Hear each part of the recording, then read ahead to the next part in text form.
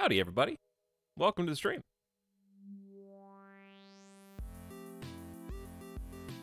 Hope you guys are having an awesome Thursday. We're almost to the weekend and almost halfway through May already, which is terrifying. Heading towards the halfway point in the year. I think it's just the polar opposite of how this point in 2020 felt. I don't think it's actually that fast. I think we just, at least me, have a memory of what May 2020 felt like. So just in comparison, it's blazing past.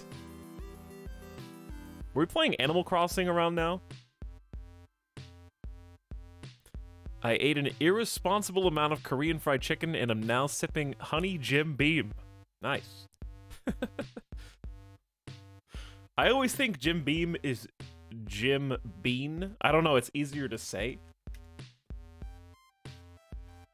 So I just say Jim Bean. Jim Beam. I don't know, it takes more effort to do back-to-back M's.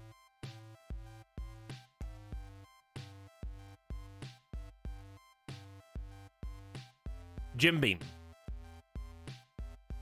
But either way, enjoy. I'm gonna pick a day to also sip on something. I'm starting to feel like a little bit of a scotch mood. I bought scotch like 5 months ago and I've only sipped it once. Maybe tonight. Maybe tomorrow. Maybe the next day.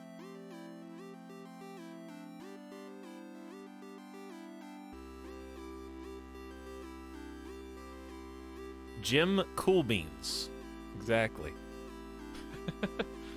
No, 2021 only just began. That's what it feels like. Nom nom.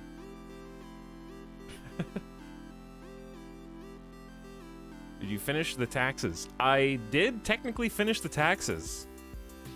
However, I am not going to submit them until literally the day that they're due. On Monday. So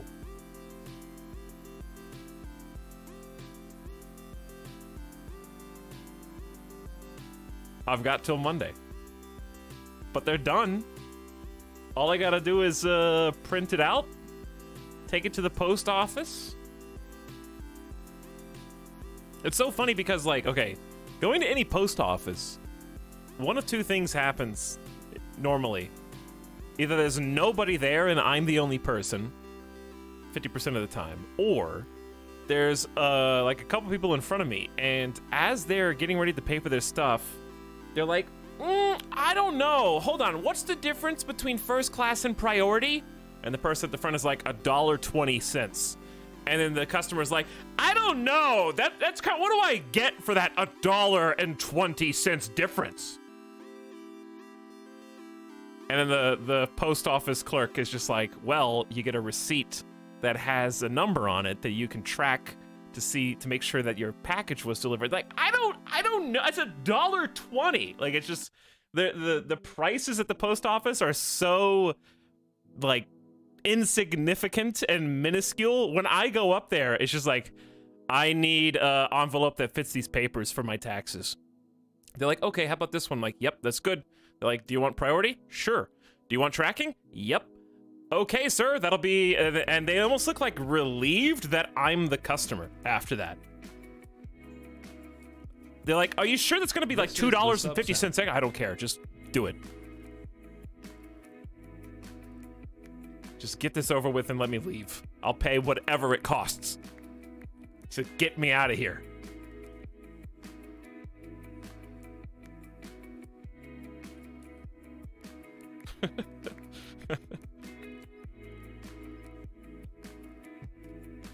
And then I go like, hey, do you guys take tips?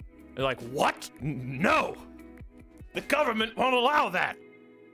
I want to tip the post office clerk for having to deal with, like, all that nonsense.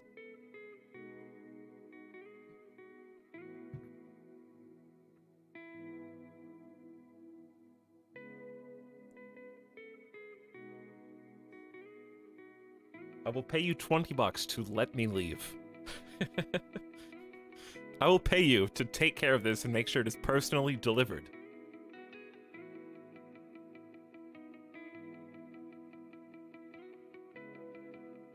I work at Planet Fitness and have to tell people to certify letters to cancel their membership. No one knows how post offices work, apparently. That is true. I have no idea how a post office works.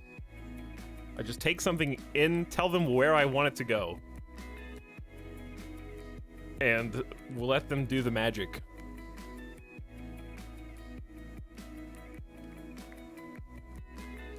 Thanks for the beginning of stream sub, Spoonless Alakazam. Welcome. We'll be playing some RimWorld probably on Saturday, because tomorrow is going to be Subnautica Below Zero.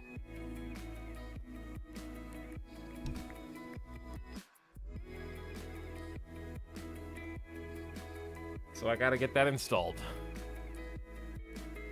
I could be playing it already, but I don't want to. Apparently people are already playing it because it's like save compatible, but screw that. I'm just gonna wait till it's done. I've already waited this long. May as well wait until it's done.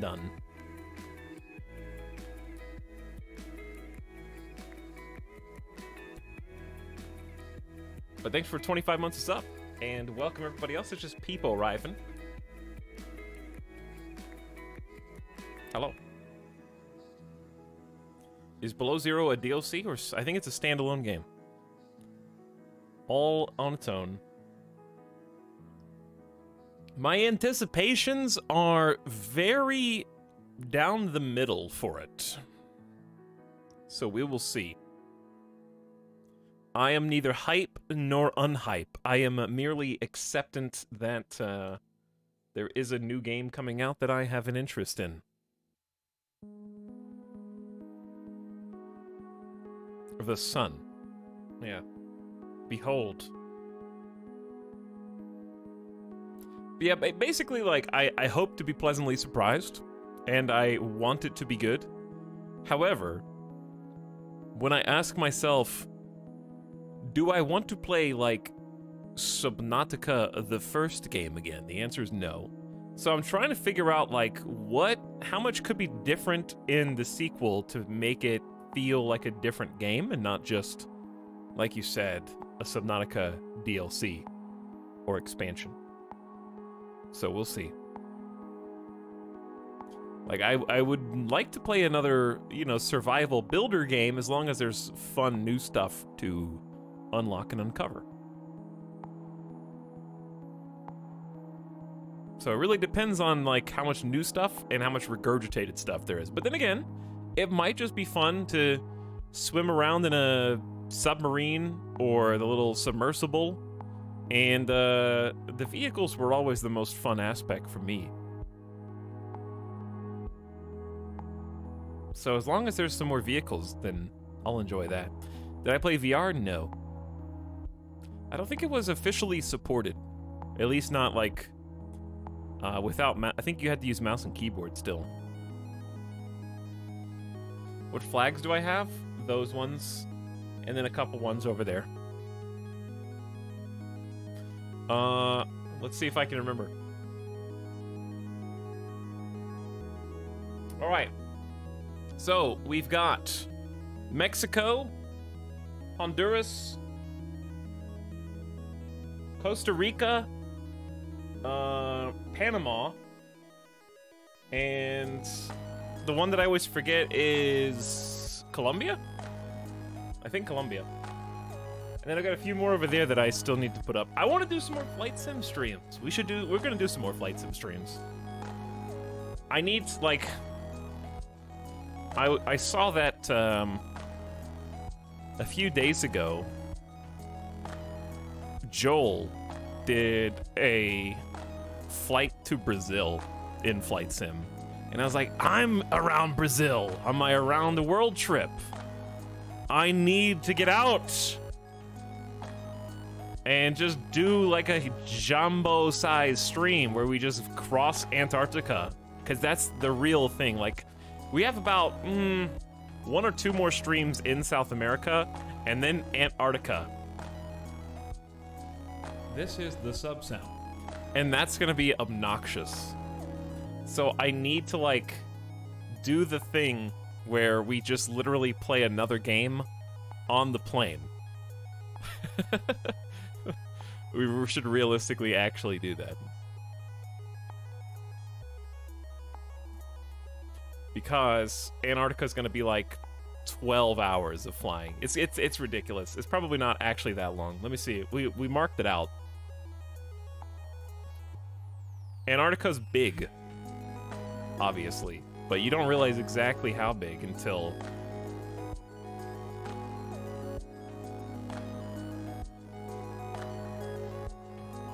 Okay, here we go. According to the predictions, Antarctica will take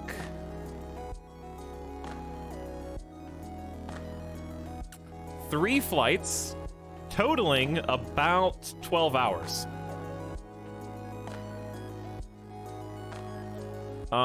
We would depart from Chile. That is from Chile to... It actually might be longer than that. It's like 12 to 15 hours. I can't read the chart anymore. Over multiple flights. But yeah, I enjoyed watching Joel flying around. It was really, really entertaining. And it made me want to play more. So we'll have to do some more.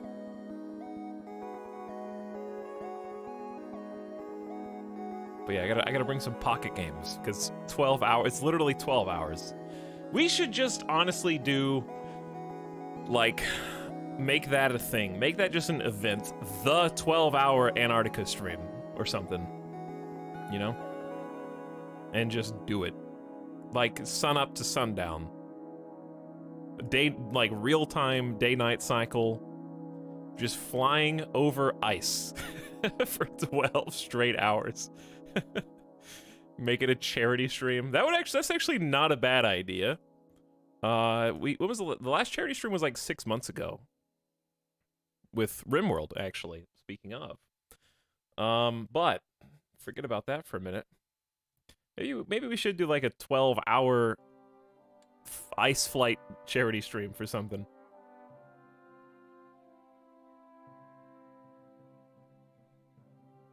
I mean, we're probably not gonna do that, but we'll see.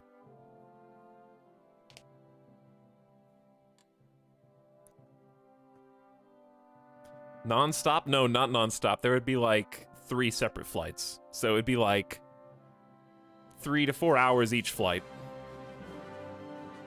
With a full tank of gas. And we'd at least be able to have some really exciting moments where, cause like, Microsoft Flight Sim updated the engine to the point where you can, like, landing and taking off from ice is actually simulated now, I think. So it's slippery. Like, when the game launched, I think it was just treated like any other ground, like grass or something. But now there's actually, like, slide and slip.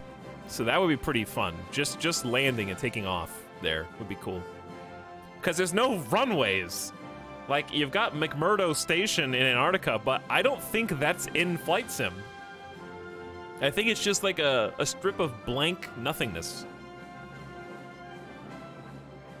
So we would just be landing on actual ice and then simulating a refuel every so often.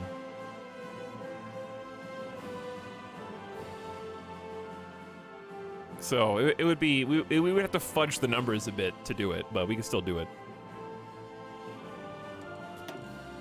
I don't know why we have like this blank and just dark fabric as our flag. World is on fire. Apparently it burned off our nation's symbols.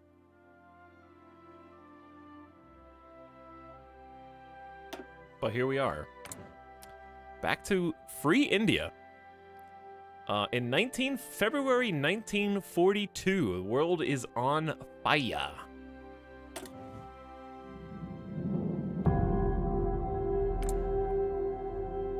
Can I have a quick recap of what nation he's playing? We started as the British Raj.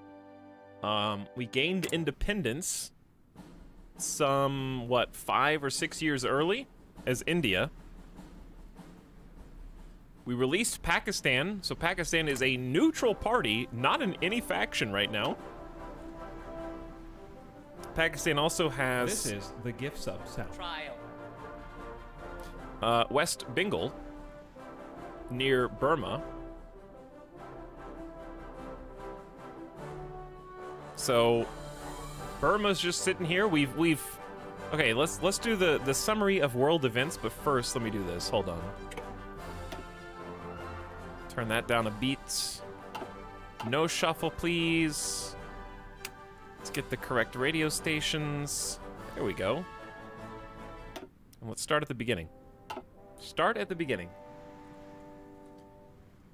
Okay, anyway, so the state of the world, or I guess the recap, is things went very off the rails at the beginning of our ahistorical campaign and have weirdly gone back on the rails. Someone is fixing the rails as we play. We released the states of Pakistan and Pakistan 2. Well, tell that to China, because there's been multiple Chinas.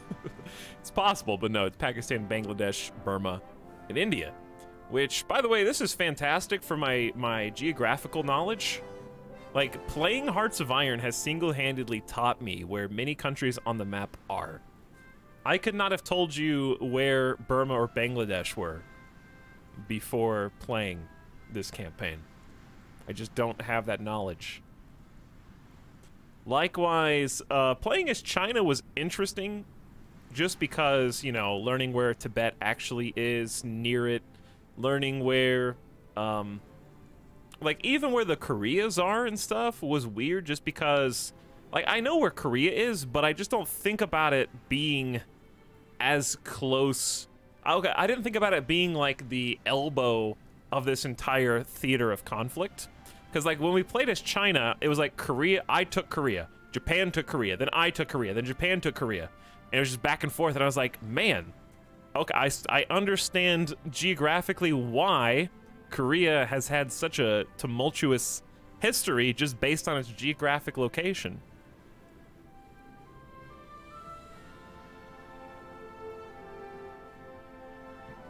So I get a lot more of kind of area. I understand it pairs geography, just knowing where something is, with like, why is that of strategic importance to people in the past, kind of.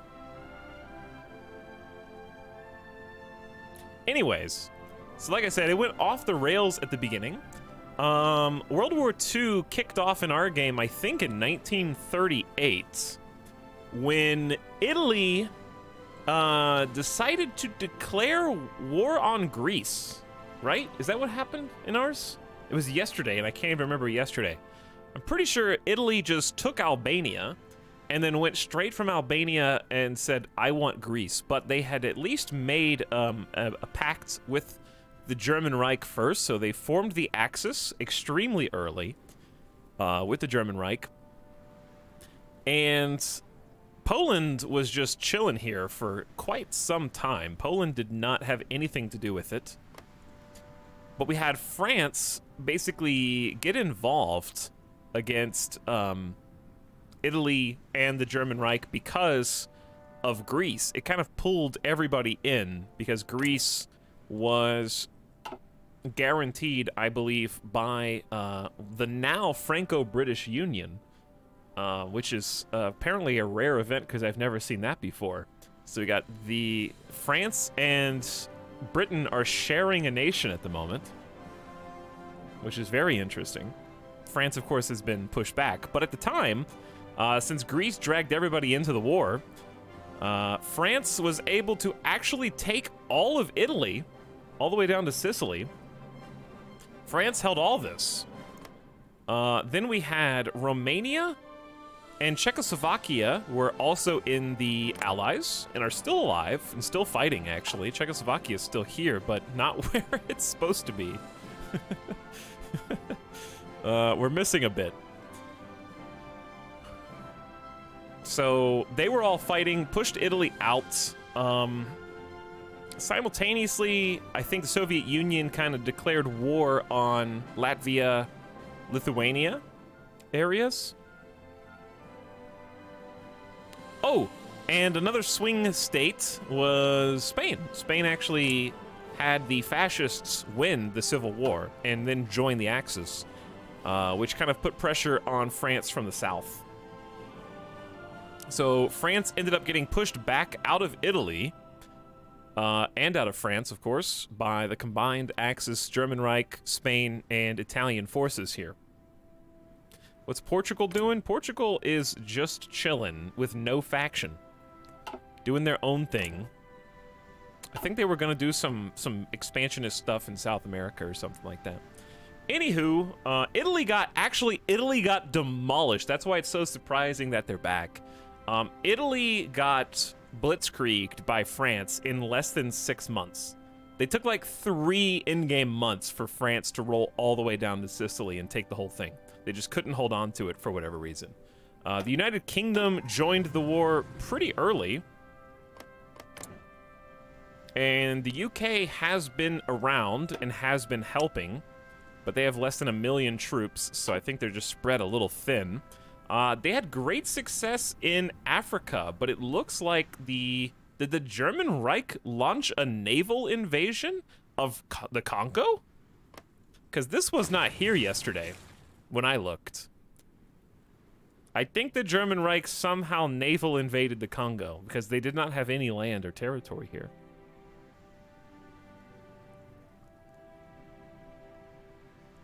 Germany and Spain carried Italy's corpse across the finish line.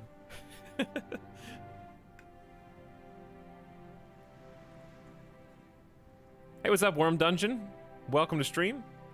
Howdy, Scripps, always in repair. Shaboba, is America helping? America is actually helping. I'm not really sure what pulled them into the war, to be honest. I just remember that they did join the war, like, in 1941? Or like a year ago? I believe. I'm not really sure exactly what the catalyst was for bringing them in. What is the Yugoslavia? It is a confederation of Yugoslavians who are democratic, led by Peter II, actually. So we have allied forces in Czechoslovakia, Romania, and the Yugoslavian Confederation. Teenage ruler, yep. Oh, also, Turkey recently joined the Allies. So this is truly a blessed timeline down here around the Mediterranean and the Bosporus. Bulgaria is the only holdout, and they are breaking hard fascist. So it's really going to be Bulgaria versus all of their neighbors at this rate, which is going to be quite interesting. But yes, Turkey has only 272,000 troops right now, but they really have some great potential. And like I pointed out yesterday, their biggest value to the Allies is basically a connection, a land connection to Allied Africa. So without Turkey, troop movements can get really messy here. So they're going to be able to reinforce the Eastern Front, I guess you would call it, with African troops. Meanwhile, the Soviet Union has also entered war. They started out just warring against Finland. It looks like after Finland took Leningrad, the Soviets have decided that enough's enough out of Finland. I don't know how the Soviet Union got dragged into war against the Axis, though. I have no idea, because they're still in the Comintern. Again, like the United States, someone must have done something to piss them off. I don't know why the Soviets never joined the Allies in ahistorical games. Yeah, I don't know. They just formed the Comintern as fast as possible, and they're just limited by that, I think. The anti-Soviet pact that Hitler formed? Maybe. Possibly. Likewise, Japan is not in the Axis. They're still in the Greater East Asian Co-Prosperity Sphere. And that is our primary concern. So, they have launched multiple, maybe even dozens of naval invasions into India. At one point, they had taken everything in India from Jabalpur and Orissa south. They had controlled all of this, and we were able to beat them back. They had also taken Burma, and we have been reclaiming Burma just now and moving into Laos and then into what is now China. So China has been able to kind of bounce back and split Japan's front. So that's going to be extremely helpful to us because China had basically been eliminated and has reformed a few times from Jibei Sanma and back and forth. I remember Etalyx at first questioning going with democracy because it looked like it was going to be too easy. Well, that's because France was winning the war in 1938. 4 years have changed a lot of things. For sure. Am I forgetting any of the major players who were involved in this? Really? It's... Oh, well, I guess New Zealand got, it got invaded. Japan now controls New Zealand. Australia has not been doing a great job of holding territories on our behalf. That being said, there are a lot of islands, and I know it's quite tricky, but Malaya is gone, and the Dutch East Indies are also almost gone. And Australia is still holding out with only 6,000 manpower. Wow, Australia, you might be about to die if Japan decides to naval invade you. They will absolutely steamroll you. 6,000 troops, that's it? Where'd they all go? That's like literally nothing. So, really, our fight... Oh, I forgot that Afghanistan is in the Axis in this timeline. So that's kind of interesting. That being said, the Soviet Union is like, say no more, fam.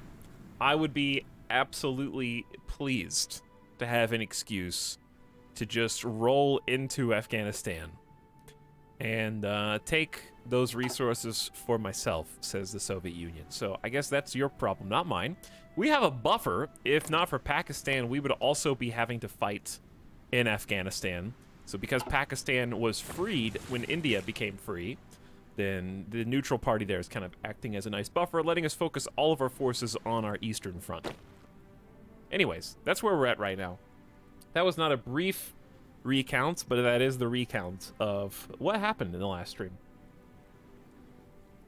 Also, what up? The Dark says, received too many gift subs. Time to pay my dues. Thanks for your tier 1. Much appreciated, The Dark. And welcome back. Hope you're having a good one. Mega Botus also gifting 3 subs.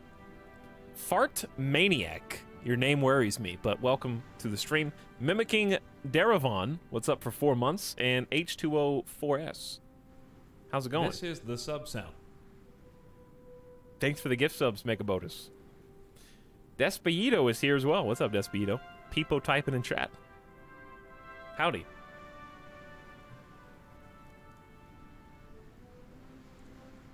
Super interesting. Yeah, it's been a really interesting back and forth. I think that's been my favorite part. I thought that allies were going to steamroll, and now the reverse is kind of true. Now that France is out of the picture, now it's a little worrisome. Because looking at the war score, we're losing. War's going 27% in favor of the aggressors. So, like, just looking at the stats, our combined anti-Axis forces have lost 6.6 mil, whereas they've only lost 3.44 mil. So, according to the game, we're losing. So, we gotta turn this around. Now, let's take a look and see exactly where we're at. We've lost about 430,000 casualties, all inflicted by Japan, but Japan has lost almost 1 million troops.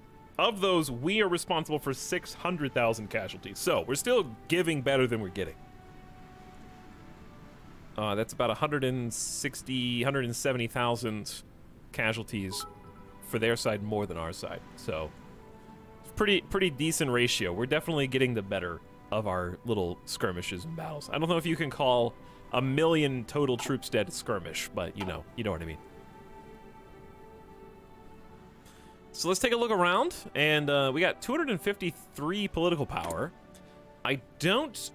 We do have 0 manpower, but I think we just upped it to extensive conscription, so that's going to change soon, so we just need to be patient on that, because we flipped from volunteer to limited to extensive. The reason why we had to accelerate so fast was because... Why do we only have one national spirit right now? Agrarian society, I think it's just there for good. But we got like a negative... Let me look at the manpower debuff. We have negative 3% from total mobilization. That's right. So we basically made our economy say everything devoted to war. Every single factory devoted to war, no matter what, no exceptions. And that reduced our recruitable pop, so we had to make up for that by changing the conscription laws. Bribing the streamer. I want to sponsor a USA, America, July 4th Hearts of Iron. What will it take? Don't do that, Clive. Thank you for the 1,000 bits. Much appreciated. Thanks for your generosity. We're not going to have a chat member sponsored stream. That sets a dangerous precedent. That will invite people to give a bunch of money in bits expecting a stream in return. Isn't there a decision to undo the total mobilization malice? There may be, but it's India so vast that it's kind of unnecessary. Because we have a total population of 305 million. That's the eligible core pop. That's a lot. So, of that, if we had all adults serve, 20% of 300 million is like... Is that 60... Chad, is it possible to get 60 million people? Can we have 60 million manpower with all adults serve?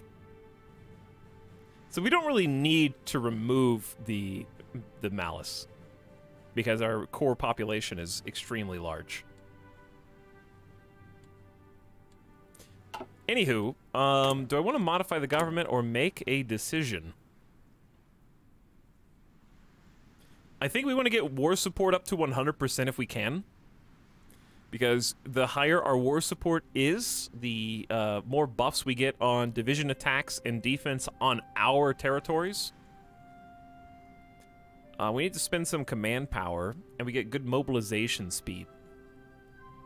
So chat, this is a dumb question, but what is mobilization speed? Is it just literally speed across the map? Or like what... Is that like how fast troops can manifest? How quickly you get manpower. Okay, that makes sense. So better mobilization speed equals we're going to hit our cap of manpower faster. That makes sense. Gotcha. But yeah, there's even after this many hours, there's things I don't know. After 200 plus hours. Let's do war propaganda against the German Reich. We could do Manchukuo. Manchukuo is cheaper. It's only 50 political power because they're basically on our doorstep. So let's do that. Okay, and that's going to start building war support gently. We got good stability considering we've been at war all this time. 68% is pretty nice. Okay, what else? No more modify government. Well, we could still modify the government, but... Oh, dude, is it plane time? It might be plane time. We got that stability 15% bonus person, infrastructure, civilian factories, and political power gain. We might replace the political power guy at some point soon, but we can do a military high command. What do you guys think? We got 2 geniuses. We got an ace generation chance of 15%. We don't have any close air support planes. So let's get a chance at generating a super ace. Why not? And then we'll just save the rest of the political power. I think it might be airplane time. Let's take a look at the... No, there's no planes here. Wait, what? Wait, there's no planes in the world? Where's the air? Maybe we have to unpause first. Hold on, let's unpause. There we go. Now let's look. There we go. Okay, that makes more sense. So it looks like this is the gift sub sound. There's already 300 currently active fighters, 300 active enemy fighters. We can actually send our own fighters into Burma. However, we need to be careful because, again, I don't think I don't want to lose the planes. I don't know if that's still a thing, but I assume it is. However, we do have heavy fighters. So what if... This is the sub sound. Why can't I use West Bengal for my own plane wings? There are no airplanes in reserve.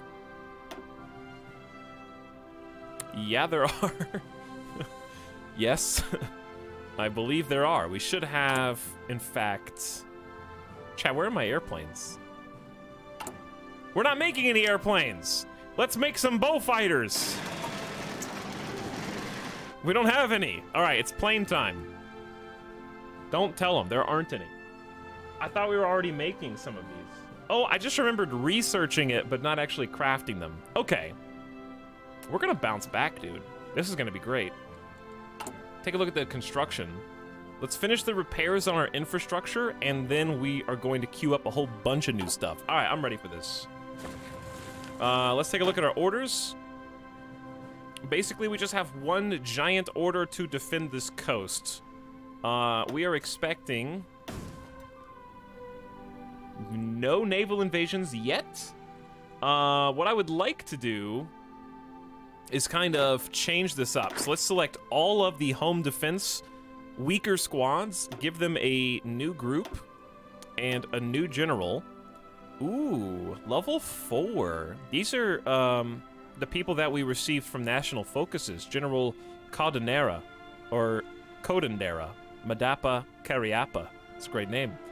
4 defense, 4 supply consumption. Should I put you in charge of the home defense front? Or maybe I should put you in charge of the actual offensive push that we're gonna do.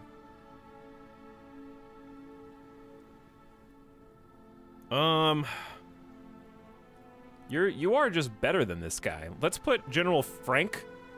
He's got a 6 skill and supply consumption, though. That's pretty impressive. Let's put him in charge. Tough. What about the 3 defense guy? General Douglas. 3 defense, home defense guy. Sure, that makes sense.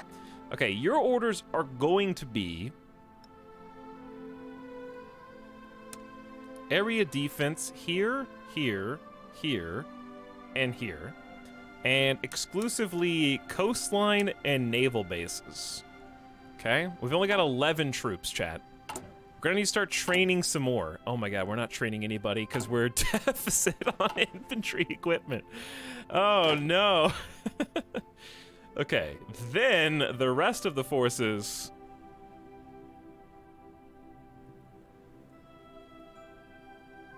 We kind of need to focus on this front. But I don't want to leave Burma totally undefended on the coasts. It's a little scary.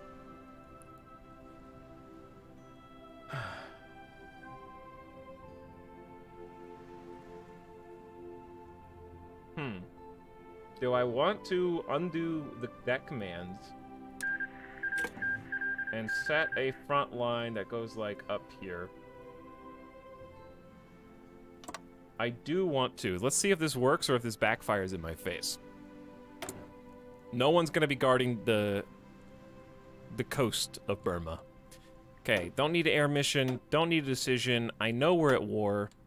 Manpower's already handled. Insufficient resources, negative 14 steel. Oh, I know what time it is. I know what time it is. It's time to find every pocket of natural resources that we make and pump the infrastructure up.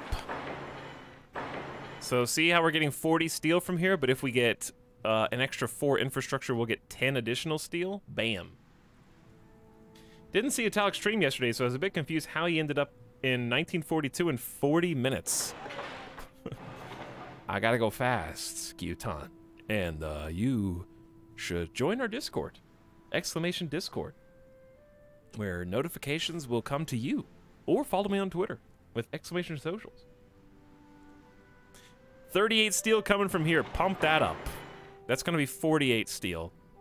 So we need some 10 infrastructure locations. Infrastructure is a fantastic thing to build in the game. Makes your troops move faster. It helps buildings in that area get built faster. It extracts more resources from the locations they come from. It does that and more.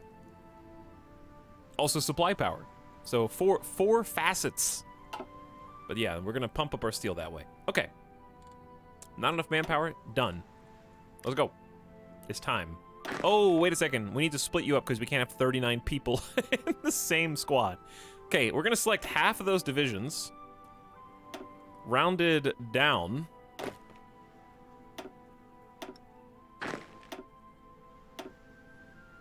And we're going to have General Codendera. We're going to slot you in. Okay, hang on. We're going to do this. The 11 out of... We're going to change all this up. It's going to be ugly. The 11 weenies, the home defense, are actually going to area defend Burma. Like so. Just the coastline and the naval bases. And then the 19 troops are going to area defend the spot that I was going to have the 11 guys defend. There we go.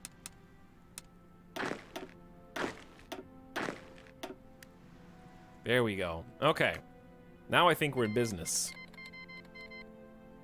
The Soviet Union has called the Polish People's Republic as our ally. What of them? What of them?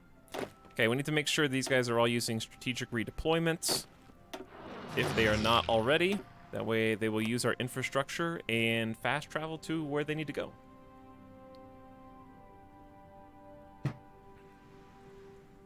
Light Bomb says, it's my birthday. I don't believe you, Light Bombs.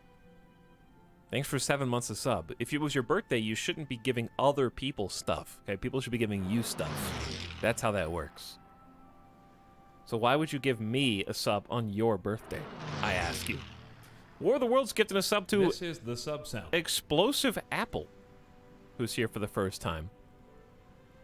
Thanks, Explosive Apple, for being here. And War of the Worlds for your generosity. Clive, thanks again for the $10 in bits. And No Creativity says, yo, what up?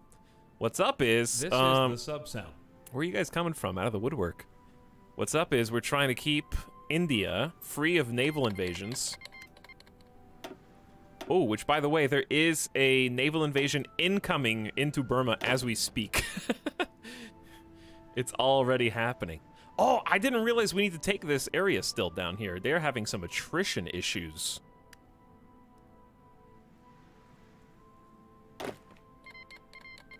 Mongolia is our ally in the Japanese-Chinese War. Mongolia is in. This is the sub sound. With the Soviet Union and Communist China and China, who are in different factions, interestingly enough. China actually joined the Allies in this campaign. It's a lot of people. Okay, so for the... I'll be with you in a moment. For the front line, I want to set an offensive line that basically looks like this. We need to get greedy here. We're gonna go all the way to the coast. All the way to Saigon. Going to Saigon. And let them just plan that out. So they should be able to go around Siam and get in there. It's not my birthday. Okay, Papa Joe. I don't believe you. Why would you just go on the internet and that's...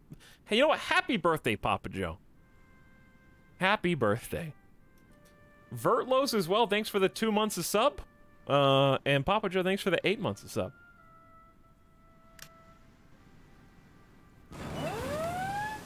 That noise is bad. That noise is bad. We're expecting a naval invasion basically here and also in Burma. Pressured by powerful elements in his government, King Carol II of Romania saw no choice but to announce and sign his abdication. His successor is King Michael, but many of the dictatorial powers obtained by Carol have been vested back into the government, and so it is unlikely the young king will be able to wield similar power as his predecessor. Following his abdication, Carol appears to have emptied his expansive bank accounts and has fled into exile, taking up residence in one of Mexico City's more expensive neighborhoods with his mistress, Magda Lupescu. What is this talking about? Romania, what? Wait. This Chat. is the sub-sound. Where was that? Wasn't that Romania? It's very specific, yeah.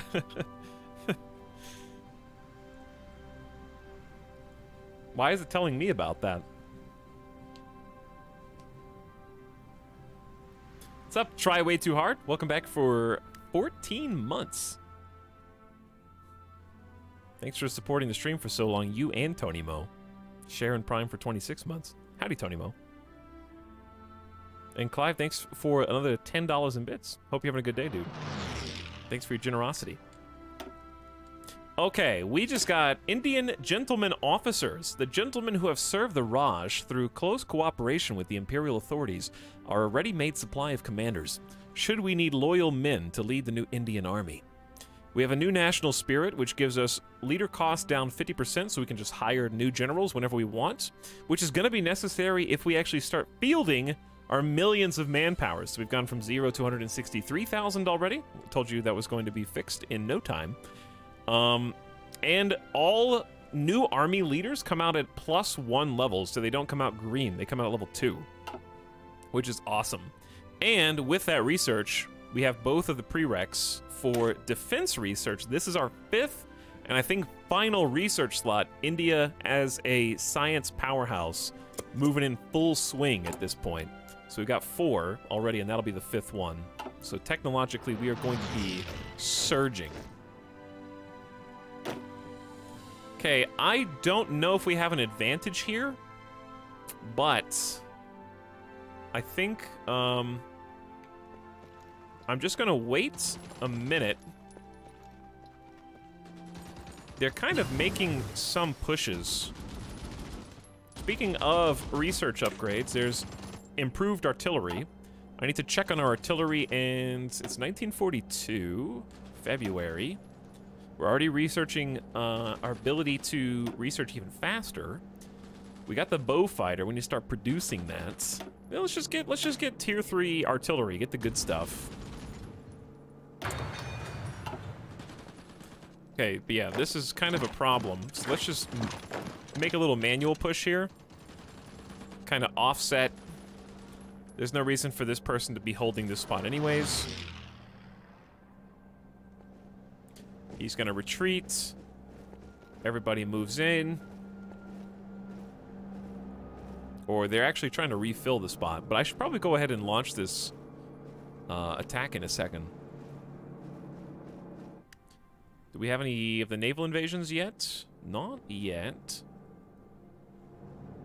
These guys are basically gone. I think we could just cross the river and take them, to be honest. So maybe we should just push with these 2 guys. Hey, look, the allies are using our port. How cute. All right, time to, I think, just manually.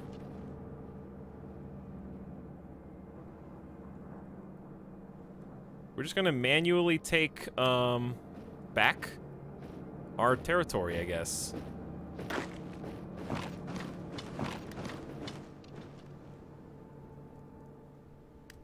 He doesn't know. What do I not know besides, of course, everything?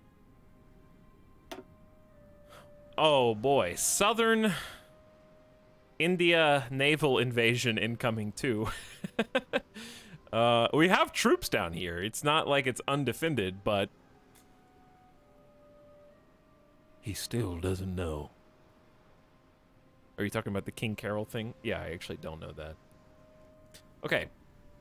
We need to start training some divisions. We're actually getting caught up on infantry equipment. So once we're all caught up, that's when we're going to start mass deploying troops.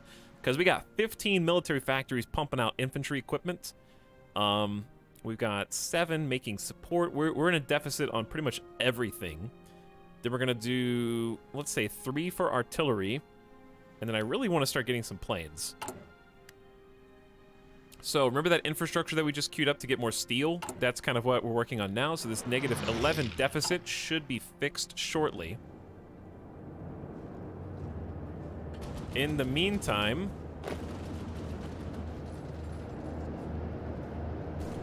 my general says he is not ready to execute this plan. So in lieu of that, I am just going to kind of choose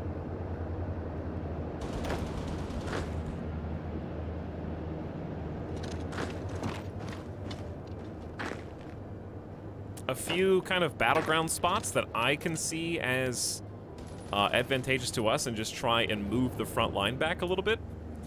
Like right here, this is a big one. That's just easy. We've got you on the flank. No problem. And we might be able to encircle him if we just take these guys. We have to cross the river to do so. Beginning to work on computers capable of storing programs and making use of transistors will put us on the path to a digital revolution where these machines may be used in nearly any field. I had a kind of a revelation today as I was turning on the computer to get ready to stream. And I was like, okay, open Steam, open the internet browser, open my streaming software, and like getting all these programs going at the same time. Do you guys remember having to open one program at a time and praying that it didn't freeze your computer? Like, I've gotten so spoiled. Just like turn on computer, solid state drive plus like 16 core processor equals unlimited programs that can all open simultaneously. And I'm just like, whatever, take it for granted, just bam, bam, bam, get them open faster. And then back in the day, it was just like, okay, hang on, internet? Don't even try to connect to the internet because the computer's still booting up. It's been 5 minutes since I saw the Windows home screen. I think I can try getting in there now. Remember when you can only open one program total? That's why Windows was so crazy, you know? Actually having Windows. It was so significant the entire operating system is named after that ability. That's what's wild.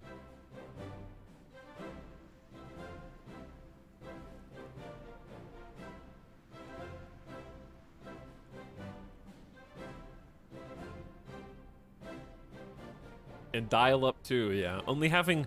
Careful, don't try to load more than one image simultaneously, you know?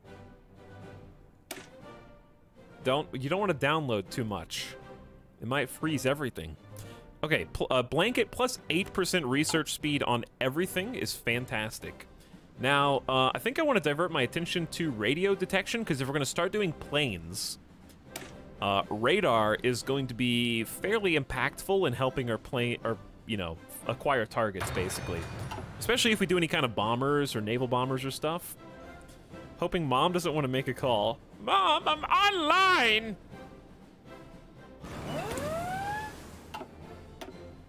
Too true. Too true. Okay, let's look. Finland is dead! Joseph Stalin has announced the cowardly Finnish nation, who at one point held Leningrad, could no longer withstand the pressure from the overwhelming presence of Soviet forces throughout the country. The Soviet Union is now in control of their home area and is bordering Sweden. Finland is gone. Okay, why are we losing this now? It's because he's in a mountain. We should be winning this easy peasy. Especially with mountaineers.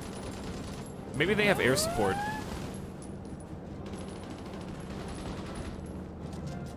But they're just... Okay, so, again, chat, if you're new to Hearts of Iron, you want to know how to tell if you're winning or losing. Aside from the number, which red is bad, green is good, the number inside of that red or green circle just indicates, like, by how much you're effectively winning or losing. In this case, as our individual troop units lose their soft HP, which is the green bar, which is organization, the fear is losing the orange bars. The orange bar is your actual unit strength, and reinforcements can replenish that, but for that we need equipment. So since we're short on infantry equipment, trucks, some support equipment and some artillery, it's hard to reinforce them right now. So we're kind of like grinding our resources down. But losing organization isn't bad as long as you don't get counterattacked. So whittling down his organization is fine. And even when we send troops, they don't necessarily engage immediately. It looks like they're all 4 engaged right now. So we're kind of just trying to get him to buckle, which is easier said than done. Because he's just, they're systematically just pushing us back over and over again. Okay. Not great. I wonder if we can get like one more kind of combined push and just, if we can just kick him out and hold the river, that's going to make our life a lot easier because we get to hold the mountain here.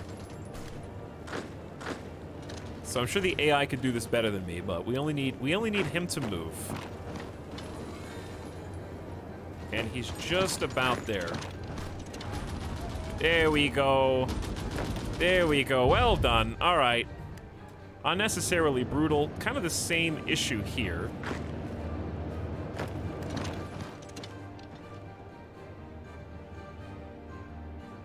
Exclamation PC. Did I ever play Radio Commander? I don't even know what that is. But I'm sure it's fun. Dude, we marched all the way down here. Yeah, and we got Burma back. Or at least this section of it. What area is this actually? I mean, it's Burma, but is it like a major city here? Rangoon was up here.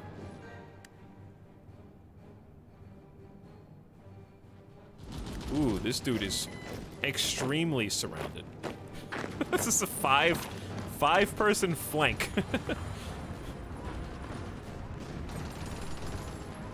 Yeah, I don't normally do this manual, but I feel like they have some very exposed weak points that we can take advantage of. New PC, are you gonna go Ryzen? No, probably not. Nothing, I mean, Ryzen's great, but I kind of just stick to what I know at this point. Like, it's easier for me to compare the intel I have to the intel that I could get than comparing like across brands and styles. It's kind of like I know how powerful my graphics card is in relation to other NVIDIA cards, but I have no idea how powerful it is in comparison to like Radeon cards. It's not a great reason, but it's my reason. But also, like, for the purposes of streaming, it's kind of moot. Because OBS can't take advantage of all your cores anyways. So, you just have a base clock speed. For if you're doing a single PC stream. Most games can't take advantage of multiple cores either.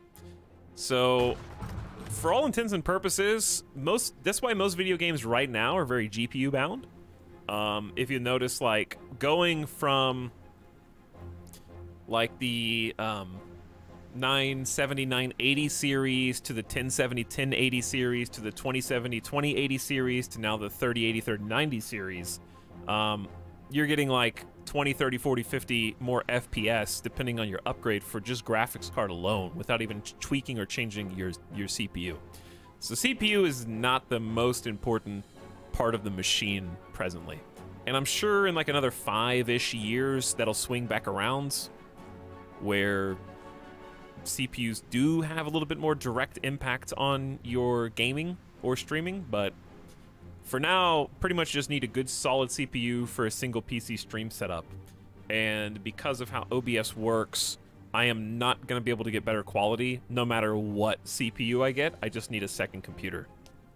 Because right now I'm streaming on, it's very weird in OBS. Like, it goes like fastest to slowest, fastest being the worst quality, slowest being the best quality. And about the best you can do with a single stream PC is quote-unquote medium. If you want to go slow, which is better quality, you need another PC because it just takes exponentially more of your CPU. Basically, it's a complex issue. Long story short.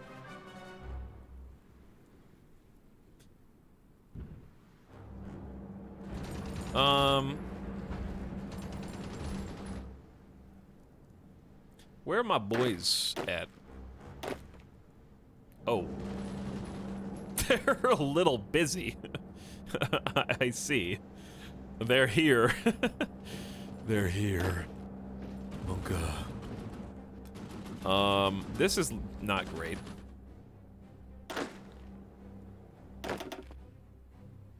There's supposed to be invasion in southern India too.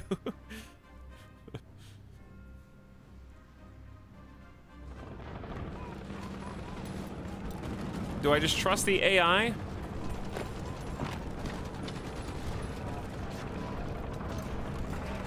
I mean, they're redeploying and such.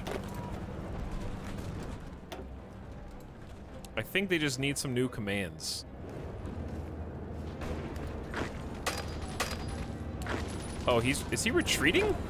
How did you get lumped in with that retreat?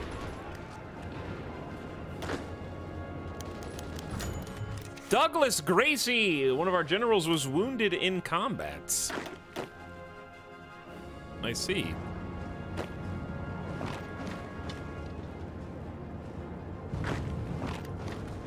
Did we not push this dude back? I feel like we're struggling now. We were doing really good, and now I think we're struggling again for some reason. This extra naval invasion is spicy, because there's like 6 or 7 different units here.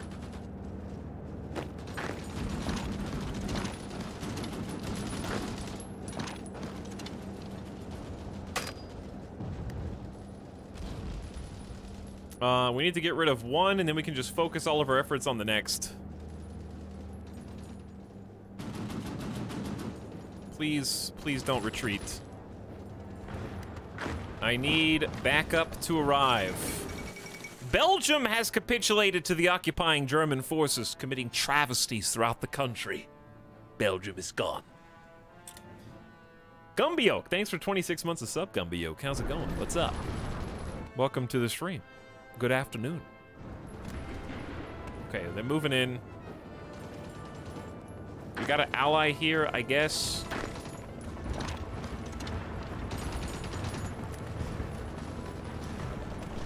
Unfortunately, our home defense front forces are incredibly weak. So that is causing some difficulties. Vladivostok, the largest city in the Russian Far East and home of the Soviet Pacific Fleet, has been stormed by Japanese troops. Its strategic position at the far end of the Trans-Siberian Railway makes its loss all the more detrimental to the Soviet war effort in Asia. Many of the city's inhabitants still remember the Japanese occupation that lasted for several years during the Russian Civil War. This time, some fear they will never leave.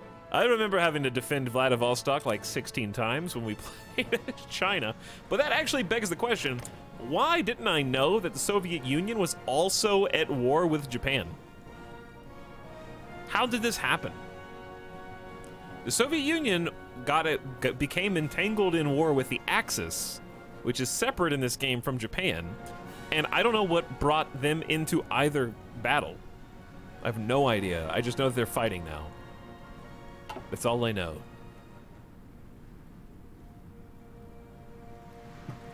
Hey, Noraziko, capitulated for 29 months. Fair enough. Let's see if we can get Japan to capitulate. I'm kind of glad, though, because Soviet Union is going to be that tipping point. If we, like, they're not on the Allies, but for all intents and purposes, they are for us. So I feel like we're currently losing, but given enough time, I think the Soviet Union and the United States combined will definitely tip the scales back in our favor. I think. So let's focus on the home front. Who's this guy? Okay, if we can kick these guys out, we can go back and focus on this area up there.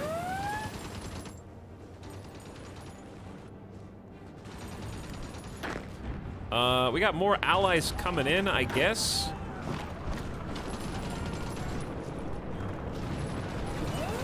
Okay, we're about to eliminate 3 more units with their backs to the sea. Hold that thought for a second, please. Okay, good. 3 units dead. We're gonna halt these guys. The Soviet Union annexes Tanu-Tuva. In a press release earlier today, Moscow announced the formal annexation of Tanu-Tuva. The Supreme Soviet agreed to a request from the Tuvan parliament for membership in the USSR. The small Tuvan People's Republic, which had only officially been recognized by the Soviet Union and Mongolia, will be organized as an autonomous oblast. Tanu what? Sorry, Tanu what? Now that India is fully a sovereign nation, we are no longer receiving access to advanced prototypes and blueprints as we previously did. We must ensure that we're always ahead of our enemies and do not fall behind in technology. +1 research slot. It's good stuff. That is good. Now, 2 options. We could get... Oh, this is 4% recruitable population here, so we'll think about that. Also some free infantry and elite units, which is nice. Another elite infantry unit there. Thinking about it, but instead of that, why don't, since we wanted to do Air Force stuff anyways, right? We can't do this anymore. We wanted to do Air Force stuff anyway. Let's do basic pilot training into expanding our air bases and such. Good idea. 5th research slot. Oh, it's beautiful. It is a sight to behold. Now that we're actually starting to get close to using up our resources, I feel like excavation is going to be a beneficial thing for us now. Because since we're a democracy, I don't think we can close our economy. Ooh, we can do limited exports, though. True, we can do limited exports before we start doing excavation. We're getting a 5% bonus to factory output and construction speeds. This is the sub-sound. We're only 8 steel in the hole. That's not bad.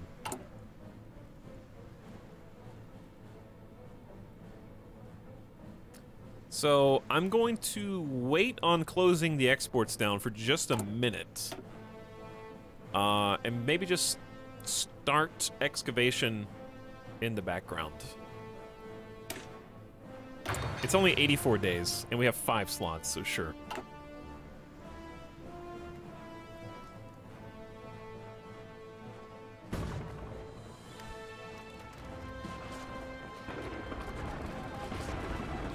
Okay, they have started their invasion in South India. We've got the ports, which is the most important aspect. Netherlands has capitulated. The Dutch government has gone into exile. Their main forces have capitulated. They're gone. Someone needs to retake this little spot, please. We got another naval invasion coming, but I think we've thrown them back. Now we need to close this down.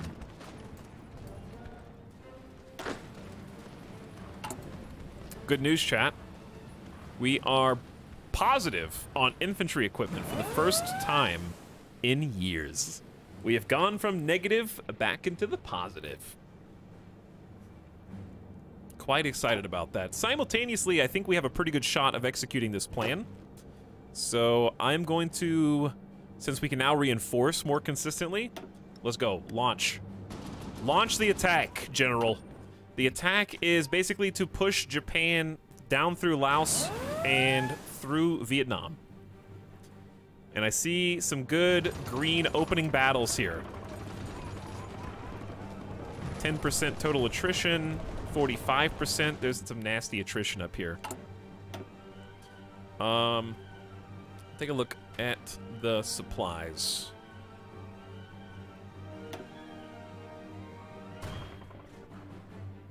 It's really going all through this. We got an 8. I guess we're bottlenecked at 7 out of 10. Which is still decent.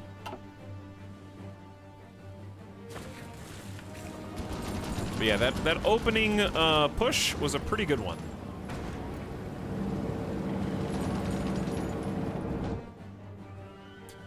Hello?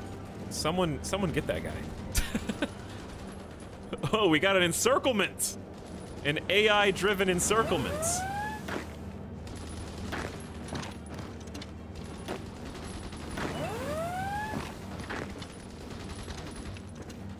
How? Please tell me we're not going to lose against this guy with like 5 organization, please.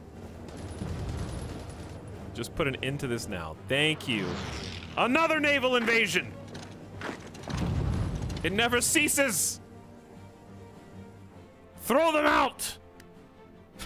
Patch all the leaks. Kazi says, happy 2 years. Your streams have kept me entertained for a long time and have introduced me to games that consumed me, most recently Star Sector. I look forward to many more. Hey, thanks, Kazi. Happy 2 years. Thanks for the kind words. I'm glad you're having fun and finding a lot of new games. There's so many good ones out there. Some better known, some lesser known. Uh-oh. Yet again. More naval invasions. But it looks like we are winning. Wait, which way are they going? Are they going this way? Did they change? No, I think they're dead. I think they're dead. Okay. We're doing it. We're doing it. Japan is shrinking here.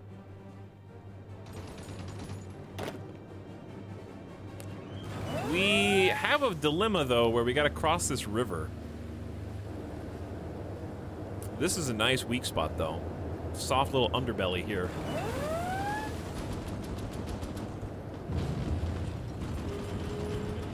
Uh-oh, I don't like that noise. What is this? Greece is justifying... Wait. We're in the same alliance, Greece! What? How are you justifying a war? You're in the Allies. You can't do that. That's part of being in the Allies. Is there another Greece? Is there like an Axis Greece?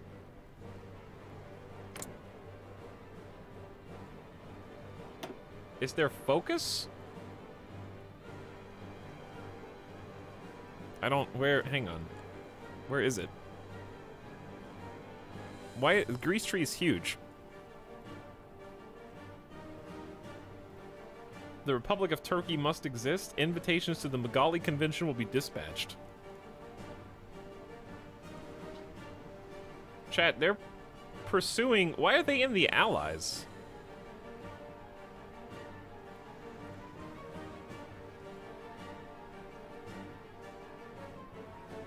Greece could declare war on the Republic of Turkey. Greece reviving Byzantium. Yeah, that's what they're heading towards, aren't they?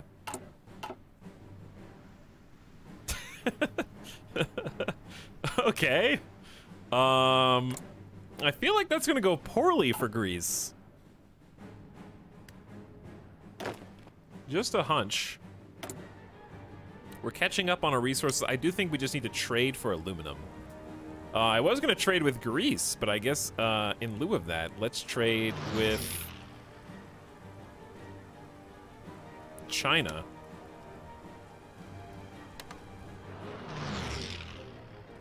Okay, and that's gonna help us make support equipment. We're almost done with construction again, so I'm gonna need to queue some things up. Since supplies have been an issue, we might just go 8, 8, 8, 8, 8, all the way back to Delhi real quick. Those are gonna be really fast. Formation flying. By flying in formation, planes can provide support to each other or work together to attack enemies. Fighter detection up and more XP from air missions. Then we just go dive bombing, which isn't gonna help us really, but we're just trying to stay on the doctrine right now. We got 2 dedicated to doctrine at the moment. WTF, is this a new Hearts of Iron? It's like 5 years old, Flankspan. But they've been updating it with expansions the whole time. In fact, there's another DLC coming out soon, focusing on Poland, Latvia, Lithuania, and Estonia, I think. When you don't know what to build, infrastructure is the answer. That's true.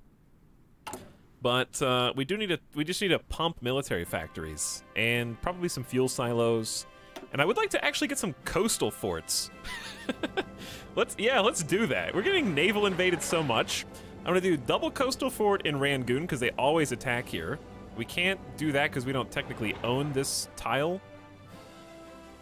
Let's get Calcutta. Let's do 2 in the spot and then 1 on each neighbor. I don't think this is our territory. Coastal forts are pretty fast. This is French India, so we can't do that. It'd be great if they gave that land back, though, you know? They sometimes do invasions down here, but I don't want to coastal fort all of that. Goa's not ours. Bombay is. I don't think they'll naval invade that, but there you go. How's the thick plain strat going? Not really going yet. We're working on it, though. Once we're done with these, we're going to start mass-producing mill factories. So let's do 2 in West Bengal. Okay, I say it different every single time. Let's do 1 in Delhi. Let's do 1 in Bombay. 1 in Hyderabad. And let's go bam, bam, bam. All down there. Just... Ooh, we got 5 spaces in Assam. I'm scared to build in Burma, though. Because it keeps getting taken. But yeah. Okay, all those military factories. Working on it. They're queued. We got this river that is causing some confusion in our attack strategy here.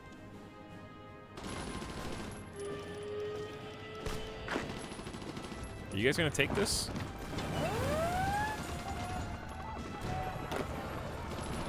We need to take that mountain tile. We got another naval invasion incoming. Burma, naval invasion incoming. Southern India, naval invasion incoming. I always enjoy seeing someone come back from bad odds. You mean like yesterday when you guys were in the stream and we had lost half of India and we were losing all of Burma too? Well, the big thing is that the sleeping giants awoke. And that's actually the biggest benefit of us having joined the Allies as opposed to the Soviets. So remember when you guys wanted to join the Communists?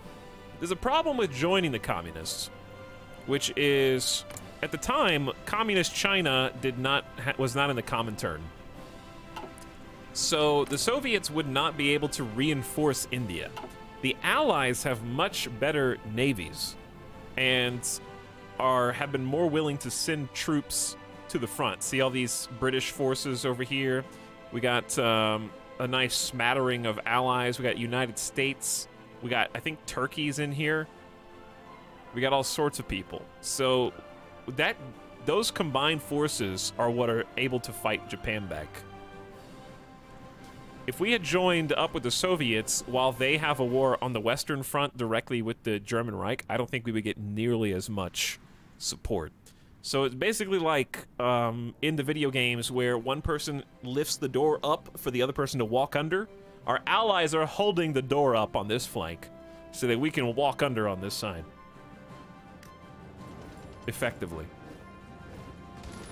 We really need somebody stationed here on this tile, like, at all times, because they constantly invaded.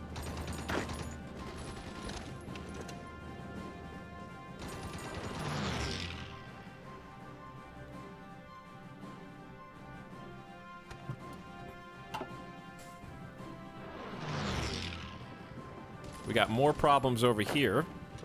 Can we just kick this dude out? Their naval invasions are getting weaker slowly, as long as we hold the ports, which we've done successfully. This port we can't... I guess I could station troops there, but it's French India, so I don't know how to make my troops station that. What? Yes, I know. Naval invasions. I know. There's a lot of them.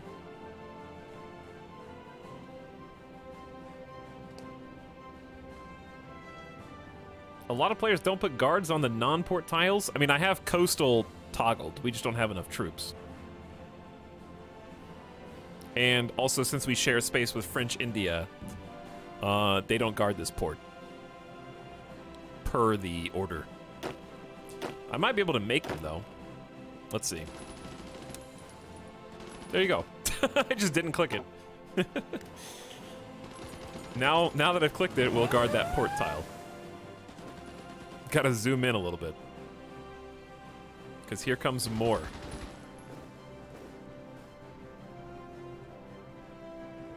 Alright, how we doing up here? I feel like there's a lot of potential. I'll be with you in a moment. Okay, I guess I'll be with you right now. Expanding upon operational concentration, all needs of the front are subordinated to the need to concentrate forces for breakthroughs. Local defeats are inconsequential compared to striking a decisive blow. You get a new breakthrough attack, better tactics movement, better attack and defend tactics damage. But mostly, 10% blanket bonus to all infantry for breakthrough. And just a blanket +5 organizations. Really nice. We're almost to the end of our tree for Doctrine. Mechanized Wave is not going to help us at all, but Continuous Offensive is good, so we'll just go ahead and pursue that. We got 300 Army XP, so I'm going to burn some on researching that faster.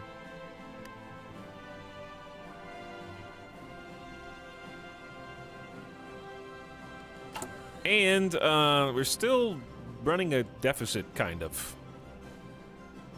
I want to start recruiting, but I just don't think it's a good time. That being said, we're almost halfway to 1943, so we're going to get that final bit of industrial research, and then things are going to start really going our way. Radio. Let's just keep doing radar. Ooh, wait a second. It is 1942. Let's get the boys' anti-tank rifle sold at toy stores. Arming our children with anti-tank rifles will allow them to take out lighter armored vehicles while maintaining their mobility. They're so fast and small and hard to catch. Also, smaller hitbox, so they don't get shot as much. It's pretty cool. Did you say arming our children? Oh, yeah, what's so weird about that?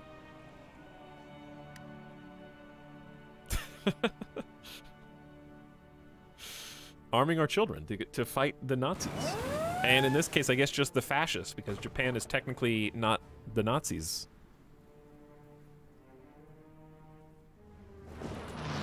Are you sure we can't? Yeah, I guess we can't take this. But yeah, we're fighting some tank units. So it would be helpful to have, like, basically that research just gives our basic infantry bonus to anti-tank or armor attack and better piercing. So it just helps all infantry units do a little bit better. All right, big boy gun. Instead of the tier 2, we got the tier 3. It's got 2 more wheels, so that just makes it better because you can, like, you know, ride it around and get roadkill easier when you're running over the enemy troops. Of course, it's motorized and self-propelled, obviously. It has 3 bonus defense, so 20% more. It has extra breakthrough, better anti-infantry attack, about the same anti-armor attack, same reliability, same piercing. It takes a little bit longer to produce. So it's basically just a defense and breakthrough bonus and anti-infantry.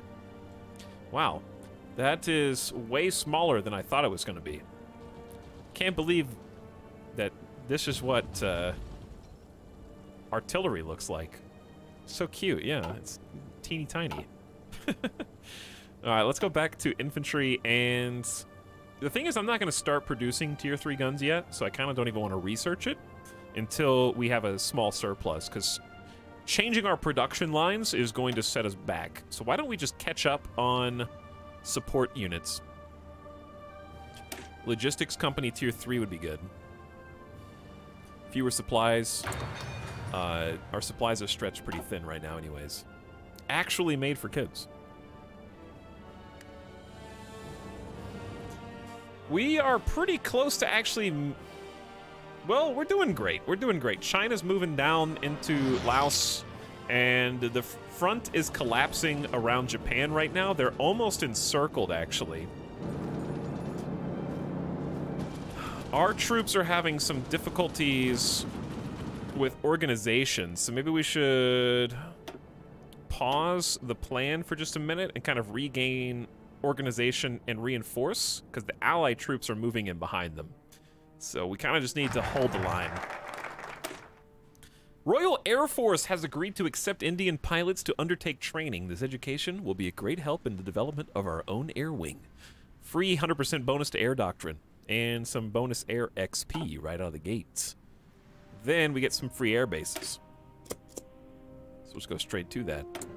Outdated equipment. Well, we may as well just, since we're not even producing any artillery, we may as well just go straight to tier 3. Certainly. We're almost done with the infrastructure constructs, and then we go to coastal forts and then military factories. I'll probably slot in a military factory every few coastal forts. That way it's a little bit more balanced. So it's not so one-sided. Did we win? Cairo, no, but we're also not losing yet. Japan has actually been losing a ton of ground. They had a whole bunch of territory here in Hunan and Jiangxi, and of course Laos and Vietnam, but they're getting steadily pushed back by our combined forces. China joining the Allies was probably the smartest thing they could have done for all this. Second campaign in a row where Japan is our primary target.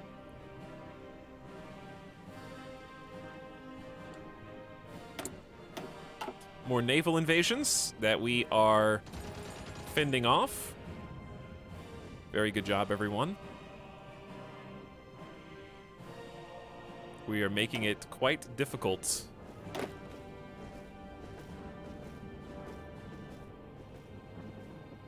Coastal troops defending against even more naval invasions.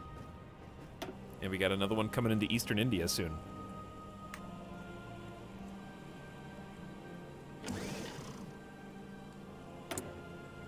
So let's take a look at resources. We're like 6 aluminum short again.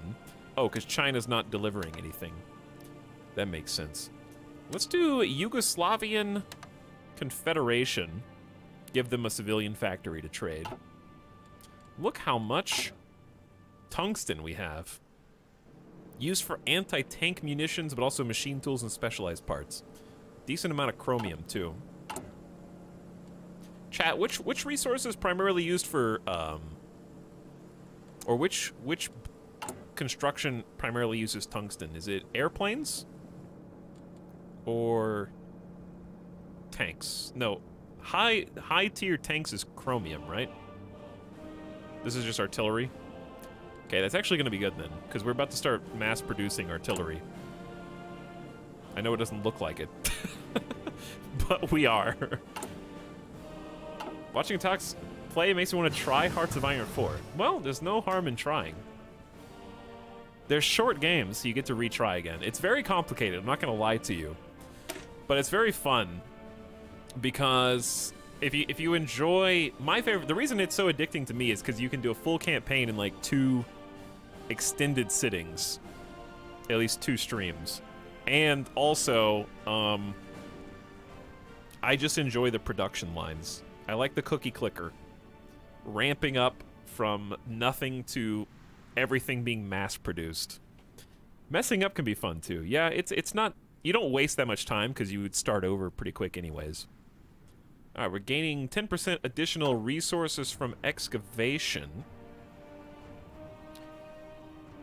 What I would like to do is... It's halfway through 1942. Do I want to get a jump on 1943 tech? Or wait just a little longer? Let's wait just a little longer.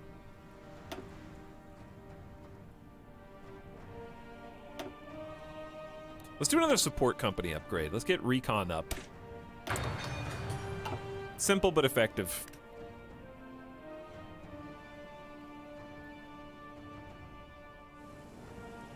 My favorite part of Hearts of Iron is I can watch Eta play and I don't have to think. I just enjoy that I like once you figure out some of the basic commands and stuff, that the game kind of plays itself. It's fun to just watch the units. For example, they have abandoned the front. Japan's abandoned this front line. My general says, "Sir, waiting for your orders." I already gave them the order to follow this blue arrow and take all the land all the way down to the coast in Vietnam. So I say, go. And then they go, yes, sir. And I just like watching all of the troops just activate. And then seeing your cascade of forces just roll across the land. It's just fun to watch everything just like clockwork. See, that's what I'm talking about. They got a flank going on. We got a 4-prong attack. They're crossing the river. They might have bit off more than they could chew.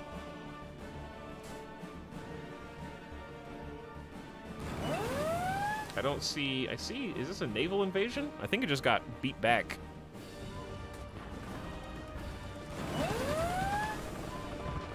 Now we're starting to win.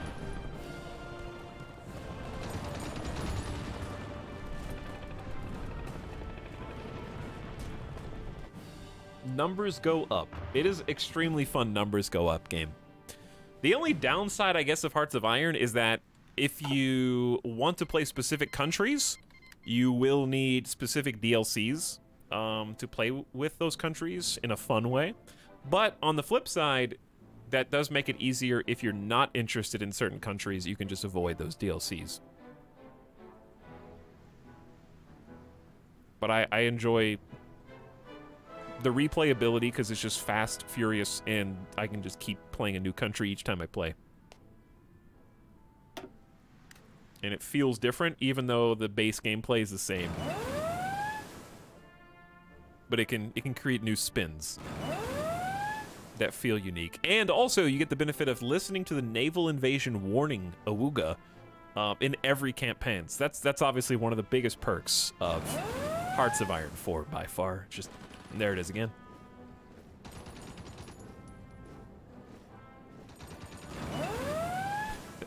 And again. I guess it is important to know that they are getting ready to invade again.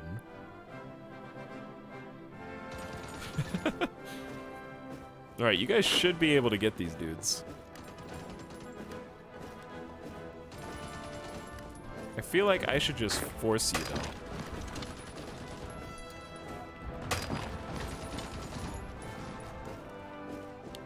Get encircled, nerds. Chat, we're doing it. We're doing it. They've decided to go to other fronts somewhere. And we're punishing them for it.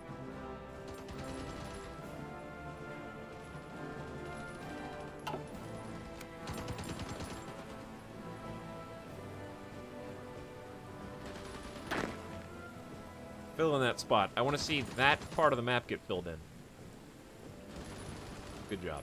Well done. Oh yeah, we kicked these guys out. Now we're redeploying all of our forces, and we're making the big... This is the big push.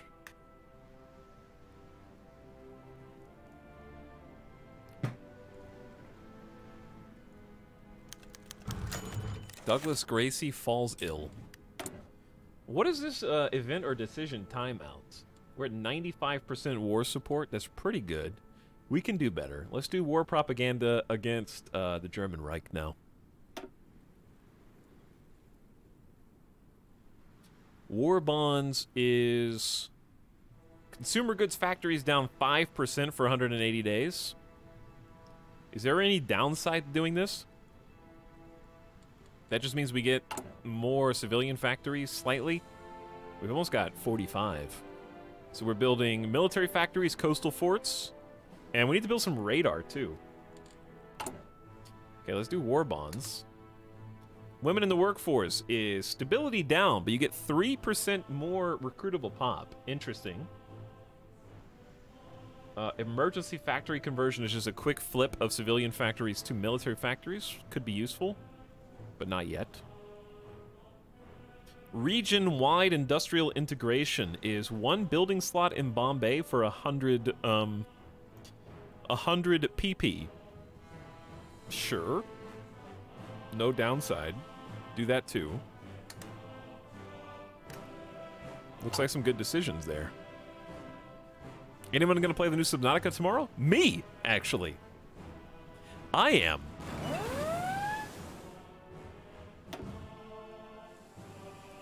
Look at him try. I am defending this coast now, actually. You cannot enter. You shall not pass. Logistics company, tier 3. Support groups are getting better. Fewer supplies used. Fuel's not important right now because we have no armor whatsoever. Dude, that's what I want to do. The next time we play Hearts of Iron, I need armor. If we play Poland next, when the DLC comes out, then that'll be a good opportunity to get some armor going. Below Zero releases tomorrow? It does, yeah. It does indeed.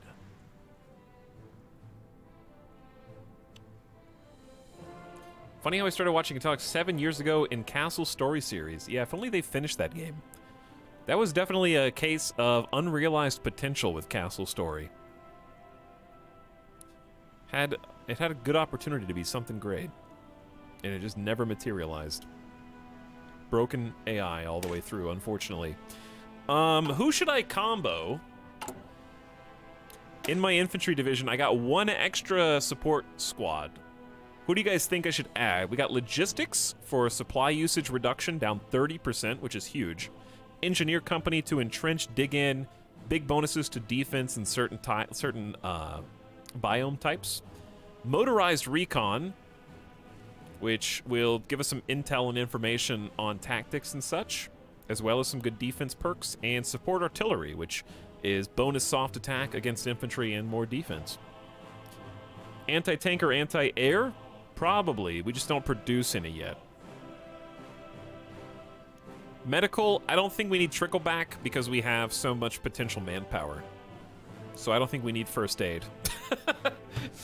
Don't tell the soldiers that I said that. Yeah, there's really so many of you guys. There's so many potential soldiers. I don't think we need first aid tents, guys. We could replace you in no time. I do think anti-air or anti-tank would be smart. However, Signal Company, I feel like I don't fully understand 20% initiative. It's just the quicker it can reinforce into a battle, the quicker it gets its planning done.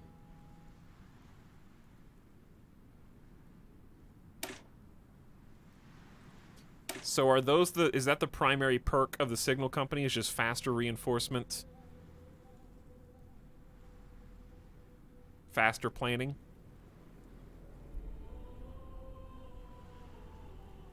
I mean, it sounds pretty good anyways. We could always replace it later if we do start manufacturing anti-tank. I just think it's unlikely. More organization, I think. Okay, we'll start researching it.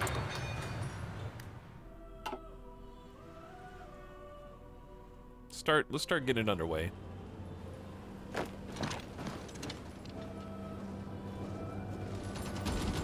You don't even stand a chance on that mountaintop. Get him out of here. And also, let's make sure our front line is edited. There we go. We might even go bigger than that.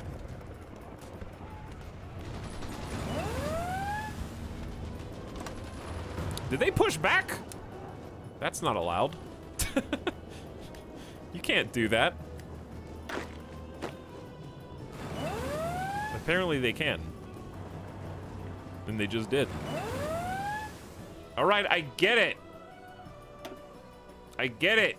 They're coming, dude.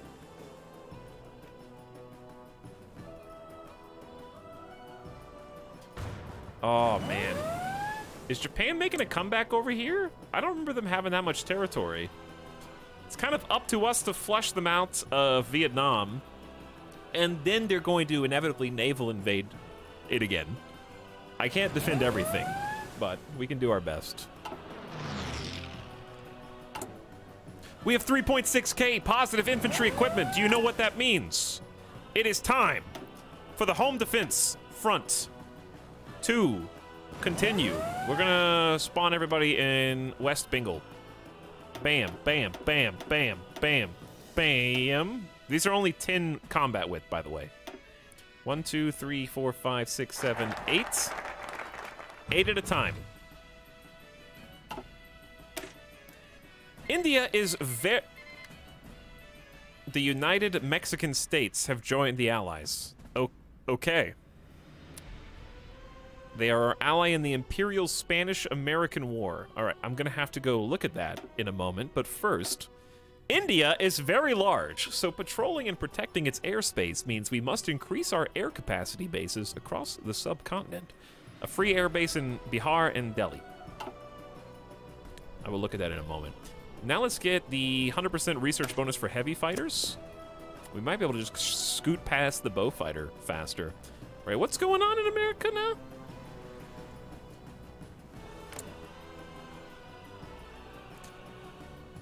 The United Mexican States, I think, are just... They just joined the Allies. There's nothing crazy going on there. They just went full democracy, and... What is happening? The National Union of Greece has splintered off from Greece and joined the German Reich. The Hellenic state declared war on Greece. Oh God. Why have you done this? Georgios Kosmidis.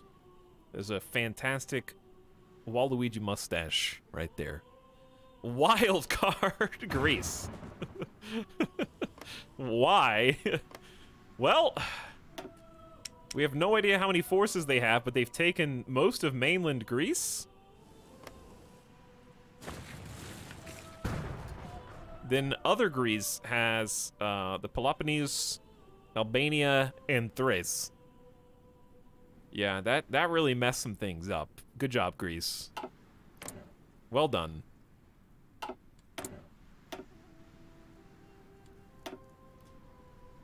You had one job.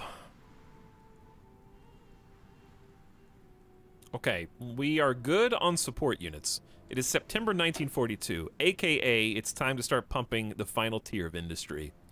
Construction speed, max factories and output, or get that last production line. We're ultimately going to do all three. Would I rather have retention and efficiency cap, or just efficiency cap and growth? I think I would rather just have efficiency cap and growth. Retention would be useful, but the growth is just going to be better. So let's do construction speed first. How are the nukes? Well, it's almost 1943, which means that we're going to be researching nuclear reactors soon. Naval invasion of Italy. Correct. Yes, the United States have taken Florence and created a beachhead that's actually fairly well defended. That's a lot of units. 3, 6, 9, 10, 11, 14 United States units are just chilling in Italian D-Day. Don't neglect, though, the British and United States combined invasion of Barcelona, and the United States simultaneous invasion of Bilbao and Burgos, and, well, they got encircled here, but they're working on the southern bit simultaneously. And don't forget the United States naval invasion of Bremen. United States is busy bees. The Axis would never expect the simultaneous creation of 4 extra front lines. 1, 2, 3, and 4 simultaneously. That is really pulling the enemy in every direction.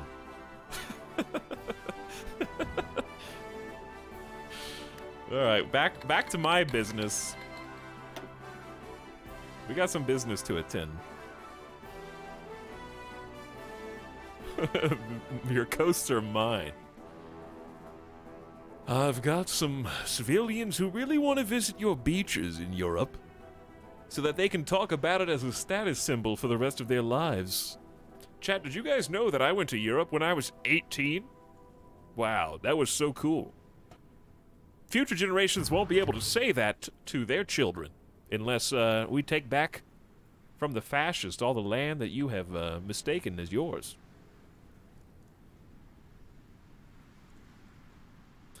Okay, are we losing this now, or are we... We're kind of losing this now.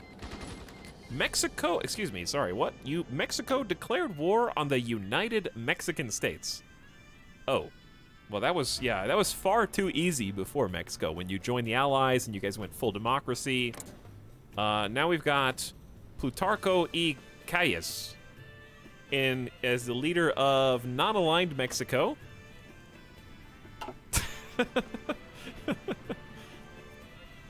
Wait, what happened to France last night? Kind of a long story, actually. They died.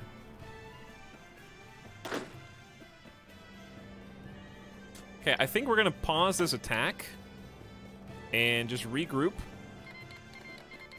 Mexico, of course, joined the Greater East Asian Co-Prosperity Sphere, as historically everyone knows and was taught in school.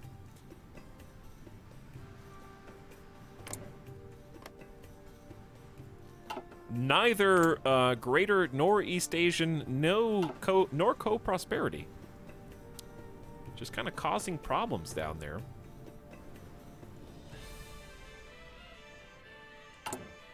So yeah, we just kind of need a second. The forces of church and revolution have once again come into conflict in Mexico, with the Catholic parties and social movements gaining in strength. Secularist forces are launching an armed rebellion to take back control of the government. The, quote, Red Brigades are reforming after a decade of inactivity, while defectors from the federal military are rallying in states still controlled by anti-church governors. The Cristiada ended with a settlement negotiated between senior revolutionary and church officials thanks to intermediation by the American government. But it looks likely that this violence will end only with the complete destruction of one of the belligerents. Long live Christ the King and Blessed Mary of Guadalupe. Alrighty.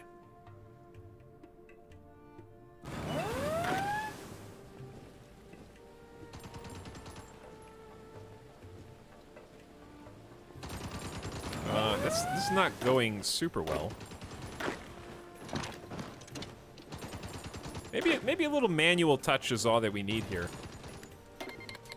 Franco-British Union wants our help. Basically, they just wanted to update my contract to say that the Greece and Mexico issues need to be dealt with. Sure, I accept.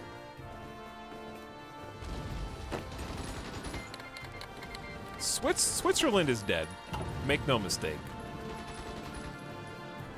They are super dead. Okay, we are back to short on steel, but also we have built some tasty coastal forts.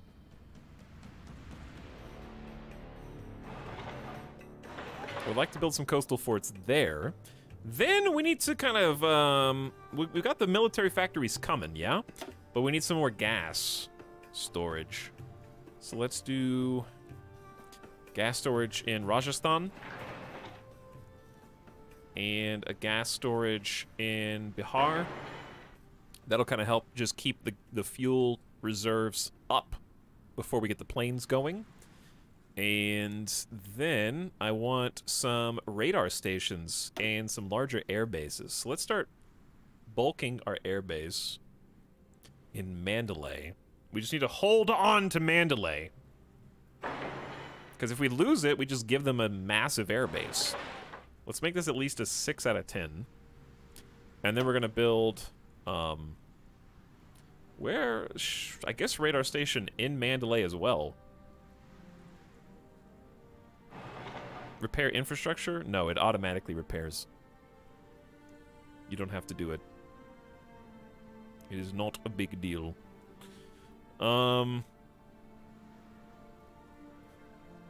Where else should the radar go?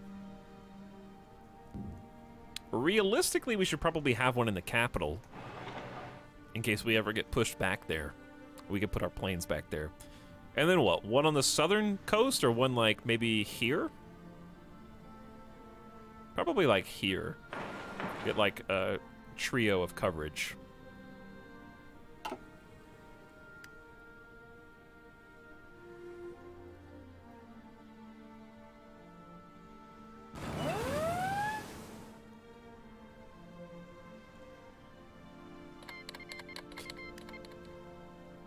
Thank you for calling the United States as our ally in the Mexican Civil War. That was, like, super nice. Thank you. Public recognition of the Swiss exile government. Public recognition of the Indonesian exile government.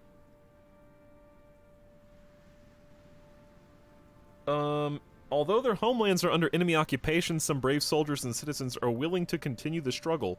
If we extend our recognition to friendly governments in exile, they can harness the resources of their expatriates, basically giving us new units which will fight by our side for political power cost.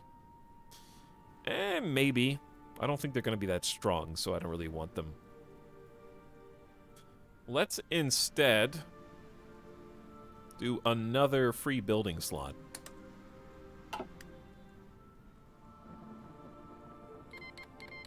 The Philippines have joined as our ally. All right, we can go ahead and move in there. Australia was already our ally, but now they're even more so. We got another opening just for free right here. Shut up.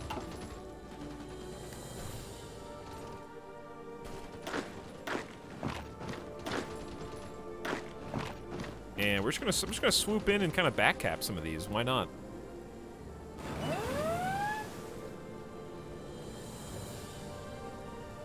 Why not indeed?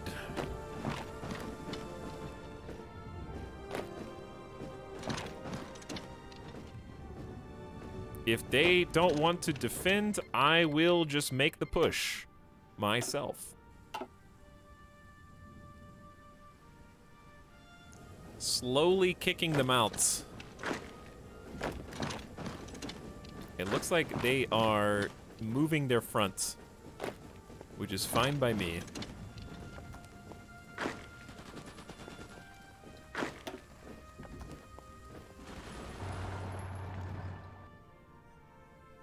Making this much easier. In fact, we might be able to get a little sneaky. Depends on what the horsey does here. Might be able to... Dude, I don't think there's any troops down here.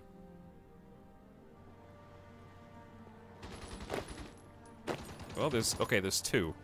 There's two, and I found both of them. And have destroyed them. Alright, let's just start this offensive again. Keep these guys busy.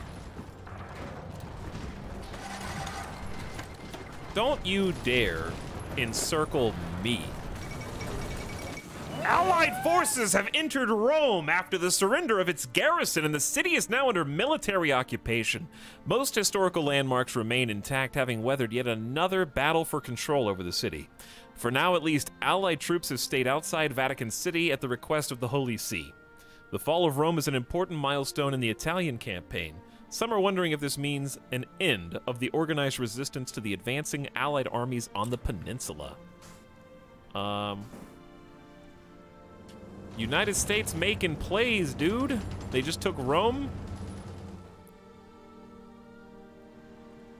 I see a lot of red on the border with Romania and Yugoslavia and Czechoslovakia, but they're hanging in there. Hungary's coming back.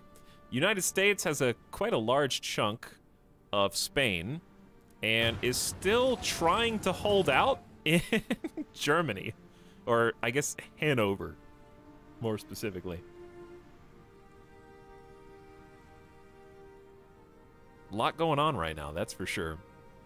Afghanistan is making some plays too, I think.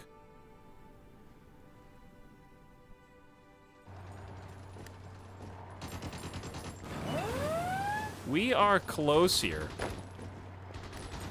Uh-oh, that may not have been the play. maybe that wasn't the play.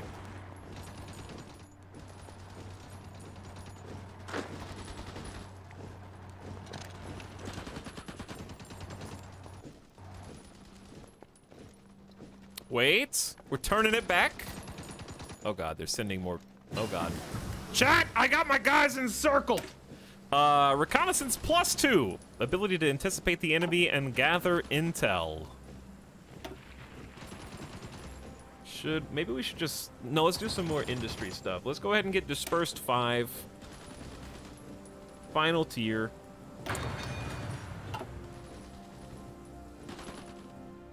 As someone who stopped watching last stream when France conquered all of Italy, this is a hilarious twist. Yes. It's kind of a lot going on. Okay, we might have just sacrificed these units for somewhat no reason. But I'm trying to rescue. These are some fast boys. Save them! We can do it! Come on! I need this to fill before the green bar goes away!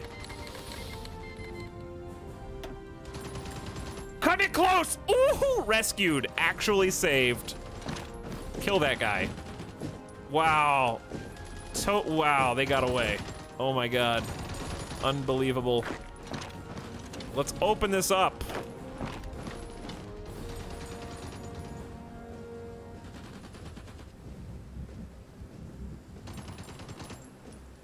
Get these guys to retreat.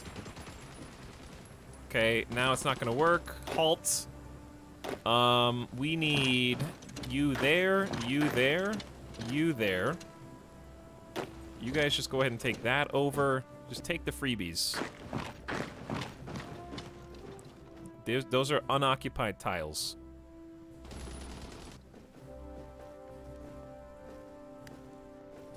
Also, let's just hop in this. Cut these guys off. Reinforce this spot. We need some organization. We need some attrition to go down. Good reinforcement. Hold the line here. These guys are probably gonna get kicked out. Backup is on the way. We're gonna try and open this up and keep this split. We wanna keep Japan up here and down there with us in the middle. That's what we want. Best case scenario. How are we doing on logistics? We got 3,000 infantry equipment spare. Let's see how we're doing on military factories. We are finally making artillery, and we've started making fighters. This is good. This is good. Let's add a 4th factory for tier 3 artillery. We need to get you guys some steel and some aluminum. So we're probably just going to trade for the aluminum, because we don't really extract any. Let's get some more from Yugoslavia. And then the steel we can probably get ourselves.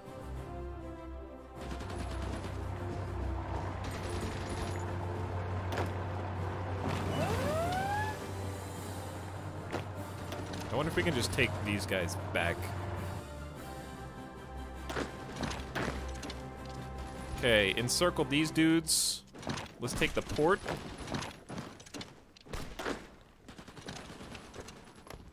Oh yeah. Oh yeah. Oh yeah. Oh yeah. The micromanagement is off the charts right now. Off the charts. Making moves, making plays. We're reclaiming this for the Franco-British Union. Alright, now the fun part.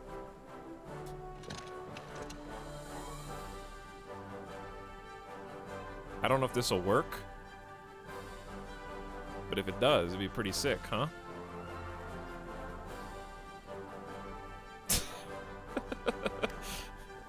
And then we're gonna cut on the inside with this guy. It's like a race. I'll do it myself. I just want to keep Japan off of the naval invasion in case they, like, try to repopulate this. Go get them, boys. Look how fast they are, though. Why are we so quick? By the way, did we finish researching a signal company? No, I want to add that, too. It is it's free real estate. It is free real estate.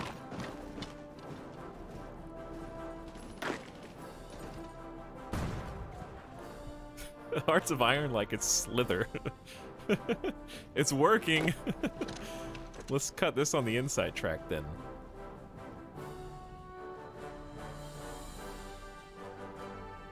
Why not, right? Okay, we need to, like, capsize this area. Tonkin. We need fighter aircraft to escort bombers and intercept enemy planes that may threaten our nation. Free research buff for fighters. We're heading towards Smiling Buddha.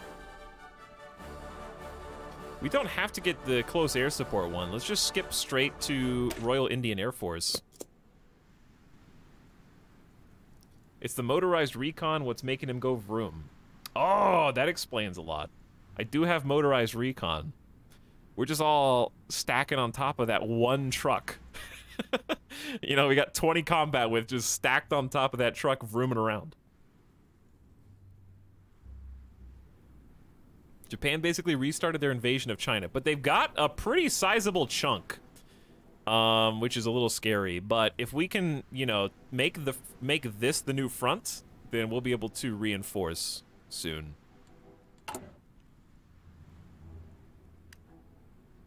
We are doing fantastic on construction. My worry is that when we change our exports to limited, then we're going to lose a bunch of civilian factories, because we're getting 20 civilian factories from all the stuff we're exporting.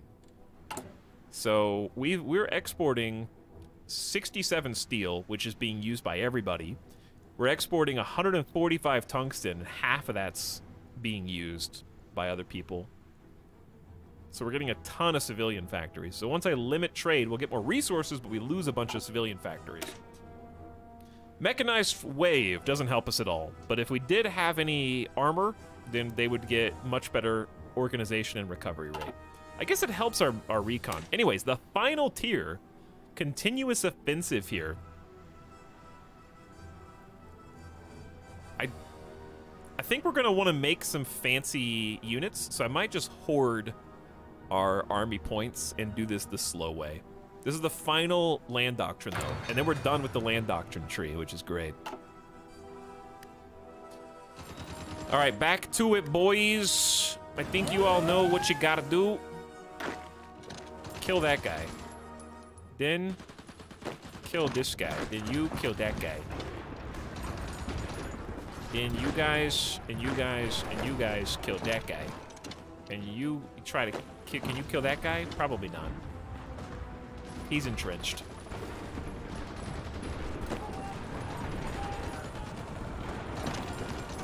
That was a dumb move. Don't do that. Encircled! Got him. Also, this is going pretty smooth.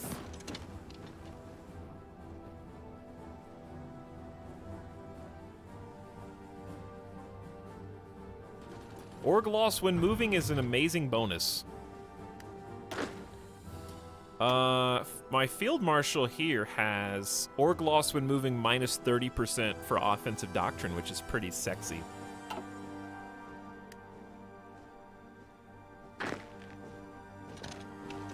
It's pretty good. Japan has called Mexico as our enemy in the Japanese-Mongolian War.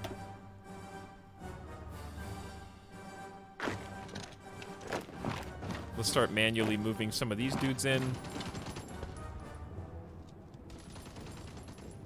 I don't think we succeeded in taking this spot, but we will in time. I grabbed that on accident. The Netherlands is dead! Occupied by the German Reich. Heaven forbid.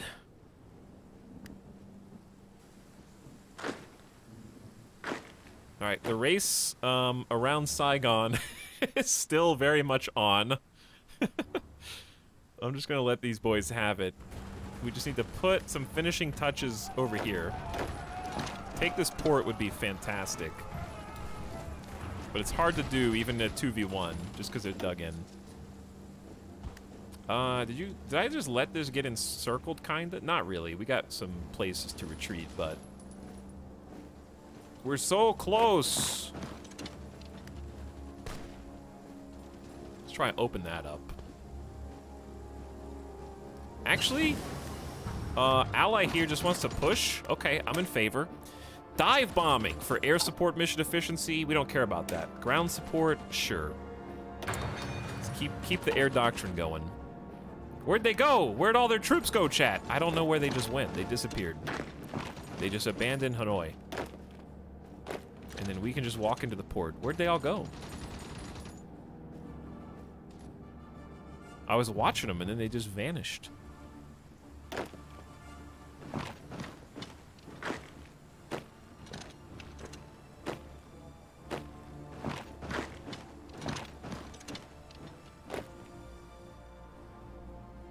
Hey, what's up, Carlos Black? How's it going?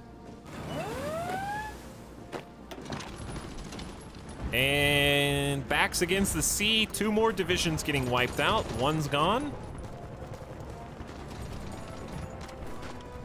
And dead. Well done.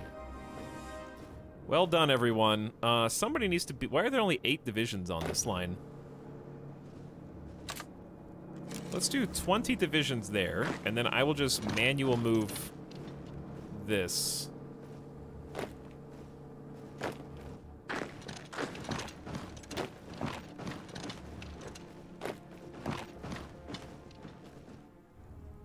I'm surprised China's doing so well. They have a lot of help. We're kind of handling their southern side. They're handling the center. There were a lot more allies here. I think the allies bailed. And that's why Japan started to get a foothold back. Ooh, we got 9,000 infantry equipment spare. Okay, here's the deal. We're gonna train 10 10 home defense baby squads simultaneously. And then we can go back. We only have 16 combat with infantry divisions. Oh, because we got the perk. The land doctrine perk, right? That reduced their combat with. Which one was that?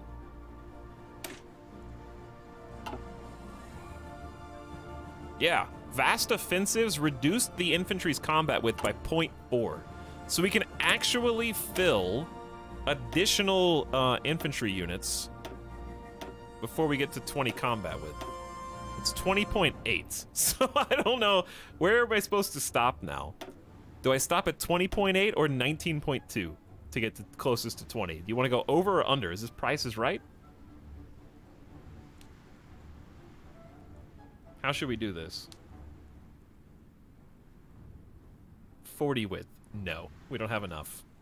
Use 1 artillery. We don't have spare artillery yet. Once we do, maybe. Artillery is also too thick anyways.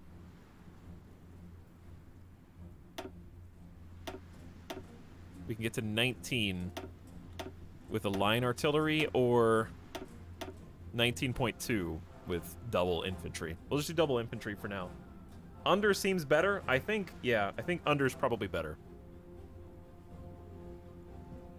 Just in case it screws things up. All right, so we'll just do this. We added 2 new infantry units to our division. So let's save that. That's gonna automatically reinforce every existing infantry division with 2 more boys. Okay, and then we can take a look at the logistics. See, that just sucked up like 5,000 guns.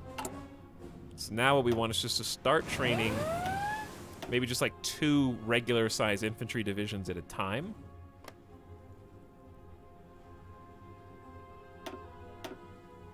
How do I move? There we go. Hey, there's a signal company. for initiative and the bonus to organization and planning. So we're just going to immediately upgrade the infantry division with the signal company too. It makes them slower to train, but I think it's well worth it for the bonuses. It's going to take some extra manpower, motorized, and support equipment, but we're prepared for that. We're ramping up production as we speak. Okay, and we're just going to go straight to Tier 2 Signal Company. Let's just start making them as good as they possibly can be. Hearts of Iron 4 combat widths are really important, yes. Indeed. I don't think support takes combat width, just units do. Pretty sure.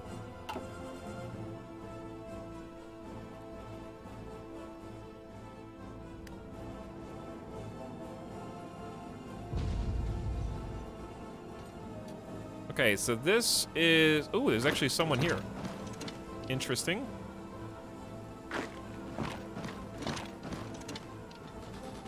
Somebody's home.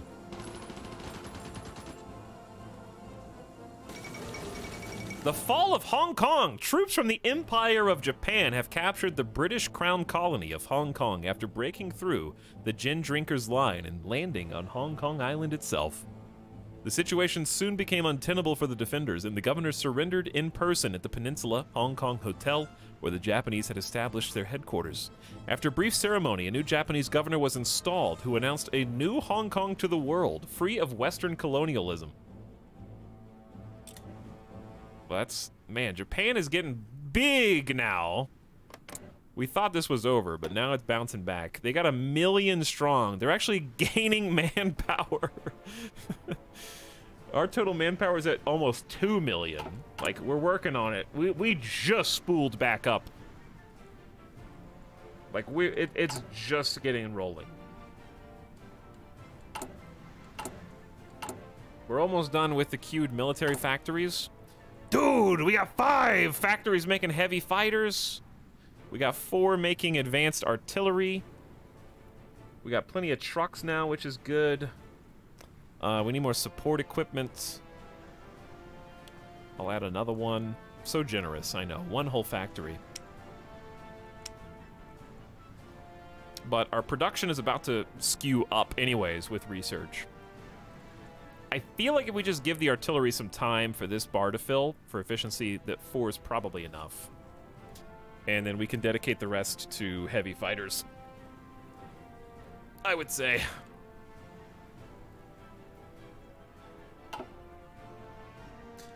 Okay, let's, we're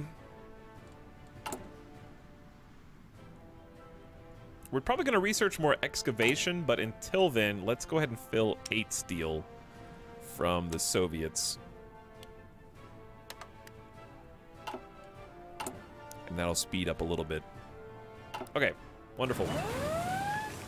So we can just finish this up.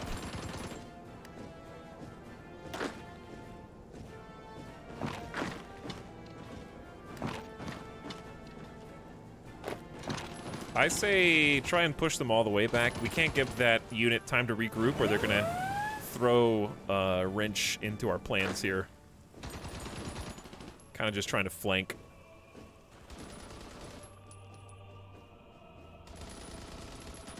That way it kind of limits where they can go. Are we gonna get there faster? We are indeed gonna get there faster. Okay, what's going on up here? How we doing? We probably need to expand this front line.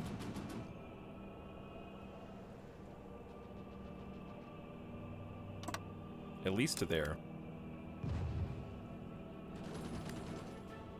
And then create a new offensive line. Oh my, so much land. Dude, there's so much land. I am not going to be able to do this, China.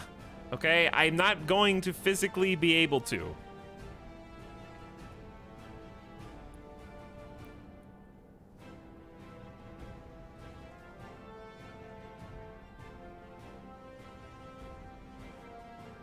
Yes, I know. Yellow. It's fine. Green, yellow, red. Yellow means it's going to be difficult because we only have 20 units, and I just created a front line that's like 30 spaces big. So, not the best offensive line that we could do, but the theory is as you get to this coast, then this becomes a new front line. That would be best case scenario, right?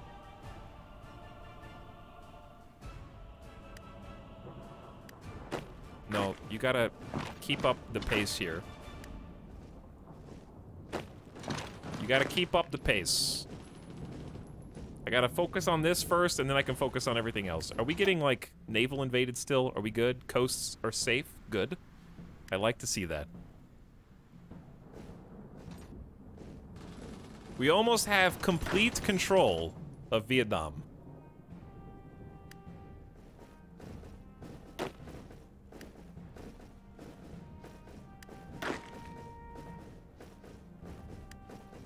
All right, I'm gonna let you redeploy. Okay. This is kind of what I was worried about. Actually, this is precisely what I was worried about. So close! Don't worry, backup's on the way if it matters.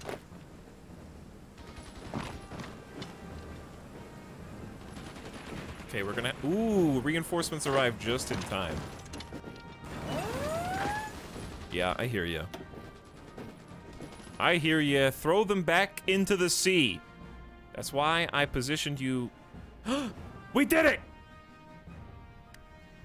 Franco-British Union, you're welcome! Cambodia, Laos, Vietnam, all that. We got it. All right, redeploy everybody to the Chinese fronts. Let's see actually how the war is going, yeah? 4% in favor of the defenders. We went from 25% in favor of the Axis to 4% in our favor now.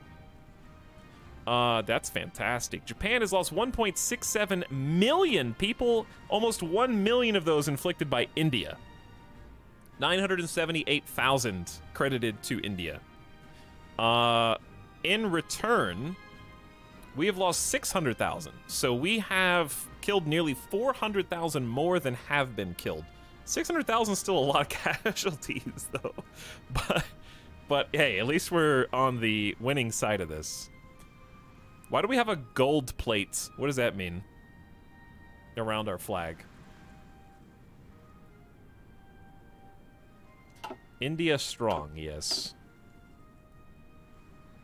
Major, we're considered major power. Romania's lost almost 1 million people.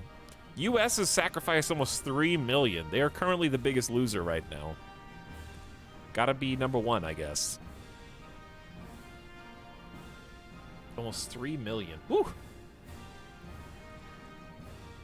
Hang on, but where is Soviet Union? Ow! 5.5 million dead Soviets? Come on! Wowee. German Reich's lost 4.26 million, which is still incredible.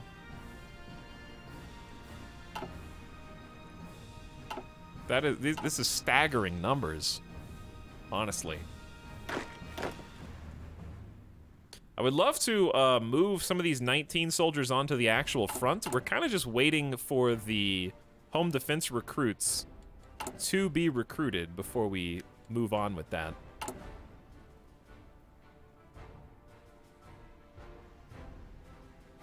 That's the current plan.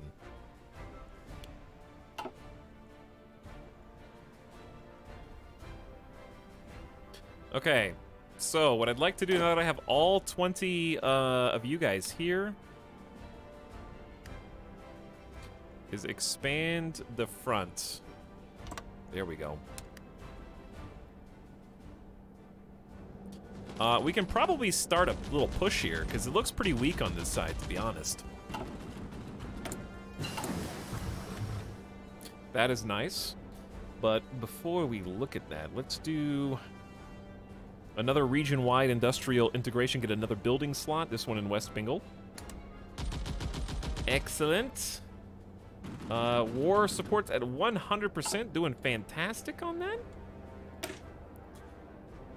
Efficient construction maximized. We are topped out.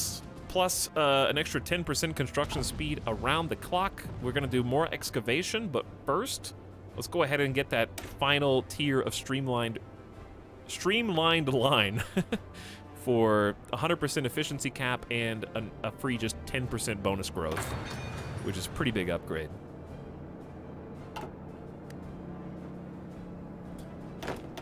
All right, let's give these guys a second to move onto the new expanded front. Oh, Bangladesh just declared war on Pakistan. Bangladesh is out. Not my problem right now, Pakistan. This is all you, dude. I don't know how you guys are gonna fight because you don't even have permission to travel across India with your troops. So it's gonna be more of like a war of glaring at each other menacingly. Pakistan Civil War. German Reich is retaking Africa. Not great. Spain is falling to the combined United States and Franco-British fronts, mostly United States. Italy is nearly been retaken by the US. If this were the real timeline, the United States would probably be single-handedly responsible for winning the war. If this were real life. Like, the Soviet Union has definitely sacrificed the most troops, but they've accomplished the least in terms of actual, like, moving the needle. They pretty much just declared war on Finland, took Finland, and then everybody died.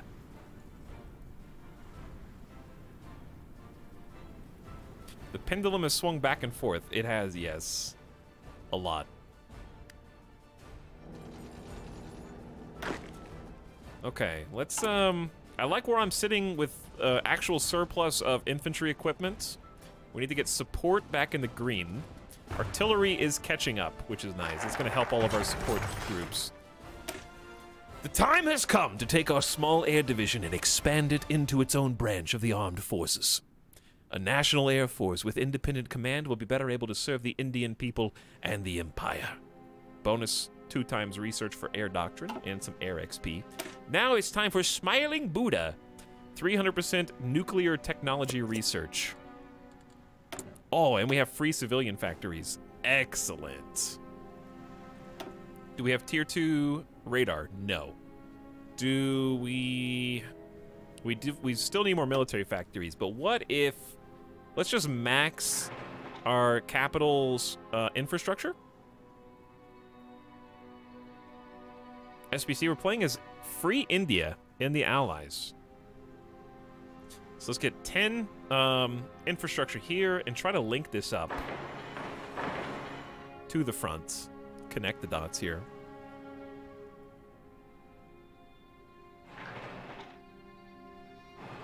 There we go. 10 all the way to Mandalay and 10 to Burma. Let's just get a quick infrastructure pump for supply lines.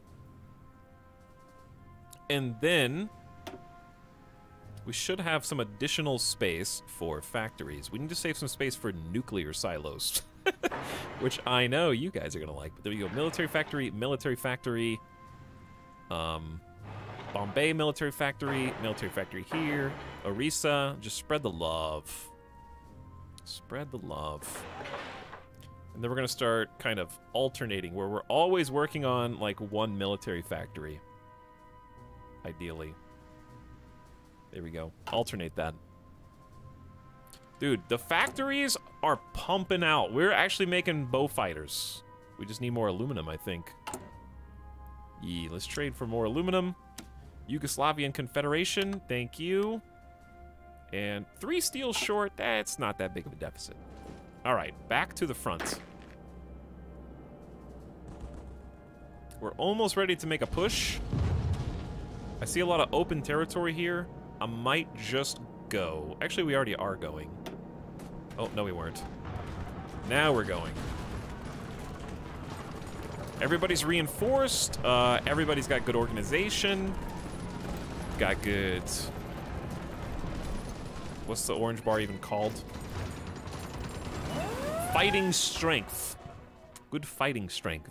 Once we get about 100 bow fighters, that's when I'll actually start sending them into the skies, I think. That's when I'm actually going to start making them go in the air and shoot stuff. Well, we only have like 39. That's not really like enough.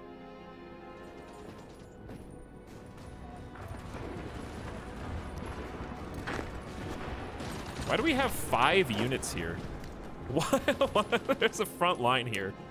Oh, I guess there's a front line there. Maybe we should just, like, do a doom stack across the river. It's not a smart idea. But hey, desperate times and all.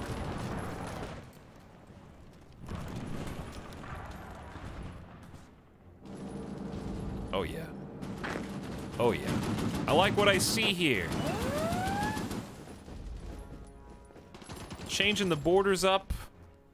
Making a counter push. Making Japan have to consider its rapid expansion up north. Oh, we actually took it.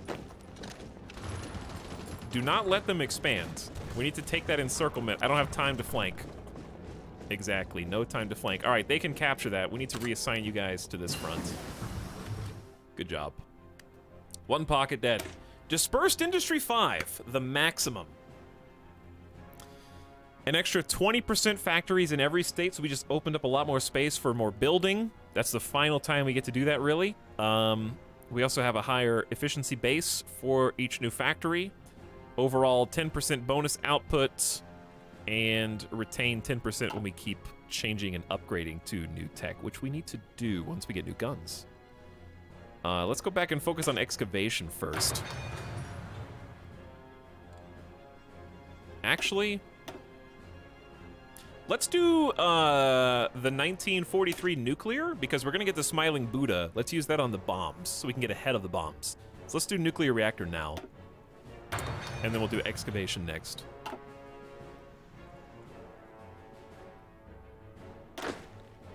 I am excited for the first home defense class to pop out, because we can start taking our actual units and moving them to the front while we continue to defend home. Because they're still doing some naval invasions. India has cool trains. India does have cool trains. Ooh, only 11 artillery deficit, and we cut the support equipment down from 500 to 244. That is the benefit of having 90% efficiency. We're about to have 100, and also just every factory is more efficient anyways. In fact, you can see their total, they're 67% better than standard now, with all tiers of dispersed industry. So the reason I picked dispersed is because I was worried about basically just having Japan push us, send their navies, and start bombing. But they've been kind of playing a little differently than I expected. So like by 1945 or 6, the other industry will be better, but dispersed is still decent for now. Because we're constantly constructing new factories, like 3 at a time. So those have a higher, those we're catching up to our maximum production efficiency much faster. 60 bow fighters, that's spooling up. We're at 53% efficiency there.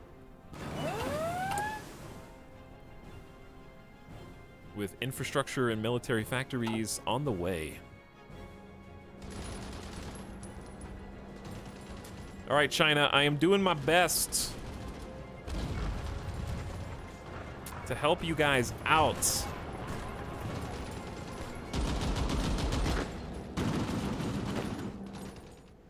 We have kind of a lengthy front line. I would like to get, let's just do this. Let's just get 4, I'm gonna pick 4 troops with good veterancy. 1, 2, 3, 4. And just add those. Let's just get 4 fresh divisions to reinforce the Chinese front line. Are we doing any spy stuff? No. You're being navally invaded. You don't say, Leek Soup. You don't say. What gave you that idea? Does your supply chain run through northern Burma? Yes. Which is why I am upgrading all of our route to a 10 out of 10. As we speak.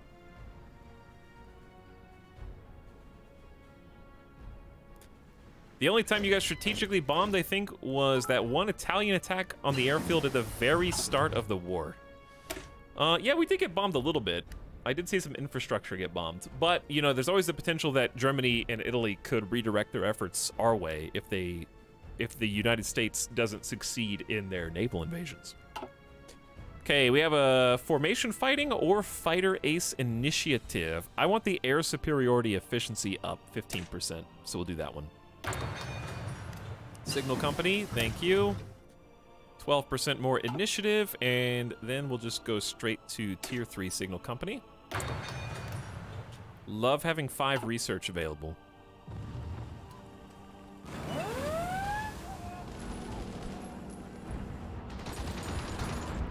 How we doing down here? I think we're making pretty good progress. And those extra 4 divisions will be a pretty significant help. Let me give you guys... I need one more unit right here. Oh, they're almost here. They're on their way. Massive global conflict!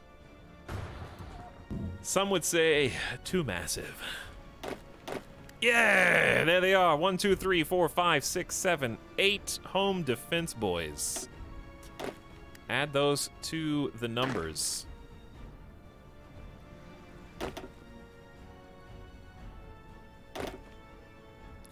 I wonder if it's better to have, like, those split up, so we have one on this side and one on the Burma side. 8 more divisions back in training. Is this why it's called a world war? The whole world is literally at war, yes. Scientists are close to unlocking the secret of atomic energy, and this will lead to the creation of very powerful explosives. We cannot fall behind in the quest for atomic weapons. 300% nuclear research bonus. We're actually running not low, but we're starting to run out of things to research. I think let's go...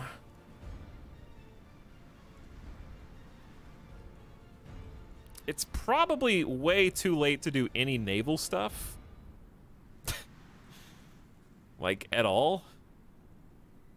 It's probably better to just ignore the Navy. Altogether. Unfortunately.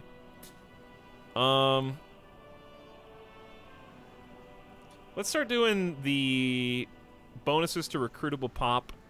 Let's just do the Red Eagle division real quick, and Elite Infantry division, and then we'll do these. And then we'll do Navy, because I guess that's all there will be at that point.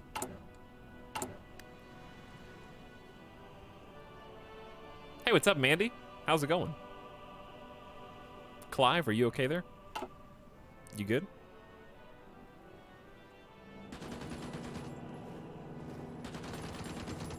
I think we're just waiting on these to roll in. They're really putting up a good fight down here near Macau. This is Guangzhou. We might be losing more than we're gaining.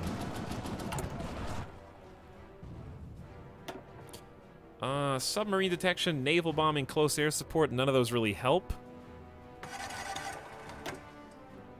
Who would I change the political power person for? Improve relations, ideology. None of these are really helpful. We got pretty much all the experts we need. We can do more recruits. We still have 600,000 manpower, and we're about to get another big slew just from national focus. Total mobilization's already there.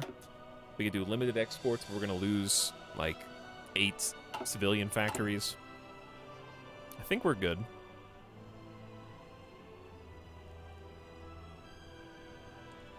Yeah, we could start doing some armor research, but not until after we have really pumped up plane production.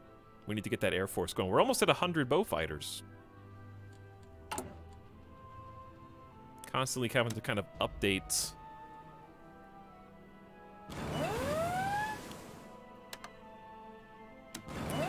I guess we can do, like, good grease. We can get some extra aluminum. Hey, how's that naval invasion going? We actually have some coastal forts. Not many, but they're there. Actually being used. This is a attack penalty of negative 15% for every fort. And we got like 2 in the actual naval base and then 1 on the neighboring tiles. It helps.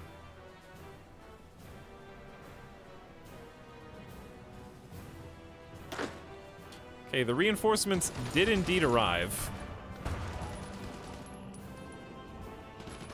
I think they're just suffering from a lack of organization. Let's just do this. I can help you. And that is by far the best play.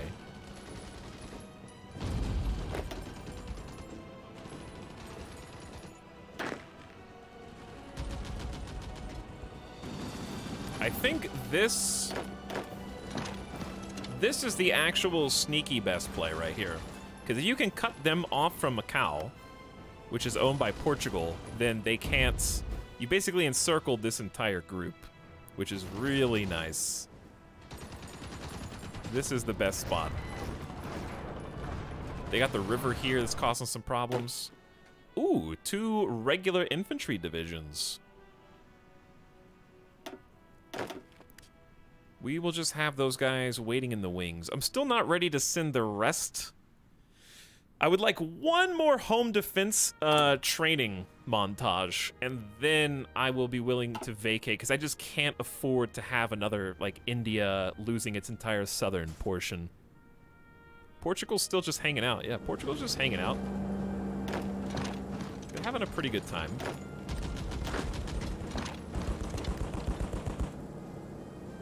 Well, we cut them off. I don't... Where'd all their troops, I think, just evac'd? Like, in through the port. I guess. They're just gone. They have totally vanished.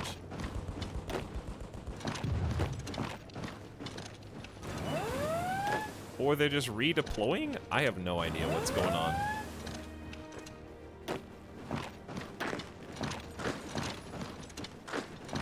Kind of redeploying, but I'm not going to allow them.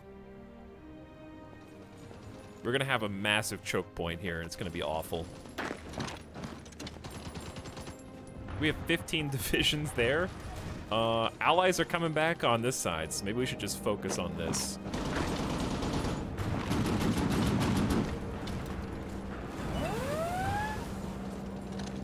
Just force them to retreat little by little.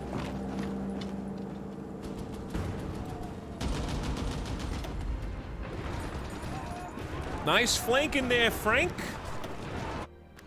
Flank by Frank. Do you guys have any perks? Frank actually does have a perk. Infantry division attack up 10%. I like. And enables probing attack. Sure.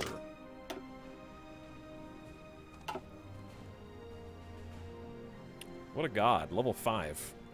General Frank doing work. Oh. I mean, I knew this was coming, but, like, what am I supposed to do about it?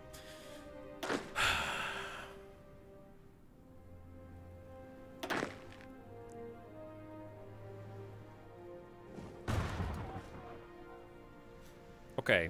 I am just going to trust... Hang on. Who? Why are these different groups? He lacks knowledge. I think I have the knowledge. Why am I so... These are different?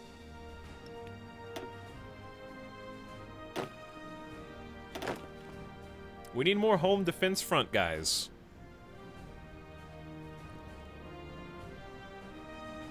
let's select half of these. All right, we got 11 forces. We're gonna give you a commander. Let's go with General. This dude has awful planning. We have to give up something no matter what we do. I think... What do you have? Jungle bonuses, Panzer Leader, Combined Arms Expert. We'll probably fight in some jungle. All right, I'll pick the guy with terrible planning, but great supply and offense. Kodendera. Subaya Tamaya. There you go. You're in.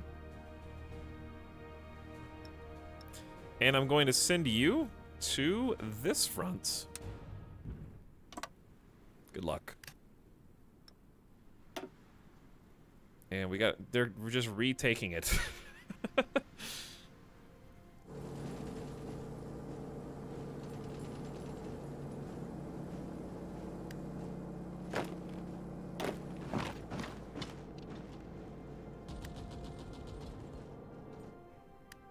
Maybe I should redeploy everyone else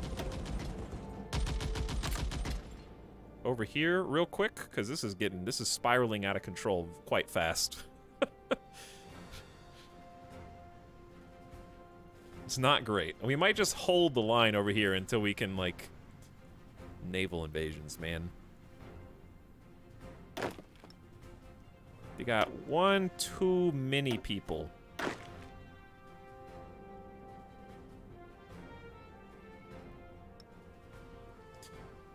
Such a pain in the ass. That didn't even do anything. Oh, that's because that's friendly territory. Wait, no, it's not. I guess we can't do a front line like that. Or an offensive line. I guess it needs to be like this. Excuse me. A little busy. The standardization and rigid structure of the assembly line are key to its efficiency and safety. We can now have up to 100% efficiency, and the growth is an extra 10% faster. So, our industry is now maxed. We can go back to excavation pursuits. We're about to be spitting out, oh, that's a good feeling. Logistics page is all green. I repeat, all green. That means additional infantry divisions can now be trained.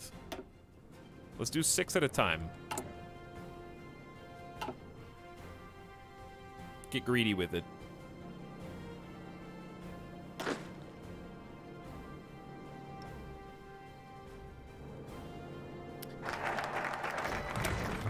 The Red Eagle Division will be the first Indian division to be trained to fight overseas, ready to fight in harsh conditions. I think there may have been some people that jumped the gun on the whole fighting overseas thing. Now we're going to get an additional 2% recruitable population from Indian Gurkhas with an elite squad. You know, I'm going to go ahead and say launch this attack. They need to up their organization before they can advance. But I'm just impatient. There's just a lot of free real estate right here.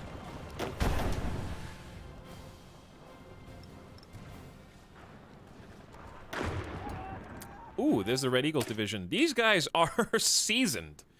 They only have 14 combat width, but they're there, I guess. And it is free, so...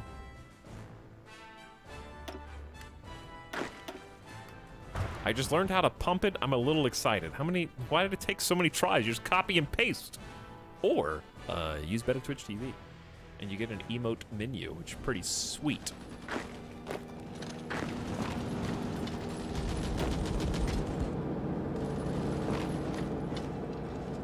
Why not do that?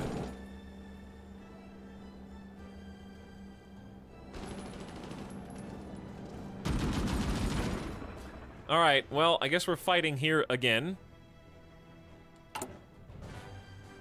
I like this big recruitment page. And manpower is going to dwindle, but we have plenty of gas left in the tank. All right, Signal Company is about as good as it possibly can be. Maximum initiative for everyone. So we got a 100% bonus on engineers, but we're gonna wait on that. It's 1943. Give me even better anti-tank for infantry. Let's start pumping up the infantry, guys. Japan is just clinging on. They still got 1 million manpower. 1 to 1.5 million manpower. We are at an extremely respectable 625,000, but that's about to skyrocket. That's what all this recruitment is doing. Soviets took Korea. They did, yeah, the Soviets did take Korea. I see that, Roof. And we're pushing back in through Laos. I need some more people to add to this front line. But we're taking this front line too. We are moving the needle in both directions simultaneously. We got a split push. Arguably, we probably have too many troops pushing back into Laos. But I want to keep the aggressiveness up since I'm the only force down there. Let's check on our coasts. I just love the fact that I'm the leader of India, ostensibly. And the only way that I know if I'm getting naval invaded is, excuse me, sir, I need some satellite imagery of our coastlines. Yes, they do appear to still be India flavor. Good, thank you. I don't get any intel. I need somebody to, like, knock on my door. Sir, excuse me, well, there's a naval invasion. I can see the boats off the coast. Like, I don't even know until they've already made landfall. It's delegated. It's not my problem anymore.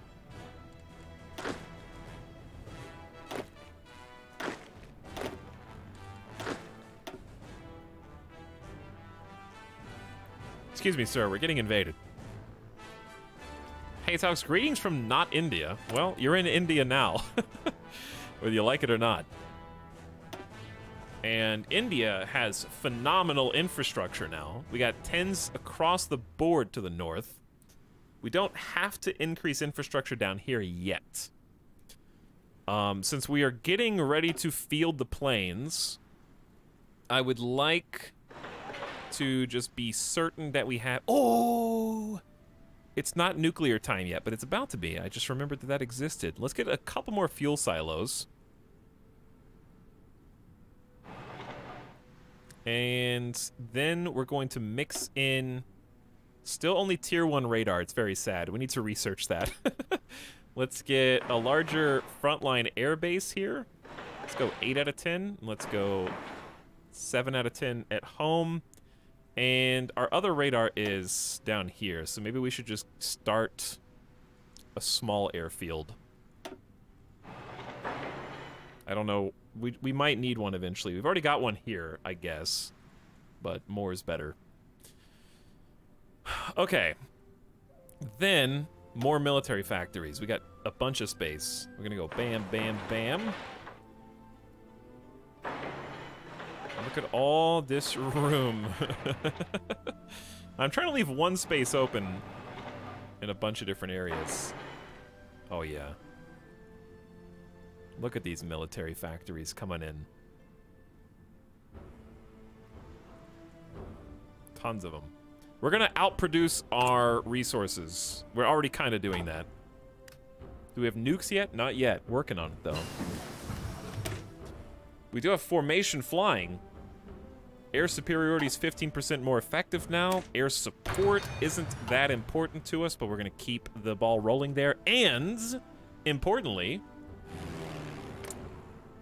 they only have 150 active enemy fighters, but they got a bunch of bombers. Well, guess what? I am ready to party. This airfield can support 200. We can support 200 planes in Tonkin. Guess what? I've got almost 200 bow fighters. Ooh, yeah. Oh, yeah. Bowfighter Air Wing. Mobilized. And ready to support.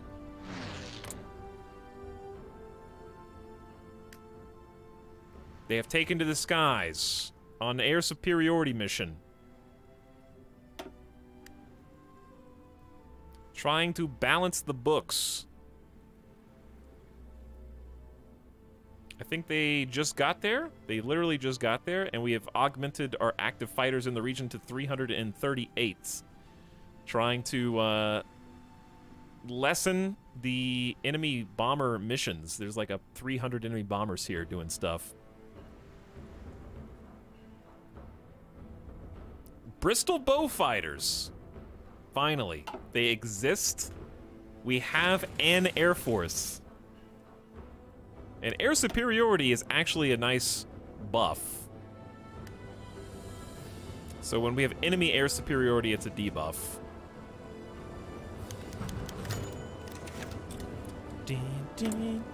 This is a good song, too. Okay, what do we need? War bonds! Consumer goods factories down. Build more stuff. For 180 days. Another building slot. Yes. Keep adding those.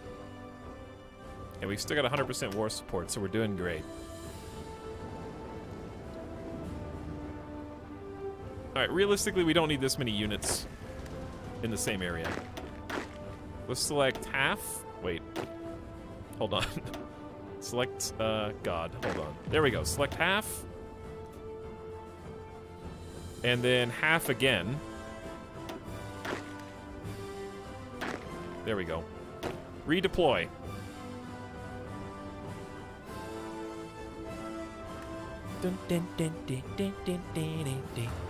Okay, we need to give you guys a new offensive line that is basically just yes. Where are you supposed to invade? Yes.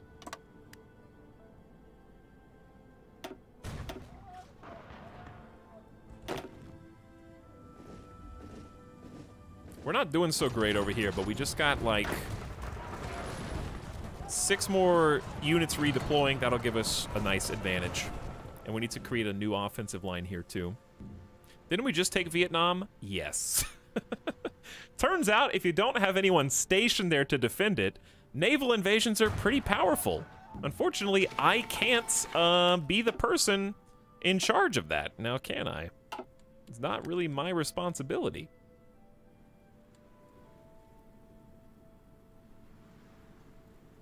We're going to have to liberate Vietnam again a second time. Maybe even a third.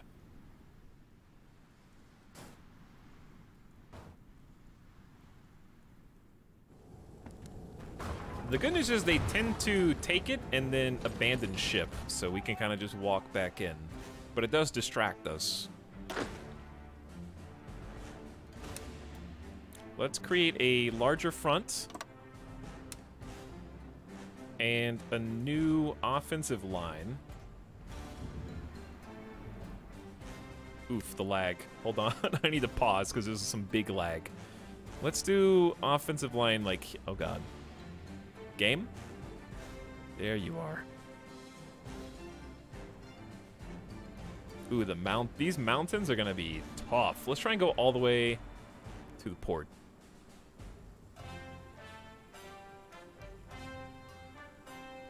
It can be hit from 3 different sides, though. Maybe just right in front of the port.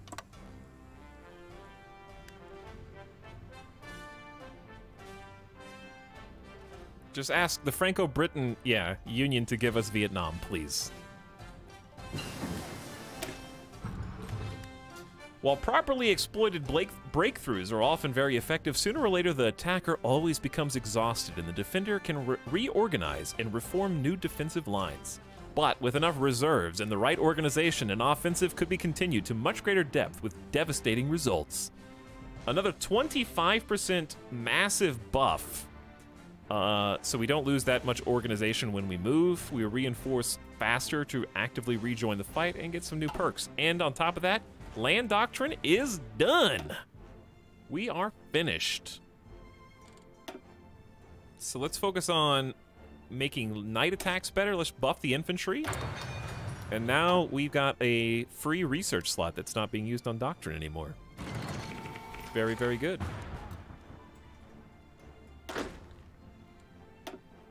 Why are there naval battles? They sunk my convoy. Speaking of convoys, we're not making any. How many convoys do we have? 140. It's not very many. We should probably actually pursue the naval docks just so we can make more convoys. Hi, Italy. Hello, Elizabeth. Elizabethy. Are you ready to listen to the awooga noise? That awooga noise means, yes, we're under attack again, but good luck taking my land. Let's actually build you boys a coastal fort right there, too. Ah! They're doing it! Uh-oh. Uh-oh, they're actually doing it. That's not good.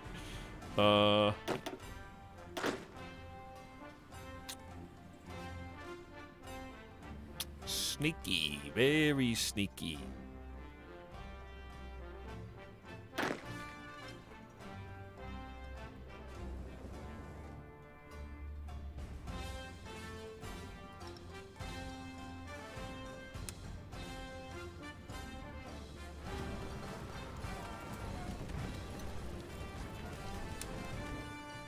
Okay, we're just going to redeploy. Oh god. We're gonna redeploy all these guys.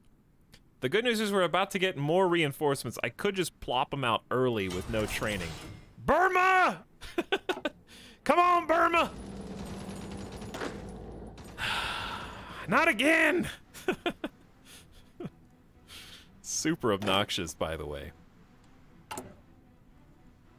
We can actually train additional squads simultaneously.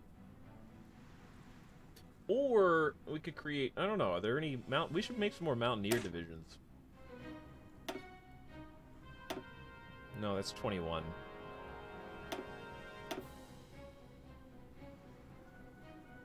Let's upgrade the Mountaineers, give them some support artillery, some motorized recon, logistics, and the signal company.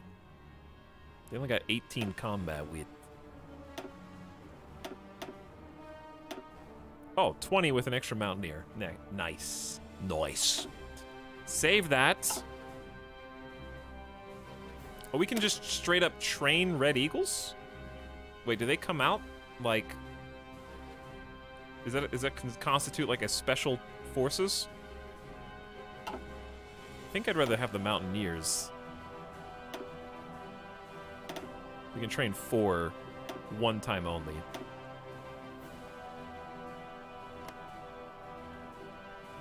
And so we shall. Wait, no, we can just train these guys whenever. Should we be training Red Eagles instead of infantry? How does this work?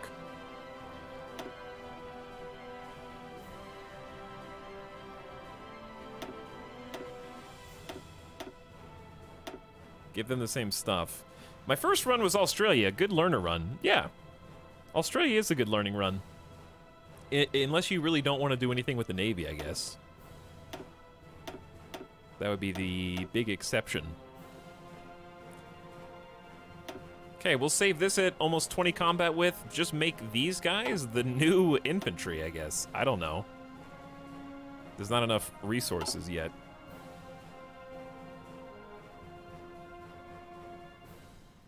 Bad Koala, I'm sure that sentence made sense in your head. I think Red Eagles are the same, maybe? But we have 500 Army XP, so we'll just buff the Red Eagle that we have.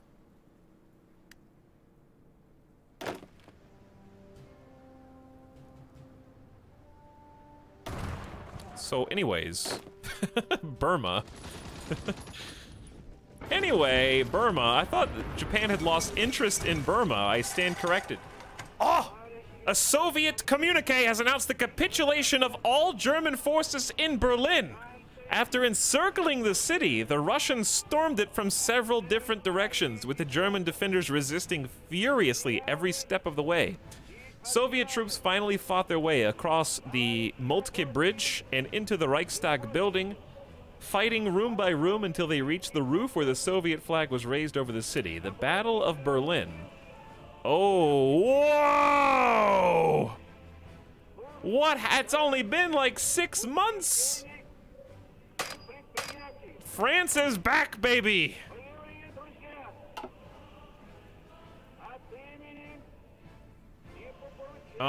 United States fully took over Italy, and the battle for Spain is over. They went back and took back France, and then they're fighting into the German Reich from all sides. Okay. Interesting.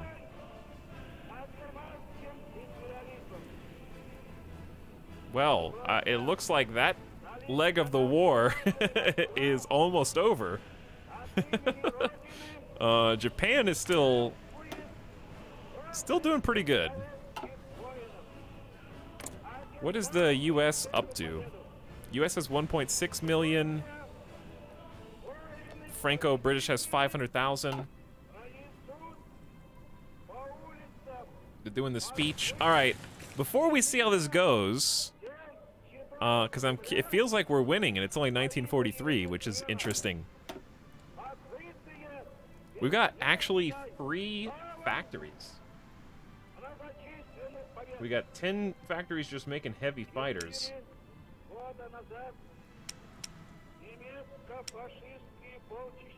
Let's do 10 on support equipment.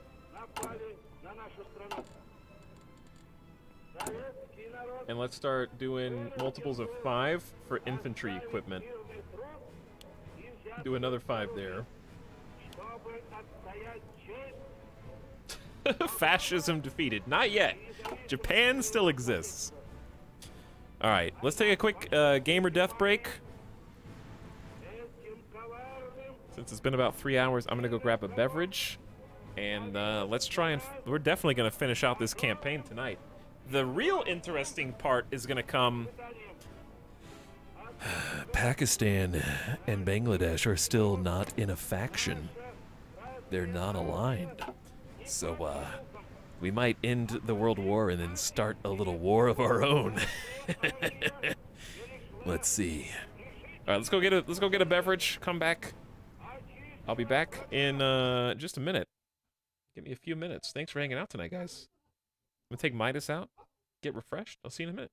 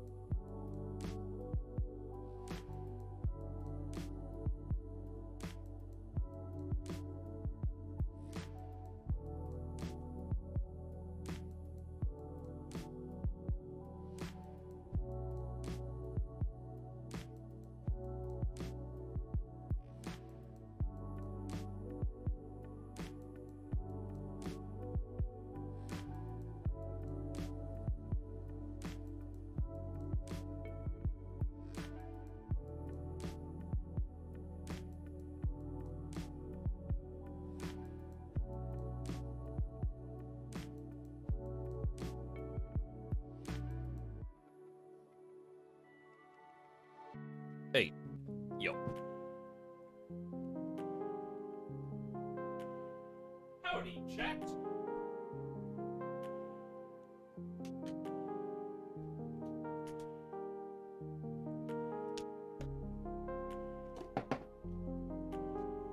How you guys doing? Hey, how you guys doing? Hey.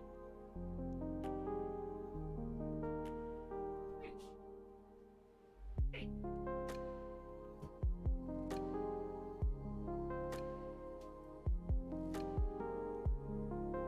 Okay.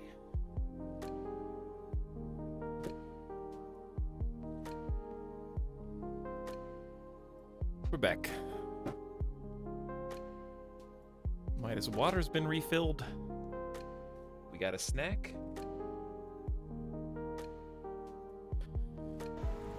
We got a beverage. To the fall of Berlin.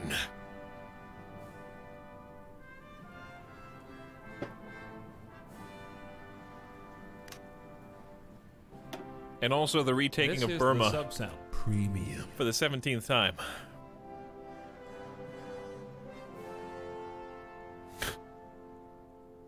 Got some of the rarely consumed scotch.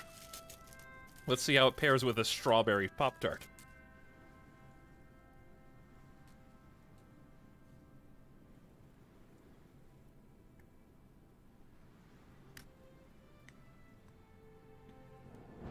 Also, why did we, like...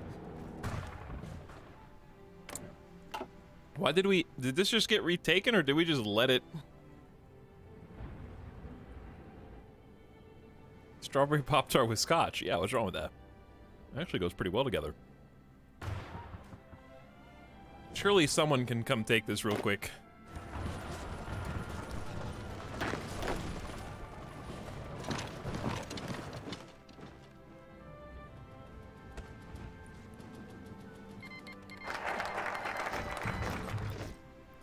Excuse me? Integralist Brazil declared war on the Empire of Brazil. Oh.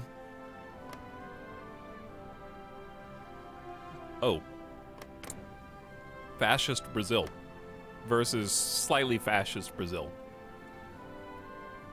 I see.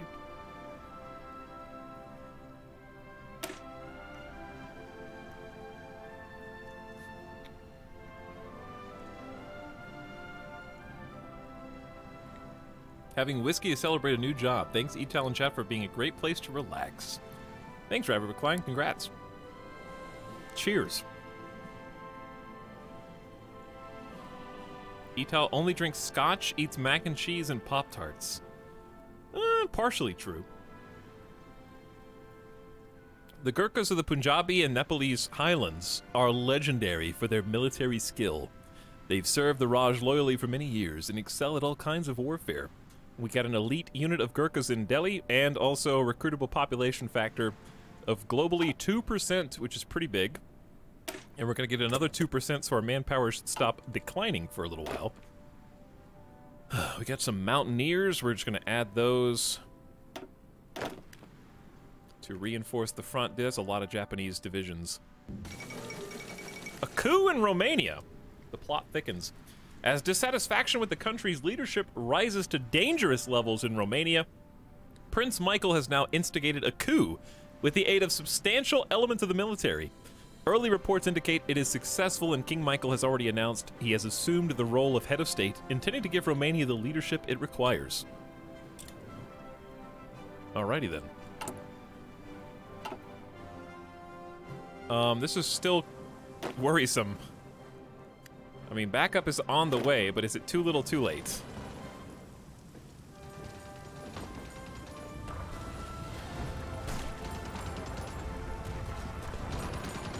Or are we gonna be good?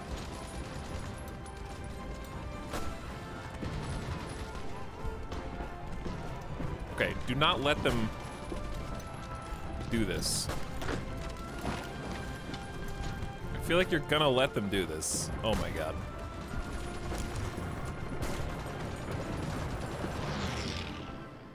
Bad. Yes, I have already seen the Pop-Tart pairing list many times. Thank you for highlighting the message and tagging me, just in case.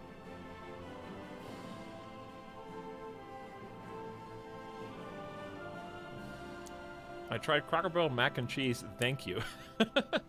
Well, it simply is the best. Dandy Kitten, thanks for your tier 2 sub, by the way. Welcome back. Good evening. Thanks for 19 months of sub with the double sub. 19 months is a long time. Can we get a mac and cheese tier list? Probably not. Prince Pedro Henrique announced today that Empire of Brazil has reached out to form a new alliance. The South America Alliance have made public their intent to cooperate in the case of war. Although great coalitions can deter against aggression, we've seen the consequences they bring when conflict does arise. The intentions of the different parties joining the new alliance is debatable, but what purpose it may end up serving may be unknown even to its instigators.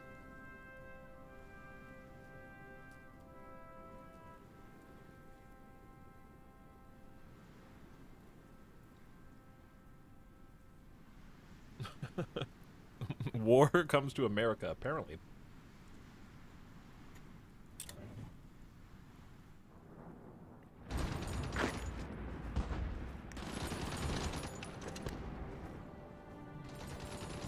This is so dumb.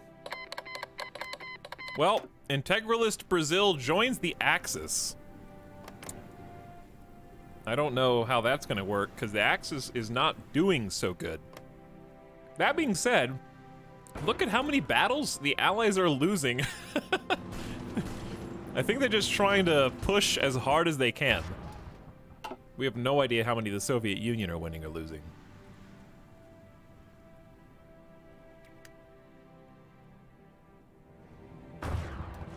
Okay, we need to clean this up fast.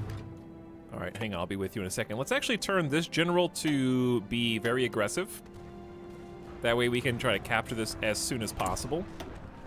Okay, excavation, more trade resources. Very, very good. Keep that up. Let's go bigger. Excavation 3, please. Keep it pumping.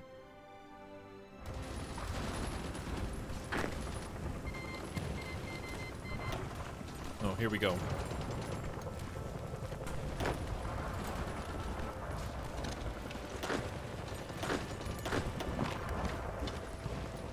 Okay, I think we... Are they getting reinforced? I can't tell. We're kind of winning, and we're kind of not. Ignore all that. Stop. Should I try a push here? He says no. He says 80% estimated plan value is bad. And stinky.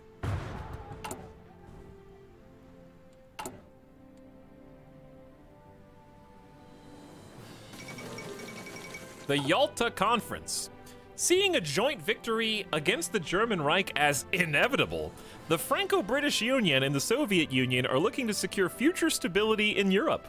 Lord Edward Halifax, Joseph Stalin, and leaders for other countries participating in the war effort have met to agree on the fate of the German Reich. Days of negotiations have led to the drawing of a new map of Europe.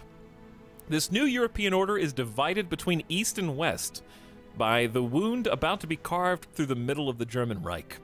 It remains to be seen whether this will truly lead to lasting peace in Europe.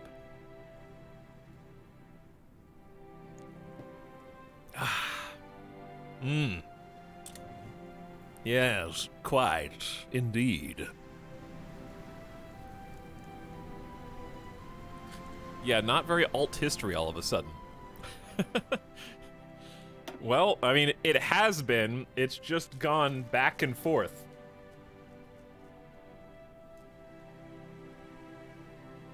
It was 25% in favor of the Axis when we started the stream today.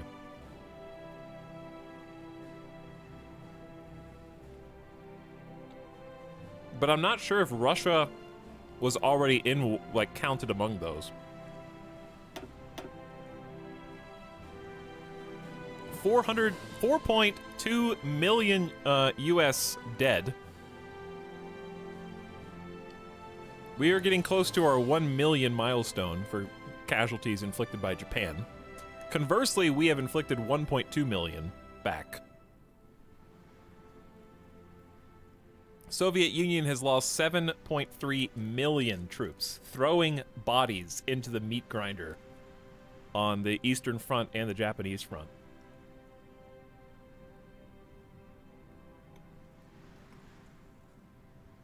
$5.8 million inflicted by the German Reich. Soviet Union didn't even get 1 million. The kill-to-death ratio was 781,000 to 5.8 million.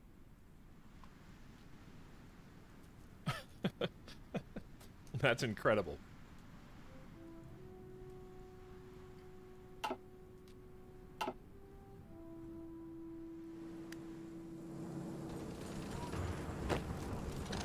I put you on aggressive. You're not being very aggressive.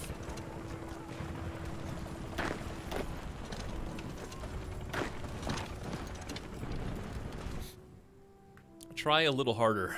Also, can we please deal with this? Reinforcements are finally on the scene.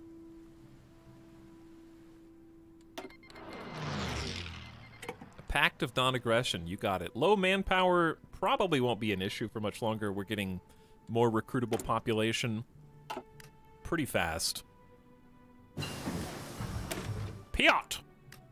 High explosive anti-tank weapons. Better hard attack and piercing for our infantry boys. And let's go ahead and get higher tier mountain infantry since we're training them pretty regularly now.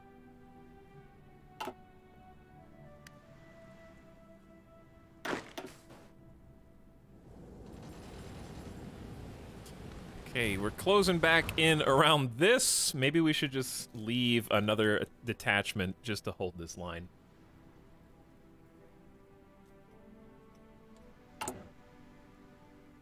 We got 8 more home defense squad ready to come out. Do we skip the gun tech because it takes forever to build them? Yeah, and that's kind of in line with our land doctrine too. Mass assault is perfect weapons are overrated. We just need a large enough amount of good enough weapons. So very in line with that. But revamping our entire production line would be a little tough right now while we're in the deficit. But if we can stabilize long enough, then I'll switch it over. How goes the war? Well, it's been topsy-turvy. We went from the Allies having literally no territory in Europe to holding all the cards.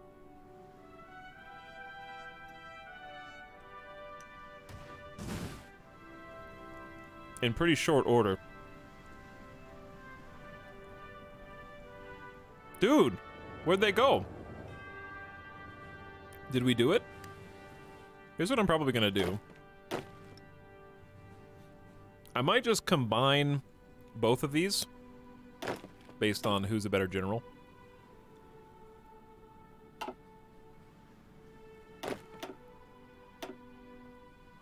Kind of makes this a little easier. Okay, he has a 4 defense, which I think is good. Yeah, let's just leave General Caldendera in charge of the home defense squad, and that way we just have one kind of united front there. We'll just hit H and let them figure it out.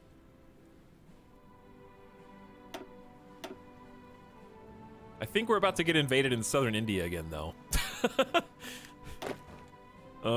So I might just bulk, just send every unit to the home defense squad.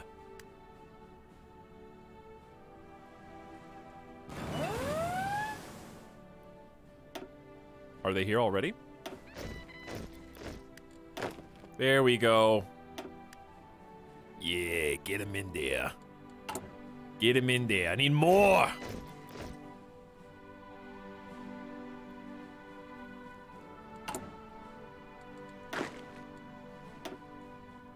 Okay, now we're looking much better. And so is this. Goodbye, Naval Invasion, the sequel. That's 7 separate divisions who are encircled. That's a significant chunk of Japanese troops gone. Just deleted from the game. Well done. Well done. There we go. All right, 1 war over. 1 war done. Wait, that is not the war against... Wait a second. Where's Japan? Oh, this is... Don't mind this. This is just perfect world. That's just that's not victory of Japan, right? That's just victory of the Axis. 2 different wars, right?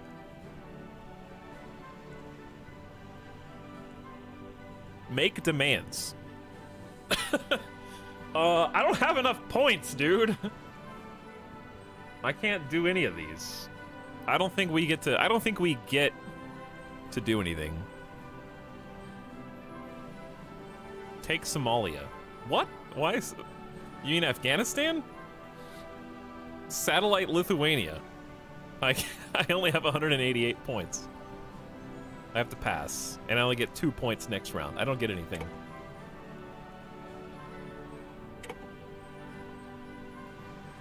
Take Mamel. Okay, now I can satellite Lithuania. Or almost take Mamel.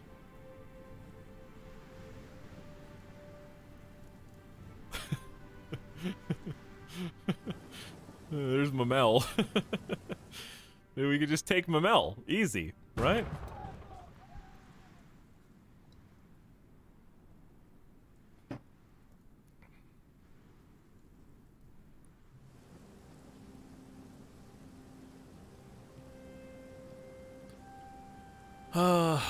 Fine.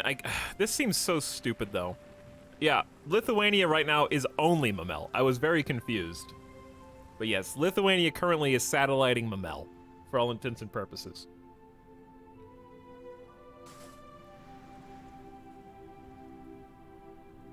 Install a friendly regime, turning it into a puppet state. Saint Delhi. Okay, fine. We'll satellite what's left of Lithuania. There we go. Mine. Wait, why do I have still 469 points? The Philippines gave us all of their points.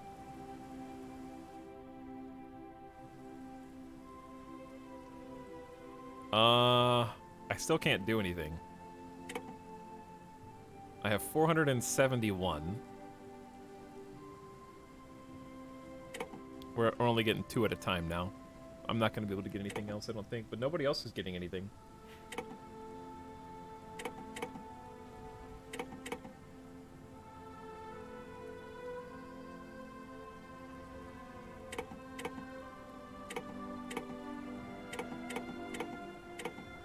Why am I only getting 2 points at a time?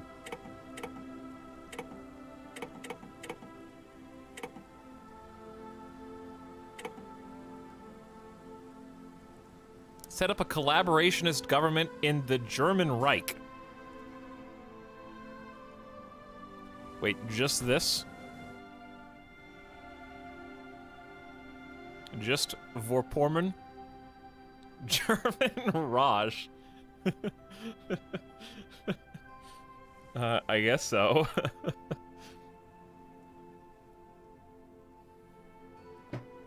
That's all I get. Turning it into a puppet state. Raj, Germany. Or help them to become a democracy.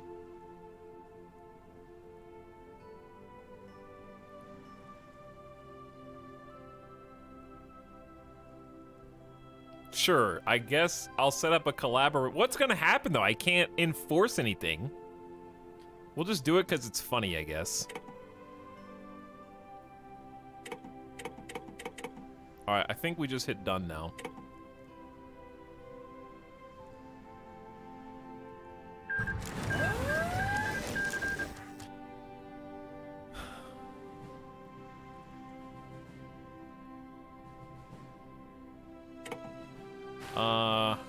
Polish People's Republic, big.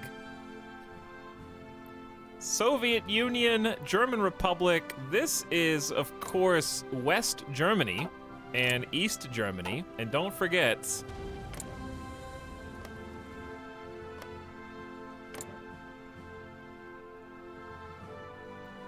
apparently I'm puppeting the entire German Republic. So this is, all the green is my puppet. So I actually got more than I thought. We got East Germany, West Germany, and Indian Germany. Which is a democracy now.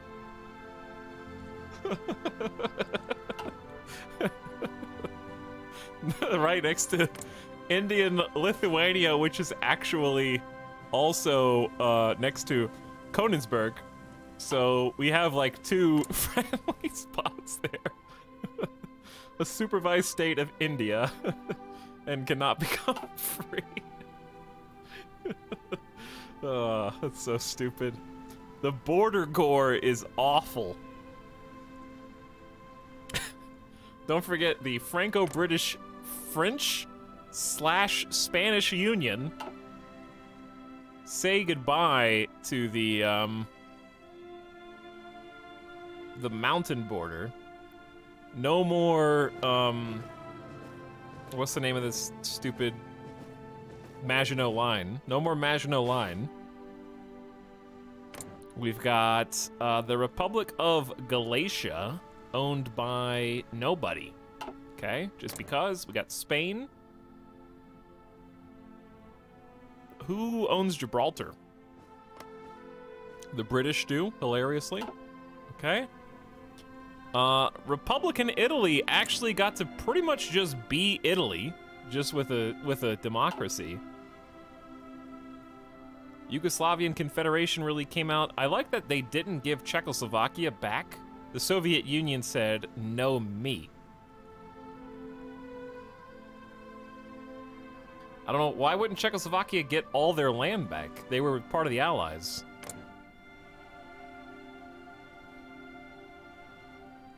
That's just Slovakia. And also the USSR kept Lithuania and part of Estonia. And Latvia. But they let the Finnish Democratic Republic go as long as they stayed communist. Okay. Now, the war still continues, chat. That was just the other war. Now that war is over, so all the Allied forces are gonna come help kick Japan's ass, basically. So we'll see how this goes. Ooh, huge coastal invasion here.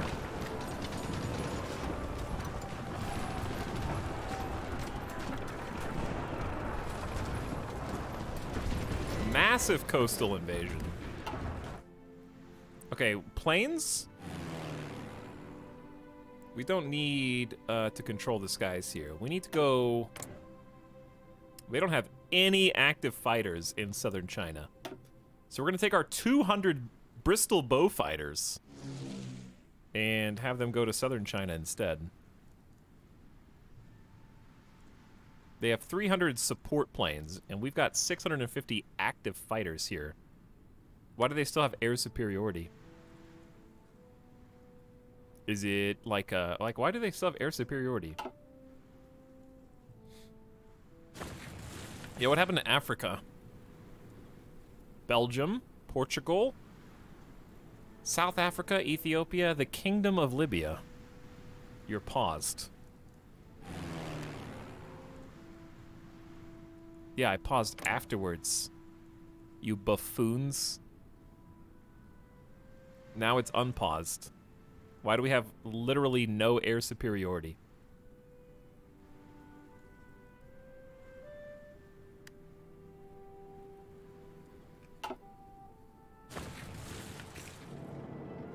The airport is damaged. Is that true? Did you just make that up?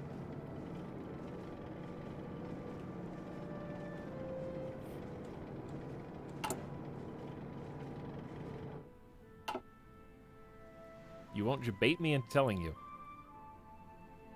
Toggle interception, they only have close air support. Wait, does air superiority not seek and destroy close air support?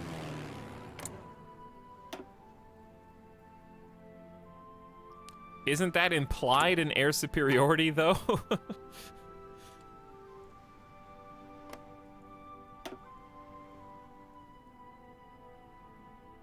It says secondarily enemy bombers and other planes. That's what it says. It wants to engage enemy fighters and secondarily enemy bombers and other planes. It says other planes. Devs.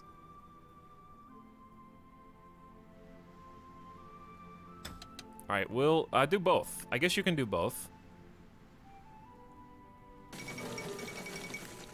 Since the rise to power of the SKP, the Finnish Democratic Republic has been working towards closer relations with the Soviet Union and has now joined the Union itself. As of a few days ago, the Finnish government officially submitted control of the country to the Soviet Union as an integrated oblast. Soviet officials refused to acknowledge descriptions of the recent assimilation of the Finnish Democratic Republic as aggressive, claiming that the integration of territory happened without any outside pressure. Wow, they really just peace conferenced Finland and then instantly wrote them out of existence. That was less than a month ago. Not aggressive, by the way. We didn't just forcefully invade them, take them over, change their government, and then annex them in short order. I have the feeling that the spiciness in this game might actually be the common turn. Since the Soviet Union rarely joins the Allies in ahistorical runs, it might actually turn into a Soviets versus Allies situation. Now that Germany is gone. That could be kind of a neat twist. Because they're helping us fight Japan right now. Also, these guys don't have an order. Hold on. Let's do... 5 of you guys just join up with this squad, and then the other 13... we're gonna give you a front line that kind of just, like, continues the existing front line to there. That's good.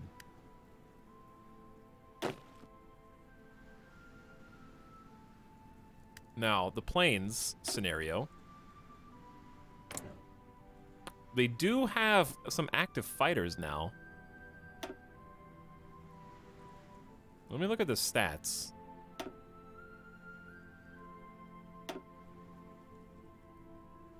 Like, no plane has died. I don't think the planes are fighting each other. 0 enemy bombers or fighters lost, 0 friendly fighters lost. The airfield is bombed out. That's what Corgi was saying, but I didn't understand what they meant. 200-0.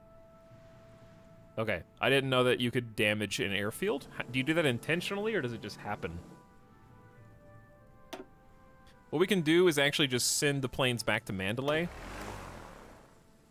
Because they're heavy fighters, so they still have some coverage over southern China. That's why we picked heavy fighters, so they had longer range. So they should be able to go from here to there, and bam, yellow. Okay. Instead of red. So now we're disrupting 174 enemy bombers. Boom. Boom. Sick. Okay, solved, fixed. The Sikhs have a strong military tradition and were highly decorated in the last war. The Lions of the Punjab form a strong regiment on their own, and the region is ripe for further recruitment. Another 2% recruitable population factor, and an infantry unit in Delhi. The Sikh regiment. They aren't great, but they are level 3 already. Only 14 combat width is not my favorite. You know what? I've got 500 army XP. So, you're about to get buffed.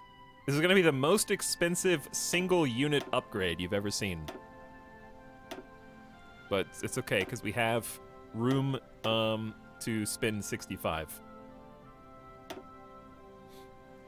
You can do it intentionally or unintentionally. Gotcha.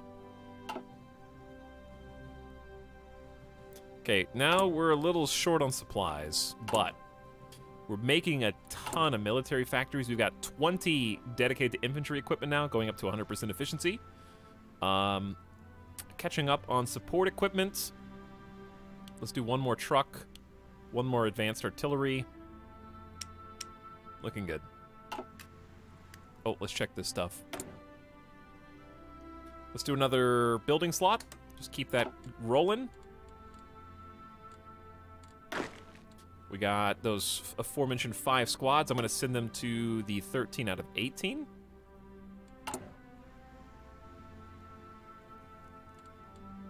Need a national focus. We have finished the Smiling Buddha and the specialty units, but we could do jungle training. Marines, mountaineers, and paratroopers become really good fighters in the jungle environments. Okay, sure. And then we'll start doing probably ports so we can do convoys. We have extra planes in reserve as well. How many do we have?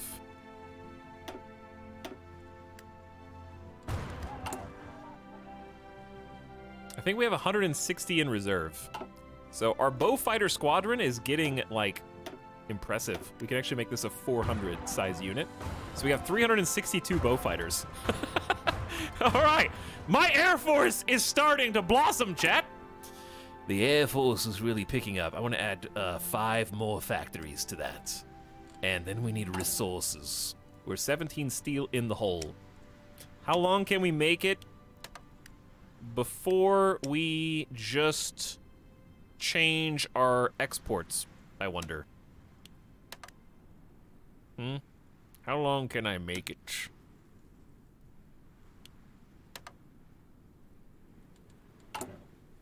I mean, we still got 15, 30, 45. We've got 50 total civilian factories still, even with the trade. So as long as that's, I mean, that's going strong.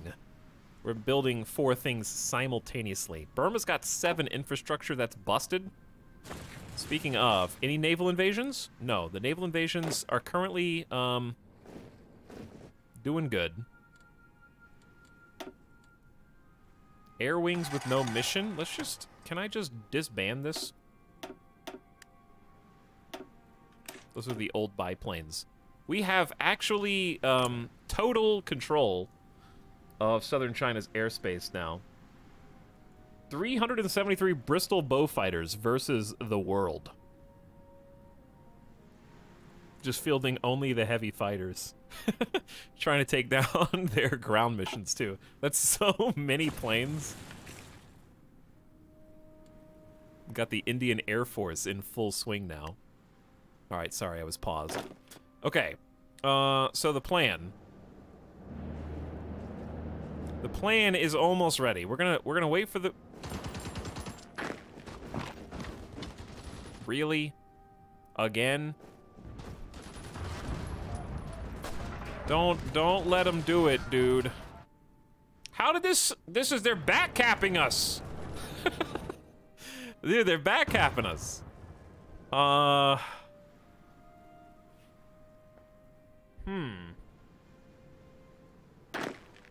Really kind of need more troops. Is it finally time to take out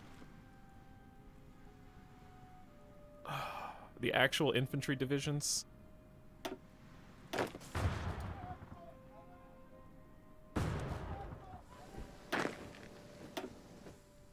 So we have 2 full squads. I don't want to abandon this. I think the Allies will be able to hold it. So what we're going to do is take these guys, create their actual front line down there.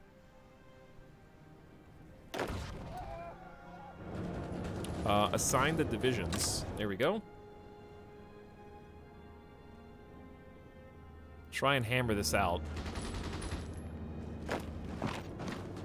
Definitely want to finish taking this port if we can, because that'll just blossom into something even more annoying. Can we do anything in our colonies? Good question. Chat, where did my colony go?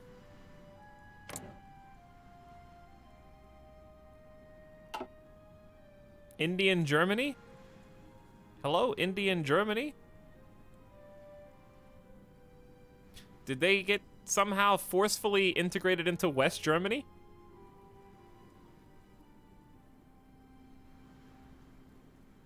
Absorbed. The Yalta Conference killed it. Well, in that case, we only have Mamel.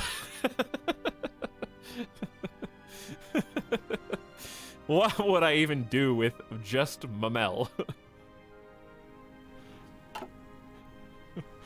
Well, that sucks. Hopefully we get, India is probably the major player over in this theater. What war is this, though? Is it the Shanxi British War, I guess? I can't click on this. This war doesn't exist. I can't click on any of the wars. Bug?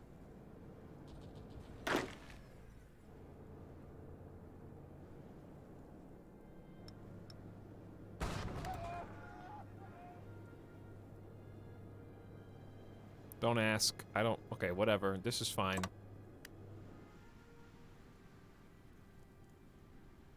Hey, what's up, Seema Shanzi?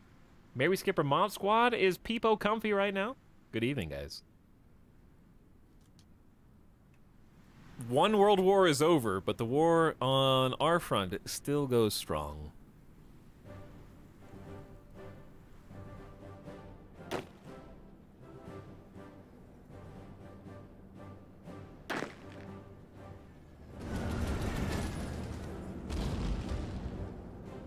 I feel like we should probably just be patient. I mean, we're recruiting, we got 500,000 manpower, that's going up. We're balancing even on guns. We have free civilian factories now. Do we have radar 2? No. I need to research that. Fantastic infrastructure support. We got a good gas reserve. Even with the planes, we still got 5 years of gas. Pretty good, without even finishing the research. I think just pump more military factories. 1, 2, 3, 4. Anywhere, I'm trying to leave it where there's one space, because we do need some space.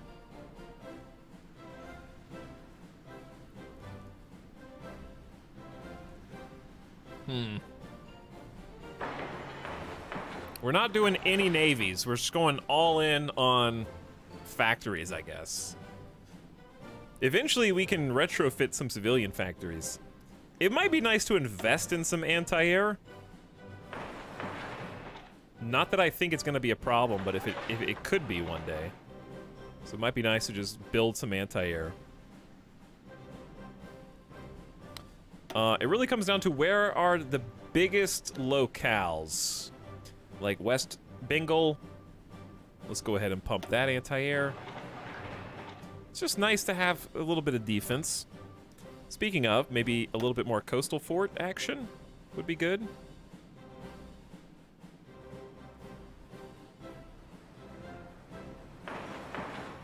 Build one there. They never invade on the west, but they may start doing that.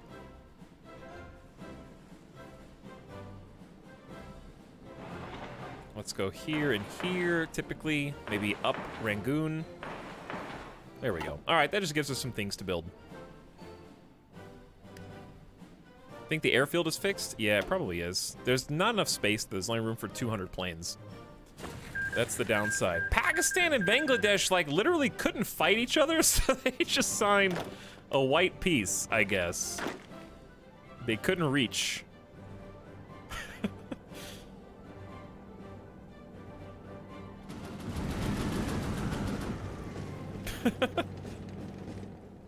They couldn't go through me. My generals are saying, now let's do it. Let's turn him off of aggressive, though. Let's start trying to kick him back out of here. naval invasions. Stinky, smelly naval invasions.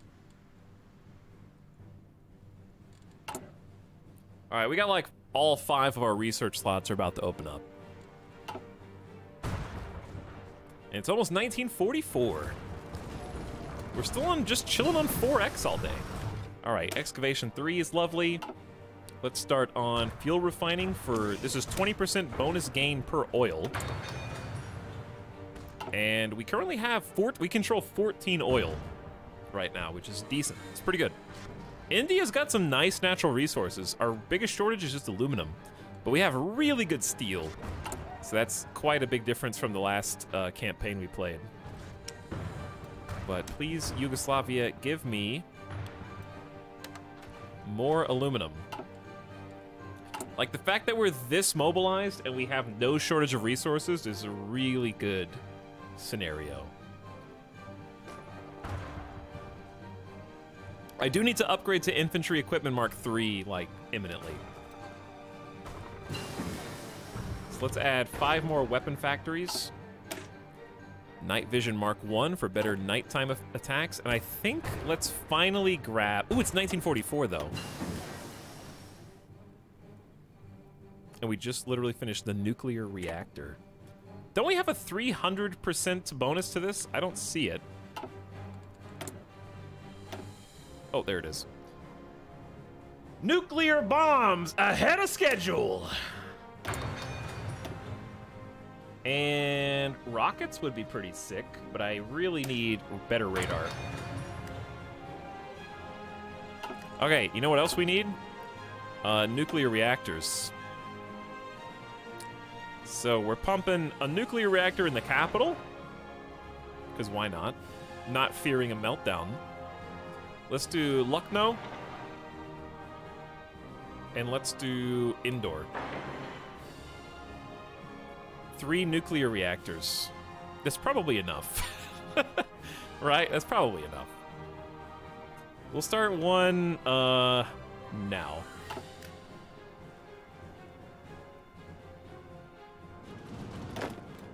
Too bad the nukes suck, but we'll try. We'll try. We'll get 3 of them going.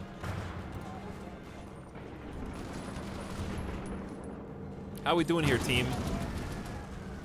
Mild? I would say mild to losing. But I just feel like that's you guys not getting creative enough. See, that the AI got creative, but then they got kicked out immediately. Can I get there before the tank does? Ooh, he changed direction.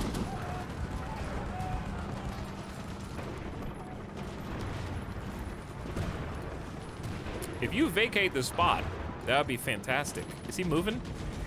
I think he's scooting.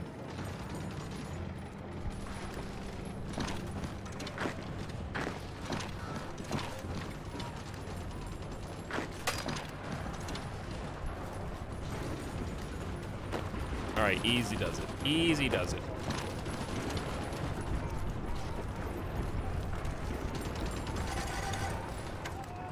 I feel like, I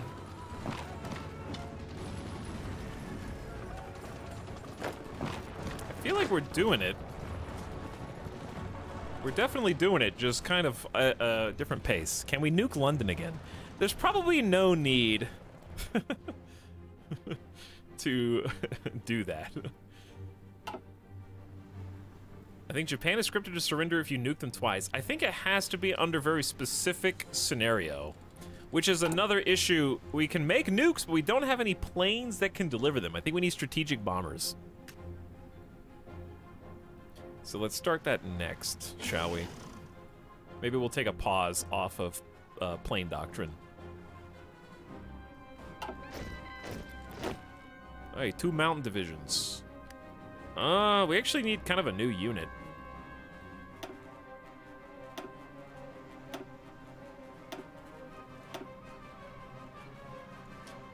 This one, he's so balanced except for that supply consumption is terrible. These guys are all super imbalanced in different ways. Maybe we make General Douglas Gracie the home defense guy. And that frees up Codendera, who's a lot more balanced for this new squad. Building an air force just to deliver the nukes. All right, we got jungle bonuses for mountaineers. We do have a lot of mountaineers. That helps. I'm thinking... At this point, really, we just go for the extra naval docks. That's pretty much all we got. And we can just pump convoys, I guess.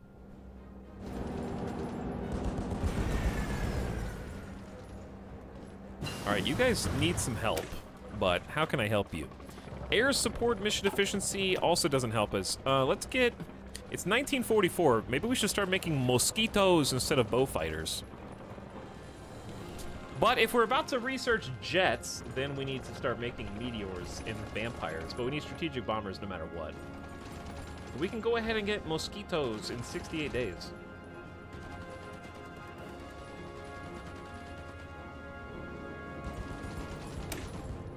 How much better are they? 300 kilometers better range. 20% better air defense. Way better air attack. More agility. 50% better naval attack. They're faster. Same reliability. All right, let's research the mosquito, and then we're gonna pump all of our air experience into like a super mosquito. A super mosquito.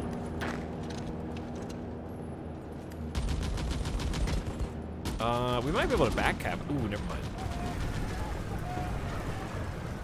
We might still be able to back cap though.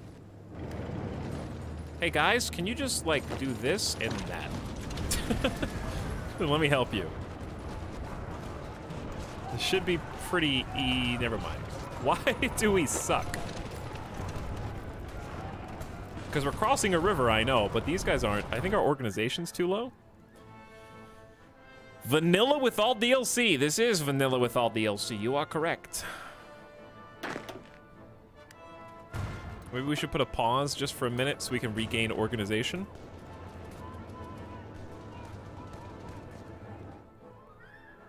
At least they're not expanding anymore. I guess that's the important thing. We've contained the damage.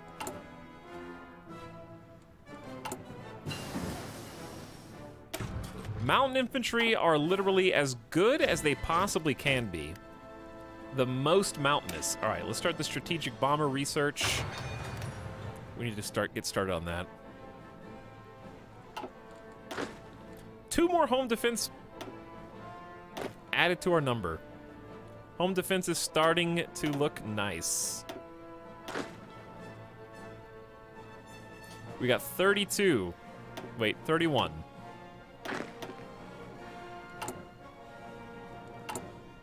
We're training 10 at a time. And maybe we need just some basic infantry division again now.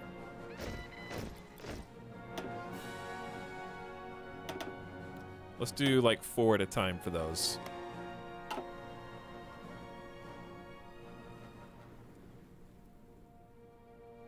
Yeah, I got more important things than tier 3 guns right now. Can use air support? We're lucky to have as many fighters as we do. Speaking of, where are my fighters? They're just helping us out, getting intercepts and air superiority. I wonder if we should redirect to southern Indochina. My well, they're pretty much already full. My fear is that we're gonna get invaded again down there. Speaking of, they really wanted Andaman. They wanted it bad.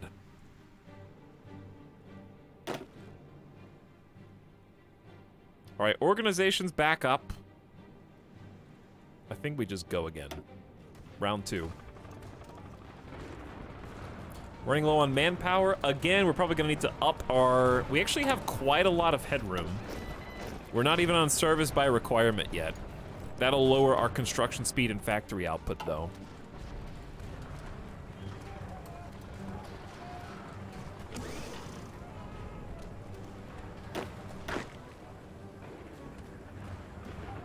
They have a pretty good defensive hold here. I'm assuming that the allies from the end of the last war are still en route. Like, American forces, I believe, are still they're in the Allies, right? Yeah, they're still at war with Japan. So I think we just kind of have to, like, wait for the cavalry to arrive. AKA, look at this. American forces are in Australia, hanging out, protecting Darwin. They haven't freed New Zealand yet, though. All right, we need to move this mountain division somewhere.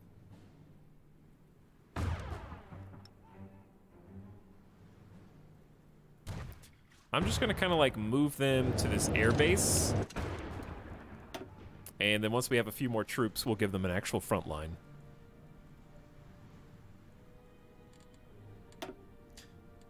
Planes in reserve. We actually have 150 extra bow fighters. Yo. 500 squad of bow fighters. About to be super reinforced. Did he see? Did I see what? Free New Zealand. Be a hero. I literally can't. I don't have a navy. I can't do it.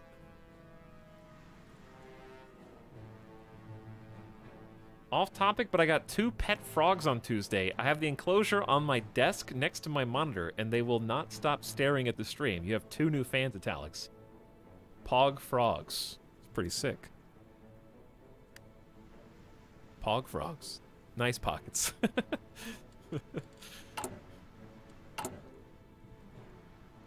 Frog champ.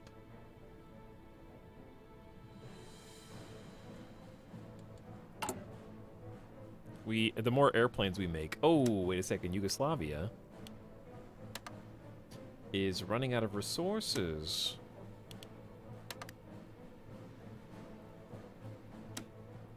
Yeah, let's just leave it there. I know we're getting too much, but the planes that we're about to make will compensate. Okay, someone needs to do something. Here we go. Let's get these 5. This will be your front line. Strategic redeploy. And hold it down. We've almost pushed them back. Eritrea is our ally. I don't even know where that is. I'll be honest. I have no idea. All right, radar. I want to get rockets. Let's research rockets. I'm very, like, whimsical right now. Whatever I see is what I want. Let's up our radar. Keep trying to increase our capability to scan ships and other enemy planes, I guess. India's getting good at war. We are getting good at war. We're approaching our first 1 million deployed manpower, actually. We're gonna need to make the necessary recruitment sacrifice soon so we can have even more. We're gonna go from 5 to 10% recruitable pop, but we lose some pretty valuable factory output. But we're all in the green right now.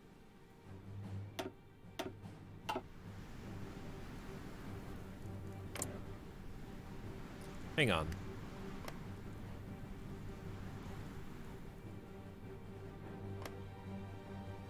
Why was Iran just, like, highlighted? Were they just having bad relationships with people?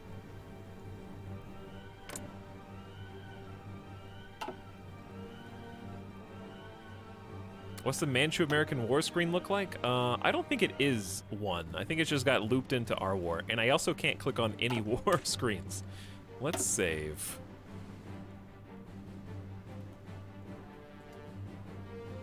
And then I wonder if a quick reload will do anything? Let's see. The Pope! How many divisions has he got? Nice quote, Joseph Stalin. Hey, look! War screen. We have inflicted 1.5 million Japanese casualties. In turn, Japan has inflicted almost 1 million. We've almost got 1 million dead. But we've got them by 50%.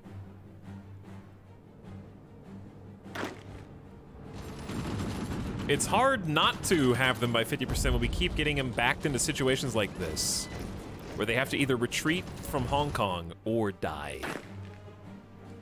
Those are your only two options.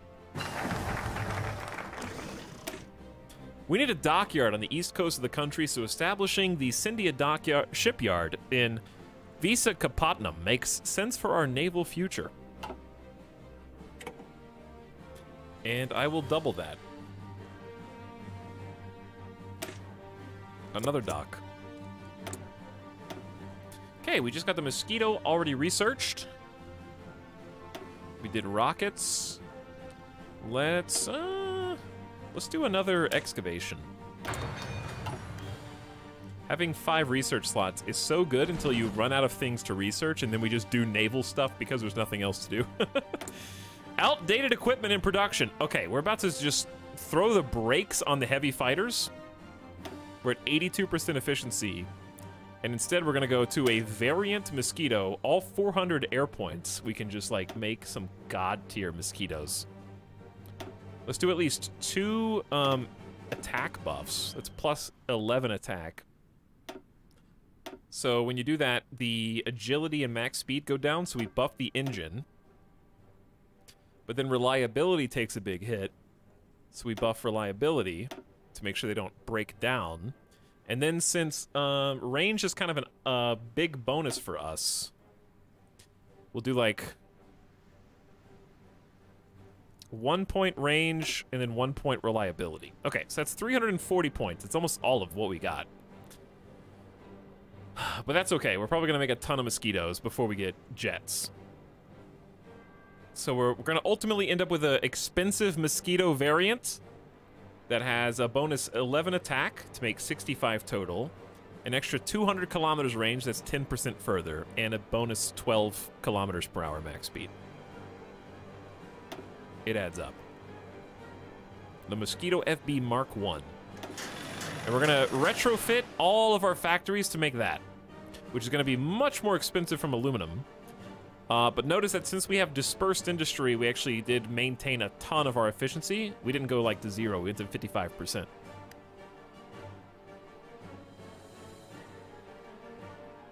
So, that's going to get back in action quickly. We just need aluminum, and a lot of it. And also steel.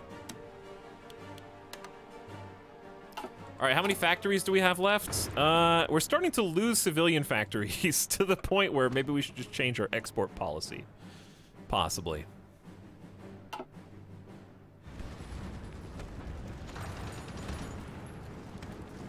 Hong Kong has been retaken. Who? Chat, who? Who's this?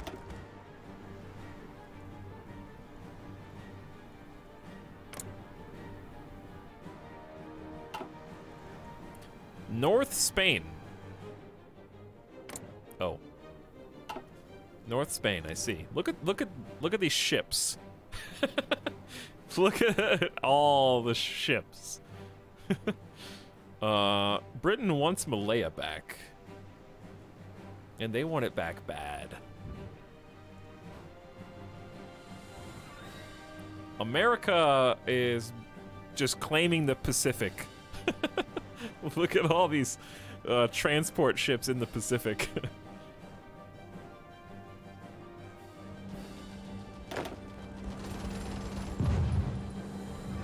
There's a lot of Japanese troops here. 5 consecutive subscriptions. Like, I can't even make a push. We can only just hold the line. We are entrenched. But we got Hong Kong and Macau secured. So that's pretty sweet. Who goes there? Chrono Cook, thanks for the 5 gift subs. Extremely appreciated. Thanks a bunch. Welcome to the stream. Beatbox, Eternal, Cold Fear, I Am That Cat, Theopho, and Minotaur Monk. What up? Thanks for the Penta gift sub. We're gonna redeploy. I think we're just gonna leave these guys. I don't know, can one troop... Ooh. Who's in charge of this?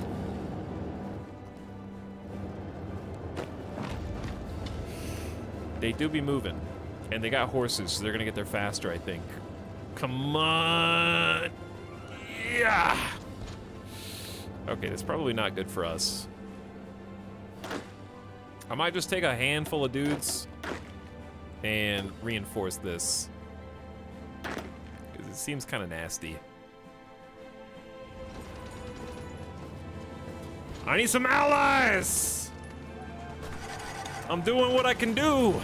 Alright, backup's on the way. No, they're not. They're kind of on the way. Slow. Oh god. Let's see who's faster. Me or you? Let's see who is faster. Oopsie. Looks like we've split the forces.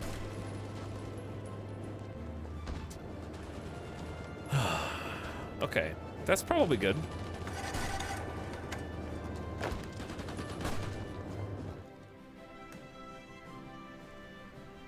No more naval invasions? I don't hear any naval invasion noises. Japan, how many forces do you have left?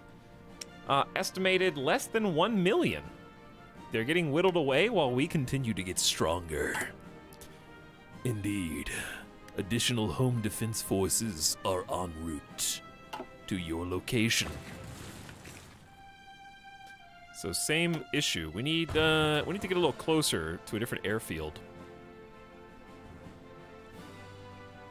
We could create a... Do we have... Is this ours? This is ours. Let's create a new bowfighter squad. And shave 100 off this one to add it up to here. Okay. Then we're going to have these guys also do air superiority and intercepts in the area.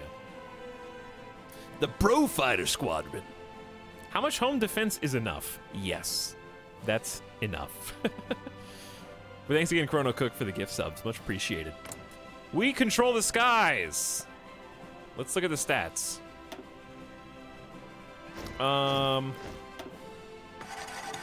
Enemy bombers disrupted 124,000. I find that number quite difficult to believe. We have killed 150, 230 combined enemy fighter or enemy planes. We've lost about 83 ourselves. Yes, the home defense squad grows. 8 more troops reporting for duty. All right, we're down to 200,000 manpower. Once we get to like 100K, we really need to upgrade our conscription efforts.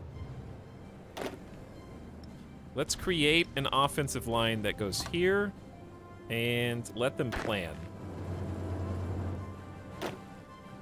Meanwhile, he says, "We're ready to go, sir," to this front line. Do it. They didn't move, but I'm assuming it's because they're just being cautious. There they go. Look at the green. Behold.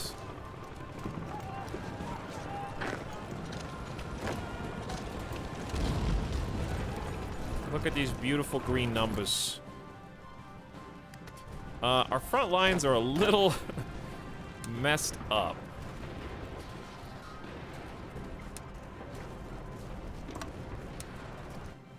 And we're missing like 4 troops. Hey, Tux and Chat, what's up, Zap Guy? How's it going? Oh, hey!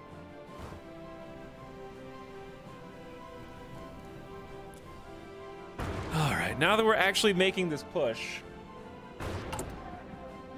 move the needle back in our favor while watching out for additional naval invasions. We got 10,000 spare infantry equipment. We can probably recruit some more dudes.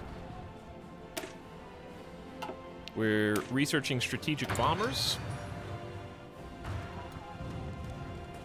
We are running out of fuel, but that's why we're researching fuel refining to make use of the natural gas that we already have. So let's do that again. That's plus 20% fuel gain from each oil. And we'll keep doing that. See, we went from like 1.5 to 2.2 years.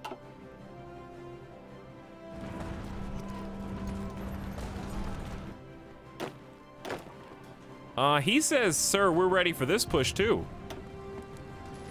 I believe you. They're definitely outflanked right now. And we got a lot of ally forces there too.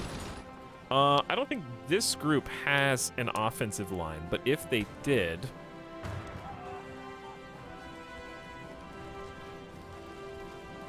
it would probably just...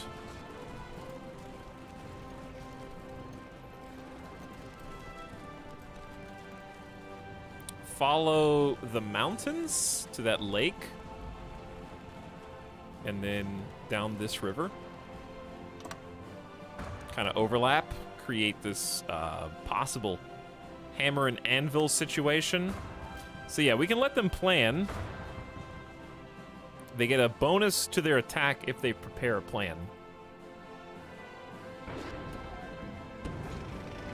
And if we can keep these forces on the run and just push them back across, this is going to be the hard part to take. The actual island itself, especially if they reinforce it. But we have air superiority, which is nice. And close air support would be awesome. Or just some bombers. I would like to make just some bombers. But I'll wait till we research the good stuff. What are we constructing right now? Anti-air, it looks like, and coastal forts. Nothing fancy. It's a free naval dockyard in Orisa, and then we'll just get some naval XP. I don't know what else to research. We could just take the close air support or tactical bomber bonus. But I feel like we're going to end up accidentally making a navy. Oops. Oops, I made a navy again. Is the line system better than microing individuals? Yes. Technically, yes. If only because the planning bonus is fairly significant. So it really comes down to letting them prepare. So they get in my case, since I have max land doctrine, we get a 55% attack bonus compared to if you just right-click the area that you want. The bonus of right-clicking an area that you want is you, as a player, can see the weakest spots and try and kind of, like, exploit opportunities as they arrive. Whereas the planning bonus is fantastic for getting an initial giant push, and if that giant push is strong enough, then you keep them on the run with constant pressure. And they don't even have time to reorganize, which is ideal. So I think it's situational, but technically speaking, planning is always more effective in that they are stronger, at the very least. All right, let's just go straight to rocket engines. We got the extra research slot to be greedy. See, like, these guys are doing work. And overrun. And overrun again, maybe.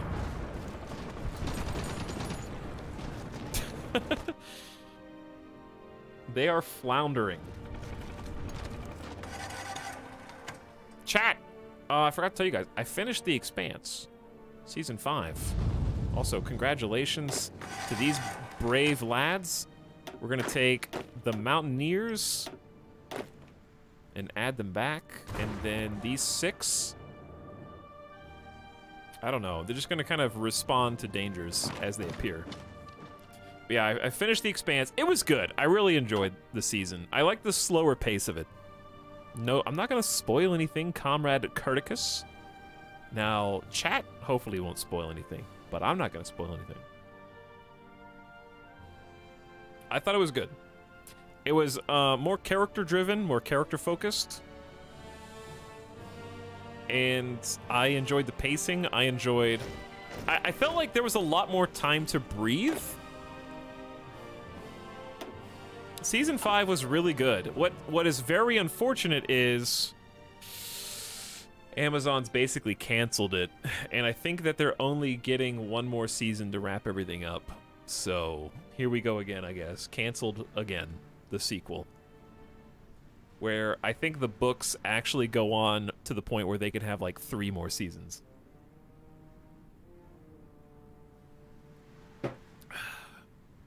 Unfortunate, because it was very clear that this was a good season, but this was very much a move the pawns around the board and try to set up the next season in a lot of ways.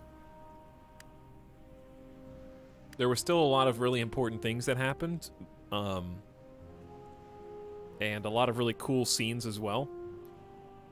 I did like it better than Season 4. Season 4, though, I like better in hindsight than I did while I was actually watching it, because Season 3 was just so strong.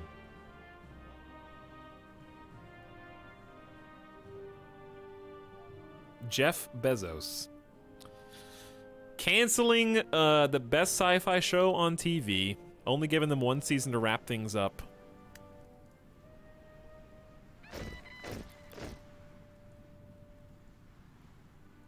So, who knows? Who knows? Maybe they'll pick it back up again. I wish it got more viewership, because it really, like, when I was watching this season in particular, since it was so character-focused and there were so many, like, 5-minute-long scenes that was just 2 characters in a room talking, it reminded me of Battlestar Galactica a lot, and it was like a good nostalgia wave. I was just like, wow, this is what it felt like watching Battlestar Galactica on DVD when I was in high school. It really had that vibe for me. I missed that. I haven't seen Invincible yet. I'm gonna watch it. What China are we supporting? I guess China. Communist China's in the Comintern.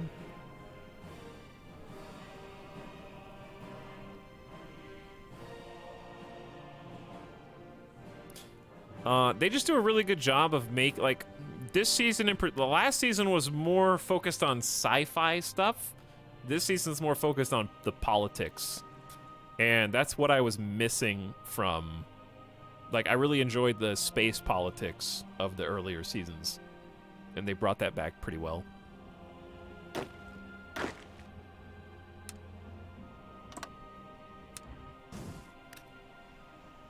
And they're doing a good job of weaving the sci-fi aspects into the space politics.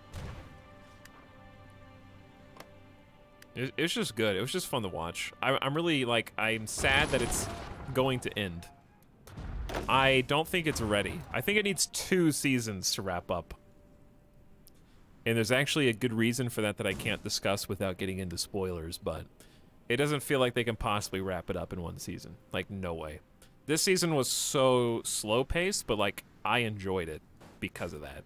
It was taking time while moving the puzzle pieces around the board to, like, actually get into the character motivations and build the relationships and build some new relationships that they really needed 1 more season to, like... They needed 1 season to capitalize on this season, and then 1 more season to actually wrap up. Maybe if they give them, like, a 12-episode final season instead of a 10-episode, that might help. I don't think they will, though, but we'll see. That would be nice. Like, 2 extra episodes. I was immersed the whole time, though. 2 thumbs up.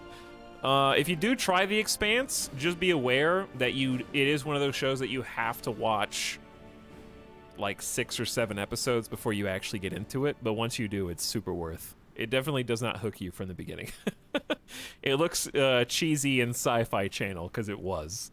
But then you keep watching, and it's like, now I would love to go back and watch the first season, just to appreciate the minute details that I overlooked the first go-around. It's definitely in every aspect matters. It feels like there's sections of the show that don't have any relevance, but they're all, like, woven very deftly into the overarching plot.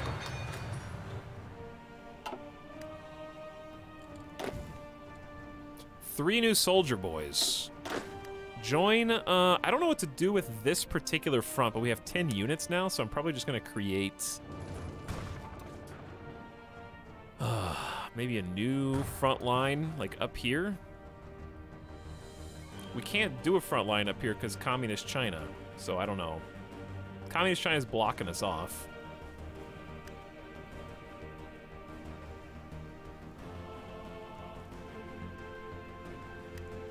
Per Wikipedia, the writers and IP owners are committed to the IP. I think they'll find another buyer after season 6, like they did after Sci-Fi dropped them.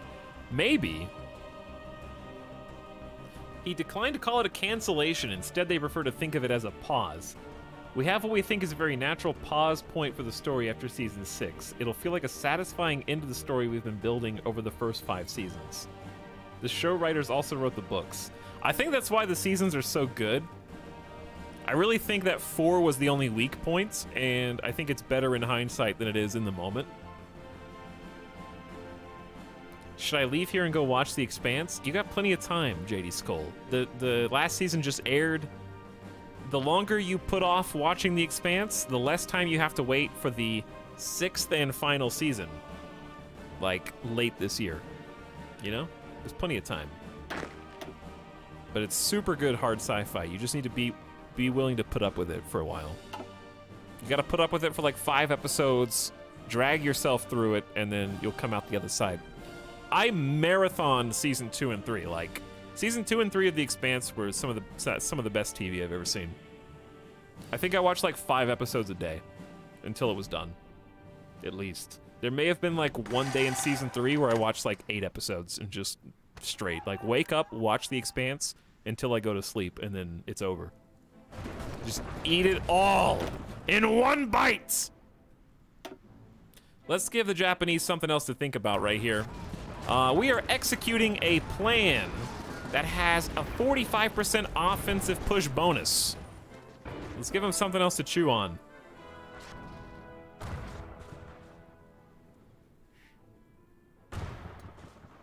I'm an idiot. I thought I was caught up and realized last week I've not watched season 5. Well, there you go. Okay, we can actually start training more.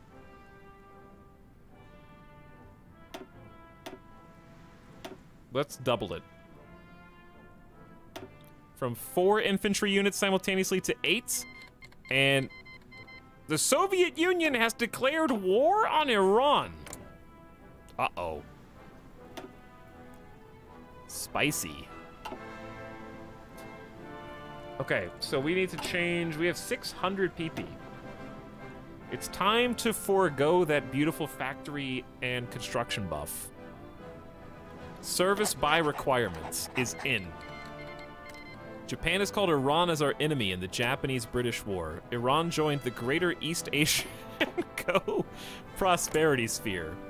Not what I was anticipating, but sorry, Iran, I think you're dead now. You should have joined the Allies.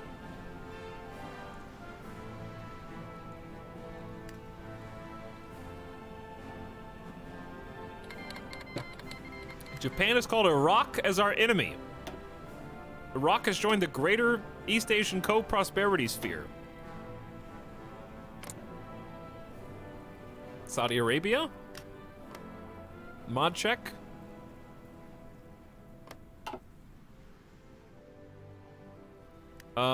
Well. Okay. Chad, have you heard? Did you hear anything? No? That means no naval invasions of our coast. How glorious. Burma is safe. And southern India is safe. How glorious. Also, check out this offensive push. Twin offensive push going on here. We're running out of gas again. We haven't researched synthetic at all, and we're almost to nuclear bomb territory. We're working on 2 nuclear silos back to back. We've already built 1. We're running really low on civilian factories due to trade.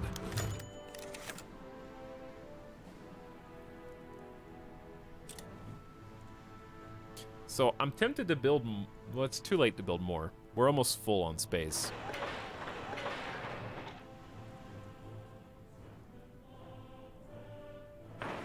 We've only got a teeny tiny bit of space left. And then we'll probably just do limited exports anyways. We're staying nice and balanced on resources though, which is probably the most important bit.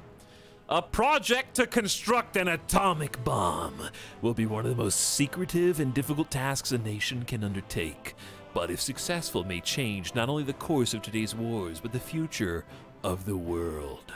And we've got it first, roughly. Let's go back to radar. Do some more radar research.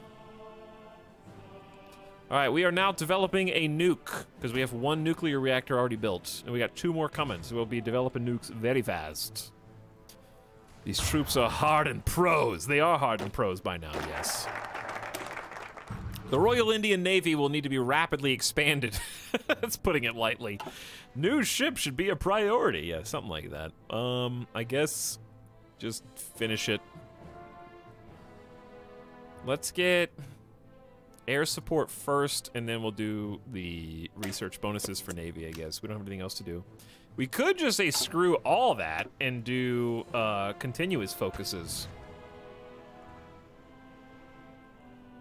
Actually, that's not a bad idea. Let's do the, because this is nuclear reactor construction speed. Oh, I actually can't, can you not cancel air support? Yeah, there we go. Let's do this one because it buffs nuclear reactor build speed.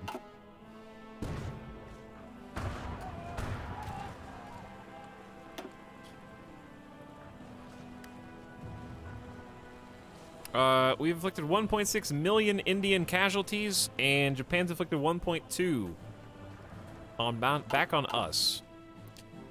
We're definitely losing more than we're gaining at this point, but we're taking land.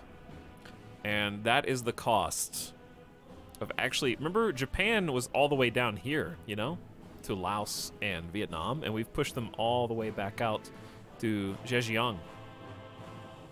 And Shanghai's right there. Heading towards Nanjing right now. Who's this? 2 home defense boys. Enjoy your new posts. Yes, India actually is, like, extremely helpful right now. We have taken out the most Japanese forces of anybody. China is only 500,000. We were 1.6 million. It's kind of huge. All right, we probably need to put a pause on both of these. And maybe reform the battle lines a bit.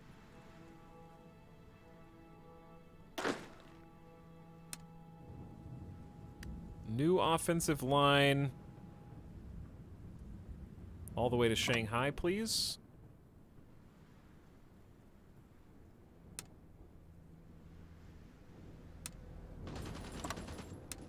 Extend the front. And then the orange line. Oh god, it lags when you do the line drawing.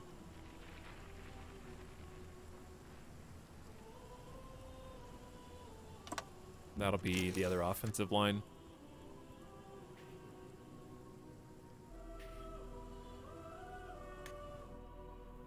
You're gonna get so much land claim at the end of the war? I'm actually not sure. I feel like China's gonna get a bunch, but I don't know what we'll get. We'll see. I'm curious.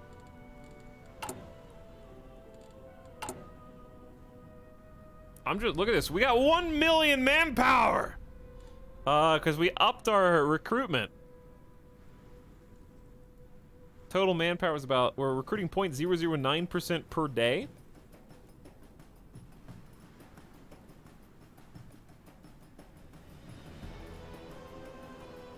What's going to be our max? We're at 1.5? It just jumped to 1.5 million? Oh boy. These nuclear silos take ages. Oh yeah, I forgot we were researching strategic bombers. Let's get the Lincoln, and then we'll start pumping out some bombers for the purposes of nuking.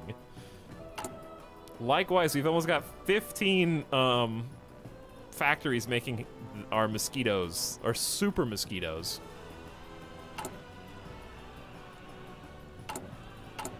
Simultaneously, we are actually caught up on infantry equipment 2. Let's add another 5 factories to that, and then we need to change that to 3. Pretty soon. We're making convoys now. We got 3 naval dockyards. We could actually do some line artillery if we wanted to.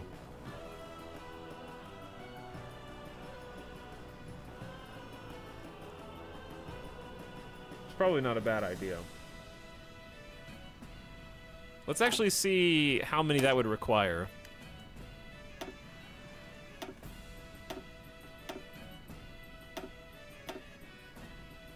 The numbers are fudged. It's like, I don't want to go above 20. So if we did a 40 combat with the unit, yeah? How many manpower would that need, and how many guns?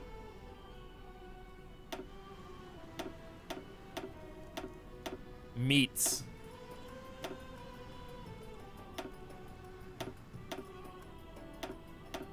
How much meats could we do?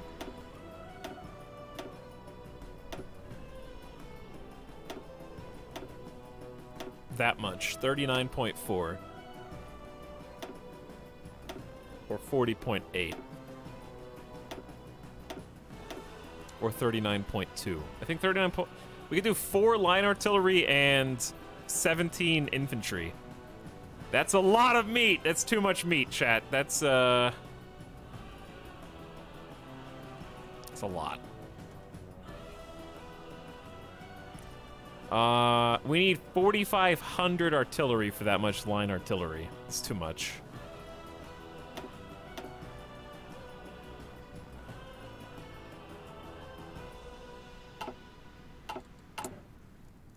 What if we just let's just double production of artillery for a bit.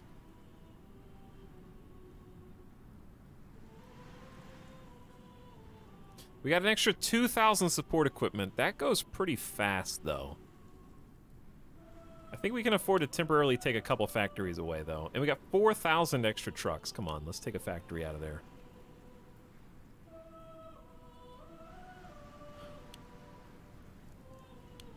Add that to artillery for a bit. Brazil! The war for Brazil is over. Regular Brazil wins. Big, meaty clothes. What's up, Brynjar Bjorn? How's it going?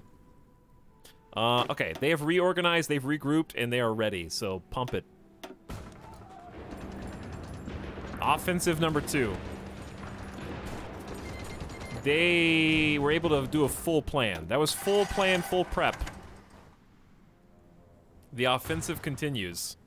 They instantly regretted their decision and said, actually, bad idea, sir. But maybe that'll change.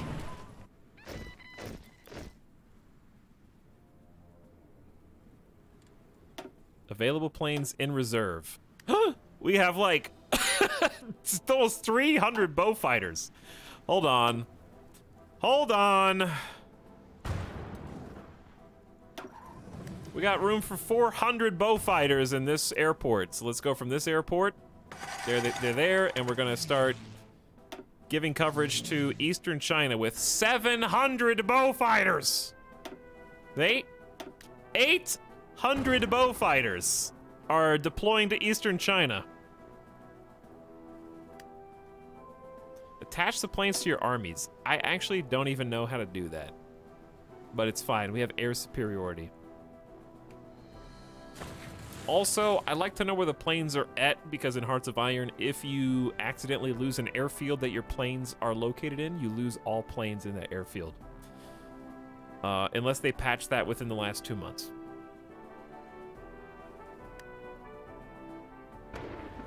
We have experimented on that extensively.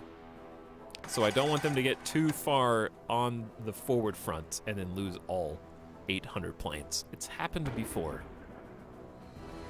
I don't think that's true. Well, you're wrong. Like I said, unless they've patched it within the last 2 months.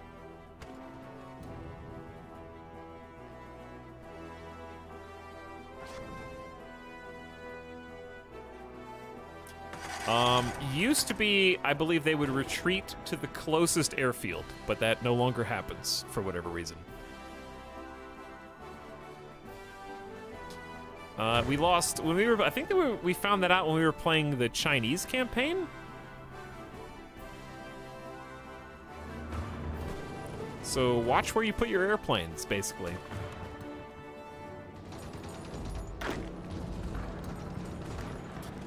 What? Oh, yeah, I guess these guys are also enemy forces, huh?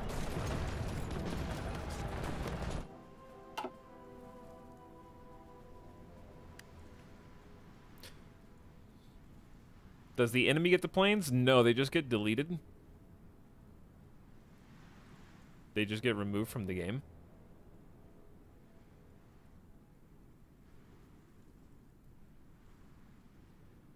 Yeah, I know the wiki says that the planes relocate. I'm telling you what happens to me in the video game. That's why I said they used to relocate. That's probably why the wiki says that. I'm not sure what changed or why. All I can tell you is, I know that for a fact. It's only disputable if you can show me the patch notes where they fixed that over the last 2 months. That's the only document that interests me.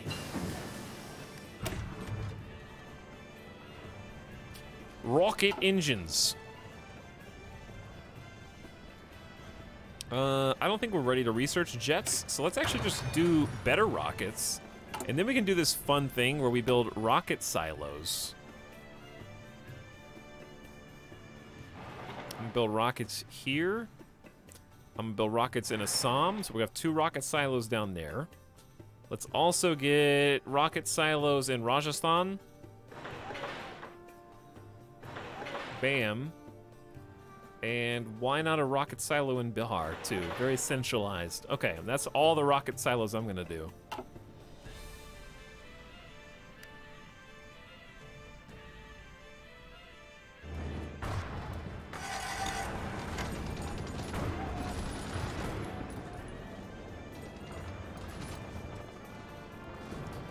I think we're doing it.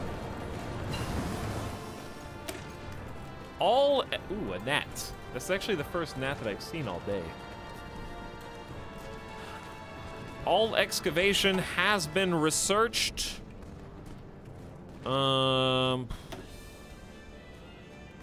Engineering-wise,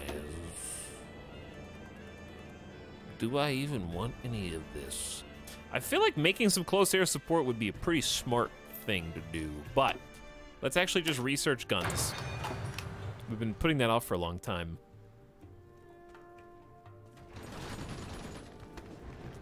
We're trying to take Wuhan. We're doing a really good push in the north. We're doing a very bad push in the south. Okay, I'm gonna put a pause on these. Everybody chill. You guys are not winning. Your organization is awful. How many troops do you guys have left? Less than 1 mil.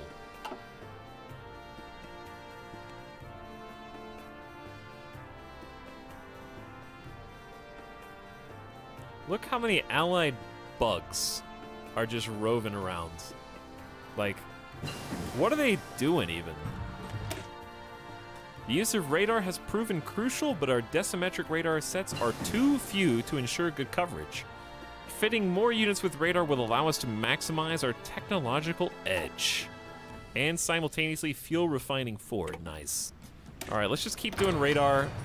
We'll catch up to it sooner or later. Is China democratic? I don't think so. I don't think so. What's a research?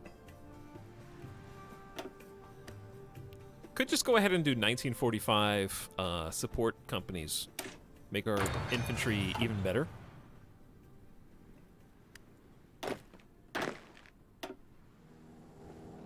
We're kind of like winning these battles though. I don't know how this happened.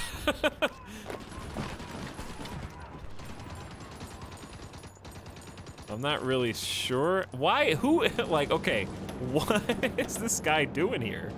He doesn't exist! He should have been dead! That was friendly territory. That doesn't even make any sense. He was just in no man's land.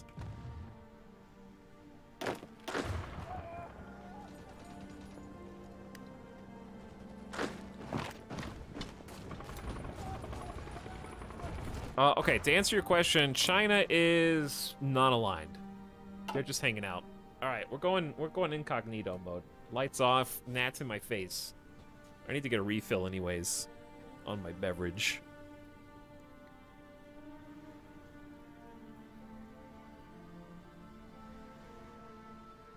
I could probably just leave this on pause for a minute.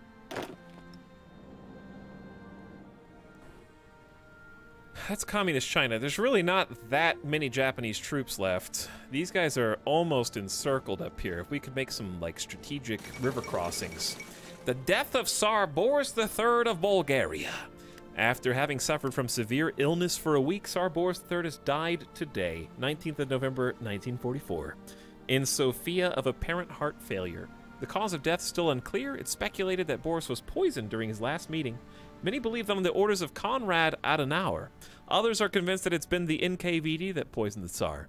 Someone pointed to the Franco-British Union, and disturbing as it may seem, some others even dare claim the Bulgarian government itself is involved in their death. Speaking of, should we even bother with spies? I don't have that many factories. All right, how many are we using to trade?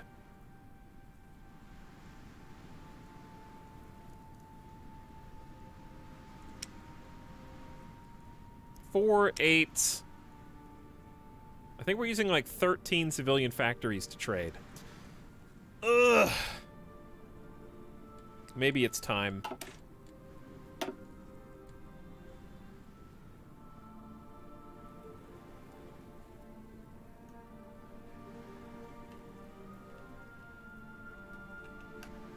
Maybe it's time. Let's just try this out. Okay, we're gonna lose some exports. We're gonna lose 5% construction speed, some research speed, some factory output speed. But let's give it a go. Cutting down the exports did not really help that much. We only got 2 civilian... Wait, no, we got more. There we go.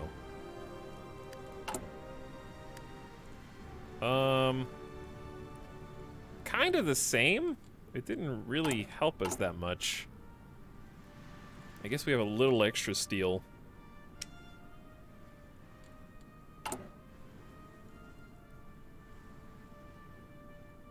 Where are my civilian factories disappearing? Where are they going? I guess people are stopping and starting trading with us. It's still too late to build any civilian factories, so we kind of just have to let it be. Let's finish this little offensive push here.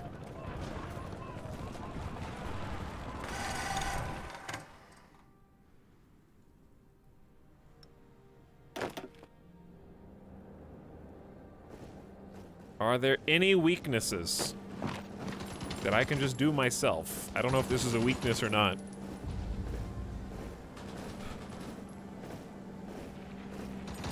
It looks like one.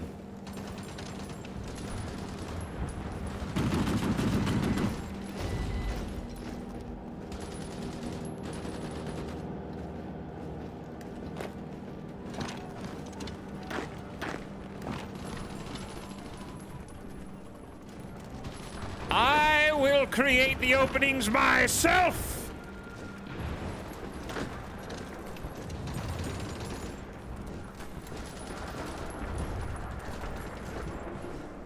And take the port cities?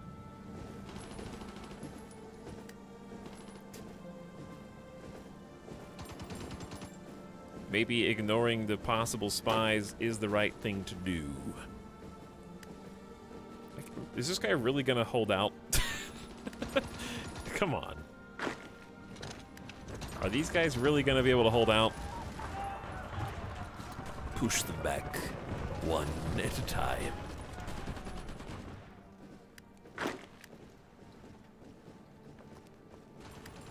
Very nice. All right. All together now, lads. If they can withstand this, then they are truly better than you. Oh my god. Nothing like a 1, 2, 3, 4, 5, 6, 7 prong attack. They can't. No one's that dug in.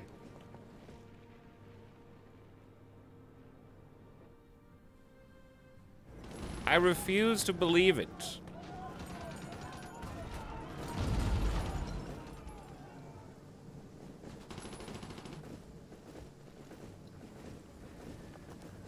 We need to rebuild our organization and then give it another go. Meanwhile, wow! Okay.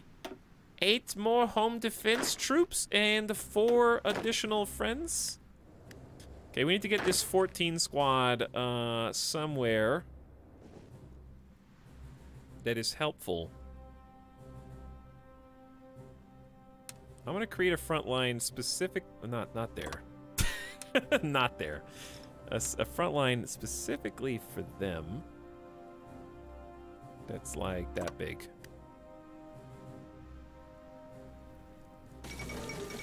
Iraq has capitulated. Joseph Stalin has announced the cowardly Iraqi nation could no longer withstand pressure from the overwhelming presence of Soviet forces throughout the country. Iran is next. Okay, then. Chat, we're 44% of the way to our first nuke. We have 5 million manpower. What? Okay, well, we got our first million deployed. There's 5 million more waiting. Once we have enough resources. That's a lot of meat. That is a lot of meat. I'm getting a little hungry thinking about all that meat. Are you scraping the barrel? No, I'm India. I am India.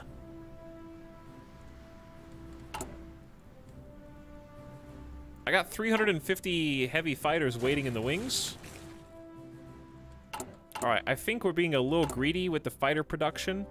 Let's sink that a little bit, make some more artillery so we can get some line artillery. Are we actually running low on trucks?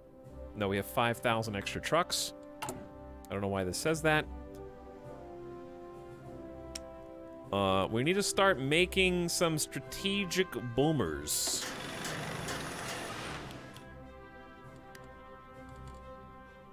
And so we shall.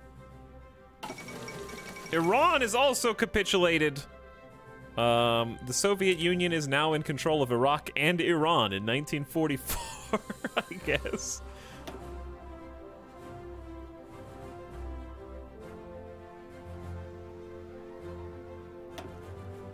We're gonna create a new Beaufighter air wing.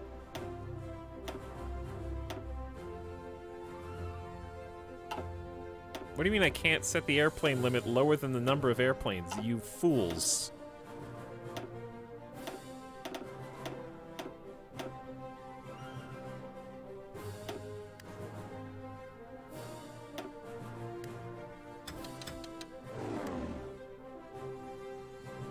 Let's make sure we have total air superiority over China. Imagine that you're Japan. Okay, imagine that you're Japan and India has fielded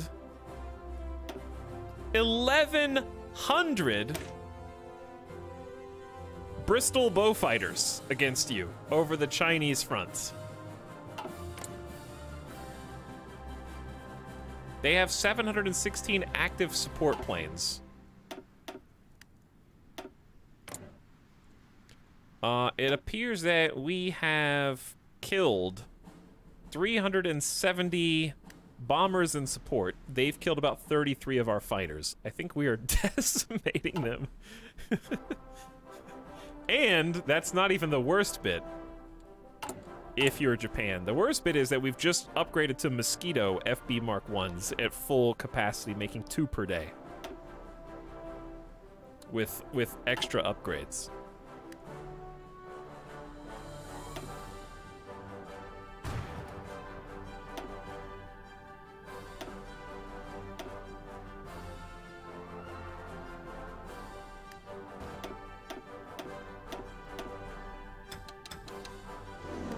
I'm about to send another 100. The range on these guys is amazing. All right, we just got tier 3 strategic bombers. They have a range of 5,000 kilometers.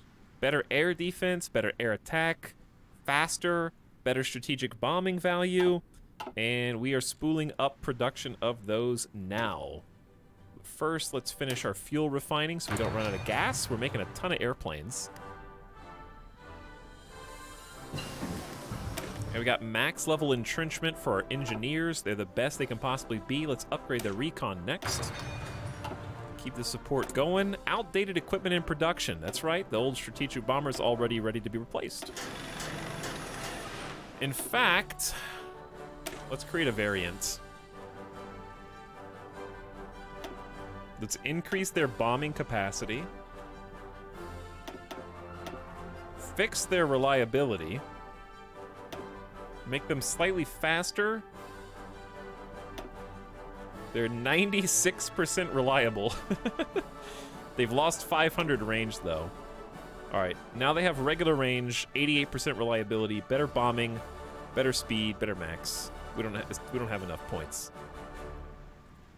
All right, forget about their speed. Just make the bombing better and their reliability better. Okay, we're gonna start spooling up production of those. We just need more factories. Portugal has declared war on Portugal. Of course they have. Portugal versus Portugal. Everyone knew this was going to happen. Military factories for you, you, and you.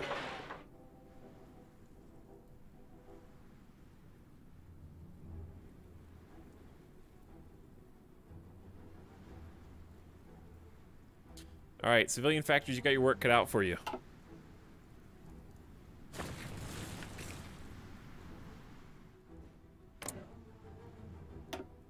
There's Portugal, and then fascist Portugal. The two Portugals.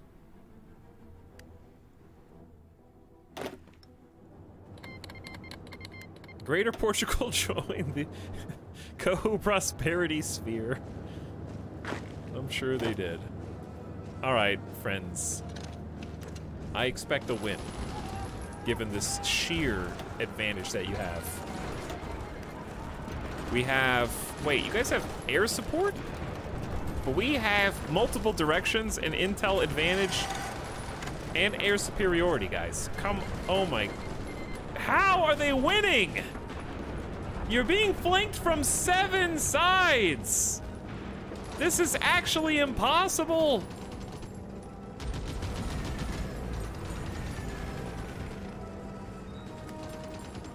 Their defense is 1,086. Terrain, -60. How do they have 1,000 defense?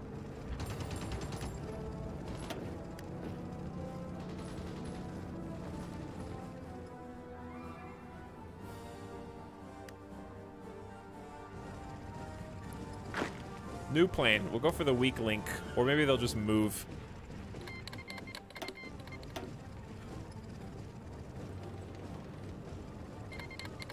Shut up. Why does that pop up on the screen? This should just be like a thing on the side. Okay, 3 new infantry boys going to the new front. Speaking of the new fronts, let's edit the orange line.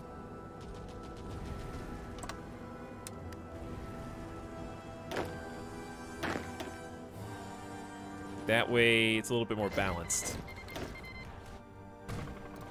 All right, before we try and wrap up this Japanese war and then see where everything goes, let me take a quick refill BRB.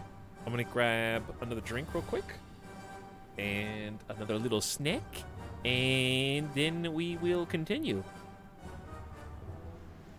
Okay. Give me just a couple minutes. BRB.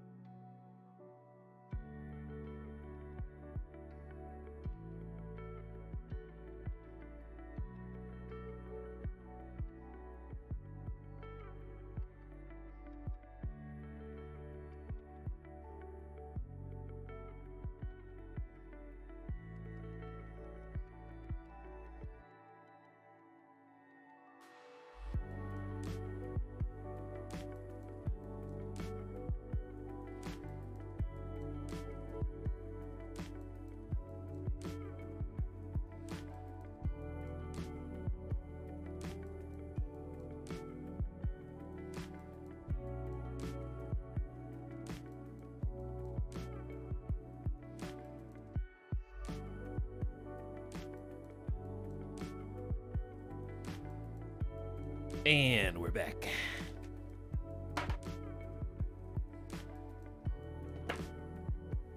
Why does he always tell us to be RB? I don't want to be RB. -2, Rogai. That's a -2.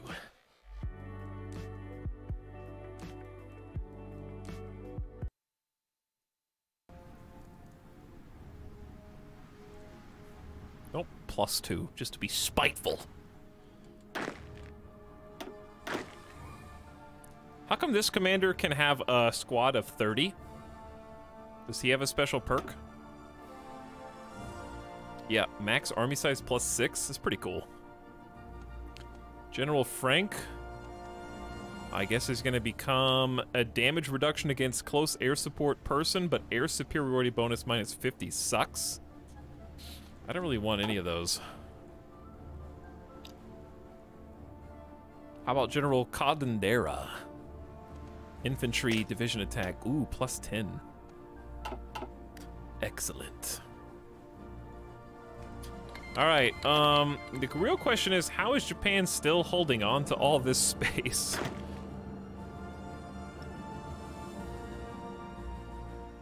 Yeah, I mean, they're kind of not. These guys are suffering big-time attrition. 1940s radar technology. Wowee! It's 1945, though.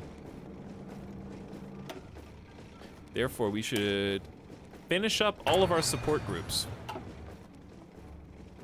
Let's try this. A little bit of this, a little bit of that, a little bit of this. I think we can end this ourselves. Actually, your Orange Army isn't assigned to your attack order. There is no attack order. Wait, which one?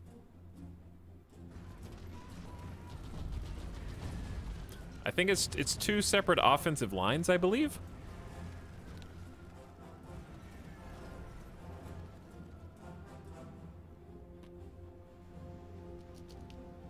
There's a first line and a second line. They're currently doing the first line first.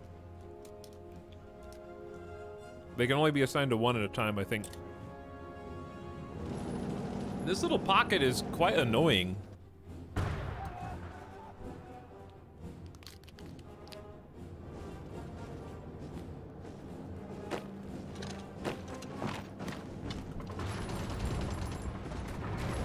Let's see if we can cheat.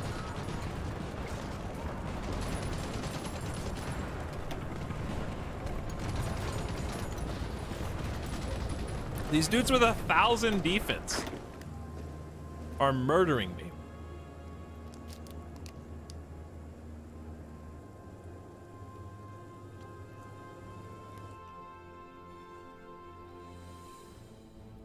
They're so spiteful. How do you beat that? Close air support would certainly help.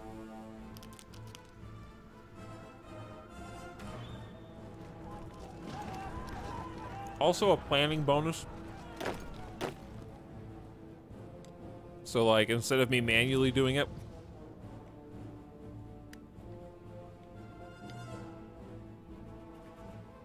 I feel like this is backwards.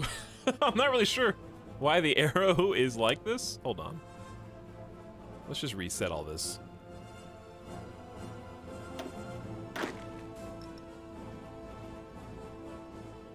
Do it more like this. There you go. Try to get a planning bonus out of it.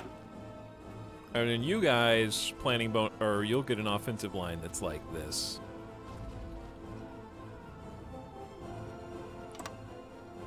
Okay, it's a little... I think I messed it up.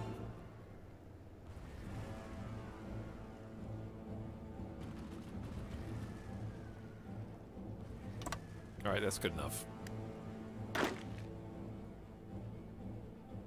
And then you guys can have one that kind of just goes very simple. Like that. Exactly.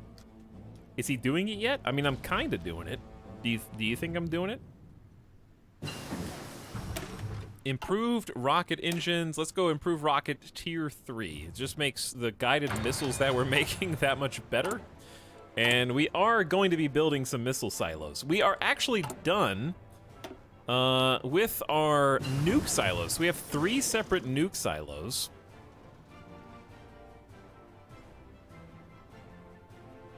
Now let's finish up our naval stuff.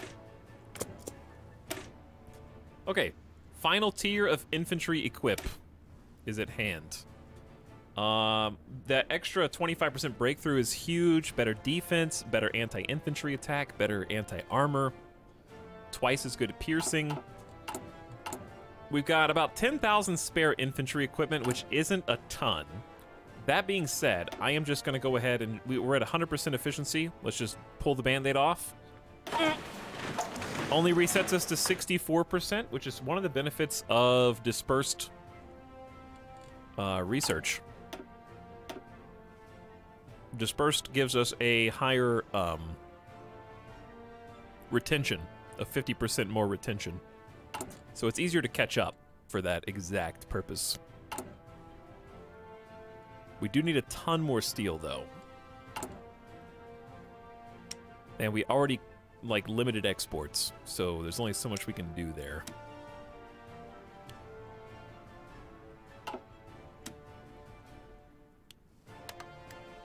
Let's cut that down and trade with, I guess we could trade with the Soviets. Give up 3 civilian factories? Yeah, our construction just got way slower. way slower, but oh well. Okay, this general's already ready to go. He says we have great chance of success, so I'm gonna let him do it.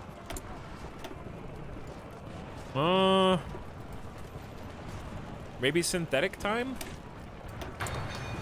Looks like we're still kind of running out of oil, but we got like a year.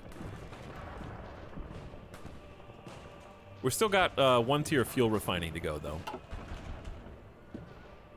And it's possible that there might be some oil spots that we can up the infrastructure of. Like this one will give us a little bit more. Only a +1.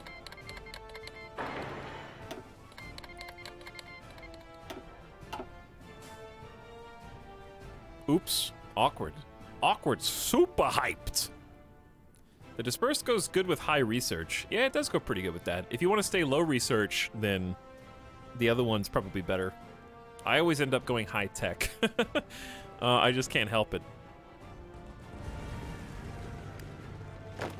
Is this takeable?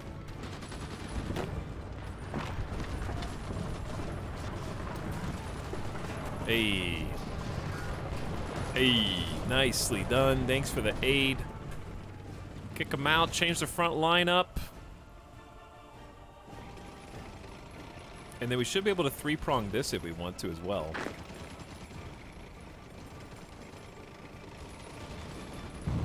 Reinforcements have arrived. They're gonna cease.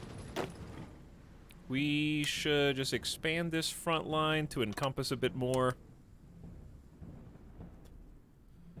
I don't know how you guys are all the way down there, but okay. We have 600 PP! Give me some war bonds. That'll help. Give me an extra building slot for free. And I guess we could recognize some of the exiled units. Chat, I think we're getting close to peace in 1945. How, I mean, obviously making Japan capitulate is the hard part, but how, like, how do you even use the scripted nuke thing? How does that even work? Imagine if the gnat flew into the Scotch. I would be so upset.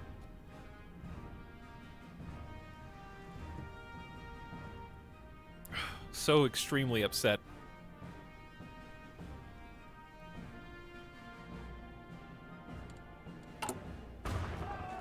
We've got 3 factories on strategic bombing, but we are low on aluminum again, as usual.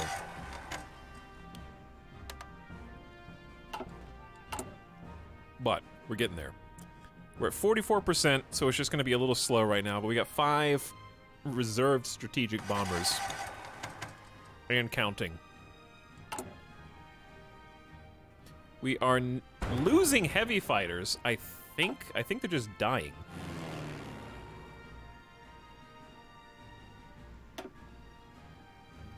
We've lost like 24, and that's... yeah, we're losing some fighters. Oh, they've got 1,000 active enemy fighters. Wow! Japan is going all out, baby! 265 friendly fighters have died. Enemy fighters 105 have died, and 300 bombers, and almost 600 support planes lost. So we are whittling down their air force. Let's see what we estimate they have. We estimate that's pretty much all they have, 1,000 fighters. So we're outpacing them. Making 2 a day. We got 2,400 advanced artillery in storage. I'm trying to stockpile artillery so that we can have some line artillery come out. But besides that, it's pretty much just waiting for military factories to be built.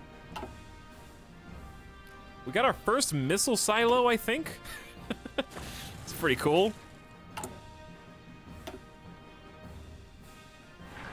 And we got room for extra radar. Cue that up too. Let's put a freeze on that order and start this one. And we'll also start this up here. Okay. I'm trying to put the squeeze on them. Do you see these pockets? We got 4 divisions encircled. There are some Italian forces in there. Those guys should all be dead now. I would not want to be Japan in this case. We got Communist China Comintern forces on one side and the Allied forces on the other. Did that 7-prong attack work yet? I think they actually did take that spot, yes. Surprisingly. We're in Fuzhou now. Now, they're still holding Wuhan. We've encircled East Germany. Joined the Comintern. Portuguese Angola wants a non-aggression pact. I see what you guys are trying to do here, and I simply will not allow it.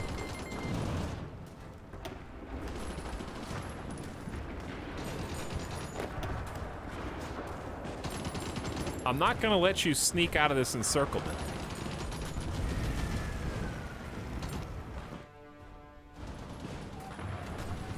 Speaking of encirclements, there are 4, 5, 6,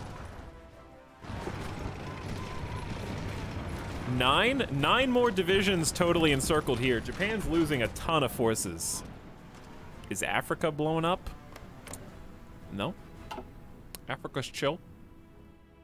Africa's hanging out. And they're gone. The front line is changing. Once this space is taken, there's really no reason for these guys to hold the front line with Communist China. Unless we're about to go to war with the Comintern, that would be really the only reason. Our recon companies are maxed. We got motorized recon with everybody. It's not as good as like tank recon, but hey. And since we're doing signal companies, I feel like have been working pretty well. Let's max those too. New frontline time.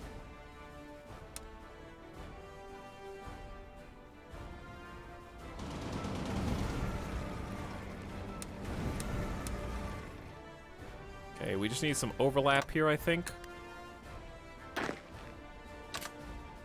There we go. There we go. Move everybody out.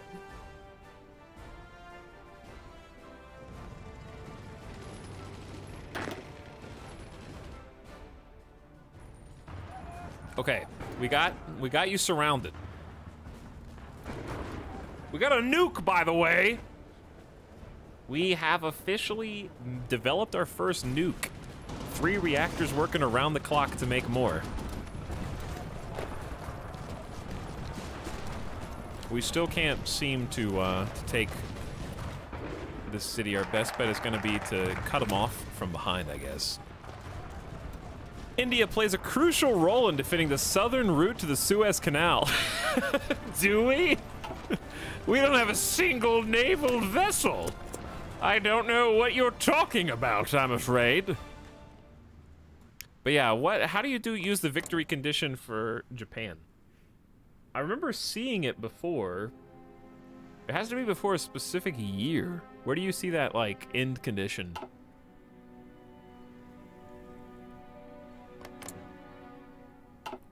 I forget.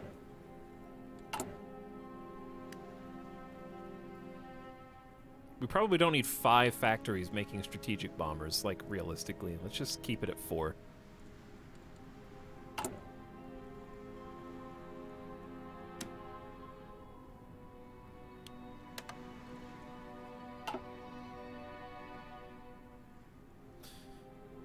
Oh yeah, you have to naval invade. That's why we saw it as Australia, because we had a navy. We're not going to be naval invading Iwo Jima or Okinawa. Unfortunately, we will not be able to do that.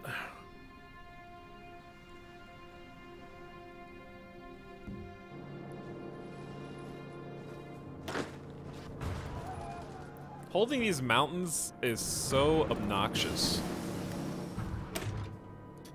Alright, Logistics Company 4, our supply usage down another 10%, and fuel usage down is actually huge. We are done with all support companies. And now we can just finish improving our infantry equipment for that soft attack bonus. Is this a multiplayer game? Mine is not, but it can be played in multiplayer.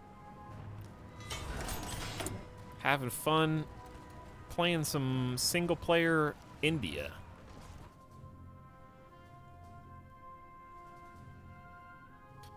Okay, where do we want this to go? I don't really want rocket interceptors. Maybe just... Can't really go wrong with more guns.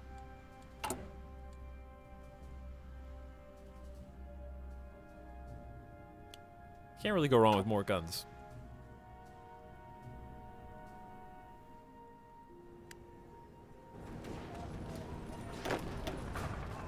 Okay, we're gonna hold this line. Let's put a pause in this. Liberia joined the Allies. And you guys put a pause too. The United States has called Liberia as our ally in the Iraqi-American War. Monka S. Also, Ireland joined the Allies. Art imitates life, I guess.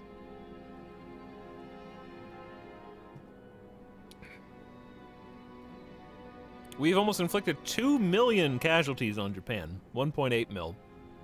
I'm sure we've lost a lot. Yeah, we lost 1.68. They're catching up because we're on the offensive now. We still got 4.8 million manpower, though.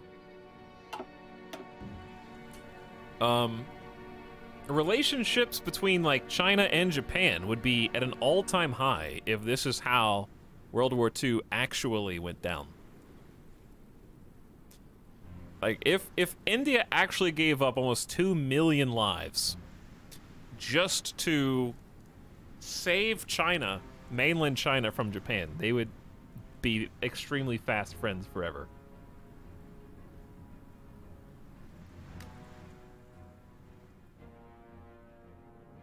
How many, like, casualties were there?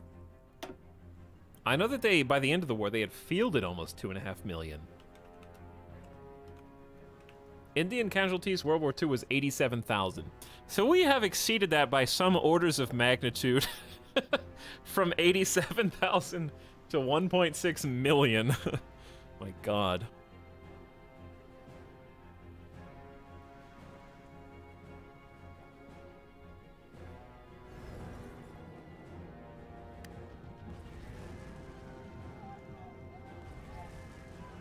Let's fix this real quick.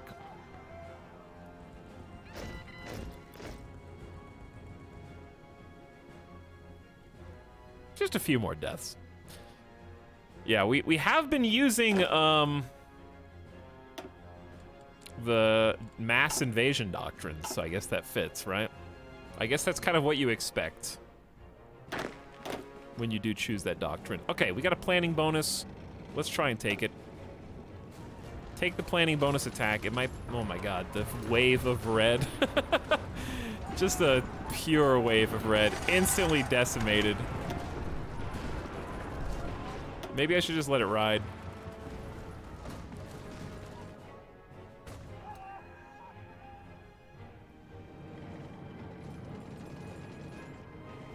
How many British casualties in India? I don't know what you mean. First ace! Few take as many risks as the brave pilots of the Indian Air Force.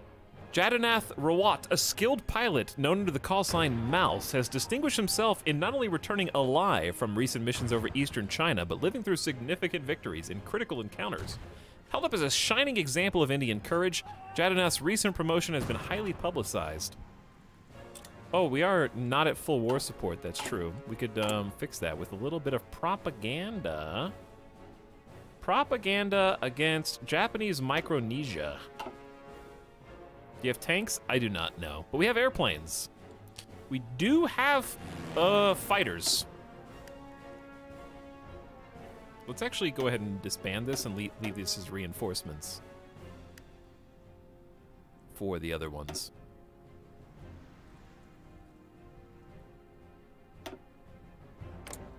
We got air superiority. We created an Indian Air Force of over 1,000 bow fighters. And we are also sitting on some strategic bombers right now. I feel like, sure, let's take the strategic bombers in.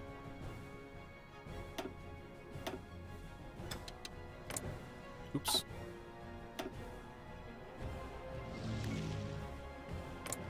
Start hurting some infrastructure. I mean, we definitely outnumber them. You disbanded your ace fighter wing. They don't just move to another spot?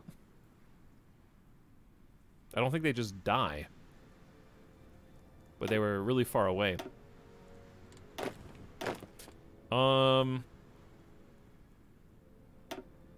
Join up. Take a look at recruit. We are actually in a gun deficit, so recruit's gonna be tough right now. The 1945 Imperial Conference. The British government has announced a 12th Imperial Conference. For the next 2 months, representatives from the British government and the Dominions will gather in London to discuss matters concerning the entire empire. What this will mean for global affairs is as yet unclear, but it's possible discussions will include the topic of Imperial Federation, the formation of which would likely have significant repercussions for the superpowers of the world. Okay. What's gonna happen to France? You can manually put an ace on a fighter wing, click the spade next to the fighter wing. Okay, we'll try that out. Oh, what's up? I never even clicked on this. Max airspeed, air attack, and agility up. There you go. Oh, they got a little face picture there, too. That's pretty cool. Well done.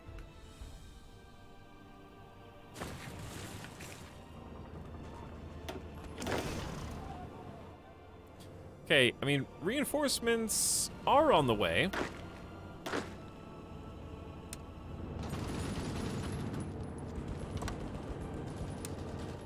Let's wiggle some of these guys around. We're so close! We are so close. Who doesn't have an invasion order? Or an offensive line order? I think you guys are the only ones who don't. So I'll give you an offensive line that kind of just mirrors theirs.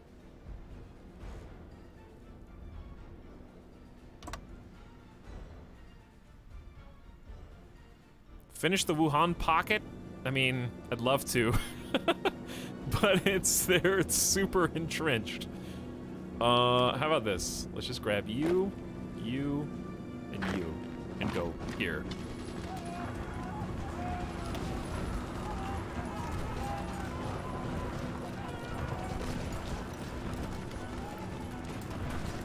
Okay. Freeze, freeze, freeze. Let these guys move in.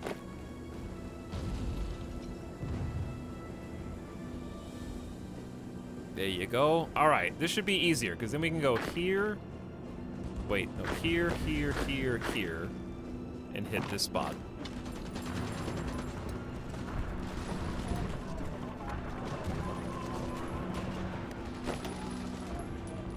Did they reinforce? Yeah, they did. Okay. Fuel refining 5. All right, we got back to 2.5 years of gas. That's perfect. 2.5 years of gas. Are we? Oh, never mind. What do we lack? More radar. We could just research jets if we wanted to get crazy. Oh, let's finish off the artillery upgrade. I got a 50% bonus anyways. Let's see how many you kill. I mean, it is a juicy encirclement. That's a 10 division encircle. And their organization is low.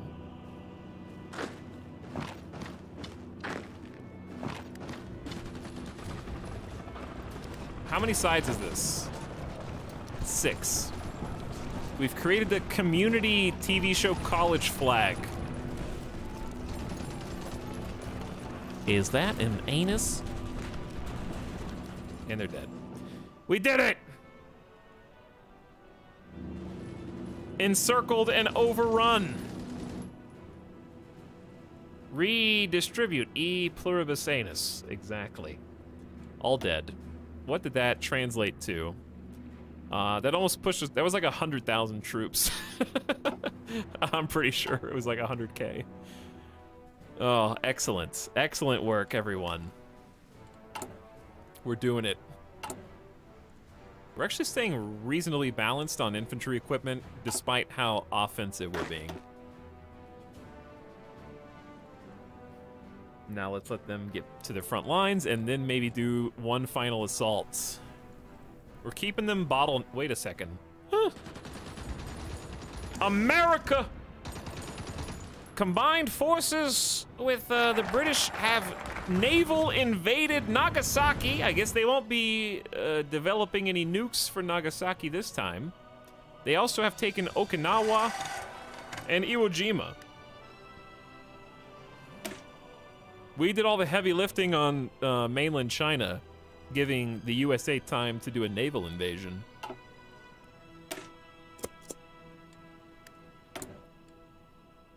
We are losing some resources. Greece can hook us up, though. And the Soviets. Maybe we're making too many rocket sites, possibly. If that's possible. We got, actually, did we lose all of our strategic bombers that I just sent in? Planes? No, they're there. They haven't died. Let's see how good or bad they've been. We've only lost 3 bombers. We've lost 5. We've combined lost the fall of Tokyo. American forces have entered Tokyo, and the U.S. War Department recently announced an end to major combat operations in the city. Fighting was reported as heavy, particularly in the vicinity of the Imperial Palace, which was defended by fanatical members of the Imperial Guard, even though the Emperor is believed to have left the city before the American assault began. With the fall of Tokyo, experts predict that organized resistance on the rest of the Japanese home islands will soon crumble. Peace negotiations are expected to begin shortly, unless Japanese hardliners convince the Emperor to continue the fight to the death.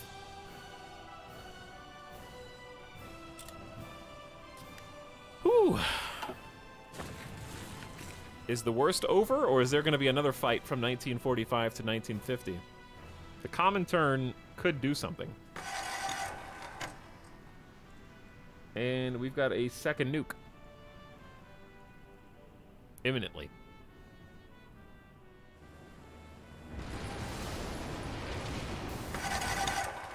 The U.S. is in control of Hiroshima, Nagasaki, and Tokyo. Triple naval invasion. Synthetic oil is a go. Fuel gain from the refineries that we don't possess. We don't really have space. I've kind of filled in every space with a possible military factory.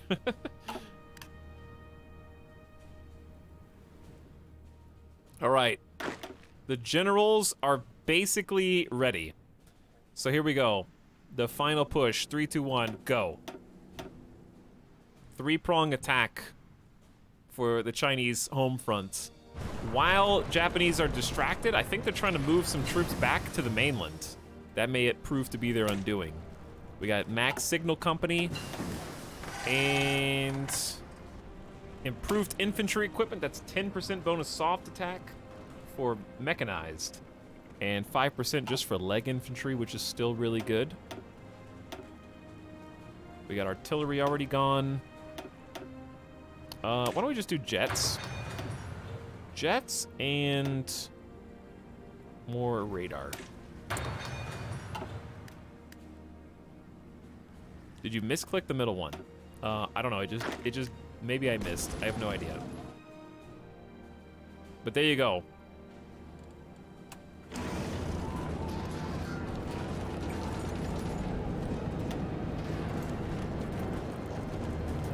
They have air support, but we have air superiority.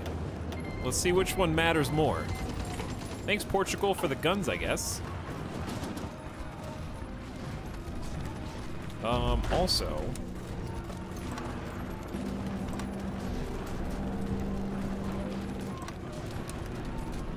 let's fix that front line gap. It's easier to do a field marshal, I know, but we're just do it ourselves. It's fine.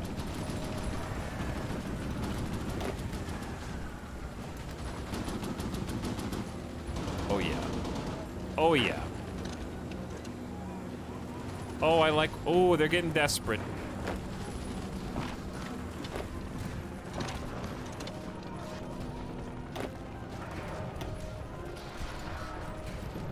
Their pockets are getting desperate.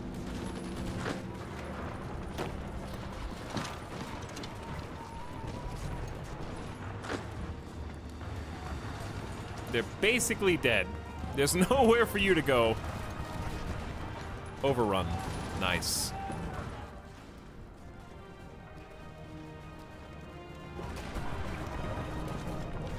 I think we've got the upper hand.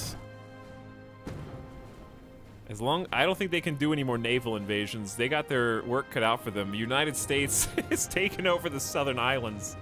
Kyushu is fallen.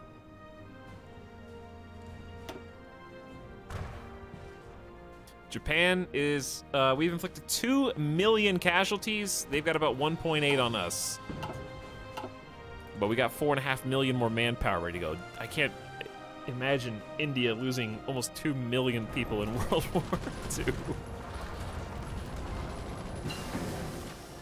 Super artillery! 10% more soft attack is great. We should probably do the line artillery, like, now. Maybe just doing some anti-tank research would be nice. Just to have the option. How much artillery are we sitting on? 3.5k. Still not enough for a full line artillery upgrade. We don't have enough guns either. We'll probably do that in peace times.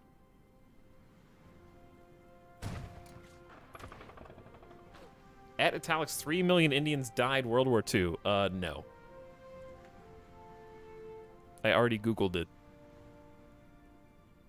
Indian casualties in World War II. Okay, 3 million civilians died. Yeah, those are civilians. I'm talking that, which is still insane. If you count, yeah, that's why there's a whole famine subplot in our tech tree, which we canceled with good infrastructure and clamping down on corruption.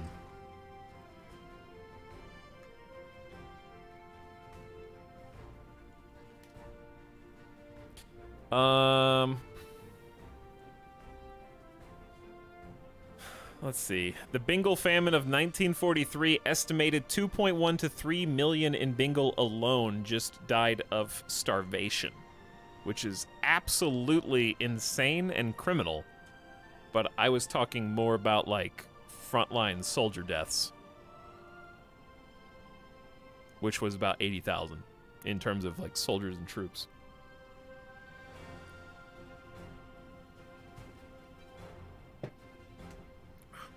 But yeah, still tragic. I see what you were trying to say.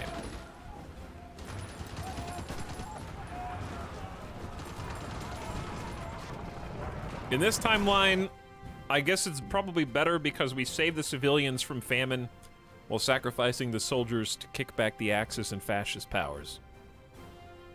In this case, mostly Japan. We didn't even see conflict with Italy or Germany, which I guess we should count ourselves lucky. Honestly, this was like, you know what I mean? India rising up as a military powerhouse in World War II and saving the East from Japan invasion, while the rest of the Allies handle the European front with the help of the Comintern, I guess, who were just kind of lumping in with the Allies. This is called delegation of priorities, you know? I handled my side, you guys handle your side, and we'll meet in the middle.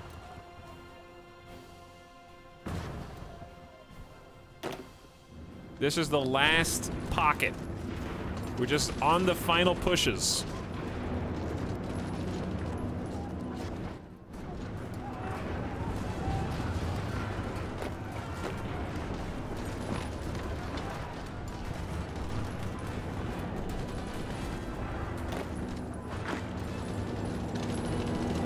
Don't you dare try and reinforce at all. No reinforcements allowed.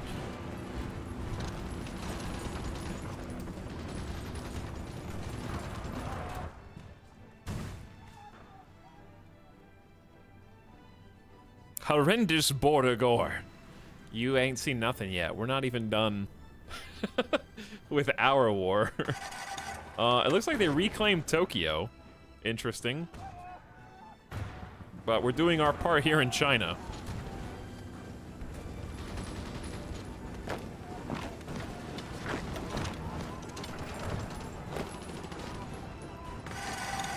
And we're doing it quite well.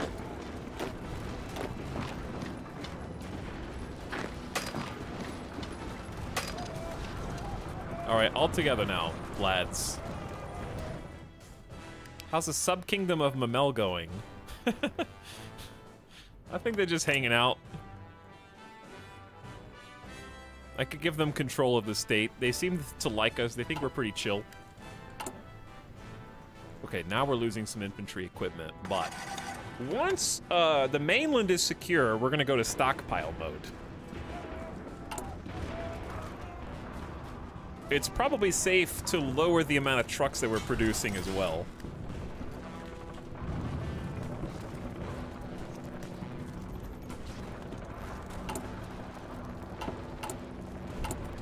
I feel like 4 factories making the heavy bombers is enough. Let's just do additional artillery so we can get line artillery going.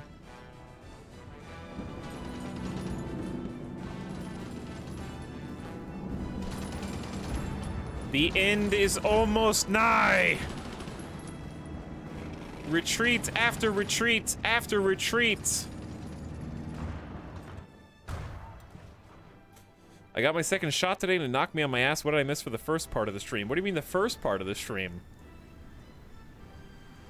You mean winning the war against Japan and seeing if anything else happens for the rest of the game, or if everyone just chills in eternal peace?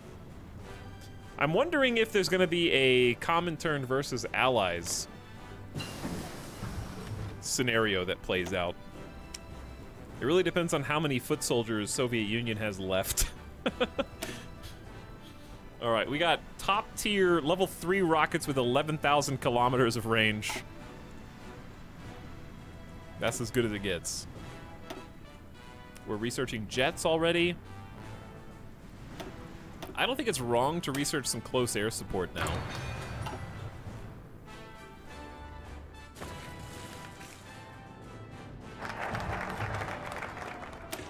capital ship effort. We're probably not going to make a single ship, but we can... Oh, let's do the close air support bonus then, if we're going to research that.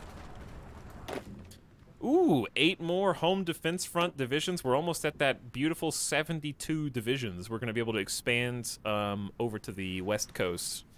We're not expecting any naval invasions there, but we'll be able to defend very well the entire coastline. Single-handedly holding back Japan while the Allies handled Europe. Effectively, yes. That is what we did. China and the Comintern definitely helped, but we've done the most. The United States has snuck in and got 800,000 casualties inflicted. China's got 720,000, Soviet Union 500,000. We've got 2.2 million credited to us. And we're almost at 2 million ourselves. But this is the last line. Watch as their holdouts crumble. We are fast and we are well equipped. We gotta go extremely fast.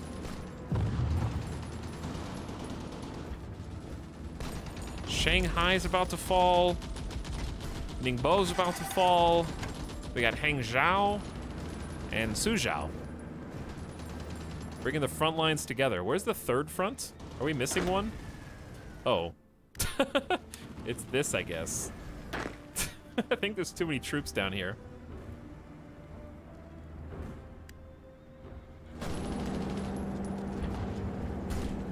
I'm not sure what I may have just deleted the front line that we were fighting for.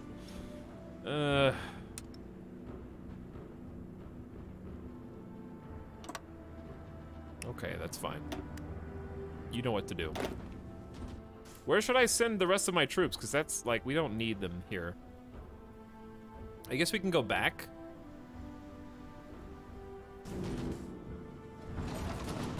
Sorry, I didn't mean to zoom in and zoom out, zoom in and zoom out.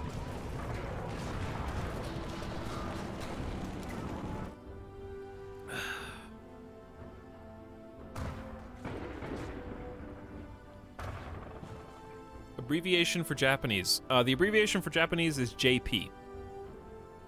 So if you would like to abbreviate, please use JP. Would be the shorthand.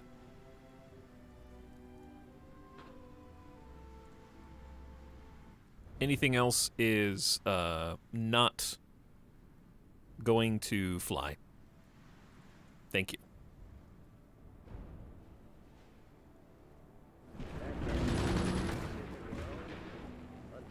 Appreciate you understanding.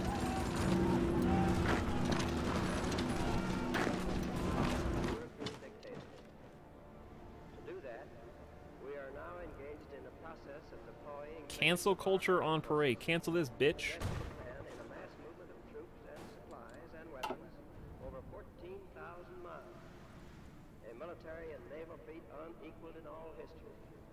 Got him.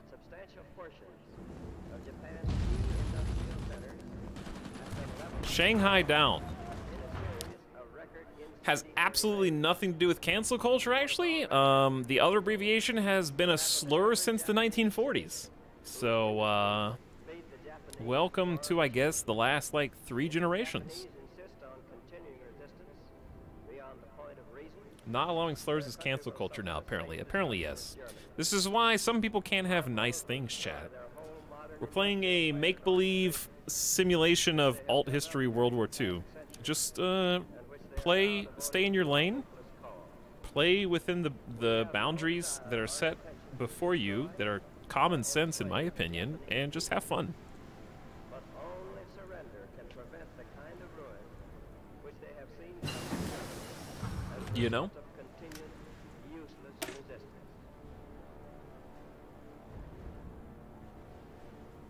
What is this speech? I think this is we just finished off repelling the invasion of China speech.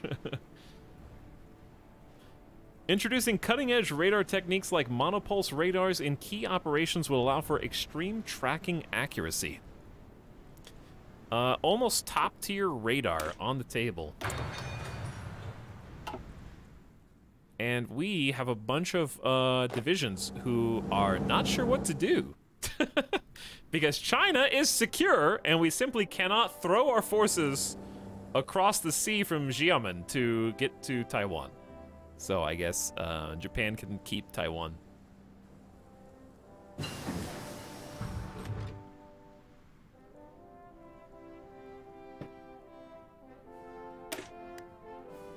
Okay, I don't think we have a refinery yet, but when we do, they'll be really good. So here's what we can do, actually. I don't know if we have the range, but they have a pretty good airport here in Shanghai. So now that we have Shanghai, what we're gonna do is I think probably just like, what's the easiest way to disband a air wing, by the way? Is there an easier way than this?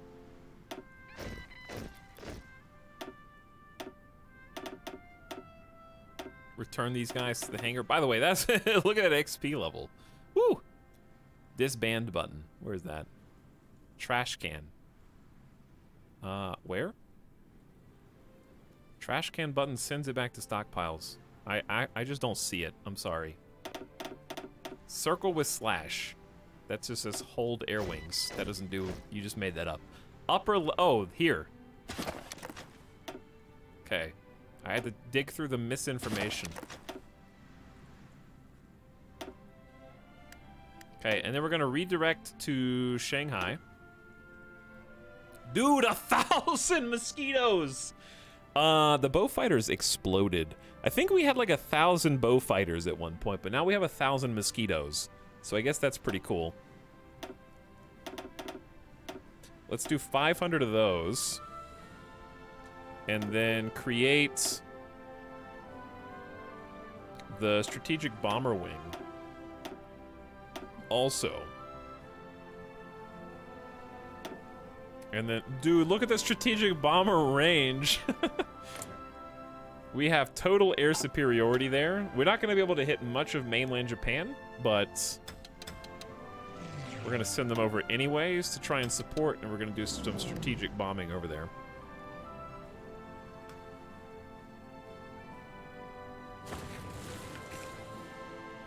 That's as close as I think we can get. May as well assign this guy, I guess. Quarter pounder with cheese. I don't have anything else to research, so we're just researching anti-tank stuff. We can't swim. No, we can't swim back to Taiwan, unfortunately. But we can add our number to the active planes. There are, dude, America's here. Yes, see? This is why when we played as China, we had unlimited destruction. United States from across the sea, from just carriers alone, and I guess friendly air bases, have fielded 900 active bombers. AI United States loves bombers, and there's a lot of them. They've only brought 300 fighters to support their 900 bombers. Big bombers. We could not deal with those when we played as Xinjiang.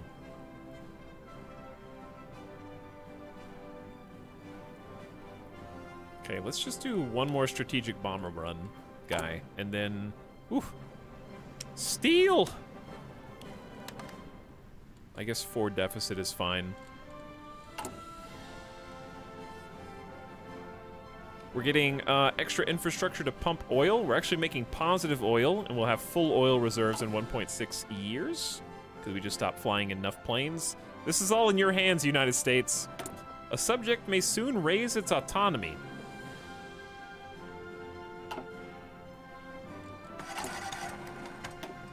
I don't think I can really stop that. Mamel, I don't know how to stop that. So I guess it is what it is. You guys can be autonomous if you want, I guess. We better get a lot of real estate here. Here's the thing that sucks about winning a defensive war. Okay, like, China just keeps China. India doesn't get anything except maybe mainland Japan is the best we... I guess we could just take Japan.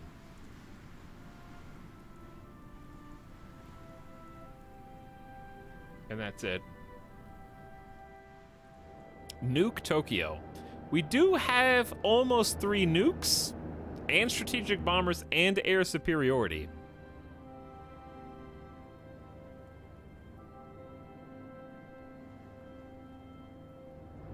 What if we just nuked where they're... What if we just nuked Osaka and, like, their hotspots here? Let's wait until we have 3 nukes, and then we'll just nuke their troops.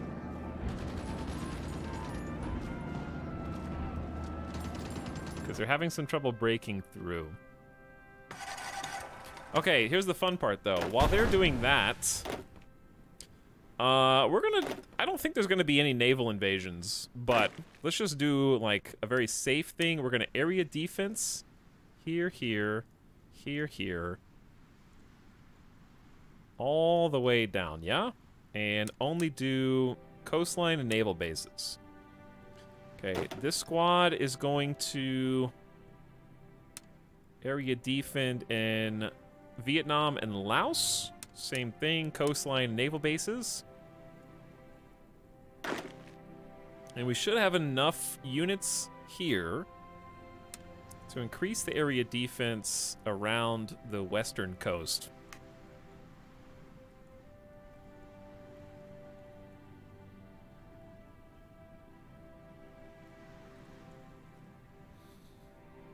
Or, I mean, we're at 92% to a third nuke. Infantry get under the grade school desk provided by your provisions. Like, they're just walking around with a grade school desk on their backpack to protect them from a nuke. That's pretty funny. Too bad we never made tanks or ships, huh? I guess we could have gotten the well, we don't have close air support. But if we did, then I would hire you. Likewise, give me...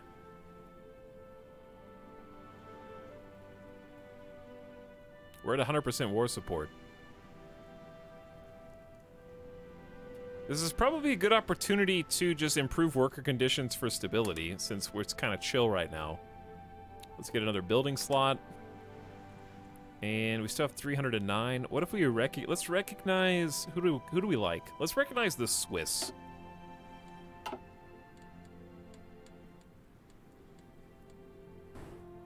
Hell yeah, war, brother. Free military factories is a good problem to have.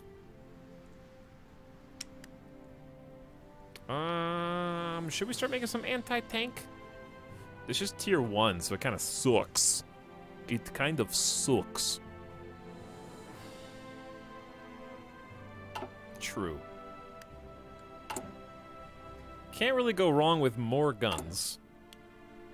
Once again.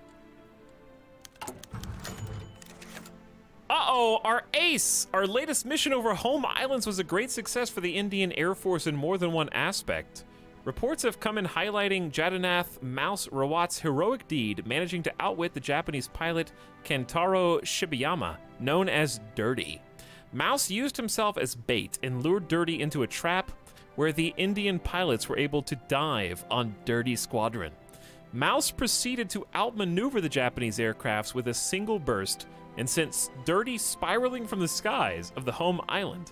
Kentaro Dirty Shibayama was a feared pilot with many Indian lives on his conscience. This is a great victory and shows that when we rally behind great heroes, they perform great deeds. Rest in peace, Dirty.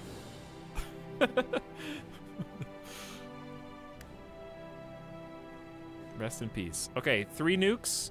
United States got impatient and launched a second naval invasion. All right. Hey, United States, danger close. I repeat, this next attack is about to be danger close. Shit, I got like 700 fighters that I could still use. Oh, dude, we could help the Philippines.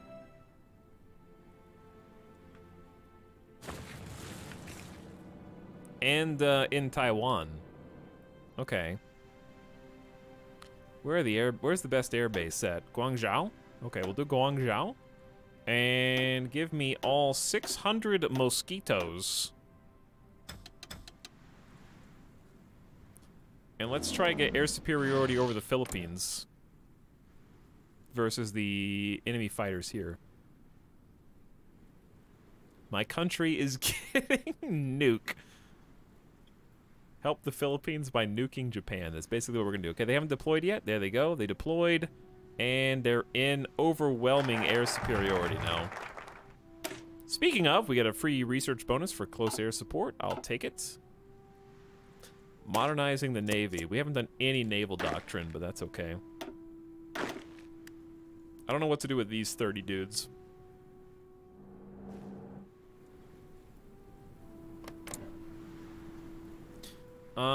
I don't know. Can we get, like, military permission? No, we're not allowed military access to Siam. So I don't know how to help them. Okay, anyways, I guess I'm about to nuke. Where are my planes at? Here they are. Okay, we got 64 strategic bombers. That's plenty. We could add the bow fighters to this.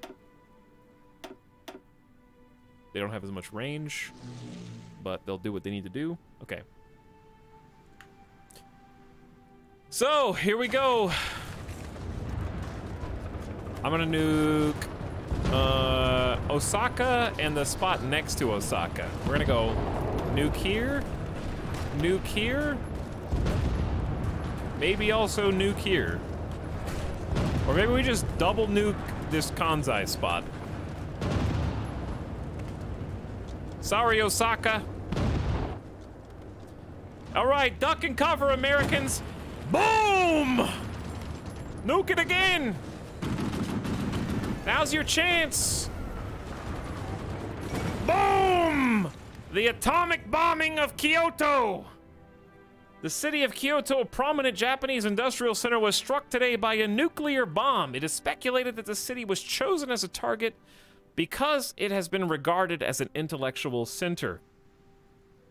The beauty and historical significance of Kyoto led many to assume it would be spared from the bomb, but you didn't account for the fact that the Indians were going to be the first people to release such nuclear power, and they've been wrapped up in Japanese war for over almost a decade now. The city's location in the valley is somewhat limited, or it's somewhat limited the blast, but the old Imperial Palace and many industrial buildings have been completely destroyed. Legacy and beauty mean nothing in a war like this.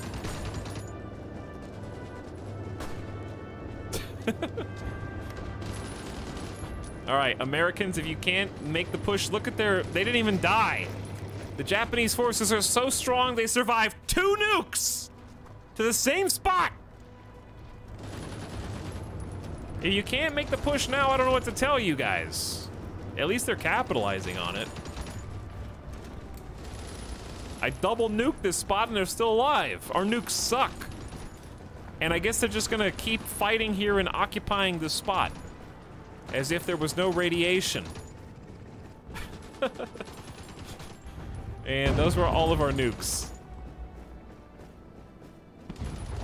Okay, you've almost got these guys. There's 8 units there. Come on, take Osaka and then it's over.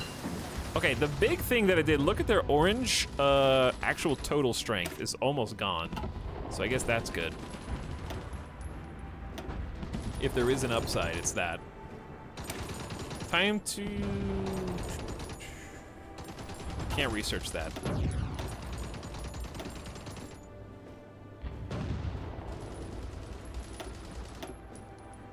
Time for 1946 night vision, I guess. We did it! We gave the Americans a nuclear foothold. It was actually valuable, though? Actually valuable? Just don't get 6-prong counterattacks, please. Don't mind the radiation, Americans. It's nothing. Just a little extra spice. No big deal.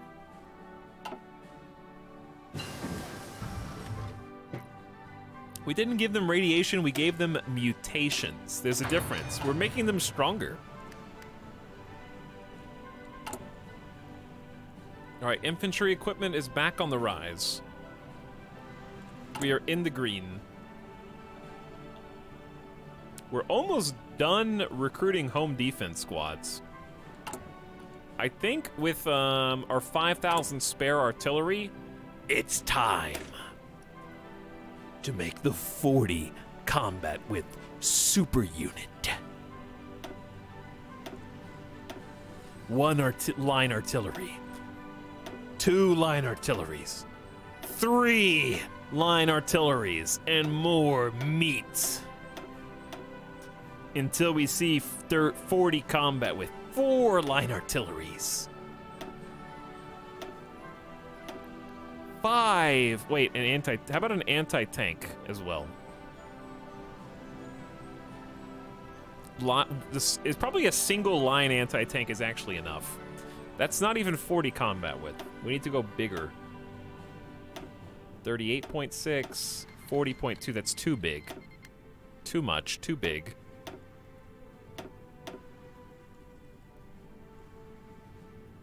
How much line artillery is enough for a single infantry? I need to get to close to 40 combat width. 5. Ooh, it's a perfect 40. 5 line artillery, a line anti-tank, and infantry equals 40 perfect combat width. However, you're gonna need another 5,400 artillery to fill that in, and an additional 6,000 manpower per division. New meta, guys. Yeah, I mean, this is the new meta, clearly. We don't have any anti-tanks either. Doesn't matter. I'm saving it. It's confirmed. It's confirmed. Okay, we definitely need to start making anti-tank now, please.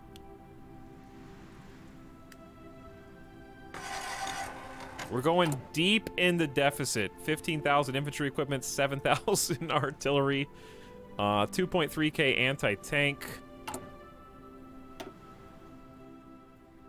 My nation is full. We don't have any room for anything. And where are all my civilian factories? Why are we using 15 for consumer goods? Oh, improve worker conditions, and we're not doing war bonds. Wait.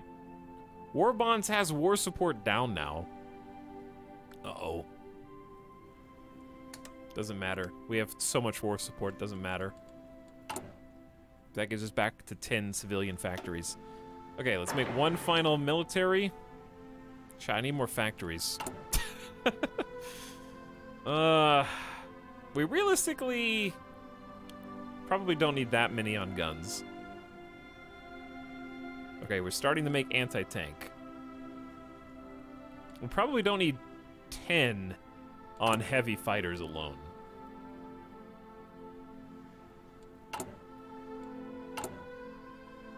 We probably don't need 5 on strategic bombers.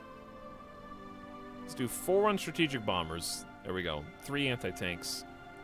I think we need 5 anti-tanks. 3's good enough to start. Chat, it's not peacetime yet. We gotta wait and see if America can read... Where? America? America? Hey, God. America, where did you go, dude? Why are you guys all in Hiroshima? 14 divisions of the Franco-British Union just chilling in radiation. Got them. They died from radiation. Where'd they all go? I don't understand. Send in your own guys? Oh, why didn't I think of that, Dodes? What a great idea.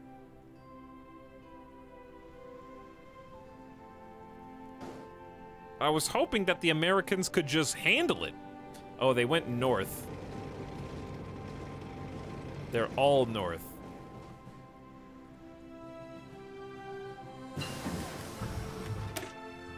All right, radar research is complete.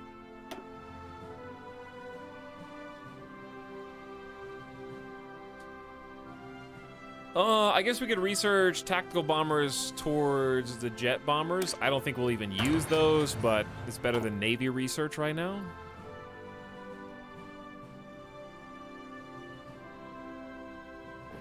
I think they're still gonna win. Maybe this was actually tactical genius. We do have a whole slew of troops who are not really being used at all.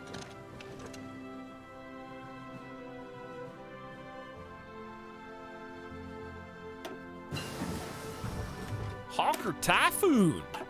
Dude, sweet! We're actually getting naval doctrine now. Alright, final close air support. Maybe we could start making some close air support too.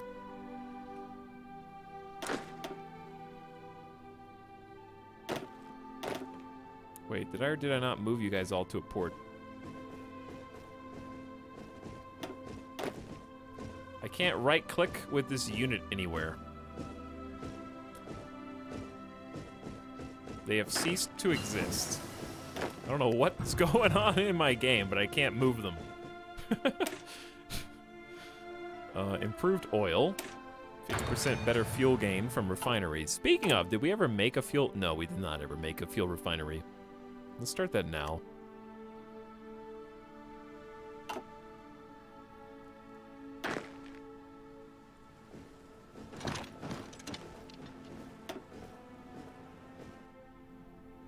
It seems fine. I don't think we're even gonna have a chance to land here, but we may.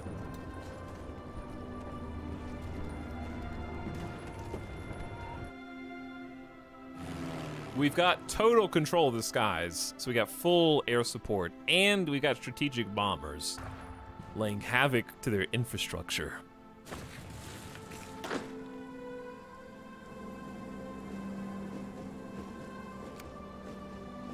Go back to 4X. Okay, these guys are almost here. We'll just focus on these guys first.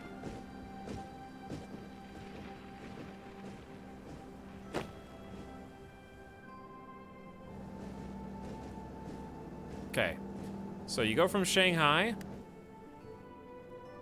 And why don't you... Can we even do this? It has an X, but I think it lets me.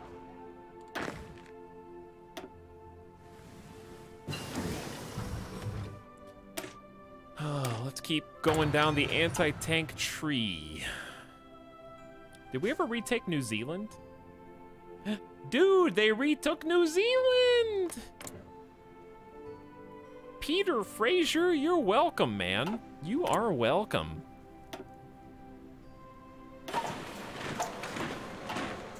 We liberated New Zealand.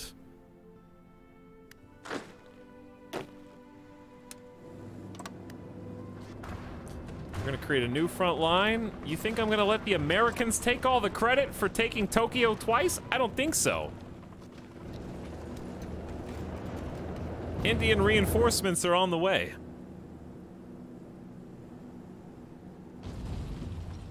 We might not get to the front line fast enough at this rate.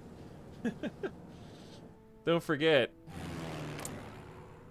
Don't forget.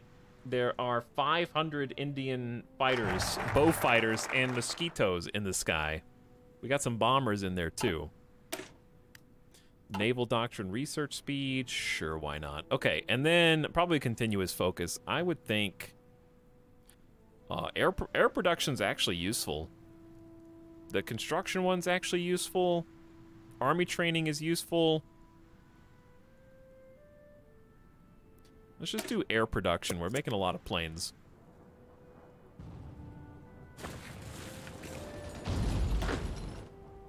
All right, Indian forces have arrived to the front line. I'm gonna say, let's just attack. We don't even need to get ready. Let's just participate. This is it! Actually it! Apparently, defeating Japan has resulted in the, quote, Treaty of Baghdad. The Americans were confused as far as which war they were actually finishing. We have 546 points. which is the most of anybody. And we get to go first, basically. We're the #1 contributor. But be warned, the Soviet Union is close behind. To take all of Iraq is 1,000 points. To take all of Iran is 3,700 points. Think of all of the natural resources. To take Japan is 4,700 points. What's even on the table right now? Shanjiyan State, Manchukuo's on the table. Korea's on the table.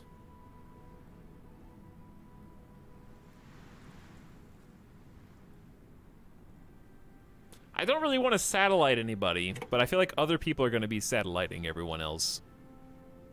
I think we should just straight up pass on turn 1. And if they ruin everything, then they ruin everything.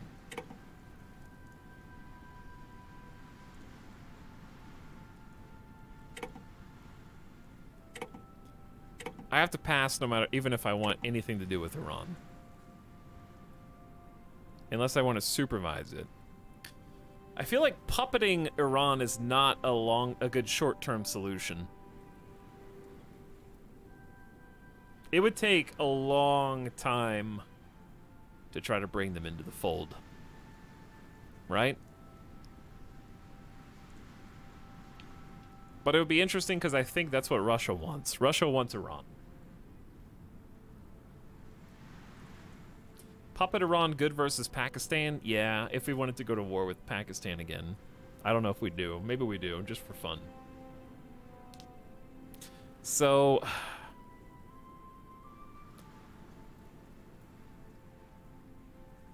we're gonna get a lot of points to pass.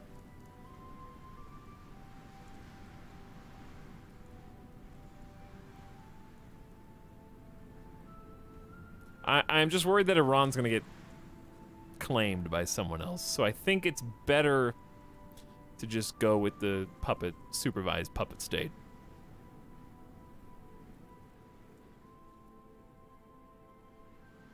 But there's multiple pieces. We got Kurdistan, Azerbaijan, and just the default.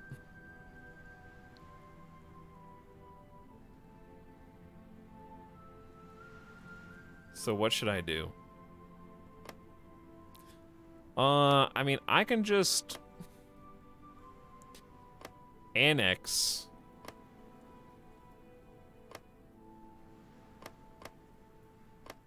I could just annex. Like all this. Yeah, Russia's only gonna have 350 points. That's true. Maybe just pass one turn. Because I guess they could annex a few of these pieces.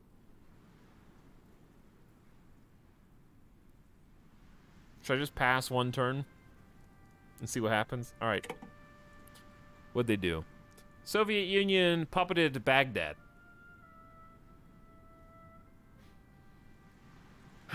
Okay.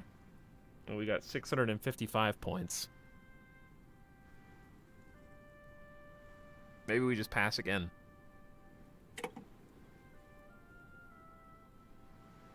No one did anything. I'm just thinking, is there a greedy world in which we can just straight up annex Iran? Is there a world in which we either annex Iran or Japan by just passing? Or are they gonna puppet everything first?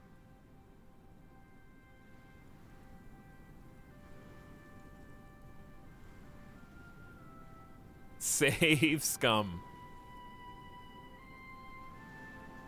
Let's just keep passing and see when we get punished.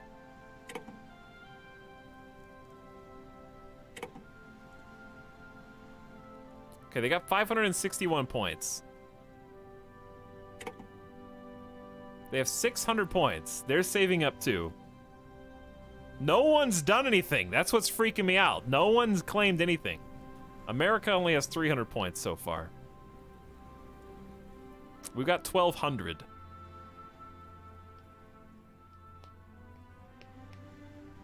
I feel like I'm playing poker right now. Should I just get I feel like I should just get extra greedy, because puppeting's just not that good. Because Russia can only do one thing. Okay, they satellited Kurdistan. So, we kind of knew that was coming. But that was also... Kurdistan was the furthest away from us.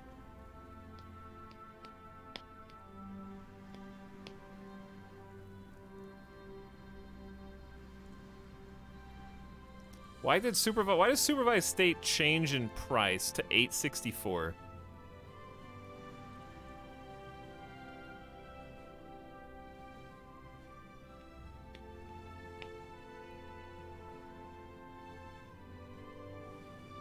How come I can't? How do I puppet the rest? Should I just straight annex?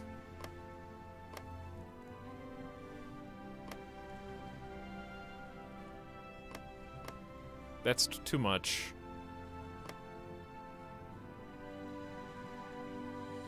$871. Okay, that's too much. I can annex all of the oil. Once you subject, select the country in the list on the left and click states. Well,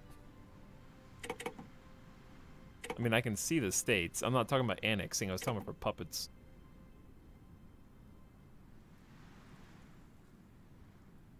We have to scroll down? I'm not sure. Oh, well, I can see, like, satelliting Korea. Just satellite Korea. It's on the table. We have enough points to do it next turn.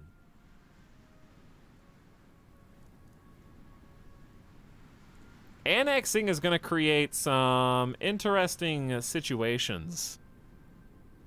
But I still think we should just do it for fun.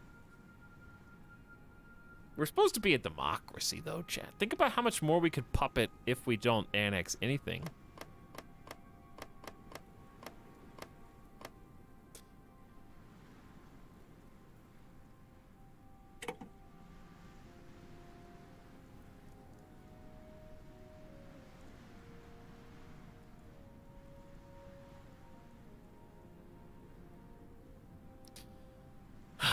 I don't know.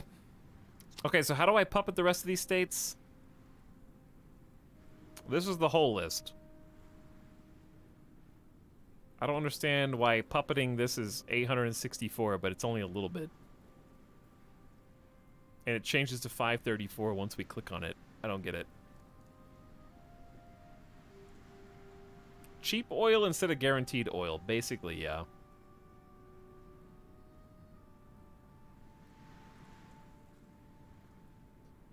First, make the puppet, then scroll down the country flag list on the left until you find your puppet's flag. Well, I mean, isn't this... That's Kurdistan.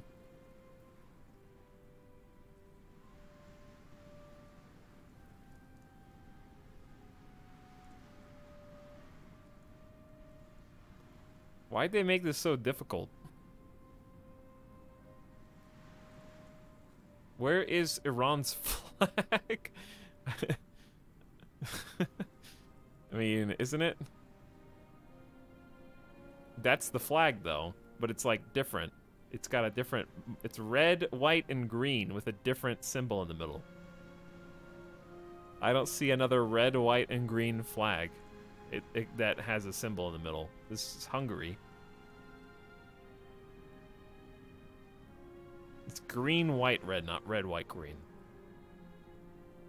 You have to spin the turn first. Oh, well then, why do you say that? Now I can't even see the things that I was seeing before. They disappeared. All I see is take all states.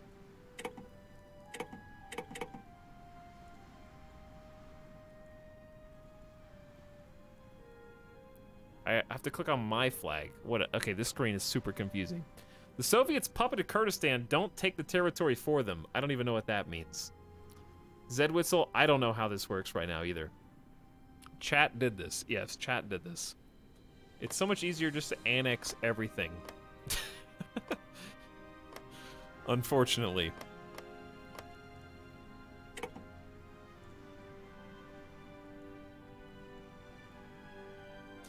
Okay. What did they do? They puppeted Tehran. And a few more.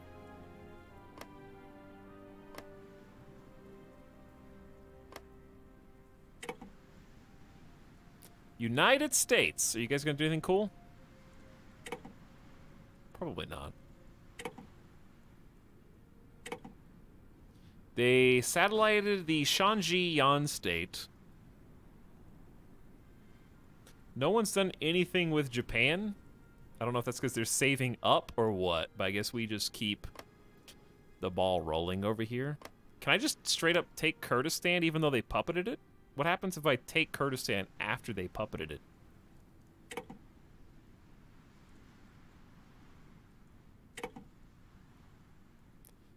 China satellited Korea.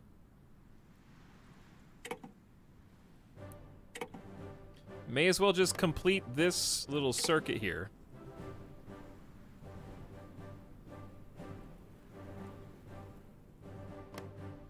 So we got, like, what? Basically, a majority of Iran.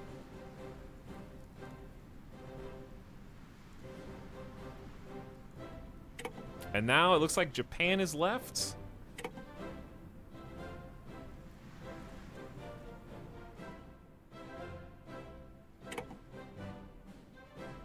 I'm assuming they're gonna end up puppeting it. We can make it a supervised state for only 159, but only in Kanto.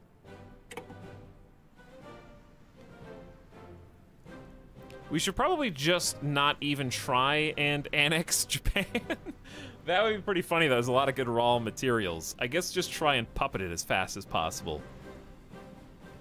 Right?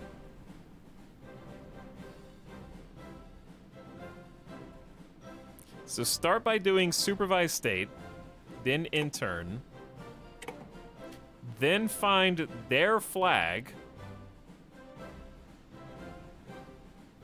Then what? It just takes states.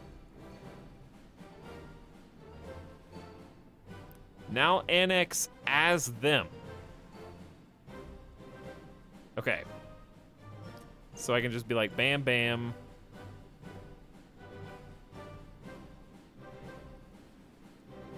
I can only do so much.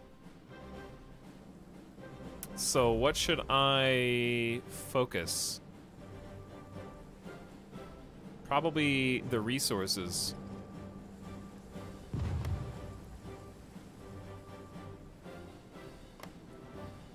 Okay, it's 114.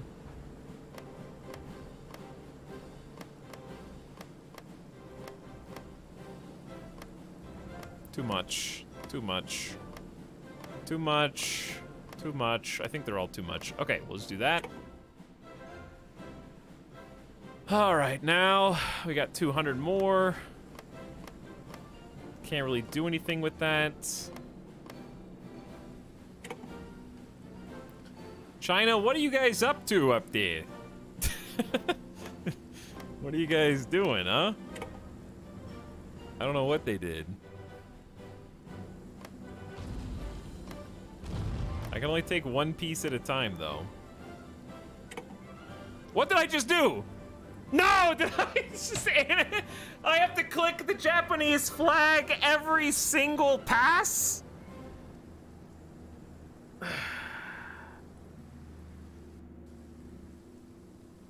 Press reset in bottom right. Isn't that gonna reset the entire board? Give it back to them after the peace deal is over. Isn't that gonna reset every single demand that ever happened?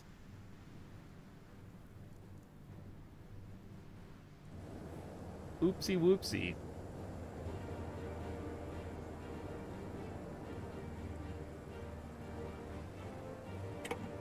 Okay, there we go. We took it as Japan this time.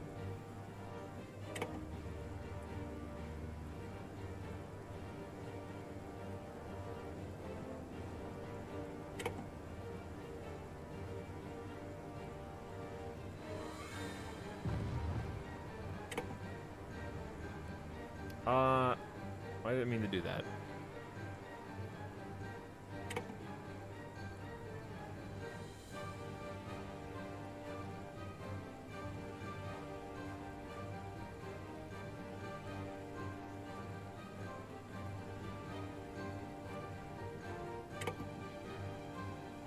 God, this is so confusing. Okay.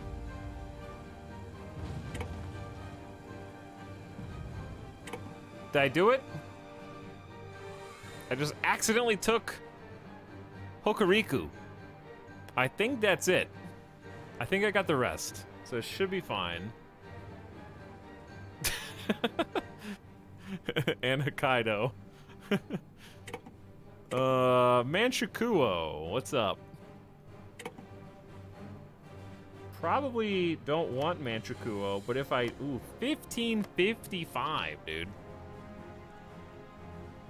So who puppeted Korea? Hold on. If Japan puppeted Korea and I puppeted... No, wait, no. Soviet Union did. So is there anything else I should even do?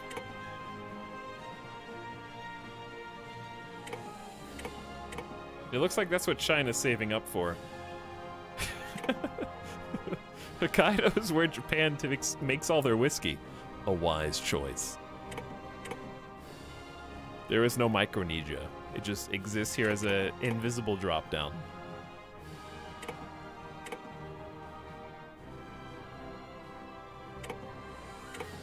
I'm actually catching up to China.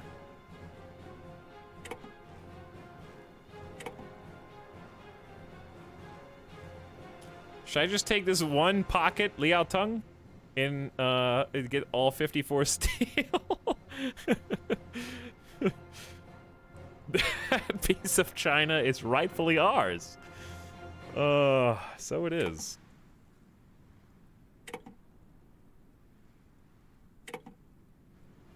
Hey. Treaty port. What's a treaty port?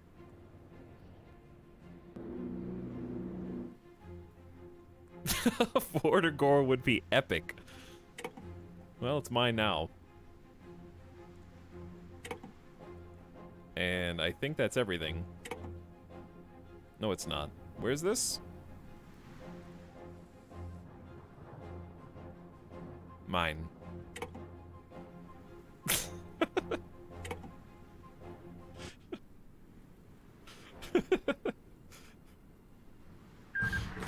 Hey, India took 13 states, keeping that world tension high, dude. The war, for now, is over. It's only 1946, though. World War II is officially over. Anything else that happens after this point is something else besides World War II. We were repaid. I love that the Soviet Union fought Iran, and we just took Iran. Mostly. We missed Tehran. We missed the capital, obviously, but... You know, they should have thought about that before they made it the Comintern. I got all of the rest of it. Now, Pakistan's just like, I don't know, dude, what's going on? Why is there another India over here? We also have steel coming from this. Genius. That not going to be able to defend that against the Comintern at all during the inevitable war. And we have puppeted Japan. You know what, Japan? Check this out, dude. Look at this, dude. Chat, how do I give them their land back? How do I give them Hokkaido back? What do I need to do to make that happen? Occupation? Oh yeah, maybe. Ooh boy.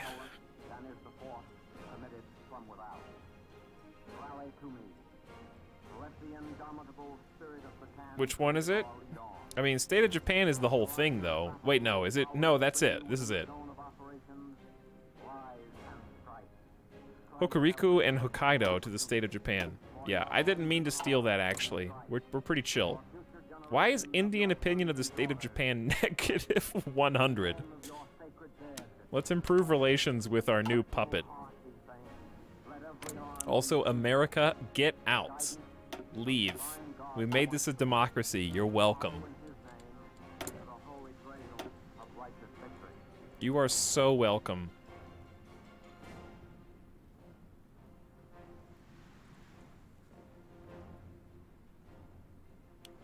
I may have nuked you 3 times. I am sorry about that. I do apologize.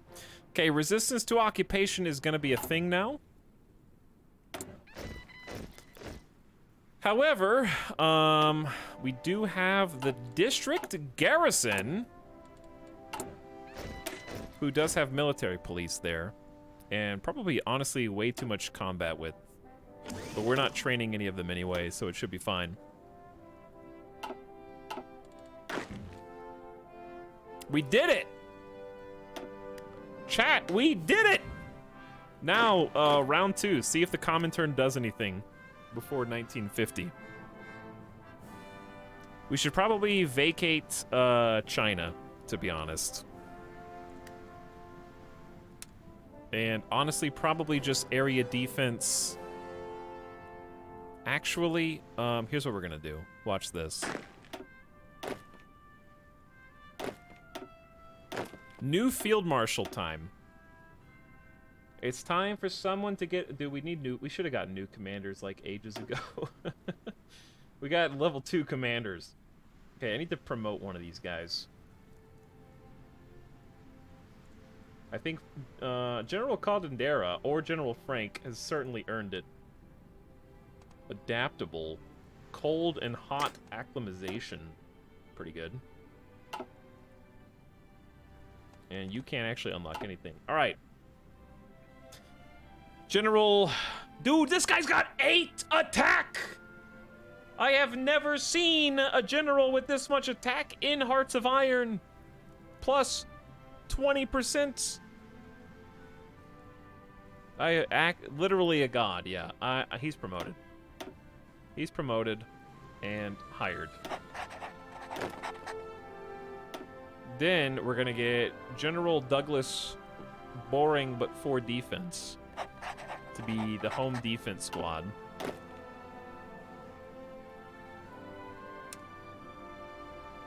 And they are basically just gonna guard the coast.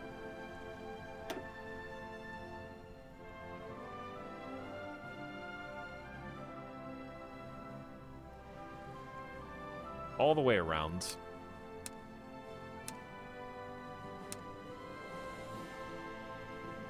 I want a new game. What game should I get? I don't know you, Red Walrus. Why not this game? Go to Steam and buy the first game you find on sale. How about that? Let's get replacement general. Dude, 1 defense is so sad. But maybe we just don't need defense. You're hired. Okay, so here's what we're gonna do. Check this out. Pakistan, listen, this is actual... Okay, so the reason why we did that is because now we can give 1 order to this single field marshal. And it's a front line with Pakistan. So he creates 1 line that everybody else follows. And we go clicky, clicky. And then he automatically creates, like a wait, where'd everyone go, chat?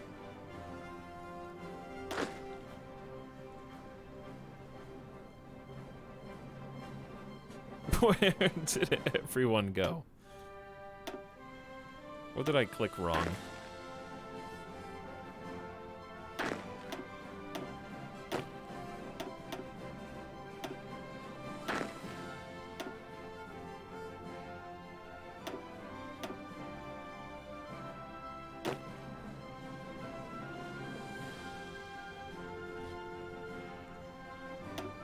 What did I do wrong?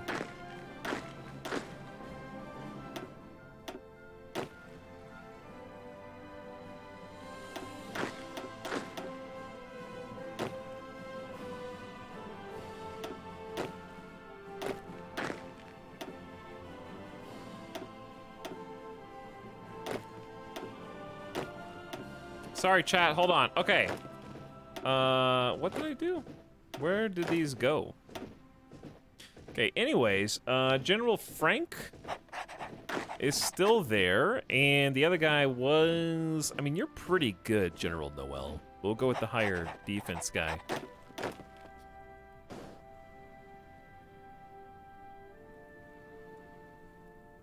Shift click is what... I think I control clicked. Control click to assign selected armies to this order. That's what I did.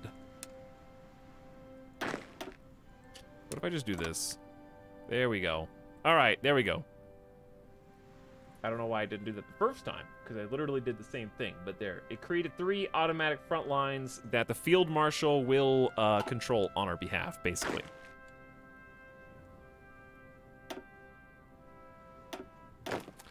And we got a new army here, so why don't we... Inflexible strategist is okay. But leader experience gain down is not that great.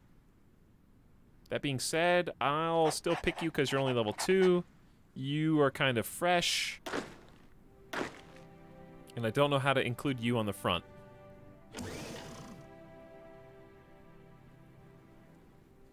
Are you going to frontline the west side of Pakistan as well? In theory, yes. What I'm worried about is Pakistan just joining a random squad. Like a random faction, and then I piss off all of the allies. I would also like to give us a minute to recuperate anyways from the war, so we'll just hang tight for a minute. Pakistan joins the Comintern. That would really spark another world war. That would be pretty fun. The allies are on the way home. We kind of need, like I said, a minute to kind of collect. Well, logistically speaking, we have line artillery that needs to be pouring out of our ass right now because our default infantry divisions just added 5 line artillery. So we got quite the deficit right now.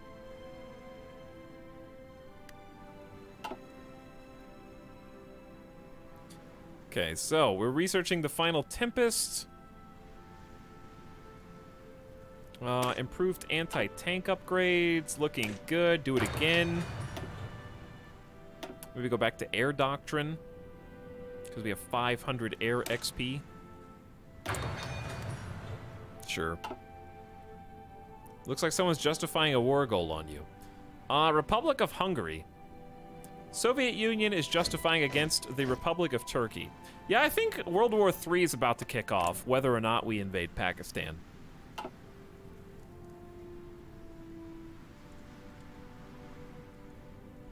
I don't think that really is going to fall on us.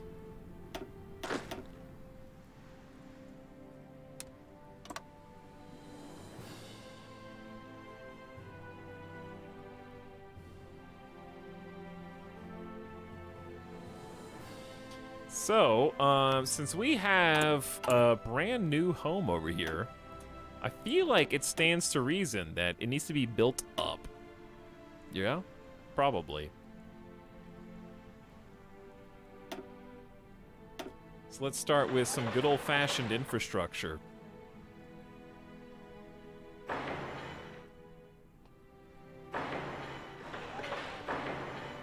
Get everything up to a minimum of 3 out of 10. And we need to do some repairs. Get in some radar stations. I need to get some radar in general, because if they're going to declare on Turkey, where would be a good radar station post? I feel like we're not going to be able to do here and here, so maybe just right down the middle would be good. Because we got Soviet Russia breathing down our necks to the north. And we got this socialist Comintern right here, so just right down the middle is probably good. I would say like right here.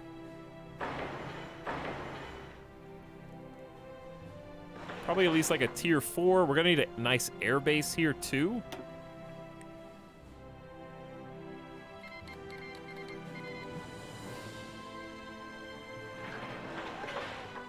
Right next to Tehran.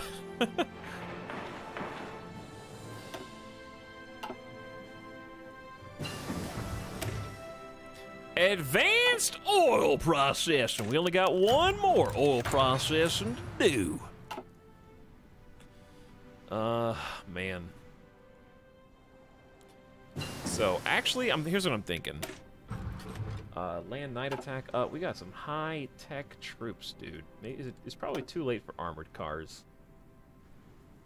Oh, why did we never upgrade military police? I guess we never really had that many spots that needed suppression.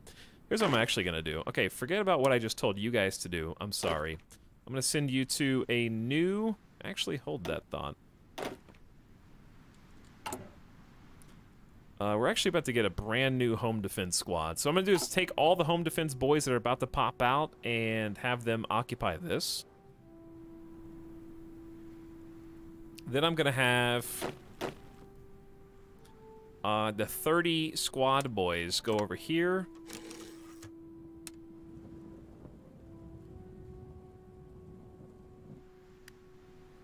There we go.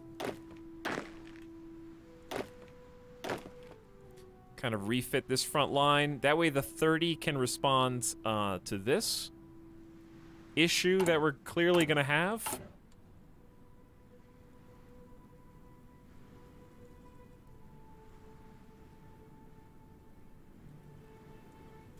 I don't think we need this yet, so let's put that at the end. Start working on that military factory and then get that infrastructure going.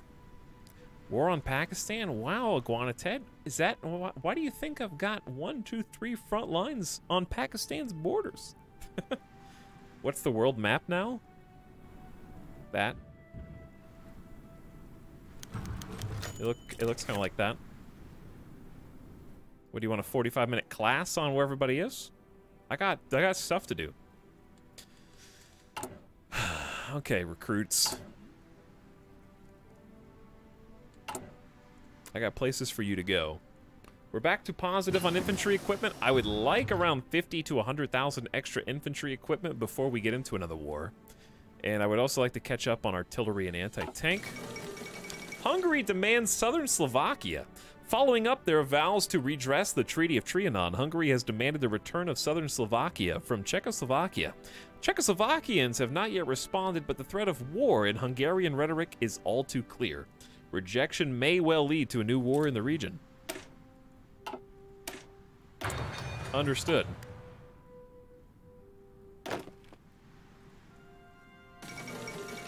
Czechoslovakia returns southern Slovakia. They have officially accepted Hungarian demands for the return of southern Slovakia and have already taken hurried steps to ensure the territory will be returned to Hungary immediately. It's unlikely this success will deter Hungarians from issuing further demands for their remaining lost territories. Okay, when did Czechoslovakia become Czechoslovakia again? Wasn't that USSR territory?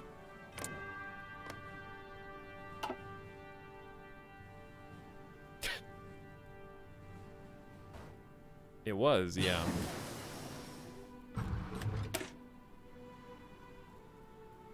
Hawker Tempest, close air support.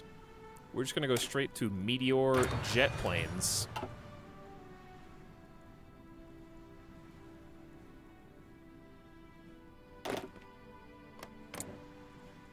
There's really not that many troops here. We should probably just start justifying. Democracies can't justify war goals against countries that have not generated world tension. Oh, I guess we're out of luck, chat.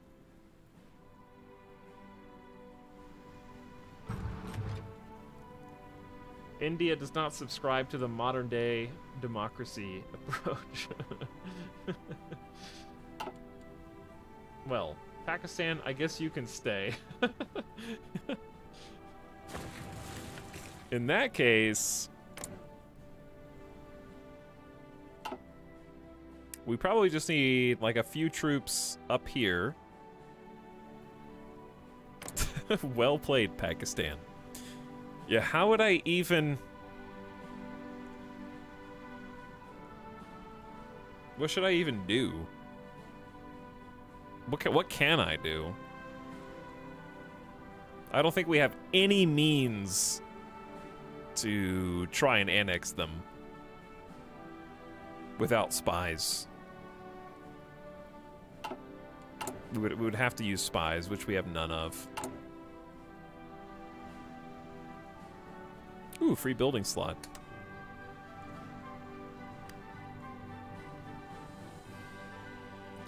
Demobilize our economy. With the threat of war seeming distant, people are no longer willing to accept the hardships of a war economy.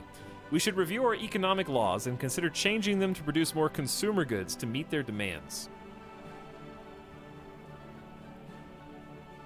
We have less than 80% war support is why.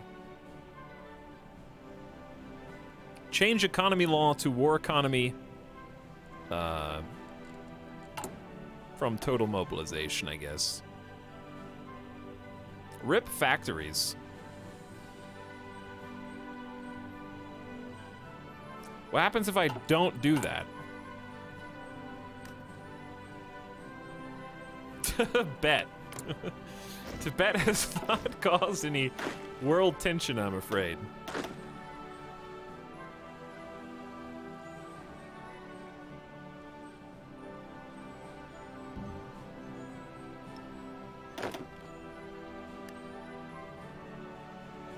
Okay, you guys need...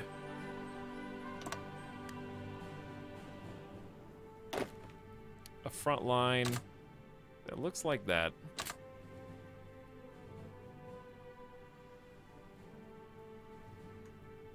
Bangladesh is not at war with Pakistan anymore. They have made peace. I could guarantee both their independence, and that's about it. Which would be a nice, fun thing to do. We could be a nice democracy. Black shirts organized in the Franco-British Union. Oh, wow, what a twist! Under the leadership of Oswald Mosley, the British Union of Fascists has begun an organized campaign of marches across the country, thus seeking to grow the number of fascist supporters throughout the Franco-British Union. The violent counter-reaction by anti-fascist elements of the public have caused a number of street fights, however, and it is uncertain whether stability will be maintained or whether the political unrest will become worse. The BUF leadership, for their part, have already vowed not to stop, quote, until they have marched on Downing Street and demanded a change of government. How can you be nationalist in a two-country union? I don't know. I don't know. Don't ask. The plot to a sequel movie. I told you they weren't done. This is just a brief moment of peace. Anyway, what happens if I don't demobilize the economy? Are the people going to get very upset at me? I guess we'll find out in a minute. All right, Pete, we're going to occupy Iran now and hold the border with the communists. We got 30 divisions on the way. I think that's pretty good. They have Afghanistan as well. So this is an absolutely massive front line.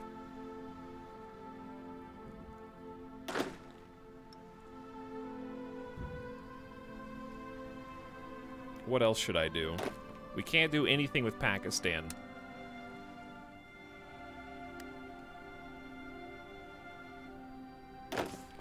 I'm gonna take you guys. These 7 troops can just like frontline here, I guess. China is on the Allies. We could honestly just make a front line with Communist China and another front line with like Mongolia or something. Are there any other Soviet areas. All this. Oh, good. Wonderful.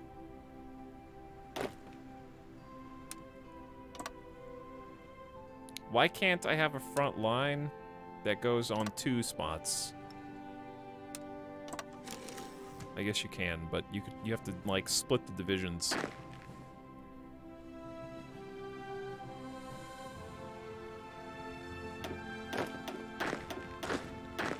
We'll do 8s and put them over there. Alright. Sweden has joined the Allies! Hello, Sweden. 500,000 troops. That's actually quite impressive, Sweden. That's quite a lot. You guys have been prepping while we've been at war. Thanks for joining us. I know that you were staying out of World War II for reasons, but I guess you can join us now if you want. We probably don't need this many home defense units anymore. We almost have a full 72.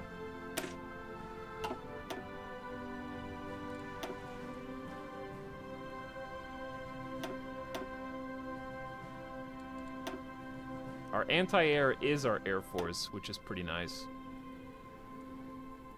I guess we could do the rubber research. I don't know if we have any synthetic factories. We're only going to have like 1 or 2. We're working on infrastructure in Iran as we speak. Let's go ahead and start building... Oh my god, my civilian factories are gone. The Soviet Union just declared war on Turkey! World War III, baby! No time to breathe! It's on! It's already on! And we're just now moving into position. You thought it was over. It's just getting started. What are we working on that's outdated? Old anti-tank.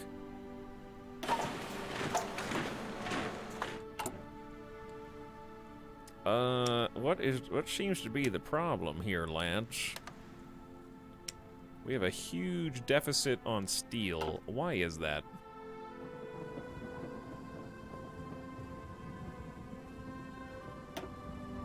Are we not getting this steel? Non-core controller, minus 65%. It should still be some there, right?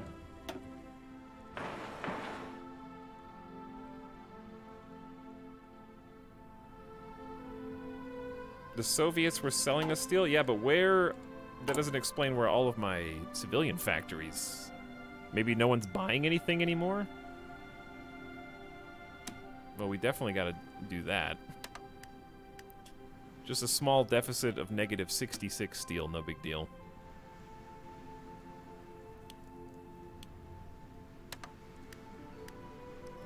How about... Where can I get steel that doesn't require convoys? I guess it doesn't matter. It's not like Russia is gonna stop us. Yeah, why do I only have 7 civilian factories now? Strikes? Oh, consumer goods factories up 10%. From strikes with widespread strikes. Okay, fine. I'll demobilize, I guess. I didn't know it was that big of a deal. The aluminum trade with Greece was terminated. My civilian... We have no civilian... Literally everyone's on strike.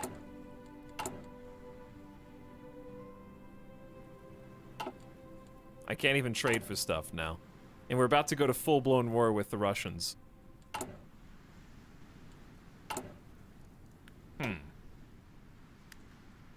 Okay.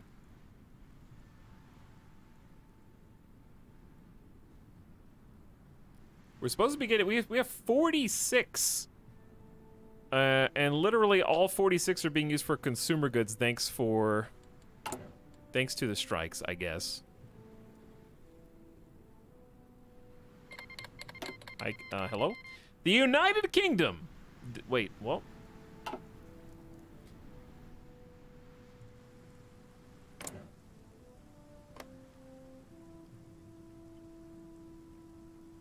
Uh-oh. The United Kingdom has declared war on the Franco-British Union. Oswald Mosley is taking over. The United States wants our help in their war efforts. Republic of Turkey, United Kingdom, and the Republican Italy versus Mongolia, the Soviet Union, Polish People's Republic, Communist China, and East Germany. Not a great time from the United Kingdom. From the Franco UK.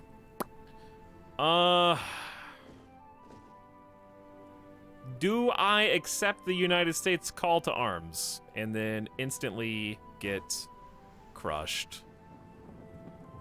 I really need some troops here.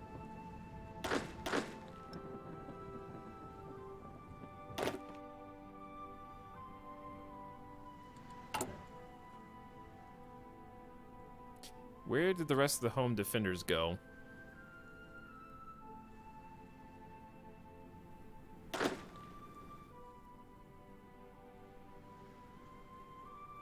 What I'll probably do is just peel off. I think, how many is enough? Maybe 12? Put them into a new squad. Give them a new defensive commander.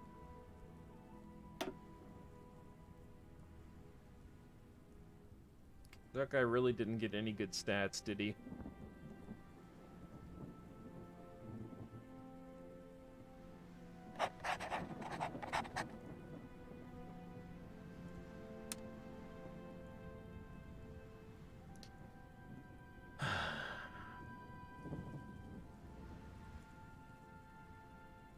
Probably don't need area defense. Probably just a front line.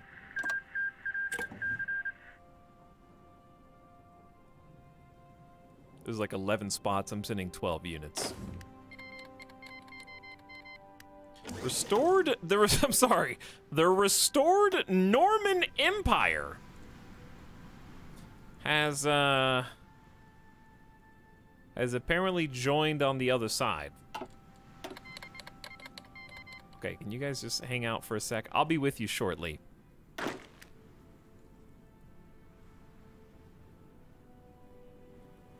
I can't quite join the war. Civil War in the restored Norman Empire. Rising tensions fueled by the continuous black shirt marches in the restored Norman Empire have now reached a boiling point.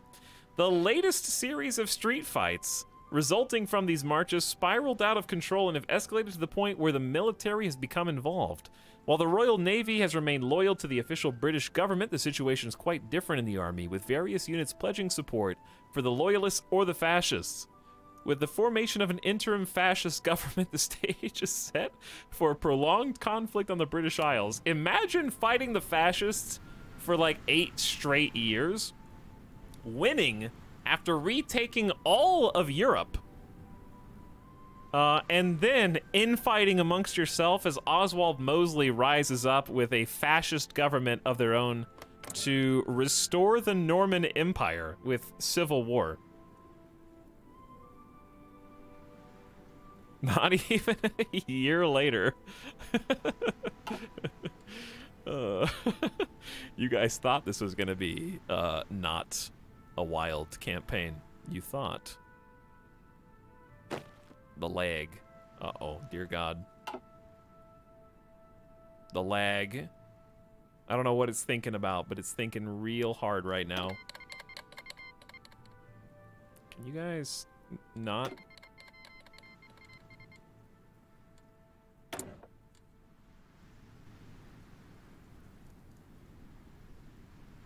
I think Lithuania is about to become free.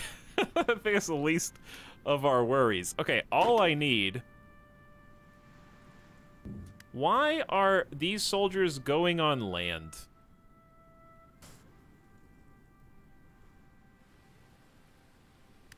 Instead of by sea.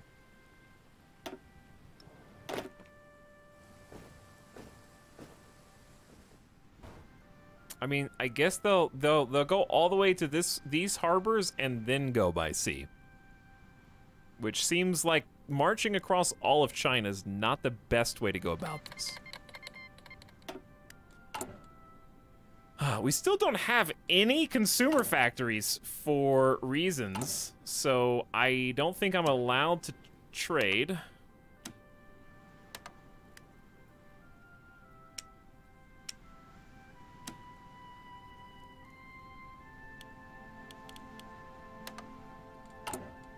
So production has crawled to a halt.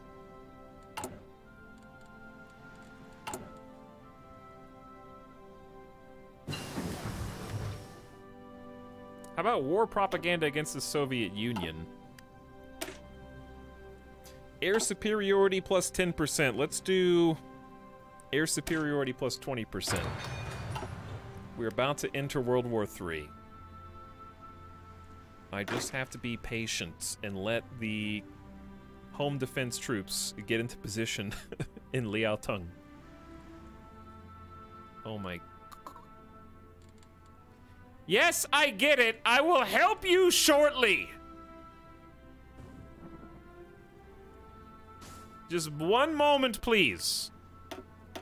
Yes, I need... Oh, I accidentally declined, or I hit escape. I will position my planes, yes. And also, I will create some offensive lines, I guess, so at least they can start planning. Oh my god, invading the Soviet Union? Let's just... Where to even begin?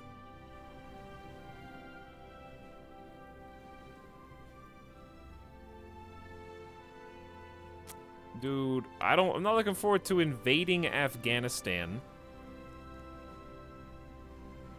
Yeah, you can only do like one line at a time. We need to have a different group. I need another army.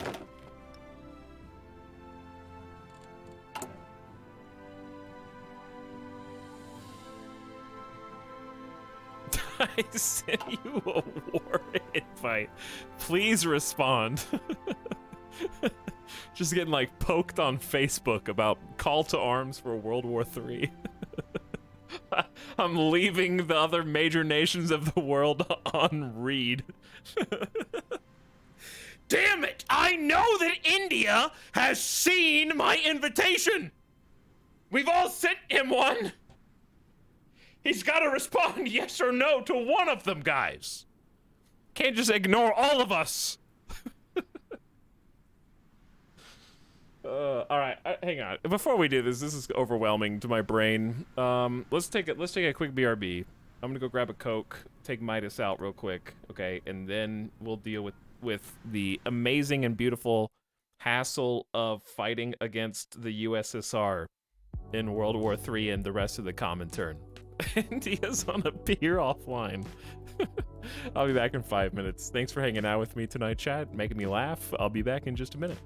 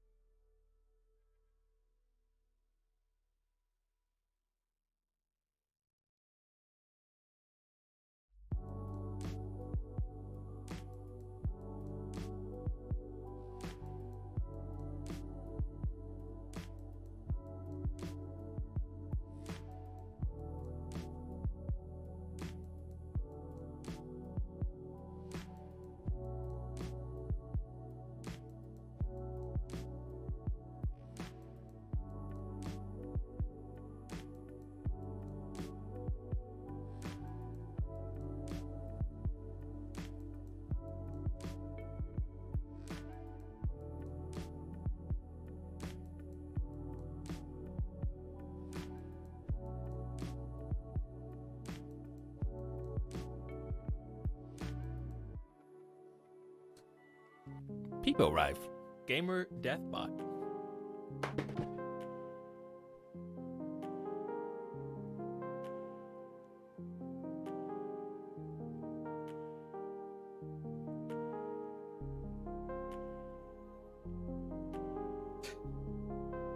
Just the wave. Chat, you guys are so influenceable. I can just say an emote and everyone does it. It's like the streaming equivalent of starting the wave in a stadium.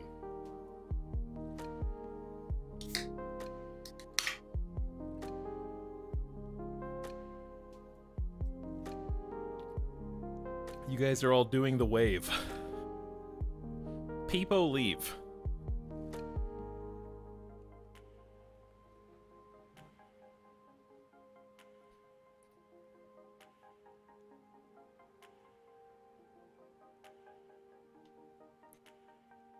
Hey, what's up? Peepo Comfy still makes me laugh, though. All right. Where were we? But hey, everybody. This campaign has been a ton of fun. India's been great. I just want to figure... Ooh, I got my factories back. Sick. I don't know why it took so long, but they're here. And we're only using 4... Wait, where's the toasters?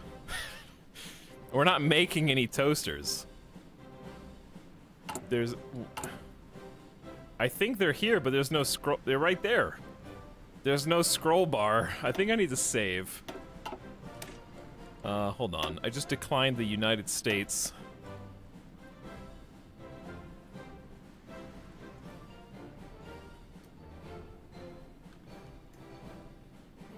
The Cold War has manifested into something less cold and more hot, this go around.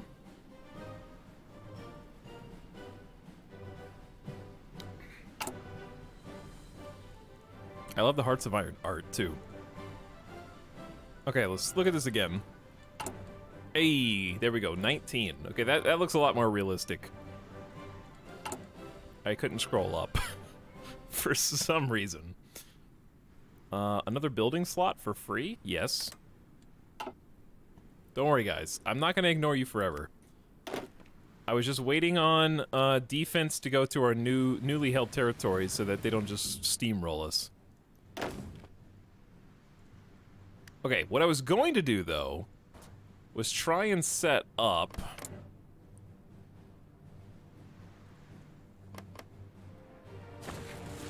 What is this? Mosul? Also common turn? Dude, it's tough to set up, like... Tough to set up offensive lines, because there's just too many...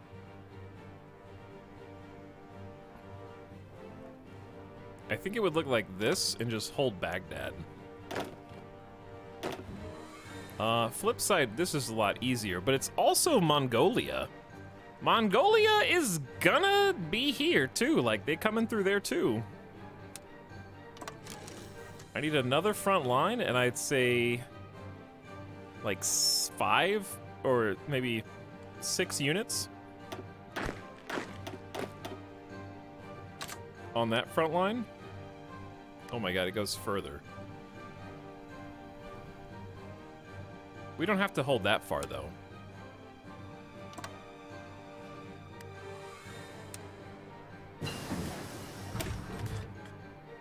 Plus 50% fuel gain from refineries. All right, that is capped. That is maxed. Where does that leave us? We got support companies maxed. We got artillery and anti-tank maxed. We got land doctrine maxed. We're researching jets. We could just go to... This is just like 3.5 years ahead of time. Okay, don't do that. We got air doctrine in research. We got max radar. We're doing all the things we should be doing.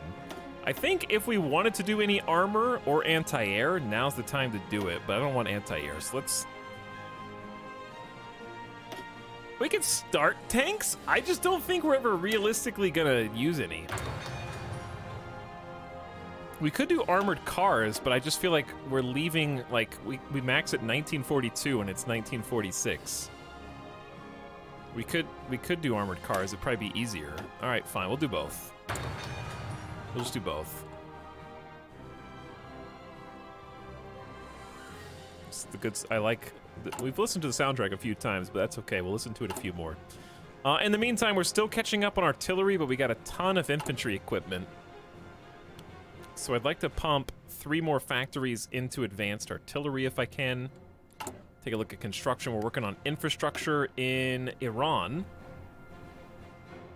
which is pretty grim right now. Let's just finish what we've got queued up, and let's start moving planes.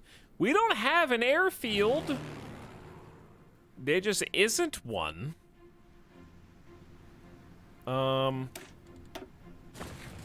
What we could do is just try and take Tehran quickly. And that's about it.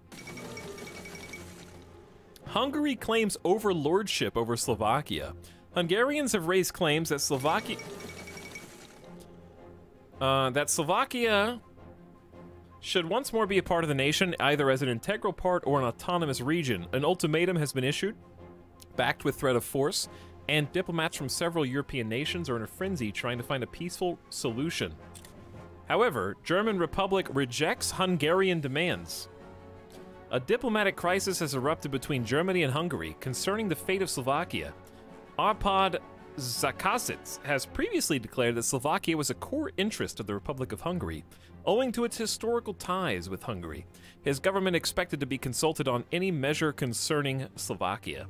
German leader Konrad Adenauer has refused to accept any such demands, calling them foolish and dangerous, interference with the internal affairs of a sovereign nations. With tension running high, more and more observers are wondering if Hungary might resort to violence. They may well. Alright, the first Homeland Defenders are arriving in our new territory in Liaotung, where we're formerly Manchukuo. We got boots on the grounds. Good news. We got 4 units ready for action. I don't see any enemy troops, so I may just go ahead and join the war.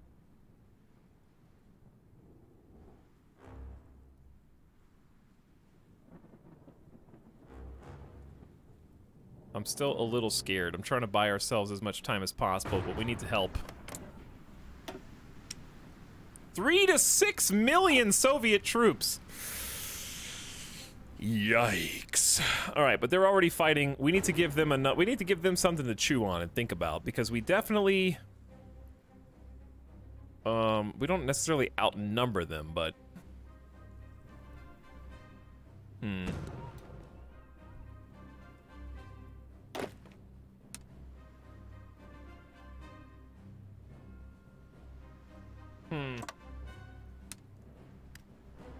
how are we gonna even do this?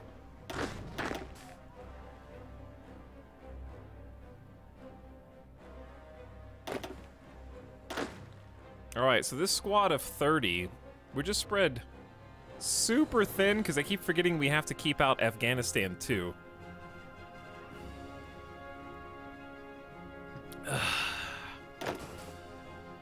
And we haven't even made it to the Mongolian front yet, so let's just hang tight for another minute.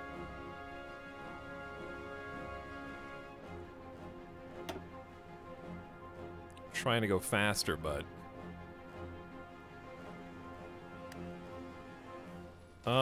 I think the allies here are at war in China whether we want to be in war or not. So let's just go.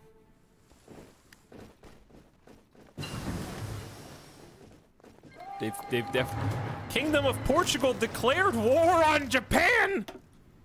Does that mean we're at war with Portugal? I am at war with Portugal. I'll never be able to fight them, but I am at war with them anyways, because they wanted to kill Japan. Alright, so anyways, I started blasting. I accept Liberia. I accept Oh god, I accepted too soon. We're not gonna hold out here, chat. We're not gonna be able to hold out. No way.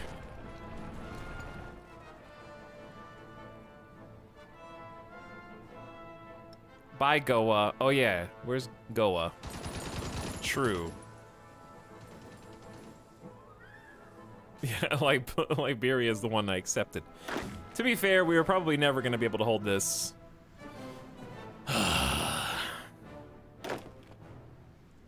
But like, they're pretty close, dude. Where are they? They're in the. We got reinforcements on the way. They're arriving now. For whatever that, they're gonna start pushing in though.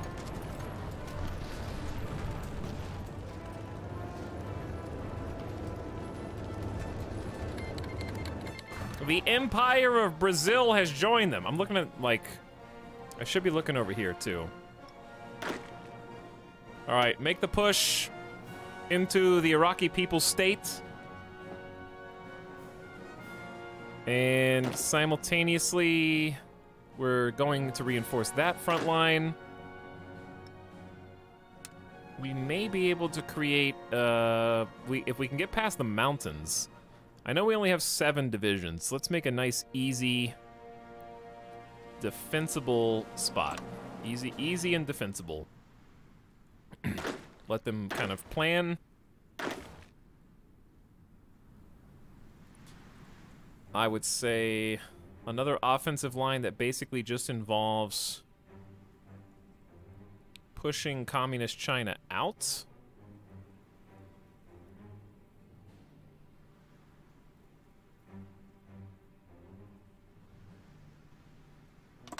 Kind of overlapping offensive lanes. And then I think our big focus here should be just taking the rest of this.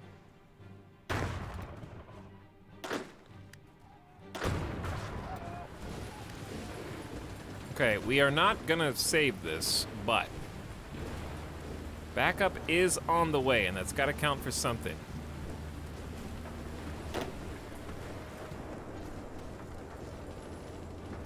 Why are they vacating this spot? I might just follow them into it. If we can just get entrenched, and if they will allow us to retake this.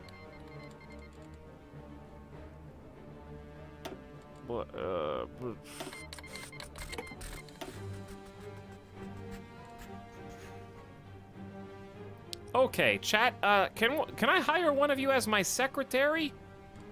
To field all of these calls. I'm just going to accept every single war. I think.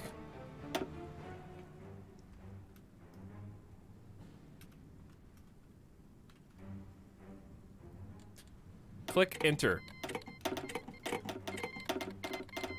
Click all of them. I'm opening, left clicking every single one. Accept.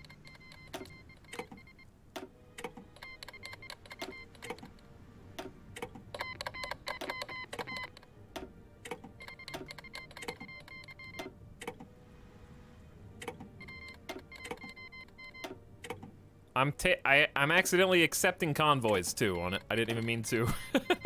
No, I don't want 448 convoy deal.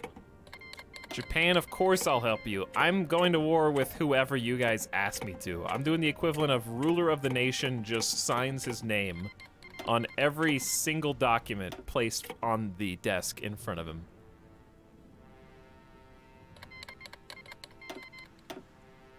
Okay, let's see who we're actually at war with. Yeah, that's pretty much who we thought. Soviet Union. And friends. Sneak in the deals. Okay, so, air wings. I wish I would have moved them sooner, but it's fine. Okay, what do we need? What do we need them the most? Dude, we actually had an airfield.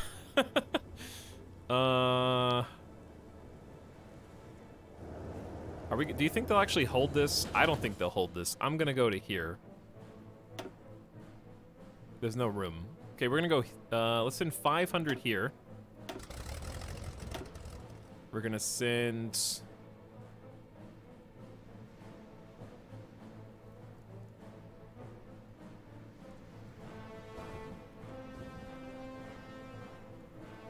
I'm just gonna disband and disband. I think I want to focus on Tehran. Which begs the question, where are my airfields at? We're building them, sir. As we speak. I just got back. Are we friends with Japan now? Technically, yes. But at what cost? Planes. We need somewhere for planes to go. Well, we do have an airfield at the capital, so let's send all of the mosquitoes. And, all of the strategic bombers. There. And we're gonna have all of them basically give us coverage in Central Asia.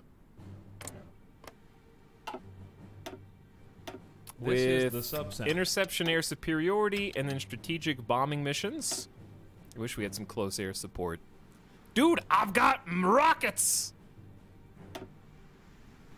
I got rockets, dude. The rockets can go anywhere. we have big tier rockets. Where should we send them?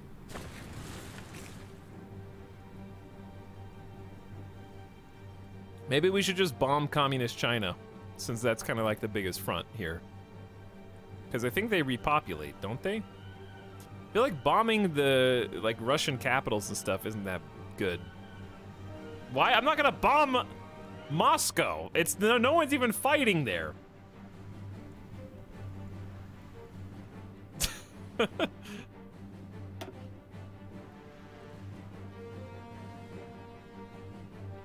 Send them everywhere. It wrecks their supply though. I guess maybe. How do you even see what they've got going? They have 24 of 25 unlock slots. Airbase level 10, infrastructure 8. What do the rockets even technically do? They're just gonna do strategic bombing of infrastructure and industry. All right, fine. You guys want to bomb Moscow just for fun? Sure, I will send, I think, all 5 of our rocket facilities are good to go. To bomb central Russia. Strategic bombing. You can bomb Portugal. I actually can bomb Portugal. Alright, so you should see, I think, some rockets shooting out of the facilities in a moment. They're probably just acquiring their target now. Sweden is our ally! Albania! Maybe the animation doesn't play anymore. They used to have like slow-moving rockets that just cruised across the map. Take that, Moscow. We have an empty research slot. Okay, let's research. We're already doing armored cars.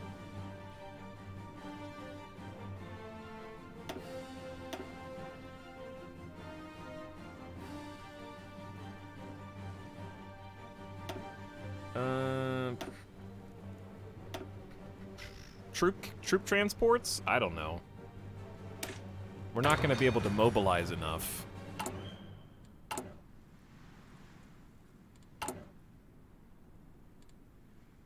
Speaking of, I didn't have enough time to catch up on artillery.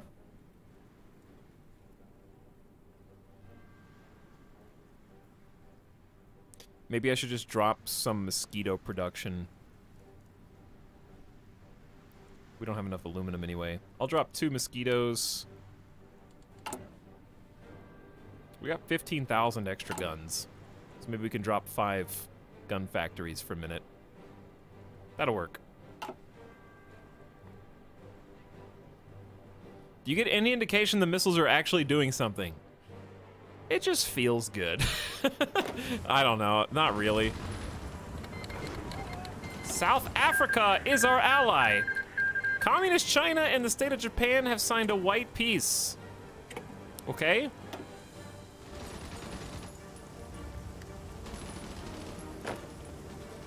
We need backup here. They are going to take this if we do not respond.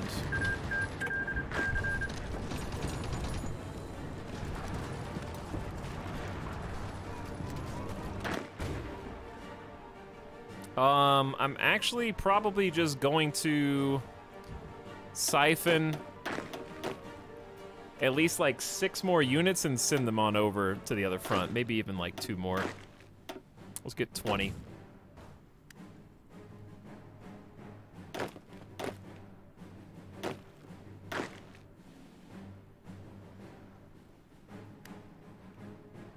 Got a hold, baby. Okay, now, let's take a look back down here. Someone can just move to this spot. Oh, they already are. British Malaya is in. Republic of Manchukuo is in. We really can't even make an attempt at pushing this. It's a mountain province with big entrenched. Lots of entrenched individuals. Honestly, we're just spread too thin right now. We got too many spots. Those annexations are costing us dearly. Spain is our ally. Let's see how long we can hold this.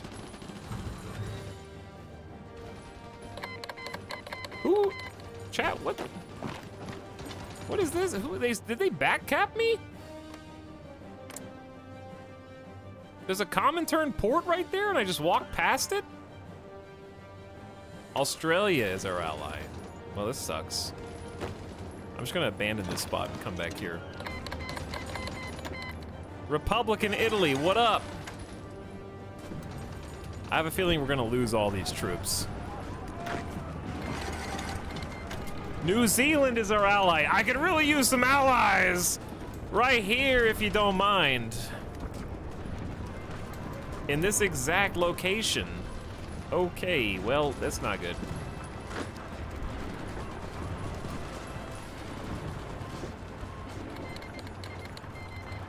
Canadian Confederation is our ally.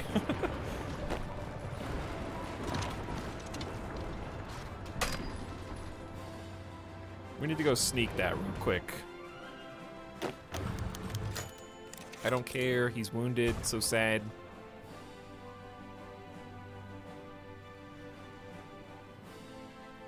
Chat, you guys are asking, too many of your chats are question marks at the end, okay? You'll figure it out, I promise.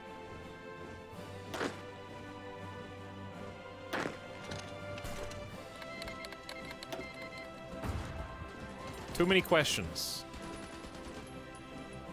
I'm sorry? I'm sorry? You should be. He thinks that they can actually make this push with only 7 units. If he thinks he can do it, then go for it, I guess. I don't think you can. But maybe I'll be proven wrong.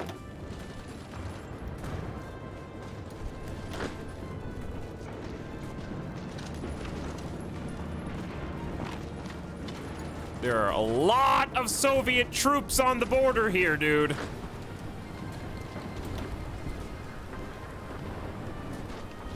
Too many. I need more backup. All right, at least they don't have a port. Republic of Austria. Okay, move to reinforce. The walls are closing in. The walls are literally closing in. It's Avic. I knew it. I smelled something familiar. Hello, Raiders? Excuse me, is this Raiders? Hi, Raiders. Good evening. Welcome to Hearts of Iron. World War III is currently upon us right now. We're watching the map change from one color to the next. But hello, Elof, Cerise, you were already here in some capacity. King of Kings, what's up? Akira Dragonborn, Lista, Belial. Hey guys. M. Carter, Jezza, hope you guys had a fun stream. What were you guys playing? We're currently playing India.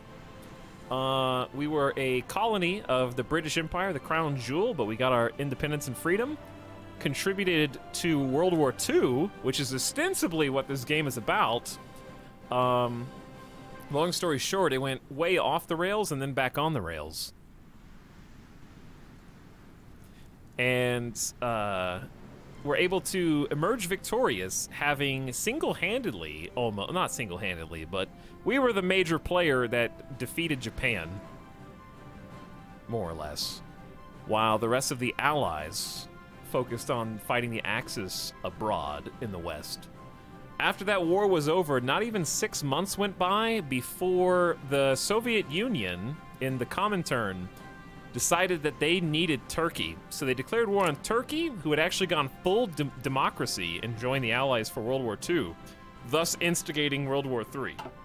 So after there was total peace, no one was at war, 2 months less later, Soviet Union stirred the pot, declared war on Turkey, and started the next war. So we're already embroiled in another conflict without any time to recuperate. So what we're doing right now is defending now annexed Iran. Don't ask, okay? Long story short, we control the majority of Iran except for the capital. We also have a small part of Manchukuo, which we're currently holding out against Soviet forces along the border. Oh yeah, and then yes, the UK, which actually combined with France to form the Franco, what's it called? The Franco-English, the Fringlish Pact, the Union. They shared governments. Franco-British, or Frankish for short, right? That's how that works. I'm just kidding. Yeah, they shared governments, but then Oswald Mosley piped up and started a revolution after we had already defeated all the fascists. He started the restored Norman Empire, and there's civil war in the UK right now, which of course encompasses France since they were part of the same union, but France is gone, I guess. And it's all a mess now. Things are going crazy. But thank you, Avic, for the raid. Welcome, Raiders. What were you guys playing? Playing some Vintage Story. I haven't actually seriously played Vintage Story, but I hope it's been fun. I know you've been streaming it a lot. Can you describe Vintage Story to me? But chat, give Avic a follow if you haven't already. I know that we rate him a lot. He's an awesome dude, great broadcaster and content creator. Still working the YouTubes too. But check him out. You owe it to yourself. Not sure if Avic's played any Hearts of Iron before though. We're doing a good map simulator. Minecraft plus 7 Days to Die. That's pretty cool. A dash of Silent Hill. Maybe I should actually play that then. Perhaps I should actually give that a solid go. So what I'm kind of doing now is just checking our front lines to see if we're losing or ceding any ground. A couple of my generals say that we have very, very good potential to execute an order. So we're here on the border of Communist China with the idea of pushing along this orange line to create an offensive line here. And if I click this, then you'll start to see those battle plans mobilized. A lot of numbers on screen. Hearts of Iron can look a little confusing and overwhelming if you're new to the series, but if you stick around, you can at least understand some of the overarching funny plots that arise. But long story short, green number good, red number bad. It's pretty much all you need. Red unit's bad, blue and green unit's good. That's all you need to know. But we're basically in the quote-unquote end game. It's 1946. Most games don't go past, like, 1948, 1950. So what we're doing right now is forcing the retreat of some of the communist Chinese forces and trying to create a new front line that kind of pushes the Soviets back into the Soviet Union, basically, but invading Mongolia has historically never been that easy, now has it? We're also expecting some reinforcements into this pocket. I think that we're holding the line nicely. In fact, it looks like the Soviets have abandoned a few of these pockets, so we may punish them by reoccupying some of their empty space. Crossing the river is an important strategic point as well. I did much better in today's stream, set up a great base and didn't even get lost and forget where I left it. Oh, that can happen. I do that in Minecraft too. Ending the stream with the same base I started with is nice. I'll keep that in mind if I end up playing it myself.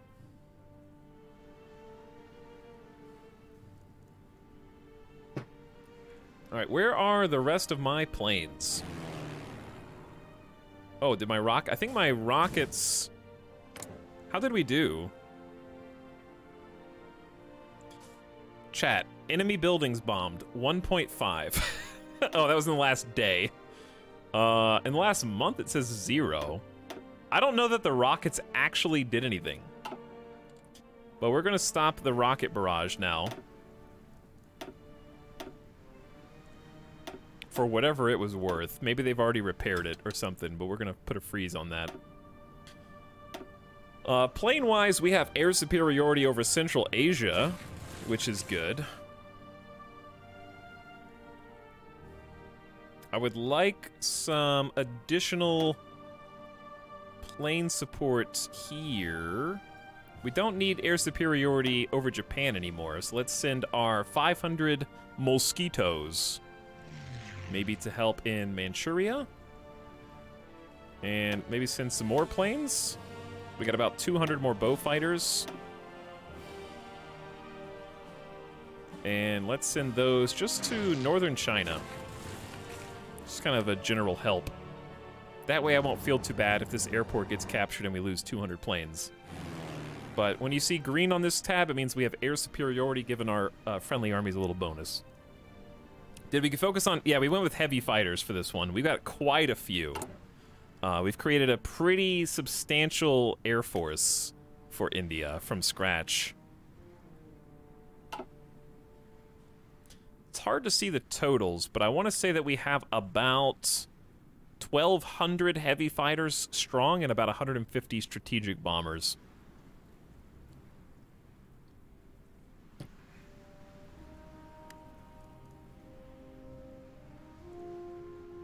So that should be good.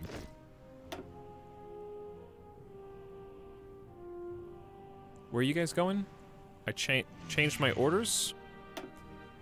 Maybe on accident. Alright, I think this is fine.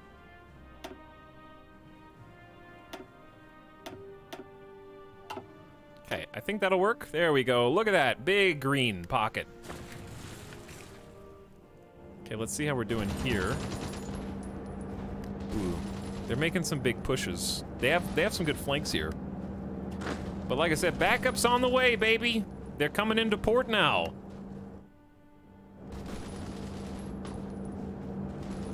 All we have to do is give them enough time to hold the line. Now, these are my super weak divisions, too. These aren't even my full strength ones. So they're a little understaffed. I might just send even more. Let's just send 4 more over there. I got 1 rogue Indian division that needs to be moved over. There you go. Alright, we'll give you a full squad of 24 home defense boys. And hopefully that'll be enough to just hold the line.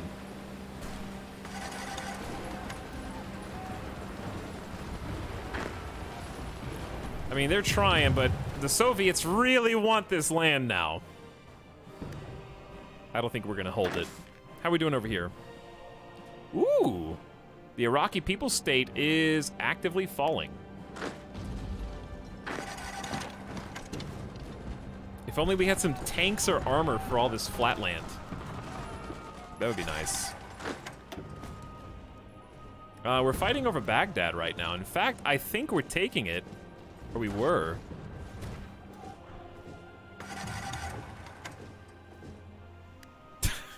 The ultimate pincer move. Armies in Iran and Manchuria joining on Moscow. Just take over the whole world with a pincer move. Basically, yes. India's pretty cool in that they were the first documented army that used powered rockets. Really, that is interesting. That's really neat. Wow, we are super deficit. How are we doing on civilian factories? Not great. Can I change my economy back? Yeah, remember when they like did strikes over total mobilization? Well, I have to waste 150 PP political power to get back to that. Now we got a ton of factories. Okay, now that we got a ton of factories, we can do a ton of trade. Actually, nobody has steel.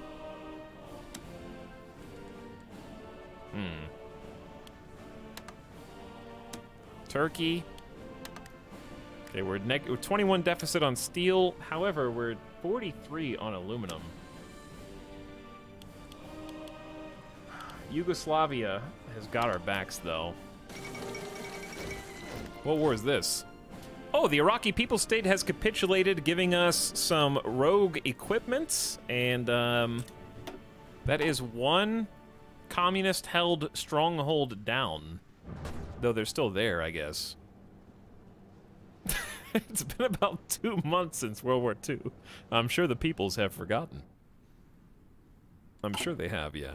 Are these our artillery divisions? We do have our primary infantry units are artillery divisions. That's why we're so behind in artillery production. But I am trying to... I got 15 factories making artillery now. We did get a little too crazy with artillery, to be honest. But I think it will all be fine in time. Wait, so World War II is over? Yeah, this is World War III now. Chili balls. The Soviets were not content with having us all won World War II, and they wanted Turkey after World War II was over. So they started World War III in this timeline. So it's everyone versus the Comintern at this point. If you want to see what that looks like, here is India and allies in blue versus the Comintern in red. Including the Empire of Brazil. So South America is embroiled in this conflict. Also, don't forget the United Kingdom / Franco-British Union Norman Empire, who's actually winning the Civil War right now. That's kind of just a separate war.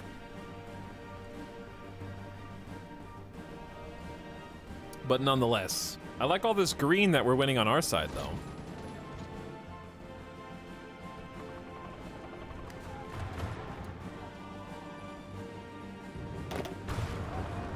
This is the part that I'm mostly concerned about. This is the part that, look at that attrition, 40% attrition, dude.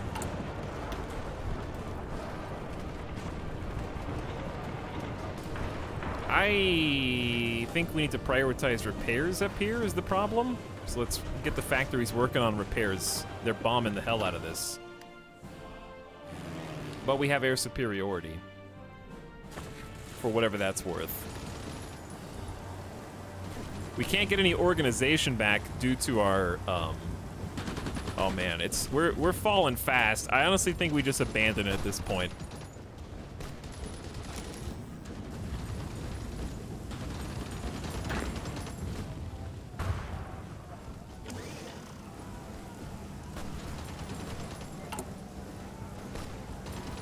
Did we finish repairs already? I guess so. Attrition's still 40% because we just have too many units there, I guess. Previous bottleneck. Ports in Dailan. Why are we going through Dailan instead of this other port?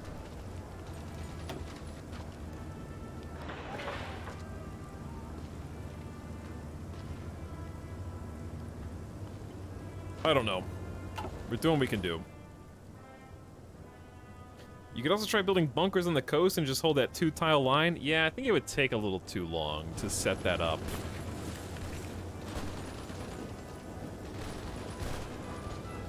This is stinky.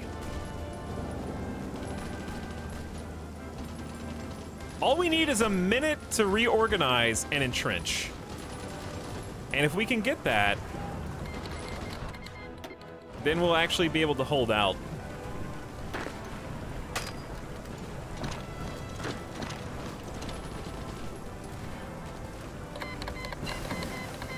The Gloucester Meteor, a jet plane. We also got rubber processing.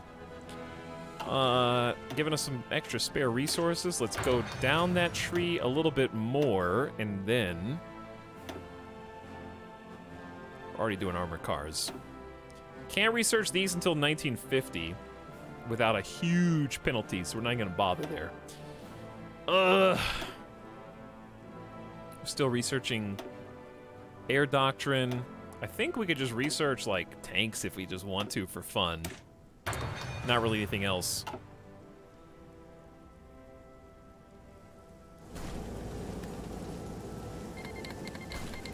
Panama! The war is over! We're saved! Panama's here!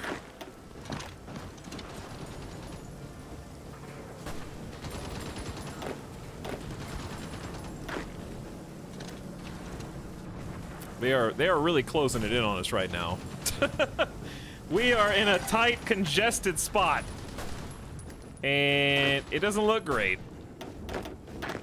I think we just abandoned ship.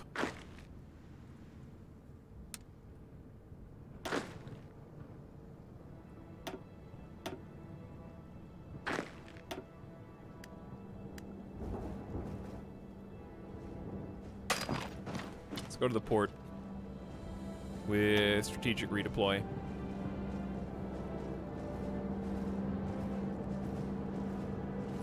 Hopefully we don't get cut off. Let's abandon it. If we had more time to get dug in, we probably could have held it, but I accepted the war a little prematurely.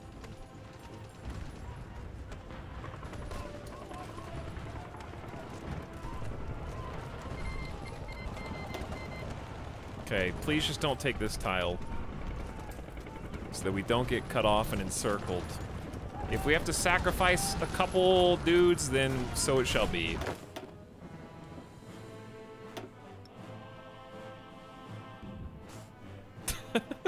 This is Liberia's fault for rushing us. Perhaps. Perhaps. We did our best. But you gotta know when to hold them and when to fold them at this point. These guys can't get back because they're engaged.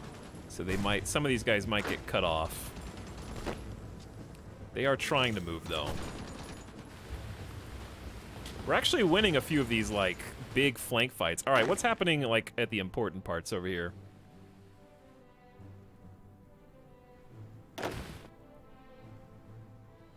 We're actually like making big movements into communist China.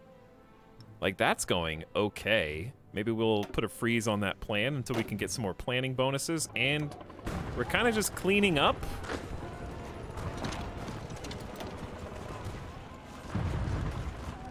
The Iraqi forces here.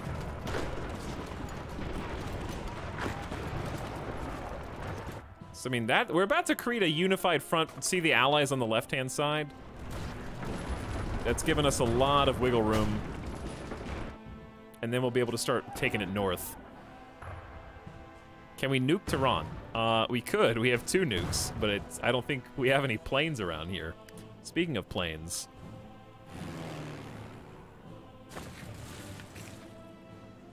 I think this airport's still safe. Got another 60. Why does it say bow fighters? I don't think they're bow fighters.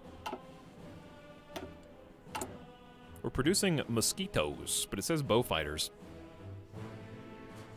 Which is a little confusing.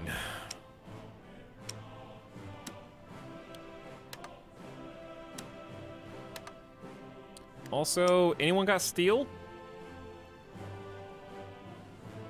United, whatever's left of the United Kingdom has a little steel. I'll take it.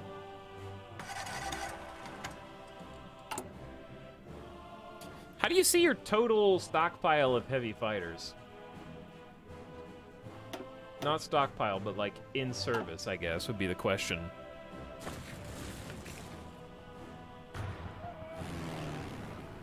Russian Far East, I guess there is some enemy air superiority, but other than that, it's all us. Chat, they're kind of getting moved in on right here. I'm just gonna move my planes out preemptively. I don't trust you, dudes. We're moving back here. Kingdom of Portugal is dead. Harry S. Truman has announced that the cowardly Portuguese nation could no longer withstand the pressure from overwhelming presence of American forces through the country. Portuguese leaders chose to flee. That's what you get for declaring war on my baby Japan.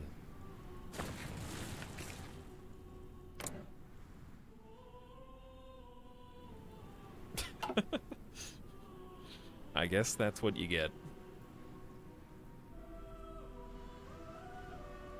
Pakistan is really holding us back with the no military access thing, huh? And the, like, not being part of India thing, huh?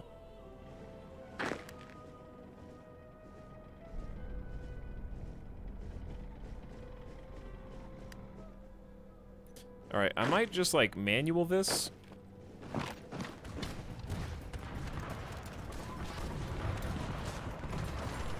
Because I think we just need to close it down and finish the job.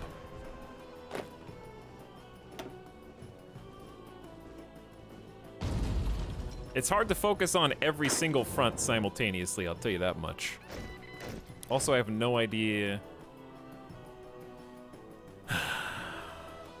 if we should keep pushing here or not.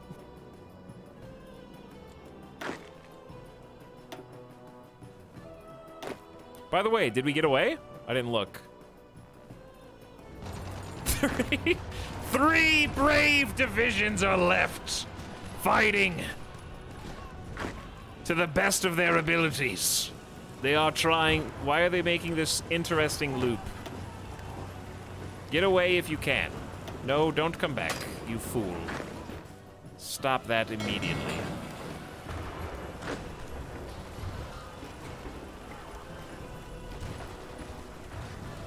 I think they're getting away. They're doing the dramatic, like, shoot as they run back.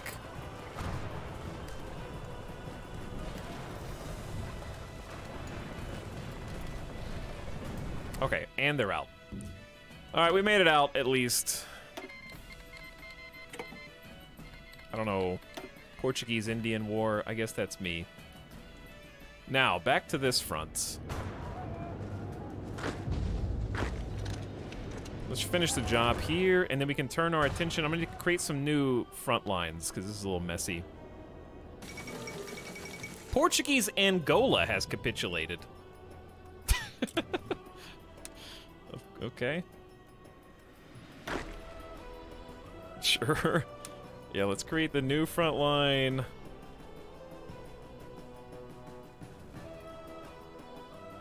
I guess like that?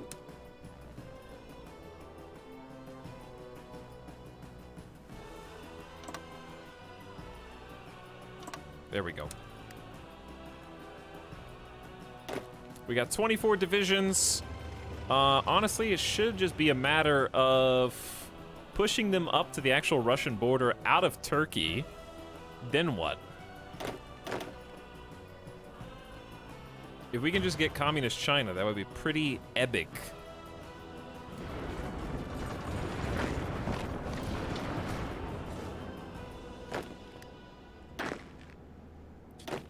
Do you see their organization basically non-existent?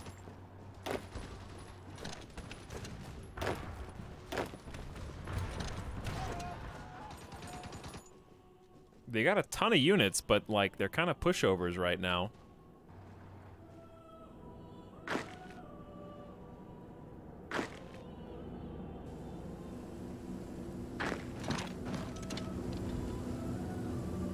Yeah, I think we're rocking communist China at the moment.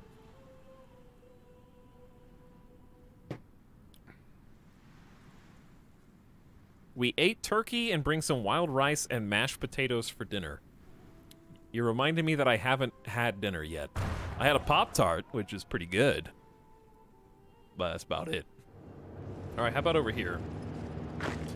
Is it possible that I can just... Or are they dug in? They're pretty dug in. All right, I'll let you guys do your thing. Ooh, I got an airfield. Yeah, we built the airfield. Excellent. Let's grab...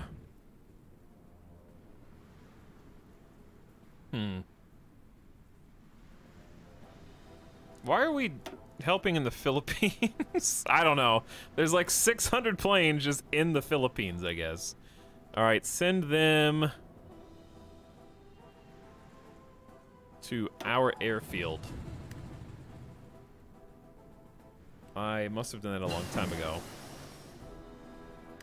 A long, long time ago. All right, Armored Car 2 research. Pretty short research. Kellogg's money. Dude, I have been eating a lot of... I'll tell you what the best, like, plain cereal is, just as a snack. It's become to a point of, like, obsession, almost. Lucky Charms, just out of the bag. No milk required. It's, I shouldn't be snacking on that as much as I have been.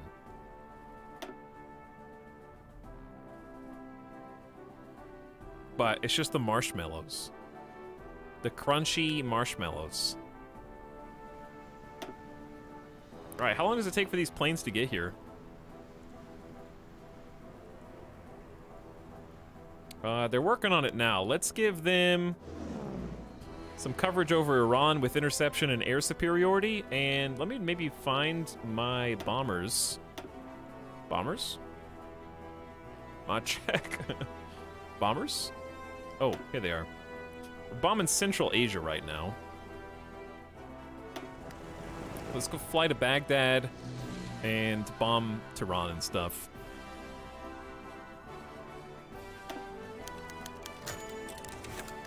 We'll put our ace in this squad.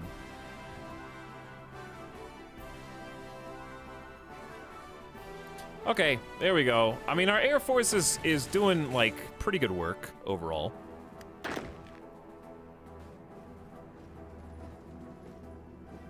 I would love to, like, push some of these locations, but it's just not that easy.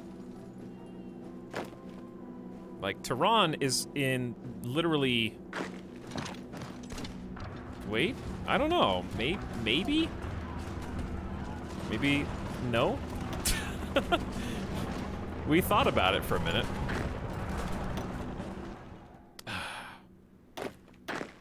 He thinks he can do it, though. Maybe with the planning bonus. Let's just trust in the general. On a separate note, like... We're making some big communist China progress, but I don't know where to go after that. That's the thing. We got Afghanistan to deal with, too. Wait. Afghanistan?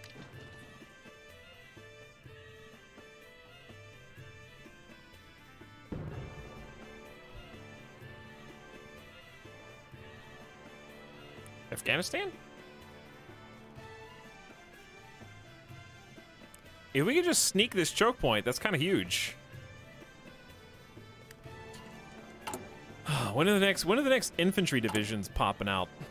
We got so much infantry equipment. I actually think that it's smart if we to fight at better strength. I know we wanted to do fancy 40 combat with shenanigans, but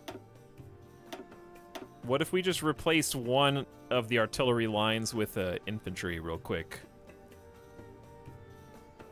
I don't have enough artillery to make the 40, so we'll just come back when we do.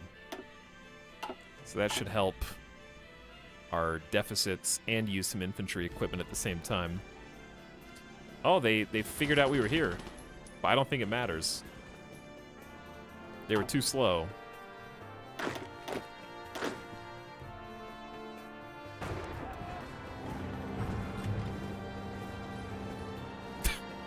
Guys is super entrenched. I don't even know how to make any offensive pushes right now, to be honest.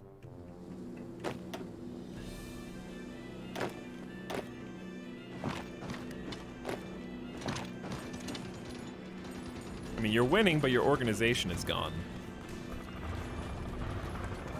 If somebody could sneak in here and take Kabul, that would be amazing. That would be crazy.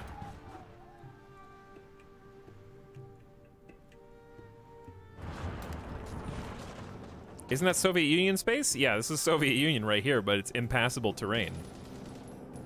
Ooh, allies are seizing the opportunity. I don't think it matters, but at least we're keeping them busy while we get reinforcements.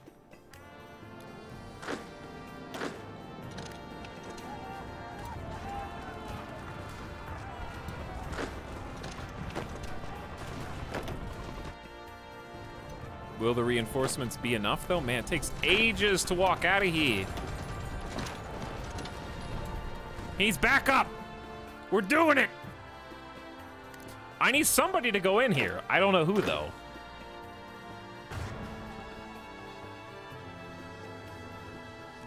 I hate this front line. I really do. I don't know how to make it nicer.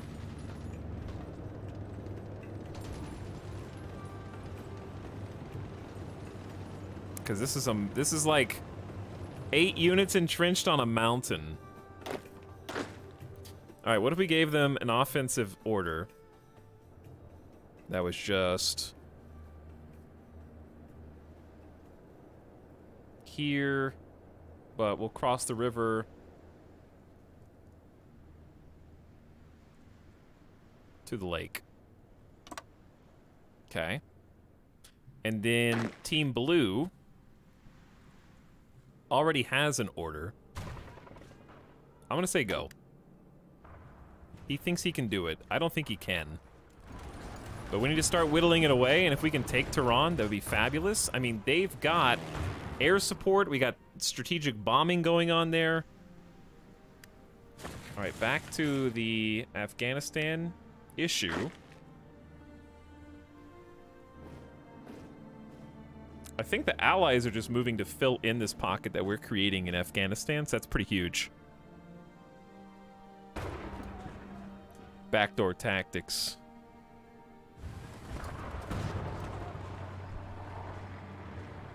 Ramming our face against the Tehran plan. All right, how long does this take? You can do it, guys. Hey, they did it. Who else is on the way? No, don't run. Don't go away. You stay.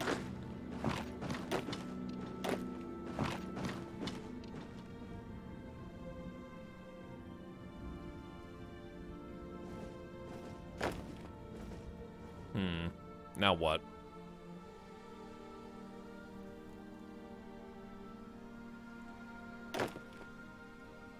Who's this blue line? 12, yeah, it's these guys. 12 divisions. We got two annoying, dude, there's just too much land. Where are all the allies? Like, what are you guys doing? What's America doing right now? I guess they're just trying to deal with the chaos in Europe.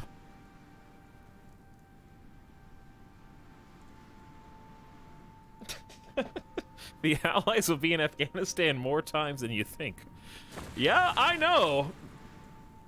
Oh, I know.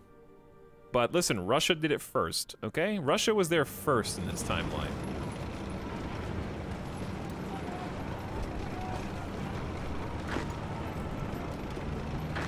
I wonder how bad this is. It's pretty bad.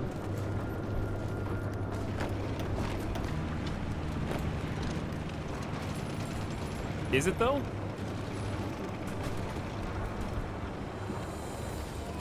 I don't know, their organization's dropping. We got 2 retreating.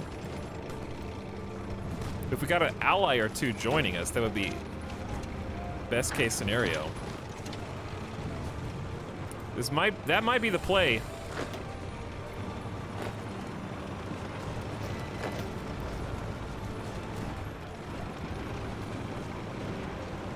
If we can get there before these guys.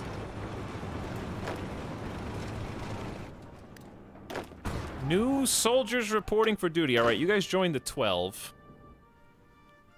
Uh-oh. They found us. All right, hear me out. I'm thinking about, like, joining a new group. Right? And the group has this as a front line.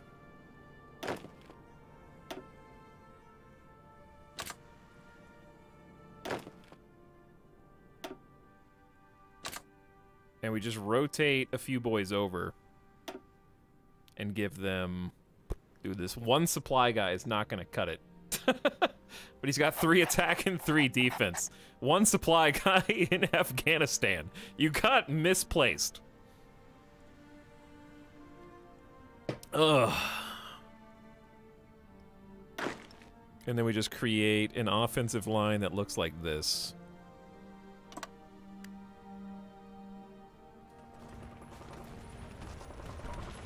Uh-oh. Uh-oh! They're gonna back cap! Tactical retreat. I need the allies to move in ASAP.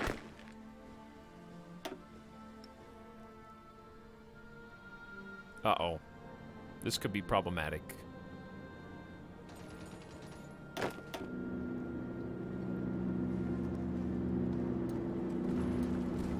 Alright, we need to put a freeze on that order. Team Orange is ready to go. Well, they're not. They say that we are stronger.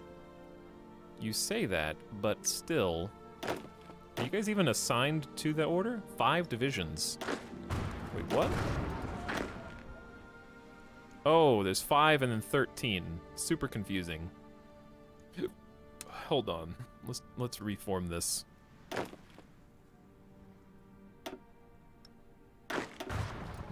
Oh my god. I'm clicking all the wrong buttons. Okay, these guys. We're gonna create a new offensive line and just try and make Communist China capitulate.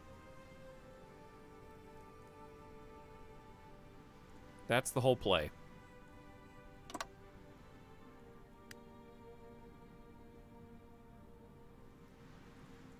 I'll let you plan for a moment. There's just so much going on at any given time. There's too many fronts. Ooh, but we got these guys encircled. Okay, all hands on deck. Finish the job. Don't let them escape. That's 5, 6, 7, 8. That's like 9 divisions totally encircled, about to be overrun. You love to see it. That's what we've been waiting on. A good breakthrough. I guess let's just go straight to the Centurion. India is wide. Yes. And they're gone. Woo! Very well. Very well done. Now we can actually focus on the real front, a unified front.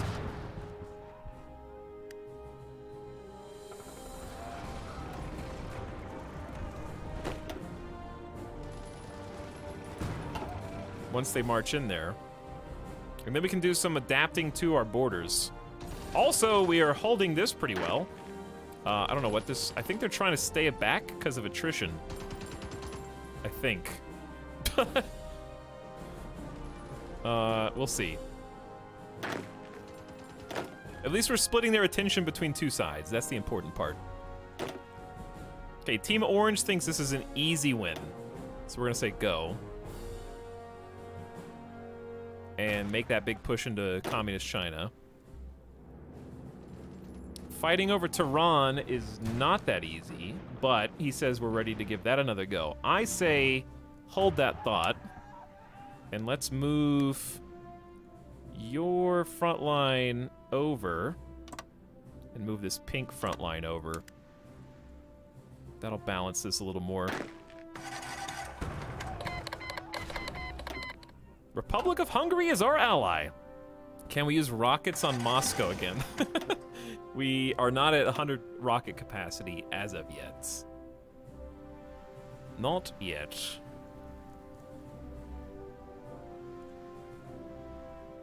Our air superiority over Iran's going pretty well. In fact, we'll get another squad of heavy fighters.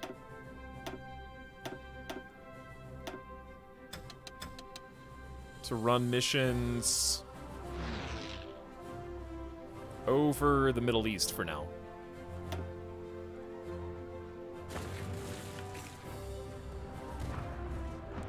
And we're gearing up for a big push.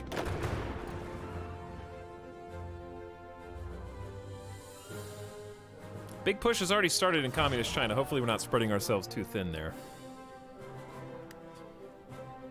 It might be better to just, like, delete this front line and just extend this. That's a lot of orange. But we got 11 troops in blue, so we can actually just scoot these over a little.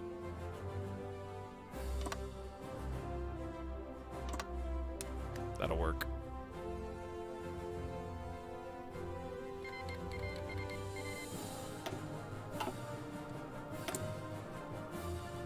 Still 6 million dudes to recruit. We haven't got, like, that many new recruits, I feel. We're not really catching up on artillery, but we're balancing nicely with infantry equipment and support, which I guess is the most important aspect. Are the blue guys doing anything? Yeah, they are. I mean, the biggest thing that they do is hold. Communist China has capitulated. Our invasion was a great success. Yet their forces still remain here for whatever reason. Or I guess Soviet forces remain here.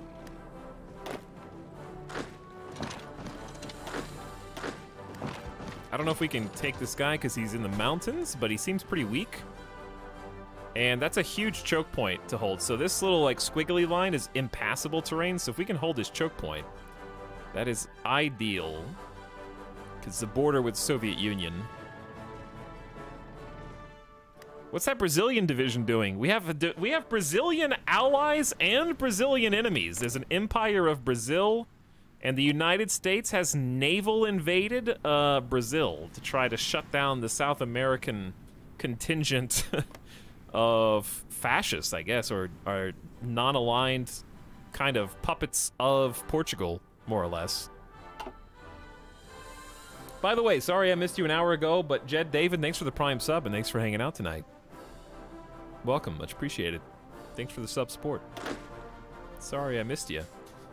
I wonder if we shouldn't just, like, for home defense purposes, 72 is a lot of divisions. I will let these train, and that's it. How about that? And then we'll focus all of our attention on... How about some more mountaineers? We'll do like 5 mountain divisions simultaneous. No problem, man. Having a blast. Hey, good to hear. Glad you're having fun. So far, things seem to be going okay. This is the spot that I'm most interested in.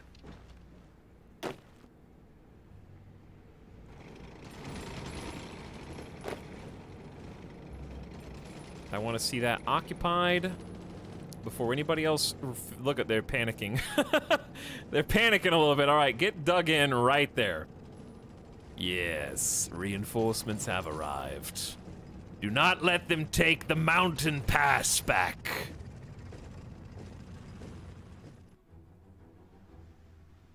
Brazilians are always saying, come to Brazil, so there it is, I guess. We did come to Brazil, actually. In an airplane, no less. I wish we could hold this without creating a new front line. Speaking of... Afghanistan, you seem to have left the mountains undefended here. Don't worry about this. This is just synthetic rubber. It's not really impacting us, but we're just researching it. Because we should be 12 steel deficit.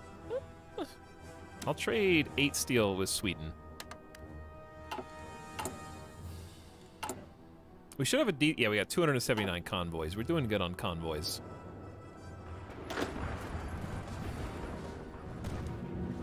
This plan is not going great, but I mean... There's just too many units here. I'm looking for the weak spots.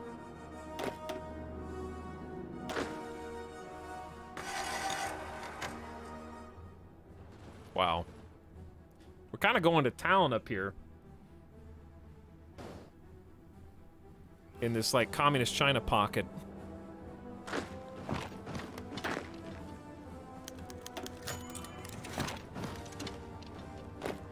I just gotta make sure someone stays here. Or we could just, like, pop in on the other side, but I don't have a... That actually would be... Because we could, like, unite the Afghanistan front.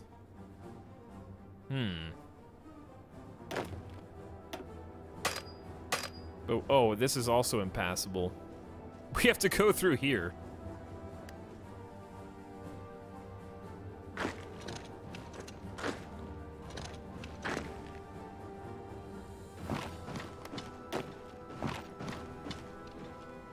Okay, this is why I need some new recruits, because things are getting a little weird.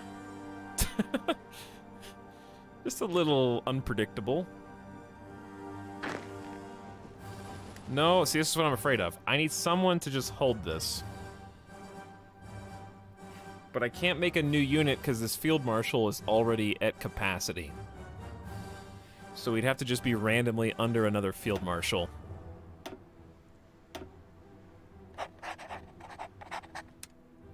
Pew. That's the whole front line, boys. That's it. Yep, that's the one. And I'll put a second division there.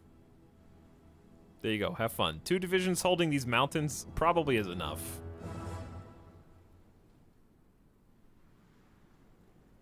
That's really all I need.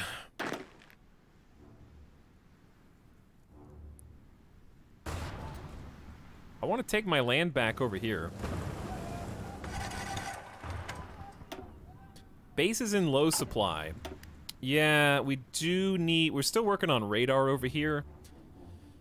Where are supplies even coming from? They're kind of coming from the west to east.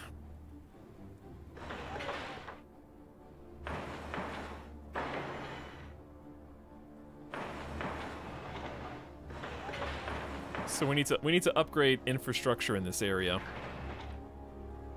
and repair. Hey, new guy, you've got one job. Why not check the logistics map? Did you not see me do it? Mere seconds ago? Perhaps you were alt-tabbed. That's why I just said it's coming in west to east.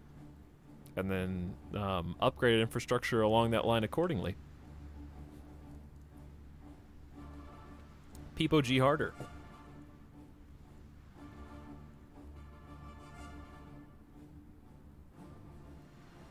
I meant supply map. Yeah, that's... what I'm talking about. Would you like the quadruple down? This is the supply map. And you see that big white arrow coming in from the west to the east? How can one chat member be wrong 4 times in 30 seconds? It's amazing.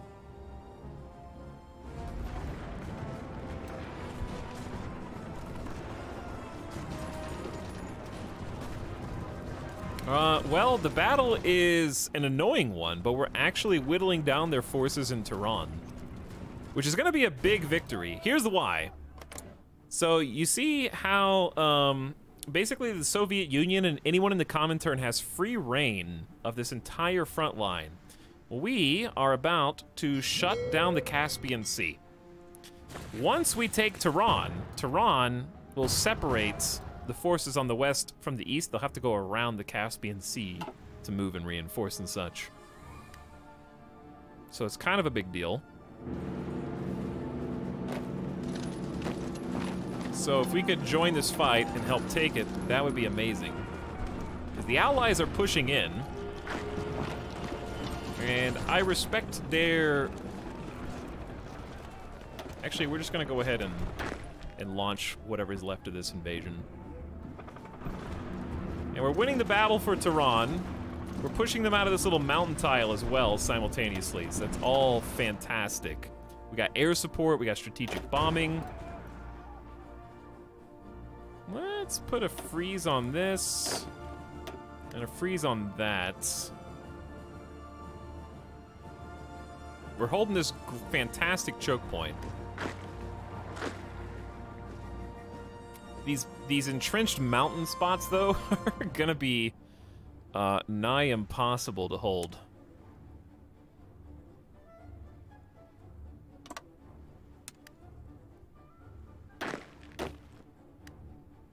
I'm also a little concerned.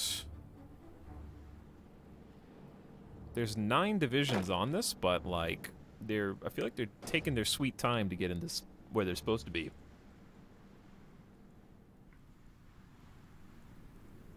You playing single player? Yeah, we're playing single player. First time playing India. Checking them out. I don't usually play multiplayer Paradox games. I like the single player vibe and the ahistorical chaos. Iranian Communist Authority has capitulated, giving us 9,000, actually 30,000 guns and some other goodies. So we are... Indian forces have occupied Iran. That means that, yes, we have taken Tehran.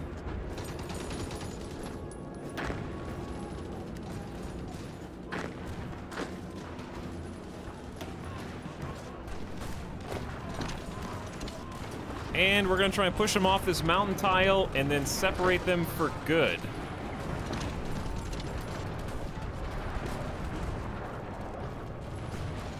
Best case scenario. My Mountaineer divisions are really coming in handy. Mariana capitulated. This front kind of sucks. But it means that we took the spots that we were trying to take, so...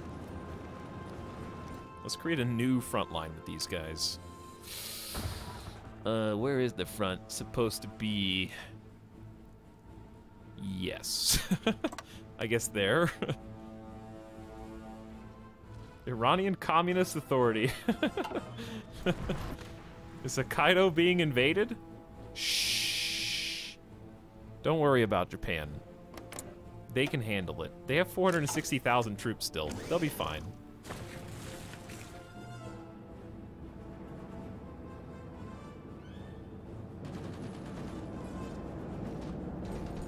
Okay, and that means, yes, we have the choke points. Overrun. Bam. Big time. Now we got a problem called multiple fronts. And I don't know, I think we'll just delete that. And just extend the pink line over. Woo! So it turns out annexing most of Iran was actually a good strategic move, all things considered. We got some spare factories. Where do we want them? I don't think we need 3,000 strategic bombers. We're catching up slowly on advanced artillery, finally.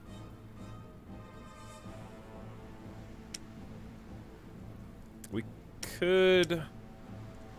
could start jet production if we're ready to go even more resources in the hole. Stop heavy fighters altogether, go jets. We got 500 air XP just sitting there.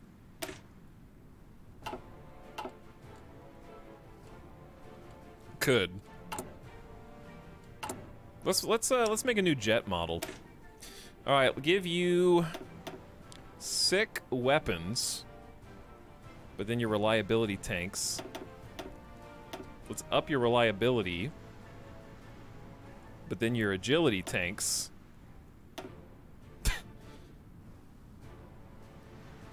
And range is kind of untouched. I think range is fine.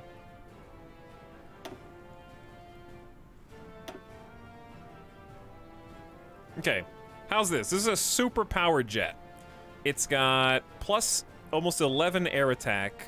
goes almost 1,000 kilometers per hour and is 88% reliable. That seems like very well-rounded, very beefy. The Meteor Mark 1. Okay, and we're going to replace the Mosquito Heavy Fighters with Meteor Mark 1s. And then we're going to add 5 extra factories.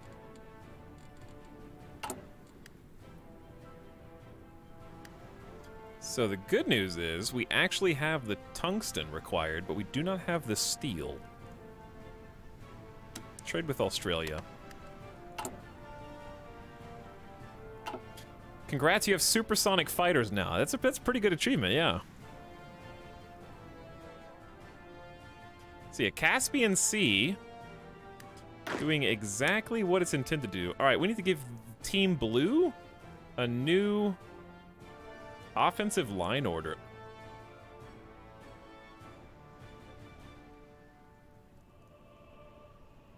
How about all the way to here? Boom. That would be pretty huge. The Soviet March. We've had to retake the Soviet Empire once before, but not like this. Last time we did this, we were on their team, not fighting against them. Okay, chat. Our little team here with allies wants to party. So we're gonna tell them to party in the mountains.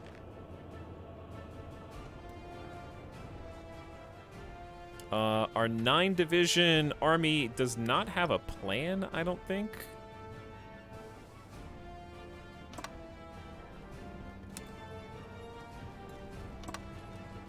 I don't know what the hell.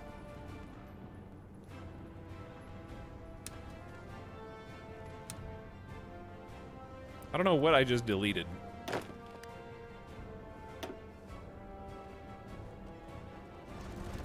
But we're gonna send these guys in and try to get them out of the mountains here.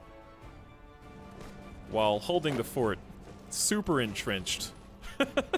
If you want to make this even more annoying, we actually could build some forts right on top of it. This would be untouchable.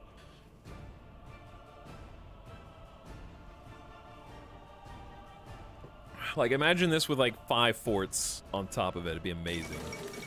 Republic of Lithuania is dead. Okay, I don't think Team Pink has an offensive line, so the best offensive line is just this beautiful choke point west of the Caspian. Don't know what river this is, but taking that airfield and that port, ooh, tasty. In Azerbaijan, in Georgia. What river is that? Who knows? Chat knows. Okay, anyway, good for you. I'm getting all the color schemes confused. I could customize them myself if that was easier. I think the orange offensive line is just way too long. We need everyone else to kind of catch up. Team Blue, if they win here, will make this a lot easier. Okay, we're going straight to Armored Car Improved, and we just got Air Superiority missions are 20% more effective. That thing's been going forever. And we're just gonna stay on Naval. We got 5 units in the mountains. I just can't compete. We got bad, like, organization and attrition loss here. So we're gonna freeze that plan.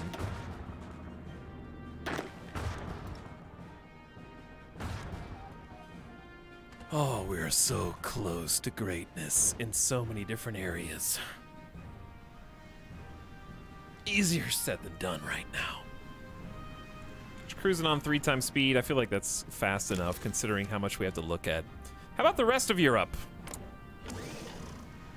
Well, the Allies are doing well. They're just finishing off the communist forces in Spain. Oh my god, look how many Allied forces are here! Like ants! How's the war screen? Well, why are they all represented by the restored Norman Empire? Why are they all British wars? Not everything's about you, Britain! Which war is this?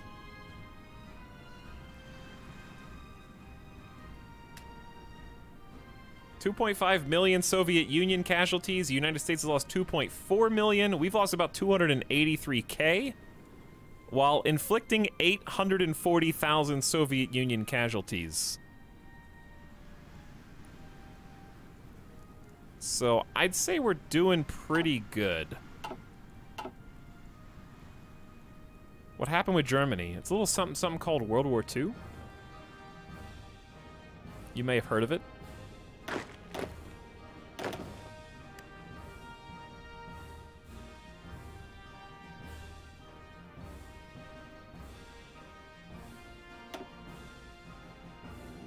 All right, we're moving in, chat. They left this totally undefended. We're gonna scoop it all the way up to GRE.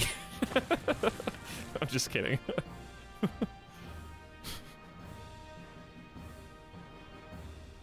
Simultaneously, GRE, Peepo G. Let's take Kabul. Nobody's there. Encircle these boys. Take the capital. They still don't want to move off of this front, but I think we can make them.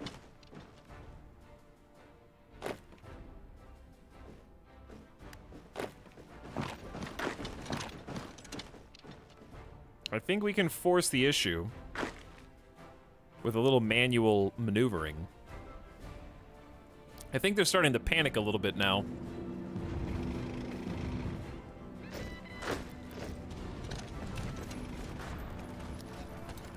We don't have any intel on these guys, but I don't think we need it. We have the numerical advantage.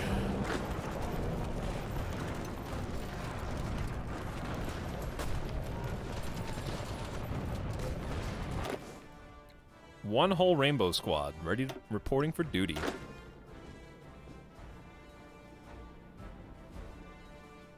Oh yeah. Oh yeah, chat. We're taking capitals, chat. We're going beyond taking capitals, chat. We're taking land! India's getting big! Alright, that's a lot of Rainbow Squad. I'm gonna put you guys in a different group that will ultimately be a home defense group.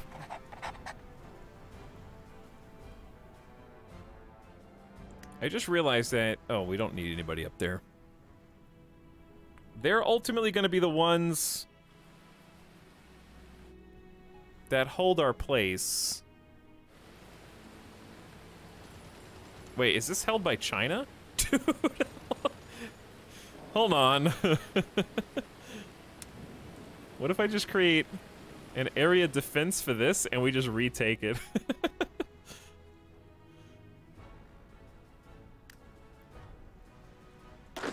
Send my 7 units back. Hold on, hold on, hold on, hold on. Delete that order. I'll do this right. Go to... Where did they even spawn? Go to the closest port. At great speed. What's the red exclamation mean on some of your troops? It means, like, on these guys? Or on a regular troop, it means they're not assigned to an order. But on these guys, it just means not a good plan. Whatever my plan is.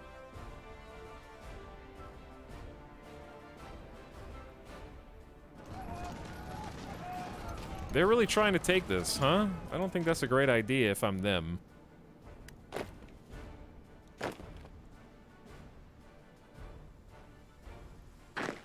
Alright, we really need to, like...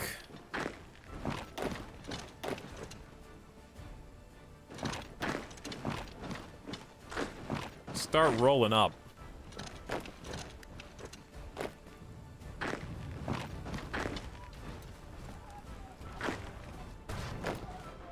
Which is exactly what we're doing. But we can go a little faster even. There's some troops in the west not assigned to an order. I mean, you're probably right, but finding them is not easy. This is as far west as we can go.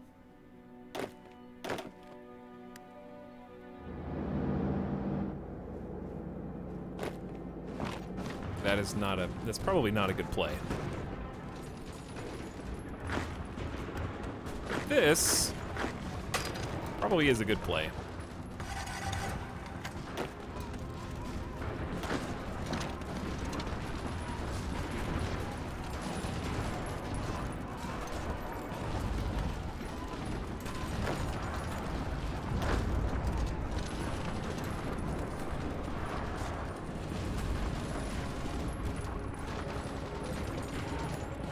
Keyword probably. Maybe not. It seemed like a good play. We got 2 of them to retreat, I guess. Taking some manual control. What happened to Gandhi? He's an advisor, dude. He's there. He's chilling. He's hanging out. Being a bro. What the? What? Chat, what is this? I've never seen this before.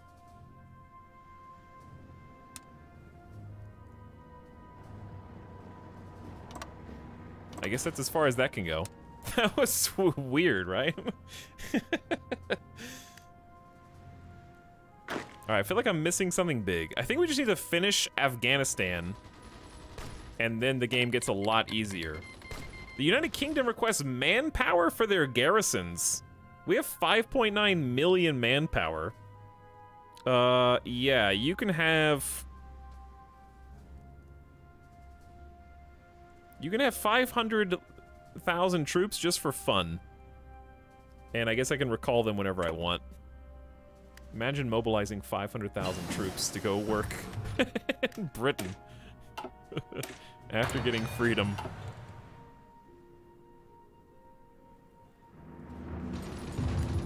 Van. I know the famous city of Van. Alright, we're cracking into the Soviet Union now. We just need to collapse Afghanistan and go about our business.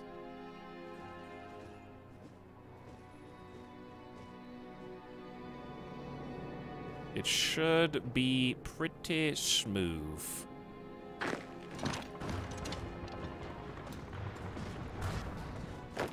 Especially if we keep doing this.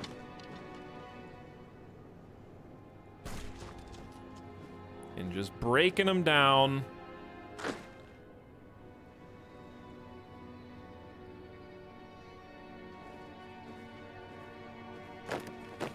And they're gonna reinforce some of it, sure. But I think we probably have the stronger forces overall. And then, when we can redeploy everybody to the actual front, that's when we're gonna be talking. Alright, let's take a little peek. Team Blue is doing the best right now. They are rolling 30 units for a pretty easy order. We probably need to redeploy over here, because this is getting gross. We're on the border with Mongolia now. We're just gonna kind of stalemate for a while. Is this doable?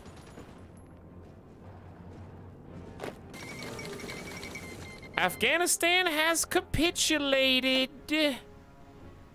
You say that, but why are you still fighting here? I guess the Afghanistan forces have capitulated. Look at this encirclement. Nice. Nice.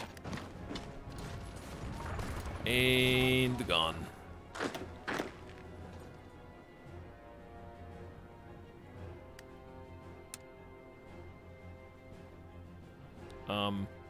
Well.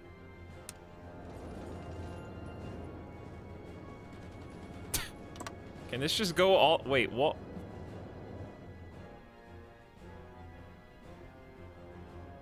I don't know.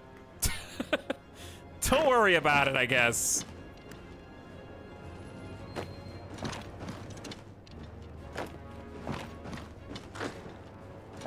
All we need to do is put the finishing touches here. I mean, they're basically already dead. And then we will redeploy. Oh, this is good. 4 new infantry divisions. We're gonna reinforce the Team Blue. They're the ones that need it the most. And logistically, we're 2.5k anti-tank in the hole, but we're only 1.8k artillery, and we got 25,000 extra guns.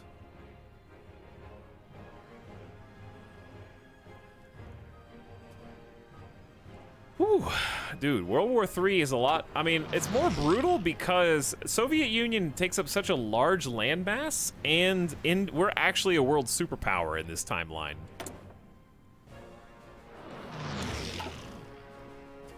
Because of all that, it's just taking longer to do everything because there's so many fronts now, you know?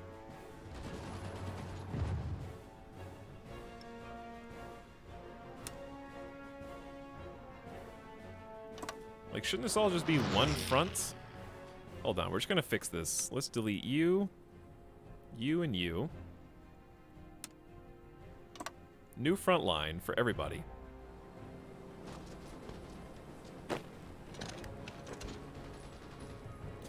Take that guy down. Afghanistan's gone. We're gonna redeploy all 30 dudes to the new front line. And we're gonna have a new offensive line that just goes kind of like we did before.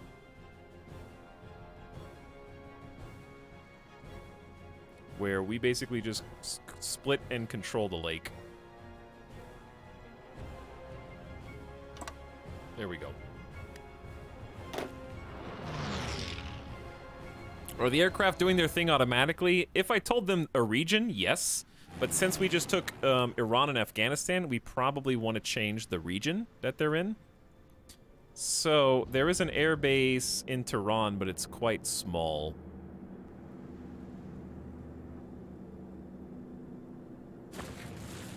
And that's basically all we have to work with. But we have pretty good range on our planes. We're upping the infrastructure of Iran right now. Let's go ahead and fix. Prioritize repairs on a few of these things. Now that we have control of them. Okay, rubber processing is basically done. But yeah, speaking of planes. We got heavy fighters we're going to redeploy to the Caucasus region. Or I guess we could do Asia Minor. Bombers, we'll stick to Asia Minor for now. These 5 Hundo planes,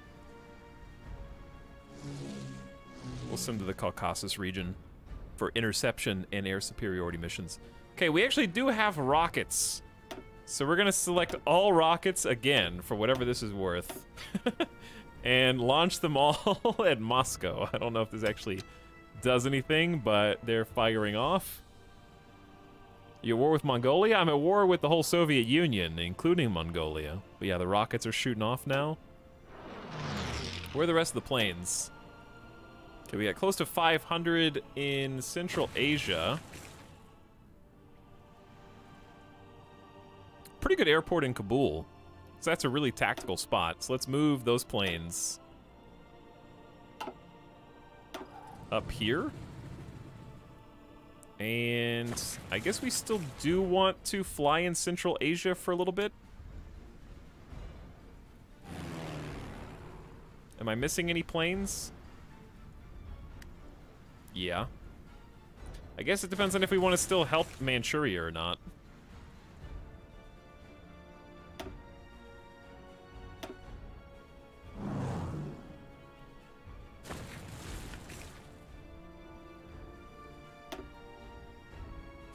Like, northern China is still a battlefield, but maybe I'll take these 5 Hundo.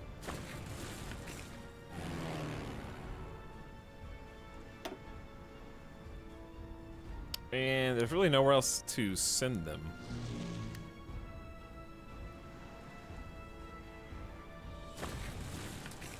I guess we could send them, like, over Mongolia, like the Central Steppe, maybe? We got that one guy waiting on a boat to Manchuria. Hold on. Where? Oh yeah, these guys. You're right. Okay, I think it's probably too late. They retook Wait, who owns this? Chinese People's Republic. I don't think that's us. No, I don't think I can get there. We'd have to go... Ooh, they're fighting over Korea. We could just send these dudes to Korea, but it just seems... I guess we'd get there eventually.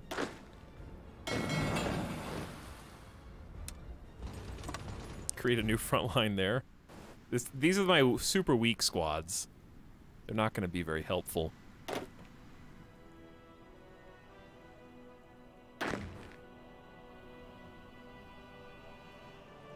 Has Team Blue been reinforced over here?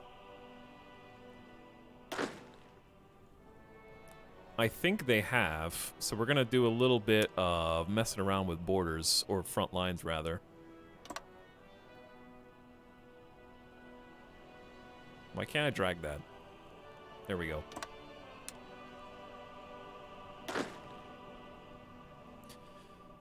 Okay, how about, what if I just say pause, pause, pause, four-prong attack onto these guys, because they suck. How is Nazi UK so strong? They're everywhere. They do have a lot of troops, yeah, I do see a lot of them. I think...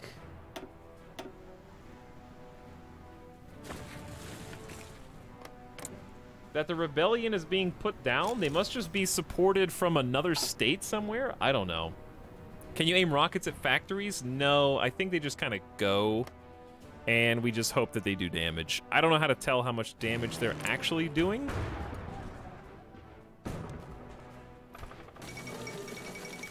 East Germany has capitulated. That's good. Like, you can see the rockets here. 303 advanced missiles on ground missions, but I don't see any stats. I see no stats. Like, I can see them, that they exist.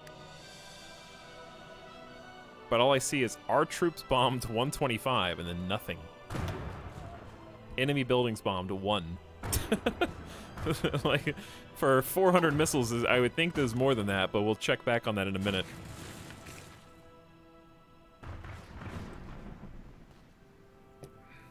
Mass paratroop behind their lines. Well, I would do that, except I have no paratroopers and no transport planes. What just happened to my screen? I think that's just Czechoslovakia. It looks like when you win at solitaire. This is unintelligible. I literally can't... There's so many units there.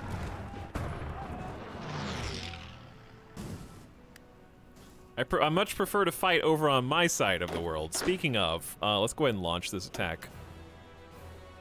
Push into Russia more. Okay, Team Orange. Where's Team Orange? Who do you belong to, sir?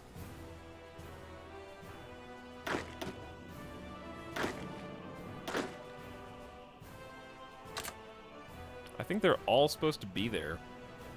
We might have just, like, accidentally forgotten to set some... Maybe those are the people you guys were talking about. Okay, we're gonna try and make a push. This is dreadful, because nobody... This is... Taking Mongolia is not easy.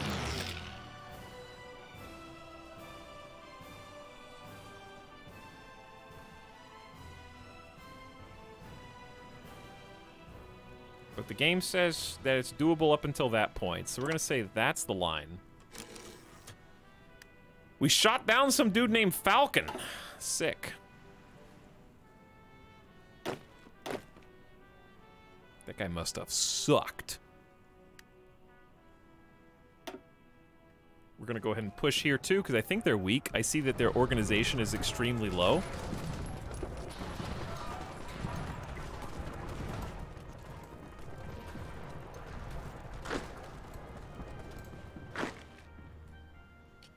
So, let's just go in, knock them out. We got 4 units already retreating. This pretty much doesn't even exist right now. I'm getting some nice lag. There's just so many units on screen. There's an incredible number of them. Hey, the troop transport's on the way to Korea. I hope Korea still oh god. Maybe we should go elsewhere. Oh, dude, this is actually where we want to go. Let's go here instead, I say.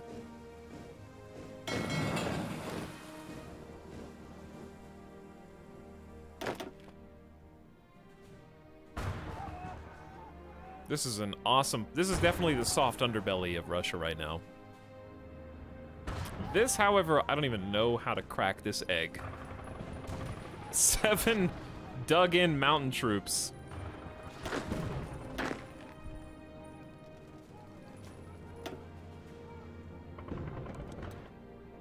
This pink line. I guess we're kind of just chilling while we watch. The allies kind of swarm around us. Yeah, I do have 4 nukes, but there's not a doom stack of enemies right now. Oh, we got like 5 just kind of random rogue units down here. I might just lump them in with Team Blue.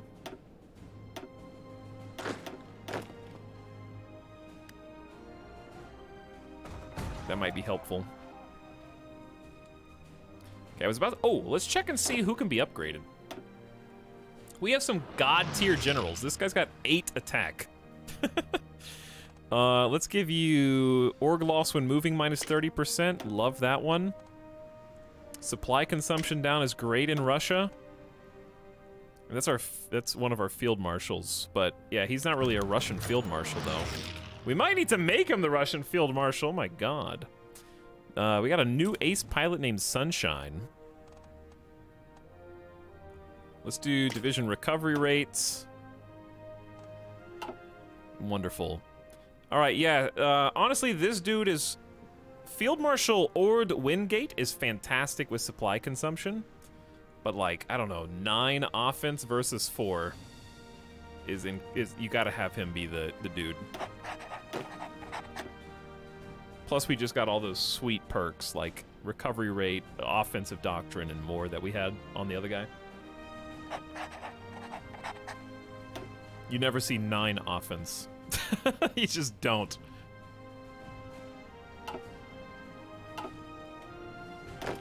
Okay, so we're gonna get some debuffs, I guess, while they're swapping places, but hopefully it's fine. He says that this is not a terrible plan. It's risky, but it's not like death. I think it's gonna be death.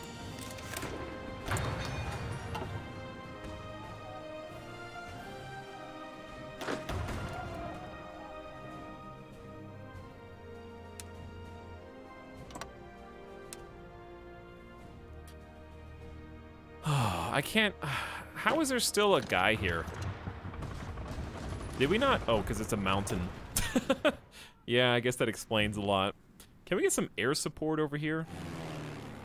We kind of already have it.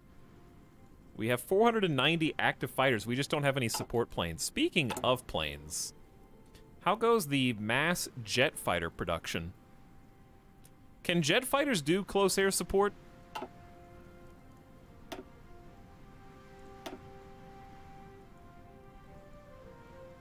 Who's this mysterious close air support 1? Why is it invisible?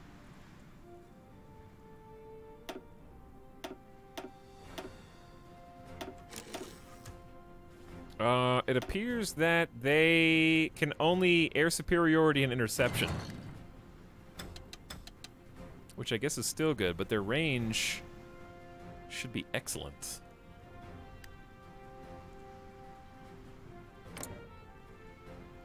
I don't see any enemy fighters, so I guess they can just go wherever they want.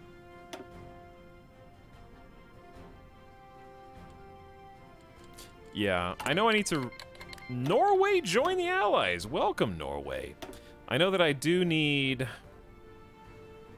1950s tech, but the time penalty is so extreme that I just can't get to it.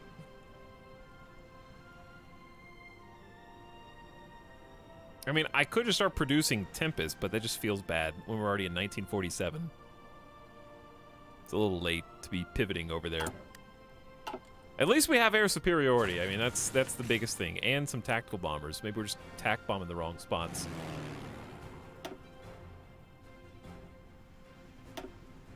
Why don't we get Another group of strategic bombers. Armored car 3. Maybe we can start making some armored cars now. Let's do bombing. Hey, chat, let's do bombing, dude.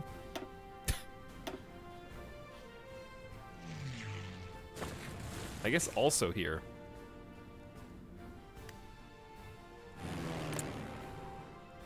Because they actually... Ooh, they actually do have enemy fighters here. Uh-oh.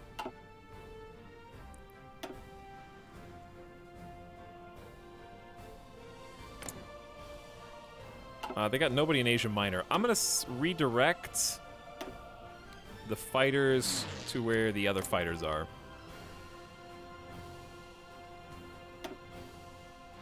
And redirect all bombers to that same region. Soften it up. They got... Maybe it is nuke time. Maybe it is nuke time. They're running out of supplies, though. Like, they can't... There's not that much organization left.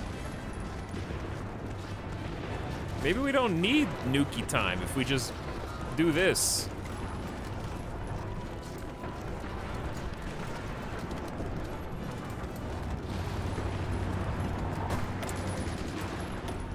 Loud noises. I have no idea what else to research. I guess if we're gonna do armored cars and tanks, maintenance company is good. The Greater Pohnpei Union State has capitulated. Of course they have. I knew they were going to do that the entire time.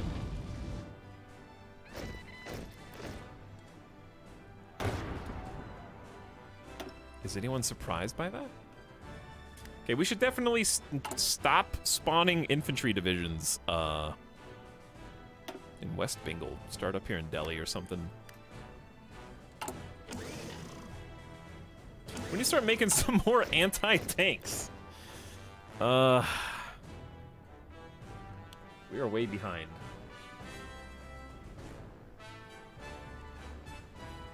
I just need more factories. We're still building infrastructure in Iran. This is the sub sound. You like peanuts, kid gloves? That's nice.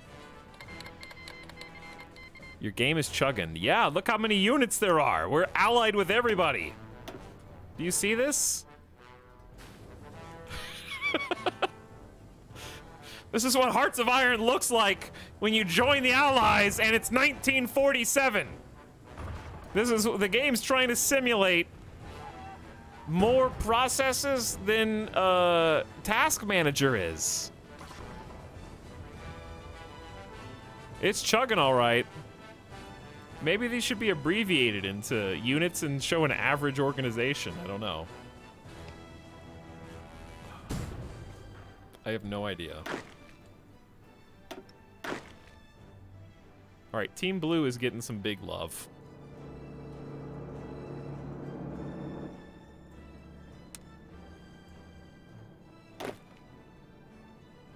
Team Blue, actually, yeah, I need you guys to make...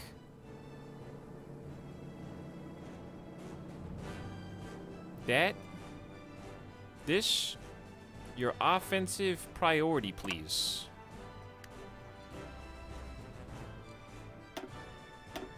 Air wings with no mission or region assigned.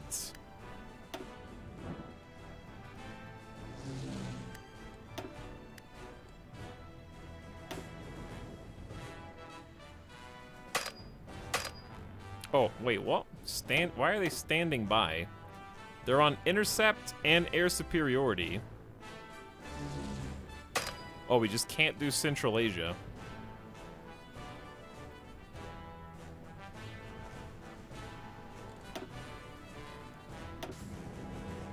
They're on a mission. I think. Yes, I know we're at war. Maybe there is a decision available, though. We're at 100% war support, 81% stability. I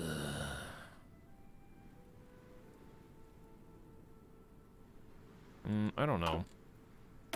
Missing equipment production. For what?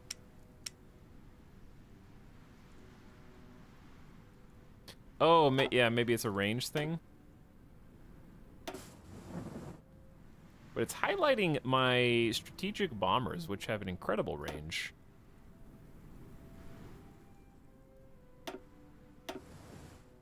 The fighters can reach too, so I don't know why this is no thingy. I have no idea. I need to unpause though. That's the only thing I know.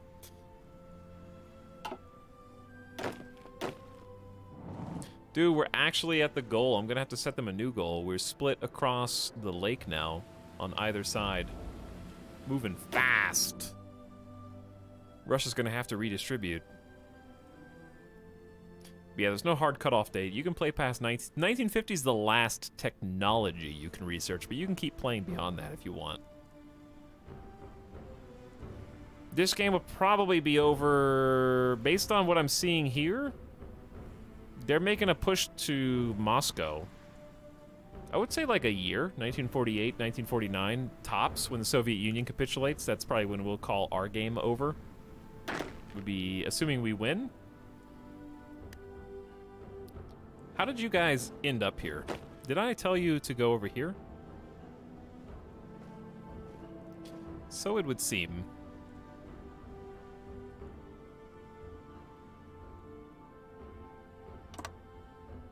You know what? Yeah, let's create an easier. That sucks though, because you can get flanked.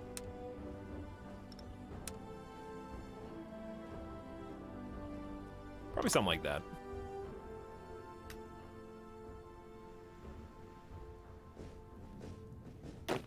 I know there's only 7 of you guys, but these guys are pretty weak. We're pretty weak too, as it happens. But maybe they're weaker.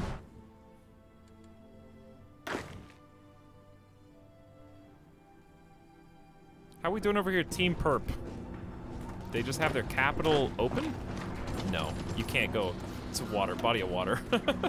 Capital is not, in fact, open. They just have so many doom stacks. I'm just gonna leave that alone.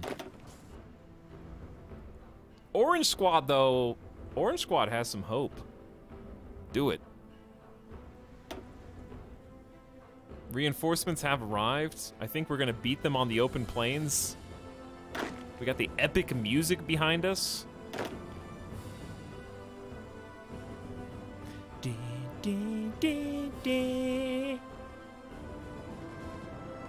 Is this enemy territory?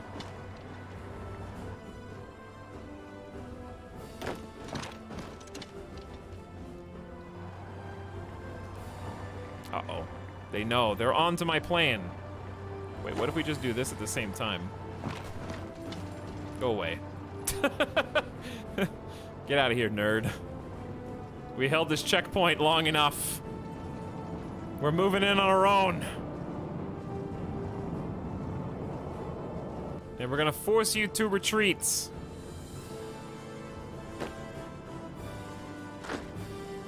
One by one, we'll push you back.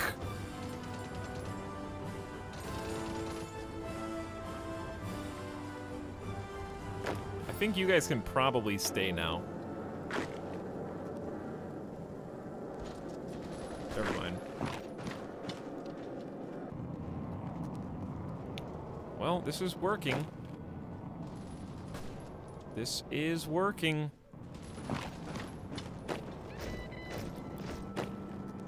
We just can't seem to take this tile. They just keep bringing reinforcements somehow. Hey. Hey, we did it. We did it. We're uniting the front. Speaking of, actually, no, we're not. This is impassable terrain. You know what works good against doom stacks? They're just not doom stacked enough.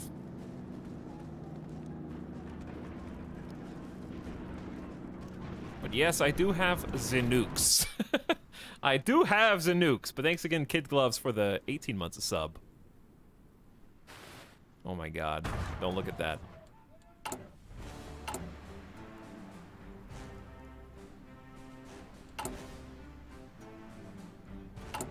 Okay, if I was going to make armored cars...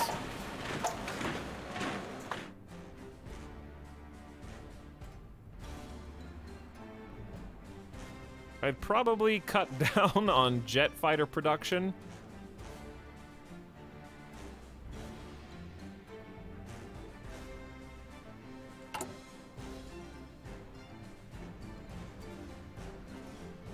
We can't cut down on guns. And you never really want to cut down on support equipment.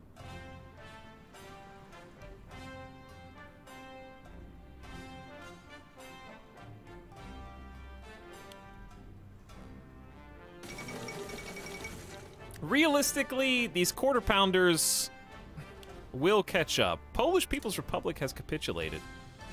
You could probably take one factory away here. We're really not that far behind in artillery. Making 23 a day. Taking forever, though. Yeah, it's just really, really late to try to pivot. We could go down to just 3 strategic bombers and maybe like 7 jets. Because we already have a pretty beefy Air Force. I know that just feels kind of bad, though. And then we can do 5 armored cars. We don't have any steel. Oh, it's because Japan ran out.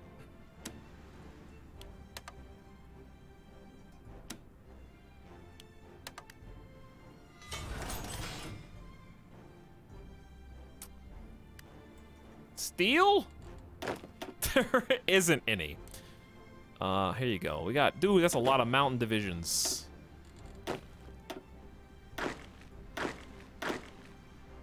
Also, these 2 guys need orders.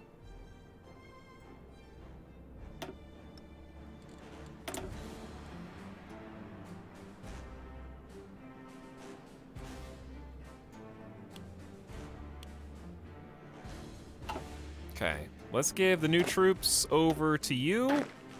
New mountain division, let's delete the perp. And we're gonna start. Oh my god, the micromanagement is getting to me. Gamer death is settling in. There's gonna be a pizza night tonight, boys. Okay, I'm worried that this blue line is just too much, but we're handling it fairly well. Let's just let that keep going. I don't know what to do with these 5 guys. Is there a small front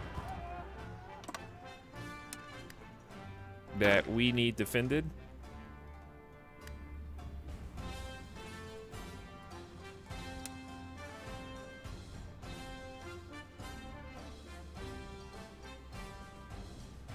I mean, this is technically enemy territory, yes? No, this is friendly territory. Okay, in that case, I'm just going to start a front line here. I know that we don't have enough troops, but we will. As we recruit more infantry. We're almost done with our last home defense unit. We'll probably add those to the 7. Whew, okay. I mean, it's going. It's going. Slowly, but it's going. The biggest thing we did is this big push from the south of the Soviet. I'm gonna let them kind of get the next group start planning, yeah?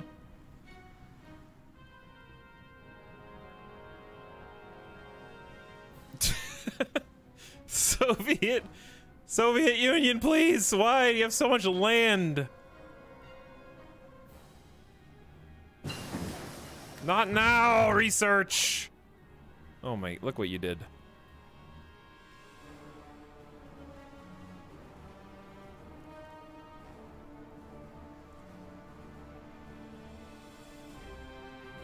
Okay, that's a little stretched, but only just. Rubber processing done. We're still researching tanks. We're still researching maintenance companies. Basically done everything we care to do here. Done all artillery. I I guess I'm just gonna start on the Valiant ahead of time. And just let that burn.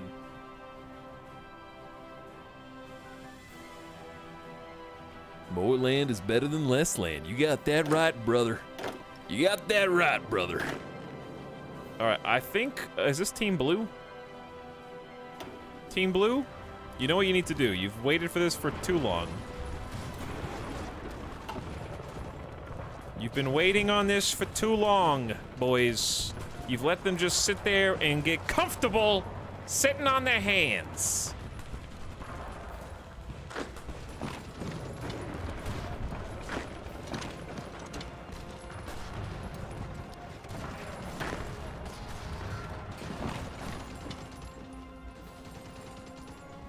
But as they have sat on their hands, you have been hardened.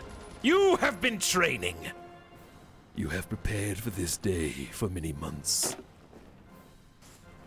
Team Blue is ready to accept the next order. We have accomplished the objective, sir. Well done, lads. Well done. Team Pink is also ready to, I don't know, do something. Team Pink says go!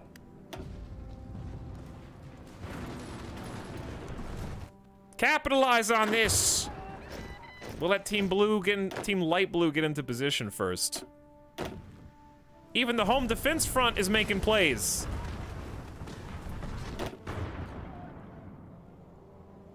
This is what I like to see right here. This is what I like to see. Territory that they have gotten comfortable in the mountains. And if we can kick them out of the mountains, we can kick them out of anywhere. That's the best part. Oh, that was tasty. Who's moving into this spot? Hello? I can't highlight people. There we go. Is anybody moving in here? No, because we didn't kill them. Never mind. I guess we could probably, like, encircle them. Socialist Republic of Kurdistan has capitulated?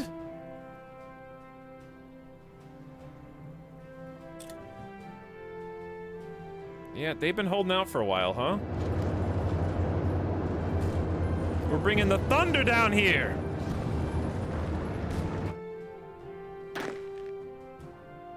Alright, Team Blue is basically ready to go again.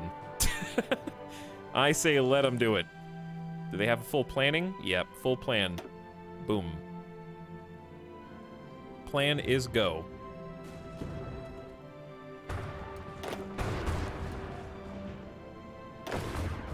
It's a sight to behold, chat. This is an impassable terrain, so we don't need to worry about defending that.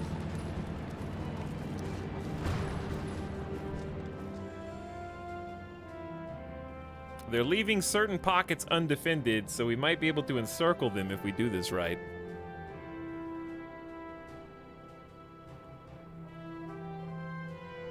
Plan. Take a quarter of the Soviet onion. We're trying to take a big slice of the onion.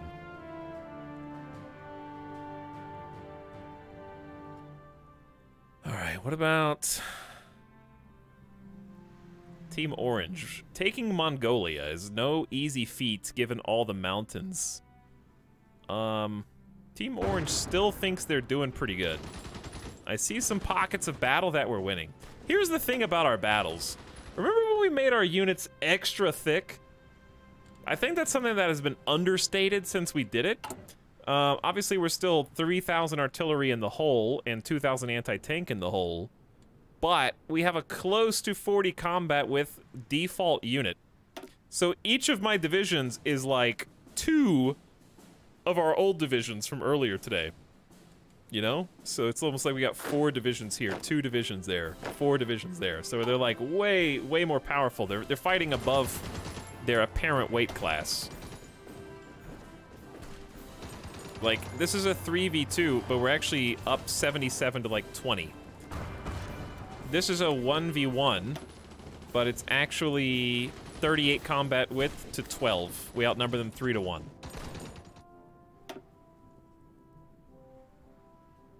What are you taking over now? Zontrom? We're trying to put the Soviet Union back in their place. Soviet Union declared a war of aggression on the Republic of Turkey, who is part of the Allies. So we were dragged into World War III. We already won World War II.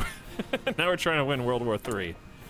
Japan is going to become free, and I don't know what to do about that. We got resistance to occupation, which is not at all surprising. Making some big plays here. We got a nice encircle of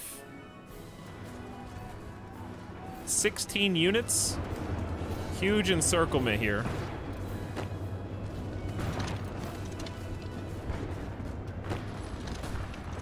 Let's try and herd them all into the same tile if we can, and that'll ease this burden a lot. Azerbaijan's Socialist Republic has capitulated, giving us 2 whole planes, dude. Alright, speaking of planes, let's turn off the automatic rocket barrage.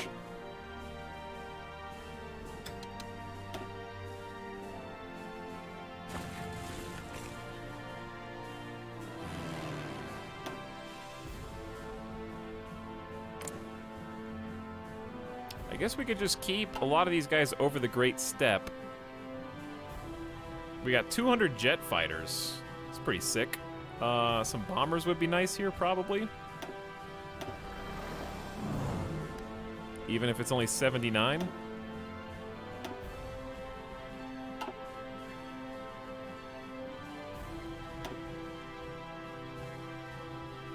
We got another 119 meteors in our back pocket if we want. Honestly, Russian air superiority isn't really an issue. They got 1,400 fighters above central Russia. Okay, why don't we just support... That's a great idea. Why don't we just support our allies in the push to Moscow? That means giving up some of our current support, but... Let's go here to Kiev. We're going to Kiev. And in Kiev,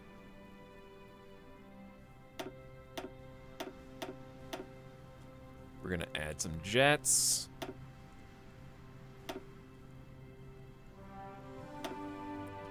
Let's add another 500 mosquitoes.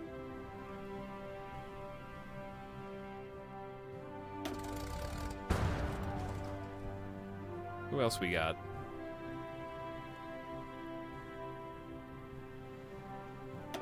Let's go all in. And let's send another 600 mosquitoes to...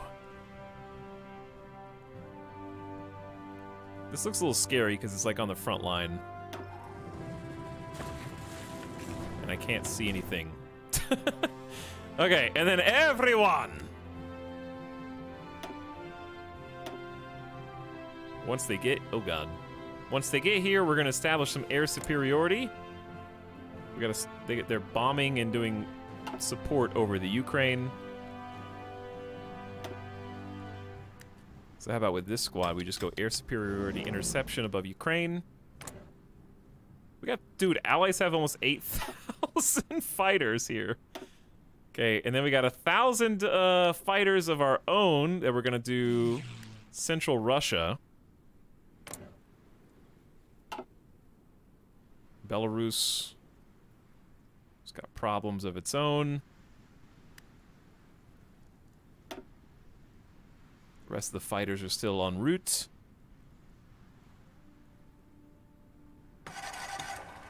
They're taking the D. I thought we sent some up here.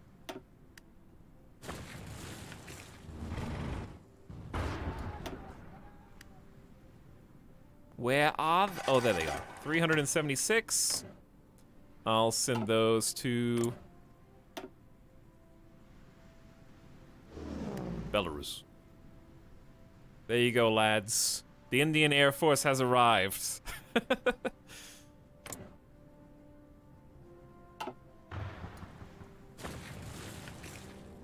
Now, whatever you do, don't lose this airfield. Time to nuke Moscow. You may have a point.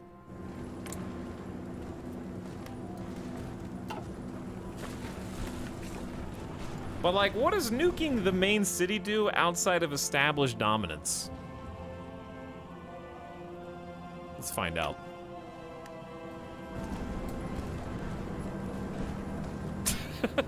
I mean, we do have 4 nukes.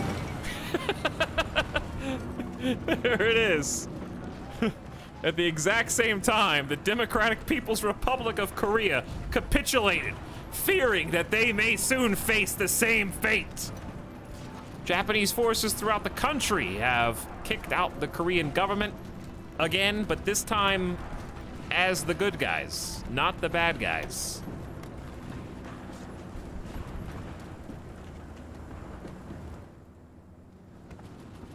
This is for demoralizing. Okay. This is demoralizing, huh? Then we'll do it again, I guess. Oh, you think that's it? There's another one! The atomic bombing of Moscow. A city many have tried and failed to conquer, Moscow was the target of 2 nuclear attacks today. The explosion was directed at the heart of Soviet leadership, the Kremlin having been nearly completely destroyed by the blast. Joseph Stalin, having grown more aware and fearful of all possible and impossible threats recently, evacuated in time and survived. However, even the vastness of Soviet Union may not be enough to escape such a ruthless enemy. Indeed, if this continues, the nation will soon consist of only 2 kinds of wastelands, those which were there in the first place, and those created by its enemies. Won't a nuclear winter only make Moscow a more difficult target? I don't know. Will it? I love that Stalin escaped the nuke, like Indiana Jones style. Probably like jumped into a fridge or something. I guess we could have had an intel leak. It's not like we have any secret spy networks or anything.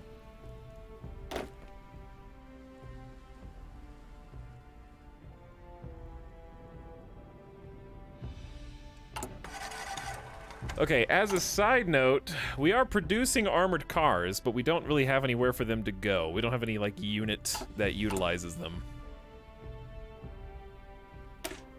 We're also not producing any motorized.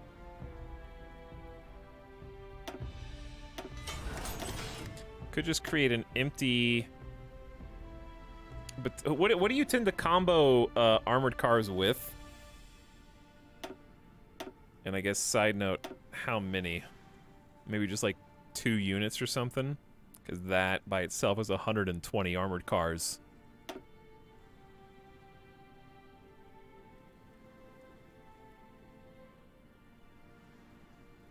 Could just do, I mean, motorized artillery and motorized anti-tank would be pretty sick, but also we don't have any of either of those. Could do just truck infantry. Because we're already making the trucks. Camels, dude. Sick, the camels.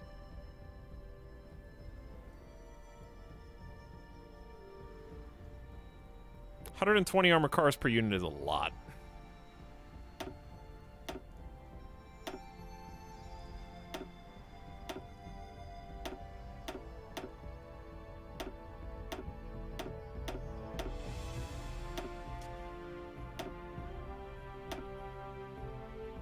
How about this? 20 combat width, 2 armored cars, 3 motorized infantry, and 6 regular units of infantry. Give them an engineer company, give them a logistics for the supply usage down. Give them... May as well just do a light armor recon company. Then we'll give them a support anti-tank. And...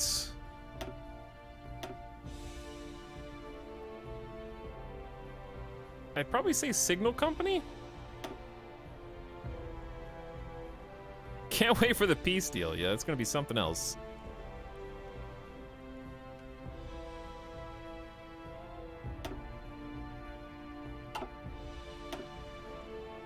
Okay, we'll just train like 2 for now, because it's going to take a while.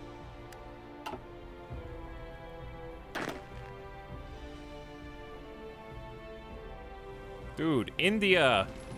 We're doing it! We're helping! We helped establish a beachhead over here in Korea. Home Defense Front is just sitting around. I guess they could be doing training, but we have so much Army XP anyways.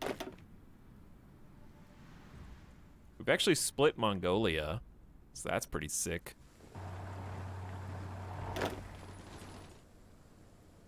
Oh, they are tired. Look at those green bars. No supplies.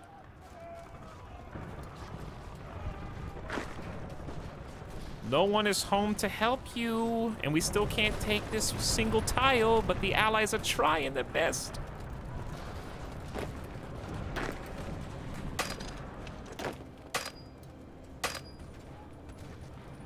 Also, I can't. I don't know why I just tried to take that. That was dumb.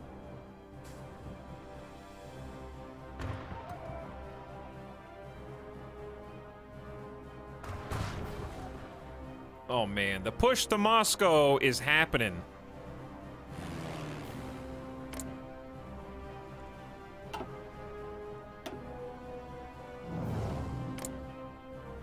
They got 1,435 active enemy fighters, chat. We've got 1,100. Let's give them some more reinforcements, I say.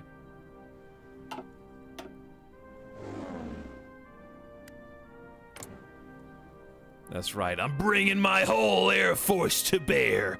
Almost 1,500 active fighters flying over central Russia. Many of them jets, bow fighters, and mosquitoes of very high caliber. In fact, we are responsible for... We've lost 45 fighters, they've only lost 19. Why do we suck? No, we're better than that. We're better than that! I think the stats are screwed. I don't even understand this counter. But we didn't have all 1,500 on the same tile before. Where are the bombers?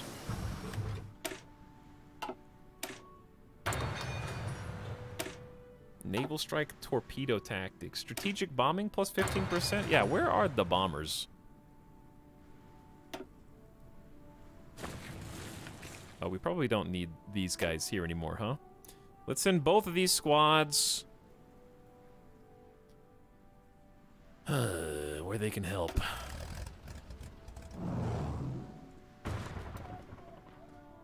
It's 200 tactical bombers, but that's not everybody.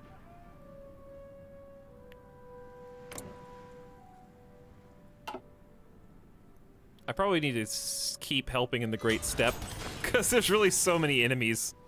We do need a little help there. Free civilian factories? Whoa, is that allowed? Chat, you know what that means? That means we've got Iran's infrastructure up to like a 5. Let's start improving this. Mongolia has capitulated! Indian forces throughout the territories have occupied the space. Excellent. Most excellent.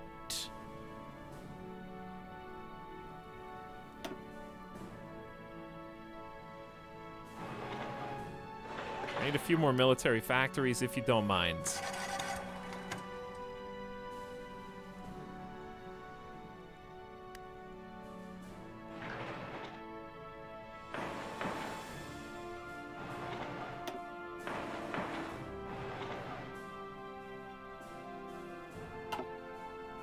What does capitulated mean? It means that that particular faction has surrendered.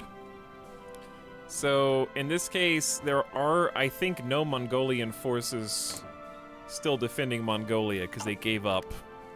So now it's just Soviet forces in Mongolia holding the land.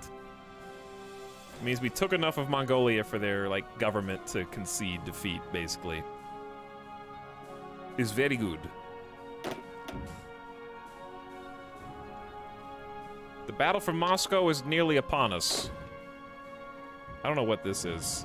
Apparently we have 24 divisions assigned to this single location. I'm not really sure how that happens. I think we just made so much forward progress.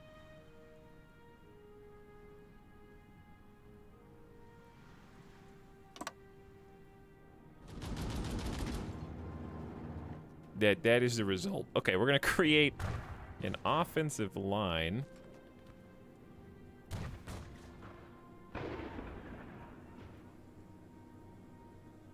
This should actually not be as difficult as it looks. Kingdom of Portugal declared war on the Soviet Union. Get them, Portugal. Get them. I mean, these guys are basically dead, and just nobody's moving in to take these spots.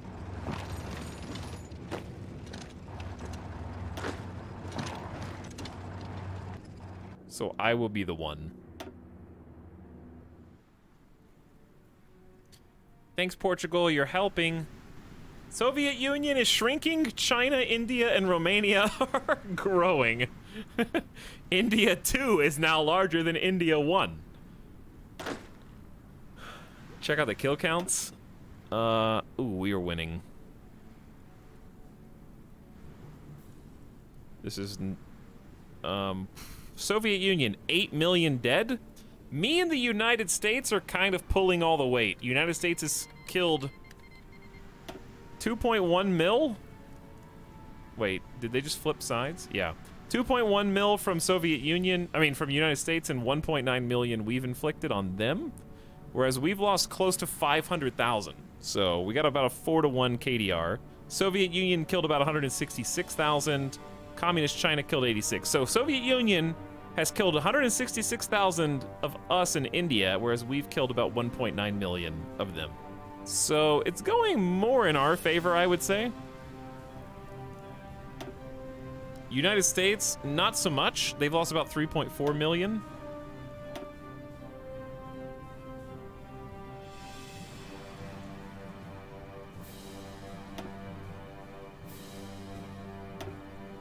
They got a ton of divisions. Hopefully that helps.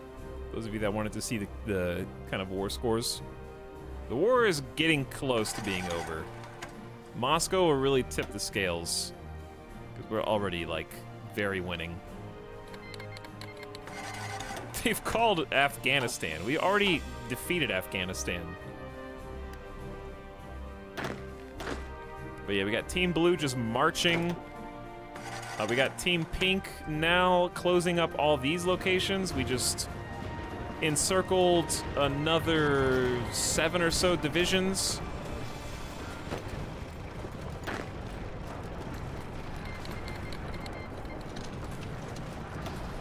Game, are you good, dude?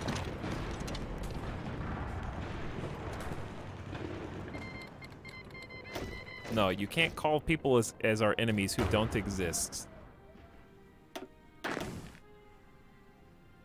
Okay, we got some extra backup reinforcements for our newest squad.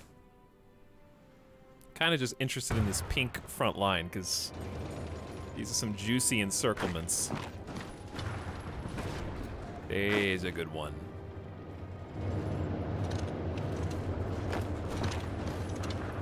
We should be able to finish all 4 of these off. 4 more divisions gone. Soviets have been overrun again. The Pacific Worker State has capitulated. What is the cowardly Pacific nation? Australian, where is that? Australian forces have won.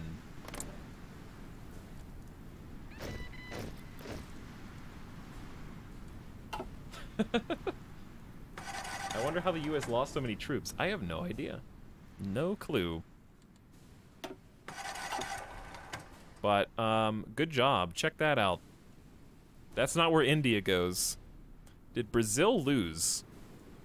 They are not having a lot of fun right now, but there's a big rainforest battle happening between the United States naval invading all over the place. Australia went to war against the Pacific Ocean. That is sneaky.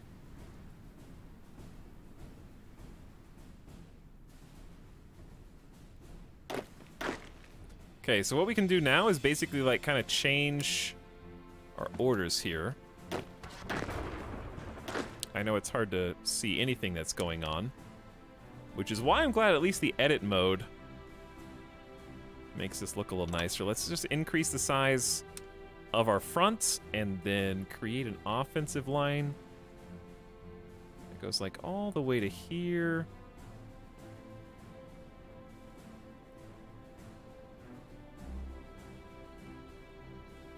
And to that airfield, and like kind of just to the side of Moscow.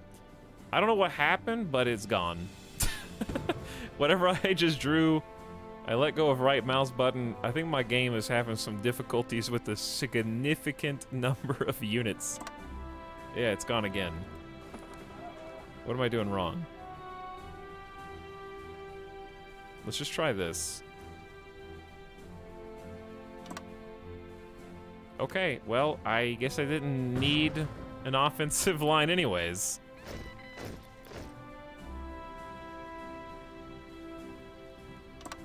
Doesn't exist. No offensive lines are allowed. Weird bug. Hopefully we don't need them. Plain stats. Enemy fighters lost 67, that's it? I just don't buy these stats. It's 6,000 versus 1,300.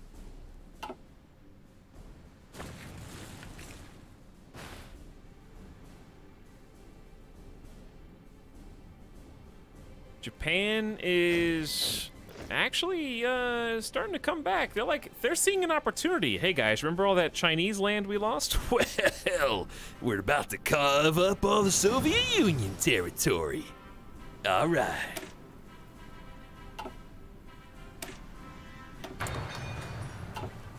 Zodicus, it doesn't matter what you pick. It's the same. I will show you.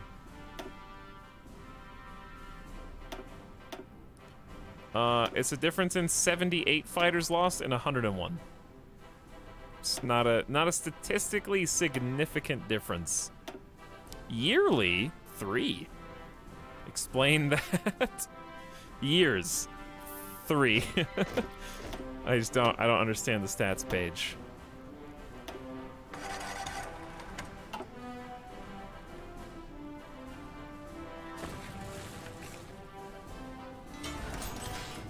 Thumbs up. Free military factories. Okay. We need steel.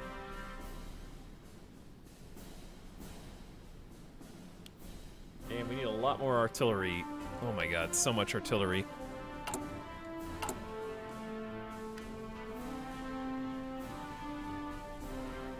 Just keep pushing. You guys are almost there.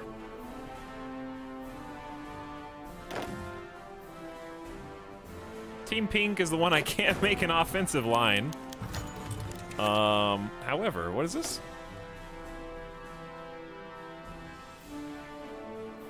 I have no idea. There's gonna be a timeout somewhere.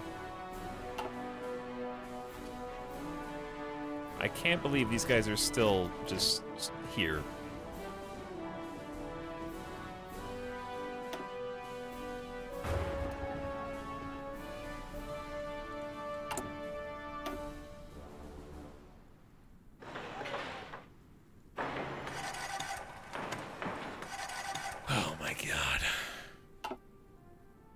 It's almost done, chat.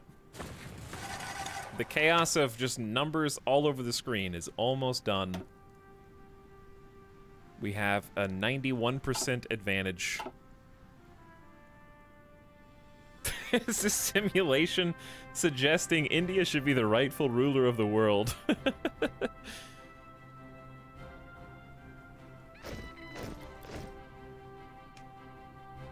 Why ads? Maybe you refresh the stream. If you're not a sub, every Twitch stream gets an ad when you load in. But I don't run any manual ads. So I don't know. It's weird that I can't even see the information on these guys. I guess we'll just keep them locked down like this.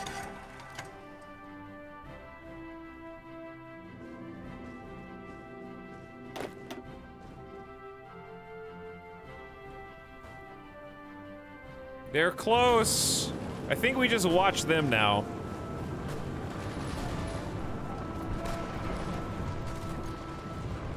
I think we just watch Moscow.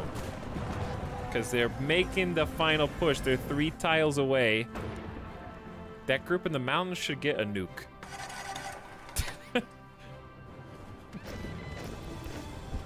I don't think I'd even be able to capitalize on it, to be honest.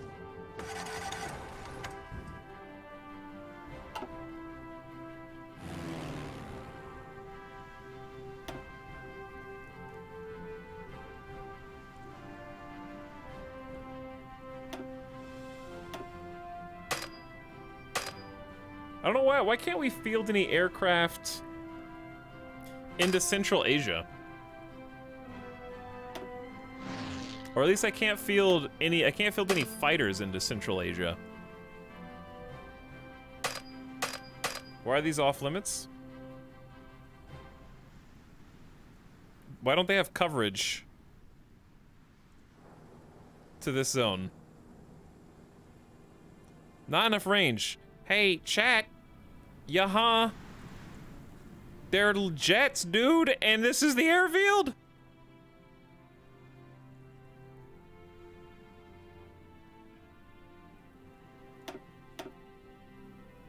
This plane has this much range from the same airport. It's too rough terrain. Huh, I wonder if we could solve that by, I don't know, using aerodynamics and wings to go into the skies around these mysterious mountains that are in our way. Why can't I see past that mountain range? If only I went to an operational flying altitude of somewhere in the neighborhood of 20 to 30,000 feet. Doesn't make any sense. They're planes. It's this weird choke point that's causing an issue only with fighters.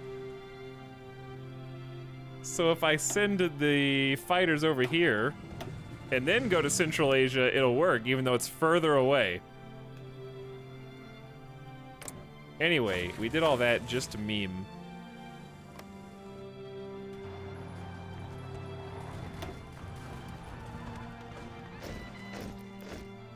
Are you ready for this?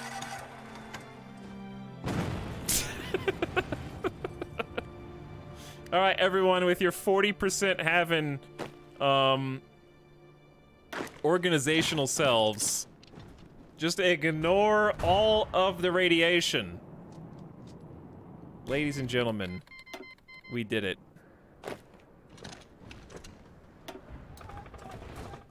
All we had to do was nuke them. Man, our organization is awful. 69% attrition. Chat, do you have any idea who could be causing the shortage of supplies in this area? A bunch of allied troops who aren't actually doing anything. They're like locusts. This is what happens if you get to 1947 and the Allies win the First World War. Because, like, look at these troop numbers. UK's got 1.2 million troops. The United States has mobilized 3.3 million.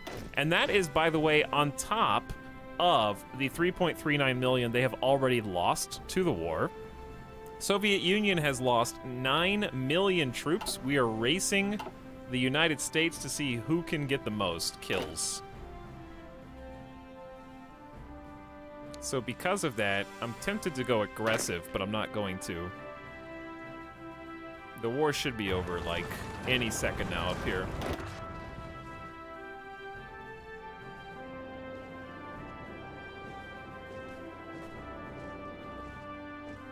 I think, oh, I thought it was happening, but it was just an autosave. 'Twas just an autosave.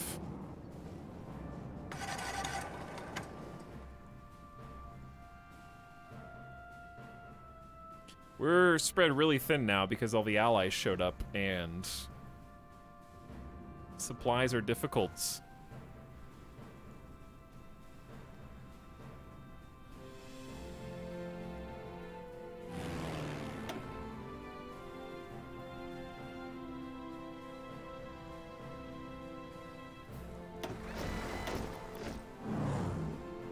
go over there. Let's take these guys. Also over there. Okay, let's watch.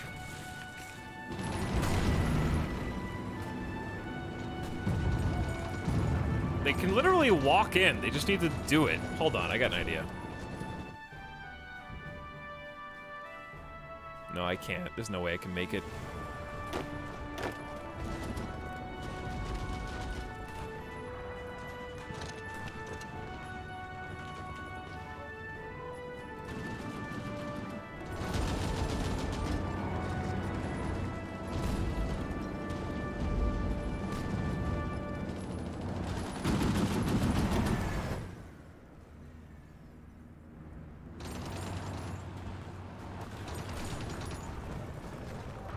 Gonna be too slow. I was trying to see if I could like sneak in and have an Indian soldier be the first one into Moscow. I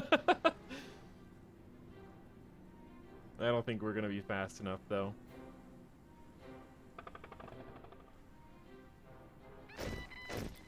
We'll see how it goes. I love how I can hear the "you've recruited troops" sound before the icon can even appear because of the lag. Or at least I think that's what that was.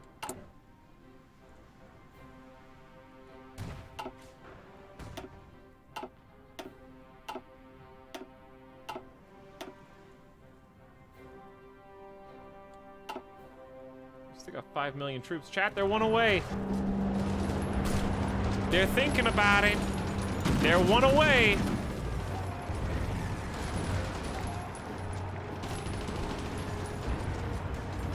Chinese and American joint forces getting ready to push into Moscow.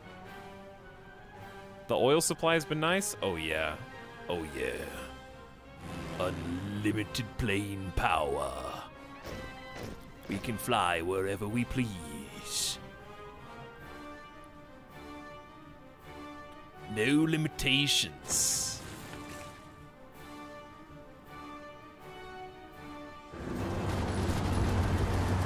The battle for Moscow is at hand. One single division of Americans are trying to make the push with no reinforcements. They just want to be first.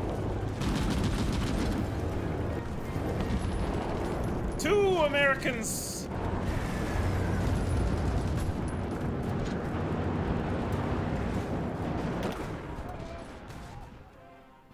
Oh, what is Team Purple up to? Team Purple's just kind of chilling, I think.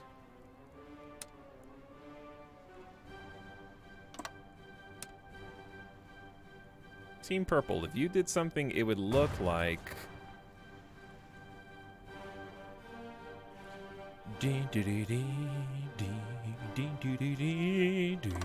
looking like that.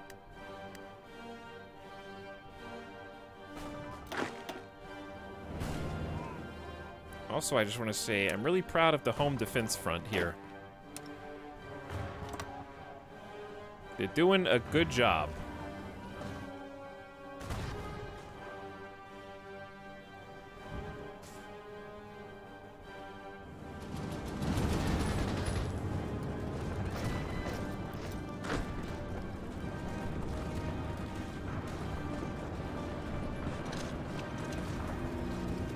Are they gonna do it? They did it! They took Moscow! American soldiers have taken the capital. Apparently it was not enough. Oh my goodness, it is 96% in favor of the defenders. We're almost there.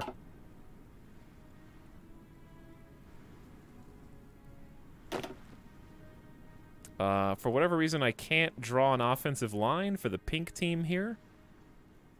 Let's see if we can do that now. Wait. Hold on.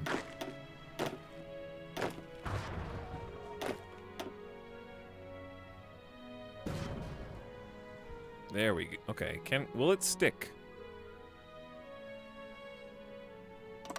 Hey, did it. He did it. All right, now we can launch that little quick invasion. We're having some more problems with organization, unsurprisingly.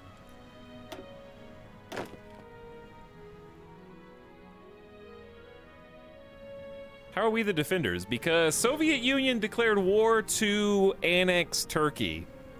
And Turkey was in the Allies, so the Allies say no.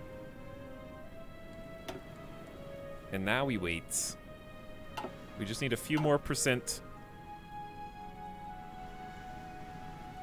Meanwhile, Brazil is kind of like winning the other war. But this is the main one. Seeing how this peace conference plays out. Spain? Hello? No one expects the Spanish naval invasion from Pechora. There it is! Apparently that's what tipped the scales. The Treaty of Kuril Islands.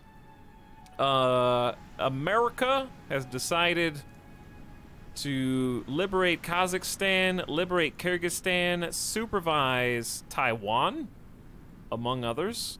Satellite the Guangxi Click, satellite Communist China, satellite Jibei Sanma, change their governments to democracy, supervise Baghdad, not surprised, change the government of Baghdad, where have I seen that before?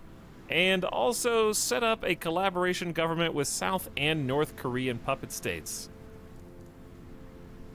Hey, what's up, Grey Crow? Welcome to the end of World War III. I've got 968 points to spend. America was apparently the biggest contributor there. Just because you sacrificed 3 million troops, I don't think that means you were the biggest contributor. Sorry. But we got the same number of kills, okay? Like 1.3 million each. Actually, it was like 2.3 million each. I was over here? Why am I half as valuable? Oh, what option? We have so many possibilities, chat.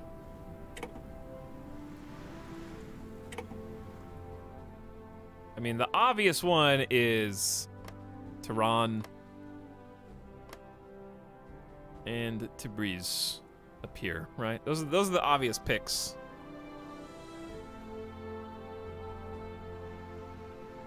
Thanks, Alex. Glad Czechoslovakia still exists. It didn't. But then we liberated it. Well, I didn't, but it was liberated. Okay, so what you're saying is Soviet Union take all states. 5 consecutive subscriptions. 84 hundo, right? Is that what you're saying? What you're saying is go ahead and just grab Afghanistan? So that way we have a bigger border against the Soviets again.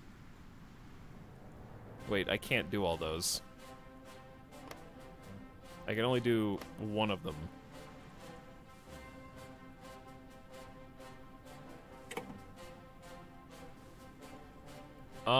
United States supervised Polish People's Republic and Manchukuo. My options are somewhat limited.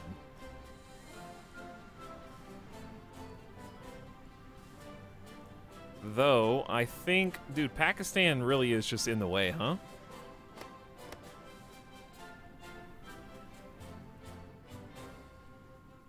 So we should definitely take that. And then turn our attention to Azerbaijan.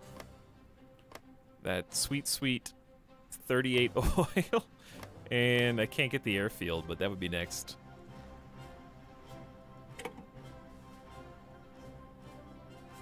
What are you guys doing? Gilbert Islands, Saipan, and the Marcus Islands.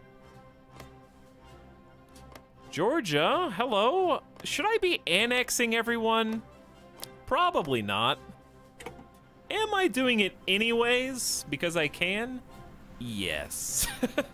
Listen, India sacrificed almost more than any other nation between both of these world wars. We have been a staunch supporter of democracy. We allowed Pakistan to be free, even though it separated our nation, and we'll definitely find an excuse to go to war with them if enough years pass. But, you know, until then, we're just, listen, Russia's been such a thorn in everyone's side. What if we just took care of Georgia and I don't know, everything around the Caspian, shall we say. Is that too much?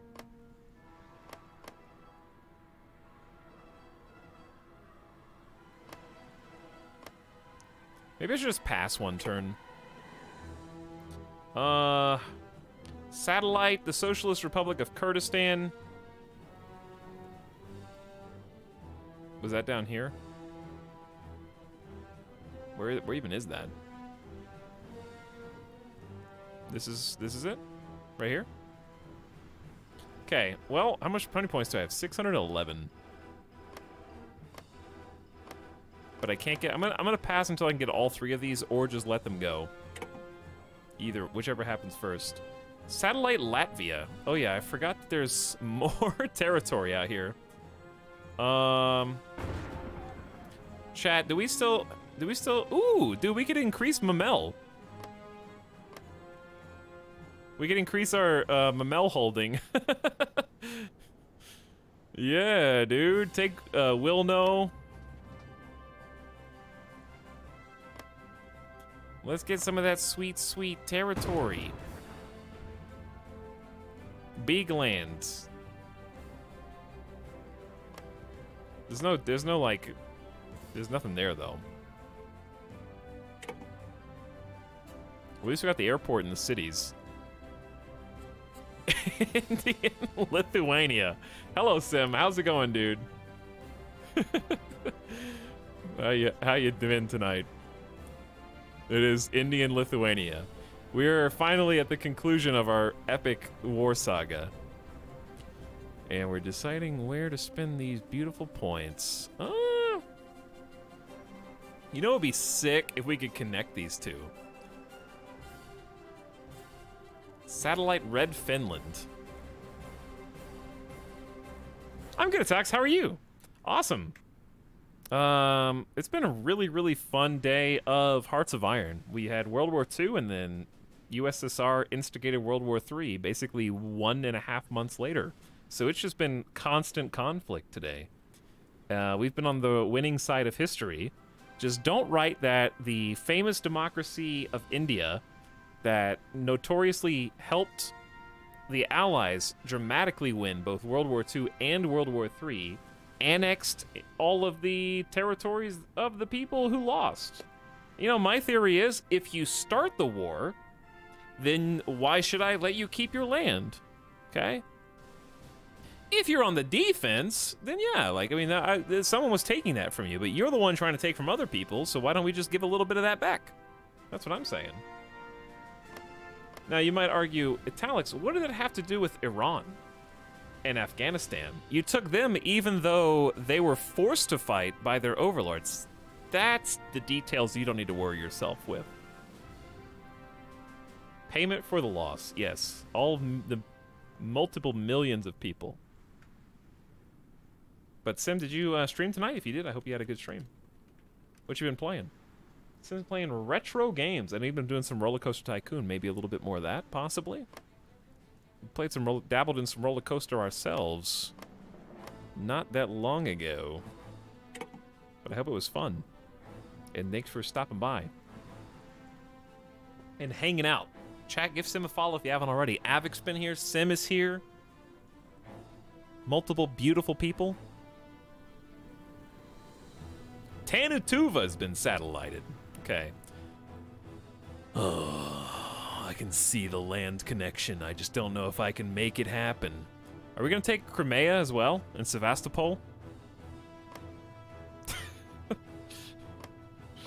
I guess I am. Well, sure. I feel like we should just pass a few times. Let's see what happens. Oof. Polish People's Republic moving in on my turf. That's okay. These are the big juicy ones right here. Look at all that steel, dude. Ah! All right, well, that was always going to happen. Okay, I got 877.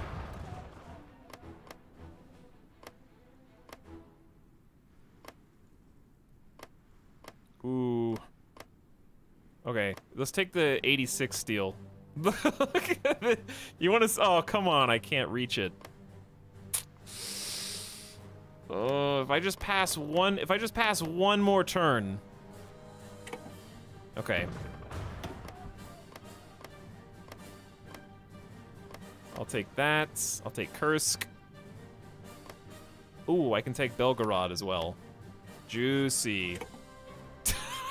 They wanted it. They thought about it.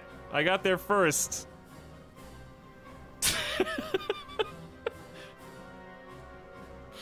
Don't mind me. Just doing very normal, natural expansion of territory. Very normal, natural expansion. Totally within the typical laws of our lands. I think we can all agree. Boom, I did it. Okay, we have a land connection to Iran. That was the plan. I just needed a way for troops to maneuver by marching instead of having to sail all the way around.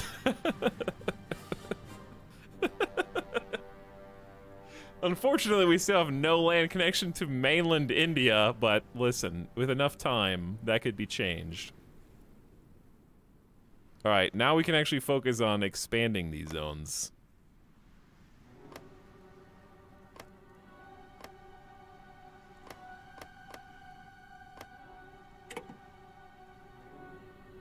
Now we can make them juicier.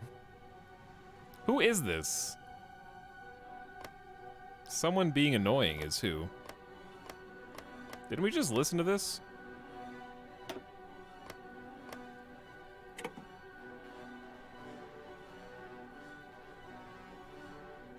I would pass, but now I'm in like a desperate struggle to try to get as much of this as... Oh, I gotta pass.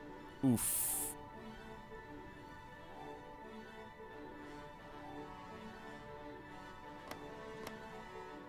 I can't even get 2 of these. I can't even get 1 of them. Oh my god.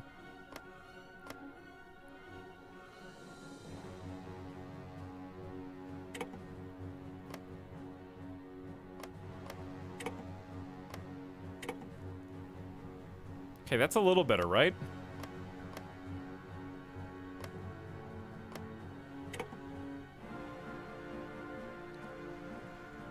I don't know how much is worth going in here.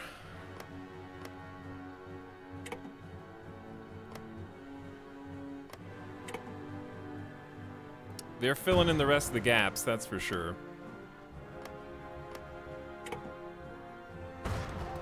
I mean, we made it from like a really super... We didn't take Stalingrad, but we're pretty close.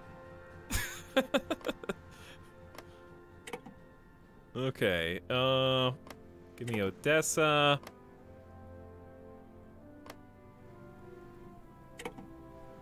Woo! What a interesting line that is.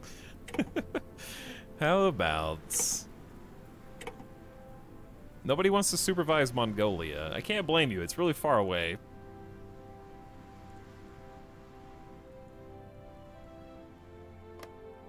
I'll borrow you. Borrow you. And that's pretty much all I get to borrow. Listen, Russia, this is my territory at this point, alright? Nobody wants East Germany? I could annex it, but that seems bad.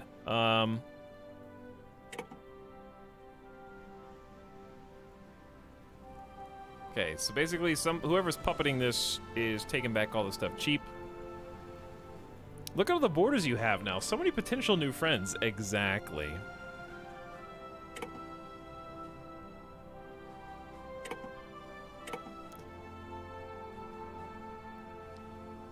India liberates Ust-Urt to Kazakhstan. Wow, isn't that generous of me?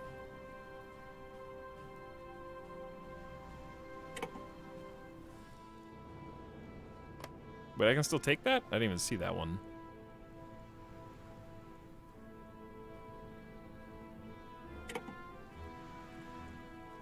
Okay, this is kind of pointless. Should I do anything else or just be done with it?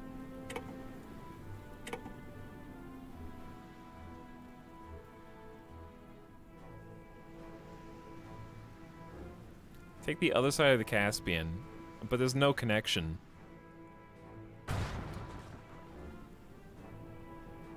Expand your land over Korea. Again, there's nothing there. We could take Vladivostok, but that seems bad.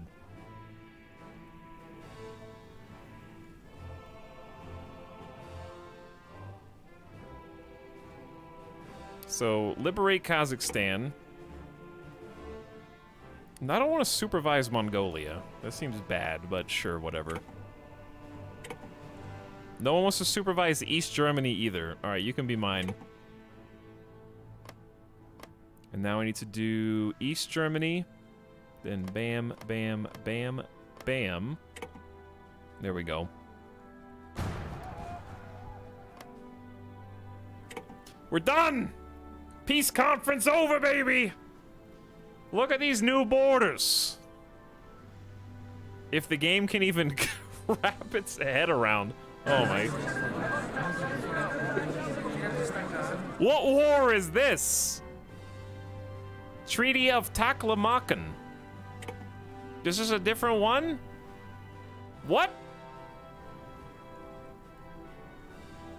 Peace 2. I don't even understand. Why is this happening? India took 40 states. Shh. Don't tell. Why is this the same territories?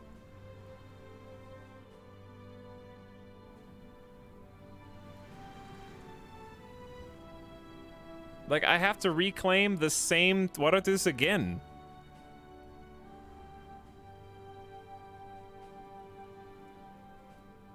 Take them twice. What? It's the same peace conference, isn't it? Why is your own annexed territory up for grabs? I don't know. I'm very confused. This has got to be a bug, right?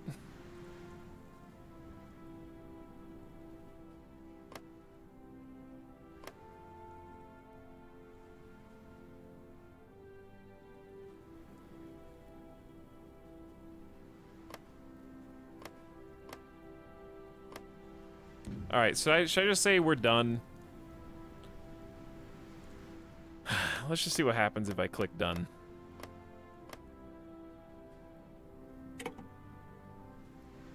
Who cares? We know what the world looked like. Even if it undoes everything, it doesn't matter.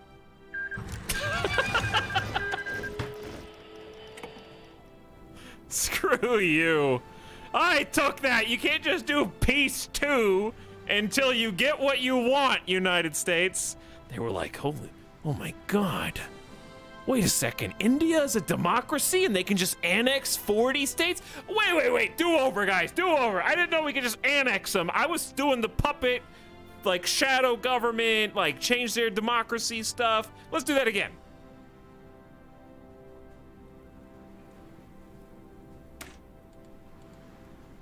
Anywho, I mean, whatever.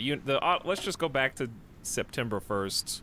I'm not actually going to do it again because it's 2:41 in the morning. We won the war.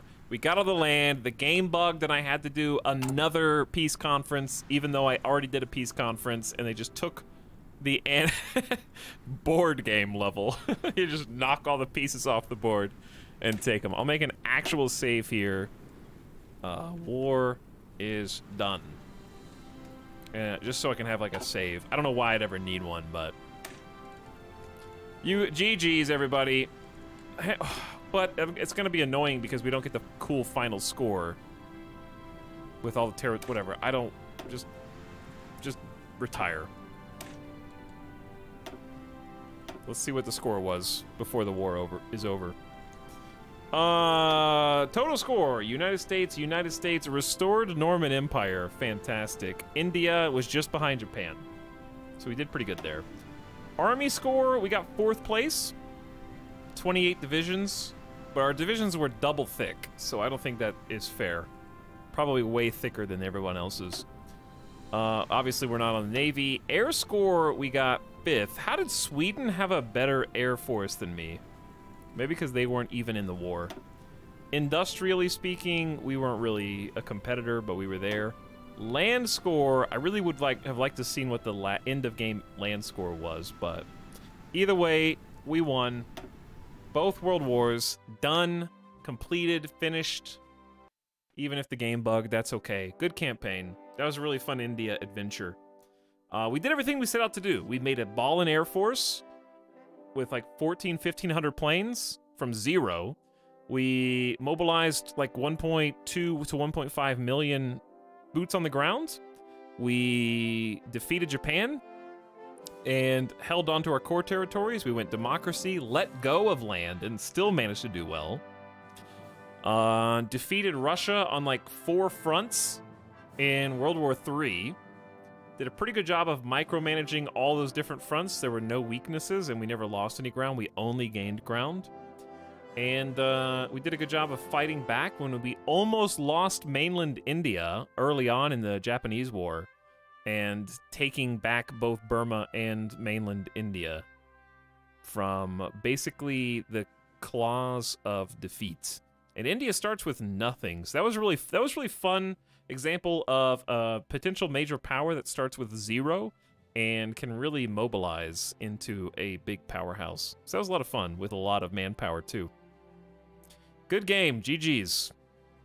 Next time we play Hearts of Iron 4, it'll probably be with the new DLC expansion and update that comes out. And we'll probably try some Poland. We'll play Poland with the revamp. I don't know when that'll be. I'm hoping it's in the next couple months. And we'll come back and revisit, play some more. Until then, we're going to play some Subnautica Below Zero tomorrow, or later today, I guess, in like 14 hours. 14 hours or so. But yeah, it's a Hearts of Iron, really fun game. And then we're going to play some RimWorld on the weekend on Saturday. So Subnautica into RimWorld. Just got some good games on the horizon. 10 hours? That's not even my final form when it comes to Hearts of Iron. That's actually really good, considering we did not 1, but 2 wars today.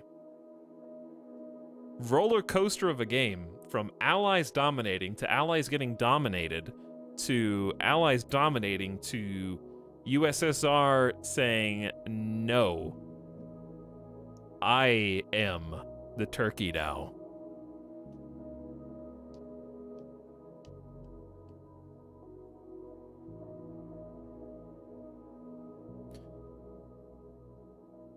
They spooked us taking half of India, but we bounced back. Yeah, we did bounce back good. Not having to make any boats was nice, because we got to do packed, like full-scale military factories, and we were pumping out tons of guns. We didn't get to recruit as many units as I wanted. We didn't get as much line artillery, but I could tell that our units were extremely powerful, because we were... When I had a division and they had a division, I would always win the offensive push, pretty much. Unless they were like 6 units entrenched in a mountain. So, yeah, I think our builds and design and stuff went really well. Overall, just a really good win. I'll add that to my belt, because when we played Australia, it was also a hard-fought victory, but for the fascists. So we did fascist Australia, and then allies India. I don't know what we'll do with Poland. Poland might be fun to do Comintern, just because it's right next to Big Daddy Stalin. That way we don't get squished from 2 sides, and just kind of go USSR plus Poland against the German front. So that'll be an interesting challenge, no matter which way you go. Plus the potential Poland's got like a nice kind of standing army already. But good opportunity. I want to do an armor. Like, that's going to be the big thing anyways, is the tank designer. So next campaign will probably be big focus on tanks and armor. We'll just go, we'll try to like beat Germany at their own game. Maybe. Fascist Australia? Yeah, we did Fascist Australia. It was hilarious. T and Leadfoot, thanks again for the 5 end of stream gift subs. Prosaic, Like the Moon, Liam Lee, S. Gaza Babao and Yagan. 16, thank you for being here, and thank you for the generous gift subs, T and Leadfoot. Much appreciated, dude.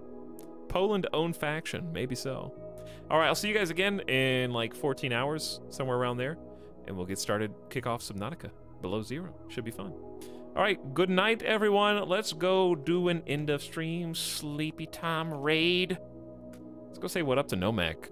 He's playing some Darkest Dungeon. So why don't you drop some Etal WMDs on his chat? The nukes have arrived.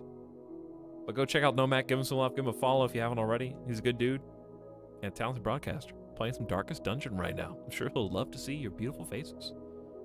Streaming those Yup Time hours. Yup Time bomb. Good night, guys. I'll see you again soon. Come back. Thanks for hanging out. Thanks for making Hearts of Iron fun. You guys were hilarious tonight, and it was just a great campaign. Thanks for the Avic Raiders if you stuck around.